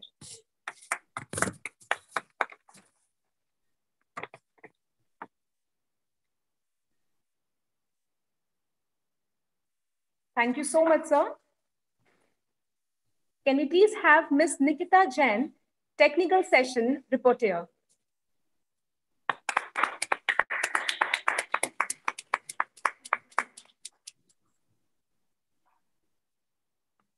Thank you so much, ma'am. Can we have Ms. Shikha Sharma, Conference Secretary?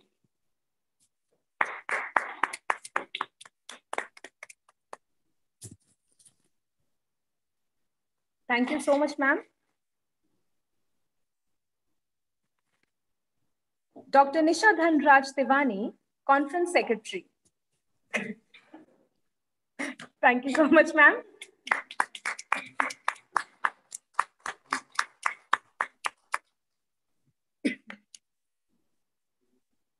Can we have Ms. Neelam Nanda Prabhat, Conference Secretary?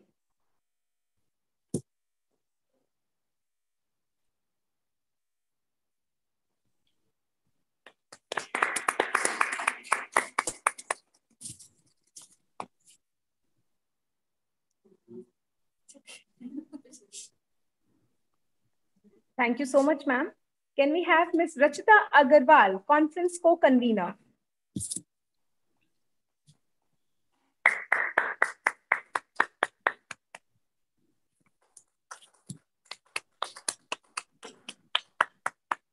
Thank you so much, ma'am. Can we have Ms. Neha Bhagat, Conference Co-Convener?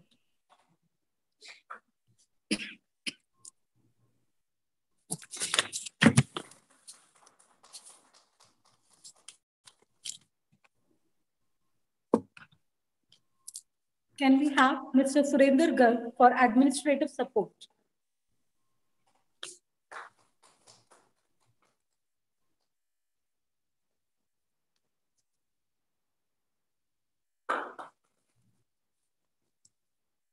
Mr. Anuj Chaudhary for providing technical support.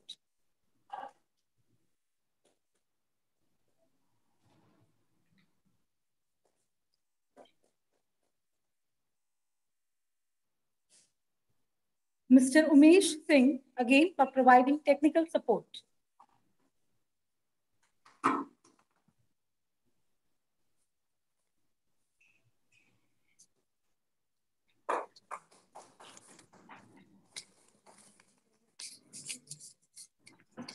Dr. Parul Kumar, Conference Convener, and Dr. Sarita Garg, Conference Convener.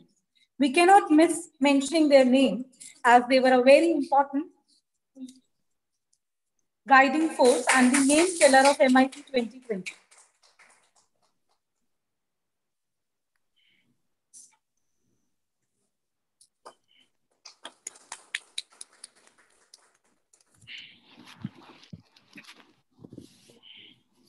Talking about motivation and encouragement, we cannot miss mentioning a very important guiding force and the main pillar of MIC 2020.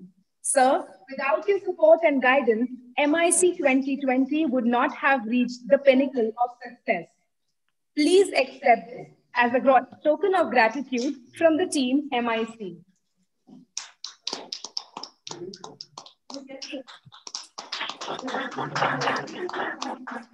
Thank you so very much.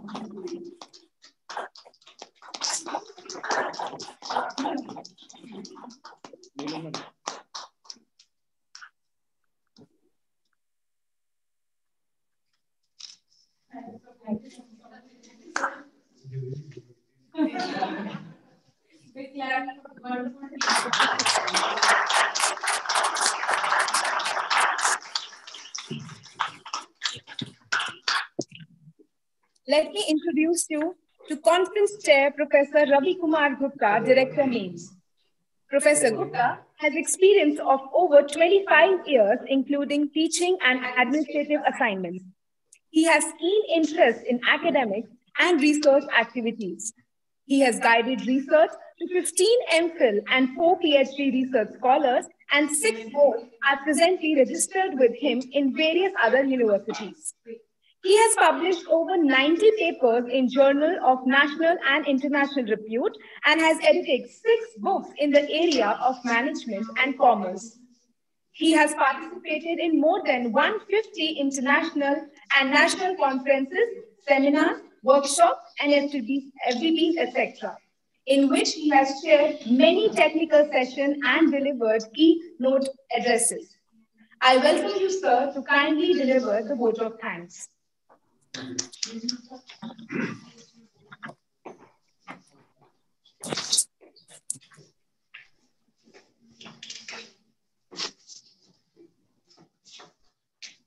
Very happy good evening to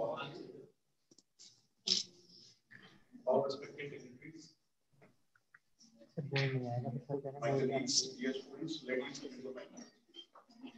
It's a matter of very high pride and pleasure to be a part of this institution, MAIMS, and then of this part of this international conference. This conference, which initiated during last 6 months, continuous efforts and hard work of the full team. Of course, I'm going to name all the members. And of course, along with all the wonderful team of faculty staff of MAIMS, which became possible. And again, after 6 months, continuous efforts, and this 2 days live show online since yesterday morning until it's a late evening, we have been gone through this conference online. This is an opportunity which has been given to me to give a vote of thanks, a very humble duty. I feel highly pleasurable. In this series, first of all, I take pleasure to convey my thanks to everybody. I recall one chopai from Hanuman Chalisa, Durgam Kaj Jagat ke jete sugam anugrah tumre tete. The meaning thereby is that ke is sansar ke katintam कार्य भी तेरी कृपा से आसानी से पूरा हो जाते हैं. We convey our thanks to the Parampita Parameshwar. With those blessings, we have been able to complete this task of international conference, which we initiated, took one, which included, of course, the inaugural session, then 7 continuous technical sessions, and now this valedictory session. In this series, I take pleasure to convey my heartiest thanks to the chief guest of the inaugural session, Professor M.L. Singla from Faculty of Women's Studies, Delhi University, and also the another speaker from Malaysia University College, Lincoln University College, Malaysia, Professor Amiya Bhaumik. And in the same session, we had the blessings of our founder chairman, Dr. Nandkishore Garg. Also the kind address of our Director General, Professor S.K. Garg, advisor mates, Professor G.P. Govil, Professor N.K. Kakkad, and has his presence, and also Dr. Neelam Sharma had his kind address in the inaugural session. From Lincoln University, the another highly distinguished guests, Dr. Sandeep Podar, Dr. Abhijit Ghosh, and Dr. Ashra Amidi were also present in the various technical sessions. That I shared you, the technical sessions were 7, which were conducted in a very defined way, in a very crystally clear objectives, which were covered in accordance with our topic of the conference. So we had the privilege to have the presence of technical session chairs, Dr. Neha Kumar from North Cape University, Dr. Mohita Maggu from NICMR, Professor Sunil Kumar Gupta from IGNU, Dr. Aviral Kumar Tiwari from Rajgiri Business School, Dr. Tanushri Mukherjee from Amethi, Professor Dr. Rajkumar Sharma from BBMR, and Dr. Tasha Singh, Galgotia University. I convey my heartiest thanks to all these dignitaries to chair the technical session. Along with them, our faculty, senior faculty, head of the departments, they co-chaired the technical sessions. Along with them, Professor Vijay Kumar Khorana, head the Department of Business Administration, Professor Vinita Gupta, head the Department of Journalism, Professor Rajni Malhotra, head the Department and Principal of Legal Studies and Department of Law, Dr. Manju Gupta, head Department of Commerce, Dr. Sanjay Mangla, head Department of Economics, Dr. Praveen Gupta, head Department of Law, Dr. Manoj Urma, COE, and Dr. Umesh Pathak, Associate Professor. I also convey a big thanks to all these my colleagues in this MAIMS to co-chair the session along with our chairman of the technical sessions. And also the faculty from our issue, Ms. Taranpreet Kaur, Ms. Riya Sharma, Purnima Gupta, Preeti Bansal, Nikita Jain, Rachna Jain, and Shilpa BSL. They acted as a rapporteur in the 7 technical sessions. And also we had a privilege that they presented the report also in the valedictory session and appraised us about the summary in a very beautiful manner about the technical sessions. In the valedictory, we had an opportunity to have the humble presence of Professor M. Kidwai, former Vice Chancellor from Jivaji University, and along with him, Dr. Sandeep Podar from Lincoln University College, and international fame, an academician and author, Professor Justin Paul from University of Puerto Rico, St. John, USA. And also there was a humble presence as a guest of honor in the valedictory session and the address by Professor S.S. Deswal, Dean Academics Mate, and Professor G.P. Govil, Advisor Mates. I also convey to all these dignitaries for their kind address in the valedictory session and enriching our knowledge also, and convey my thanks for their humble presence.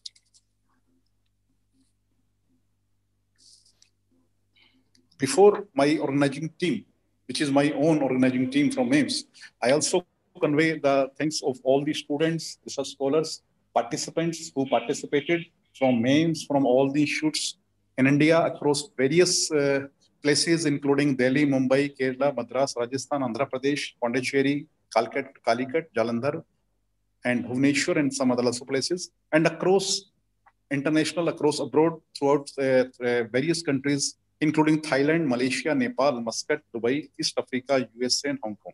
So I convey my heartiest thanks. You, all the participants who participated in our conference, you had a faith in us in the MAIMS International Conference, you participated. And of course, few of them had an opportunity to win the cash prize which is given to the 3 presenters, and also one of the best paper in every technical session. So I convey my heartiest thanks to all of you for participation in our this international conference, and congratulations, of course, to everybody for their participation and also for the award.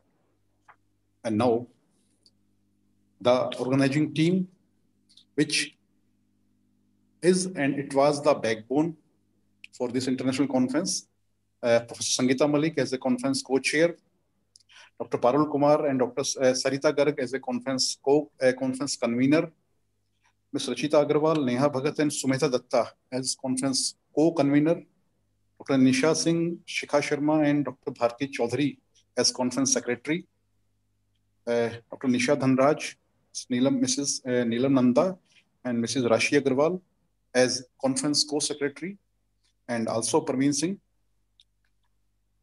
Mr. Anuj Chaudhary as a member of technical support, Mr. Umesh Singh, member technical support, Surendra Garg, Mr. Anil Kumar, and G.R. Mani Tripathi as member administrative support.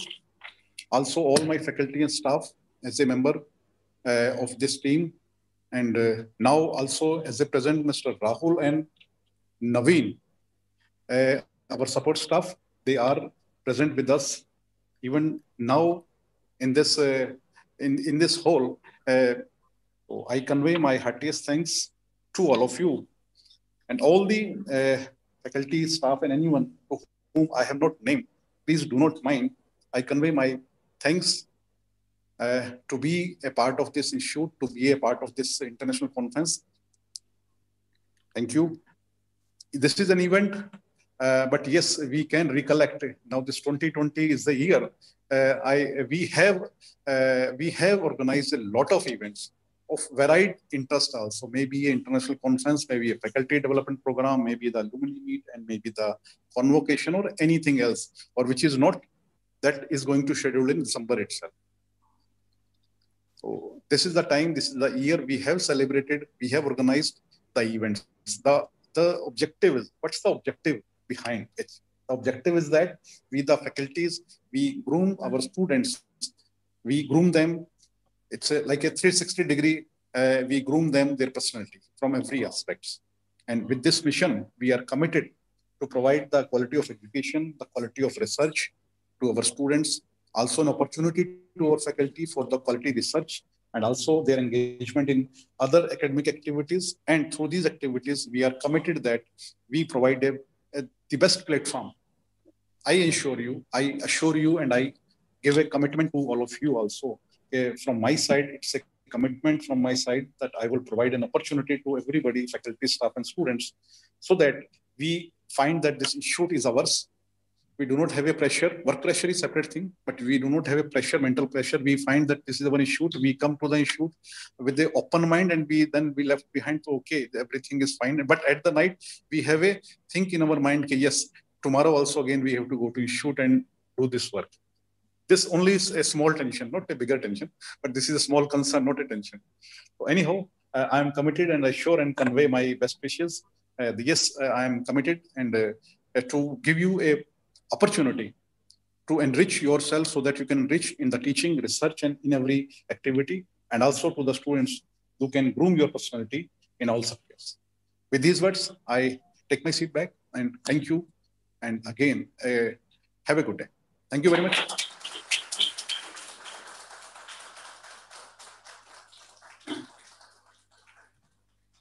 Sir, thank you so much for your words of wisdom. You are truly the guiding light. And because of you, all the students and faculties of MAIMS want to become the best version of themselves. Thank you so much, sir. Sir, your skills of choosing words of appreciation is always remarkable. You act as a pillar without whom it was not possible to have such a great event on such a great platform. Thank you so much, sir. I would now request everyone to kindly stand up for the national anthem.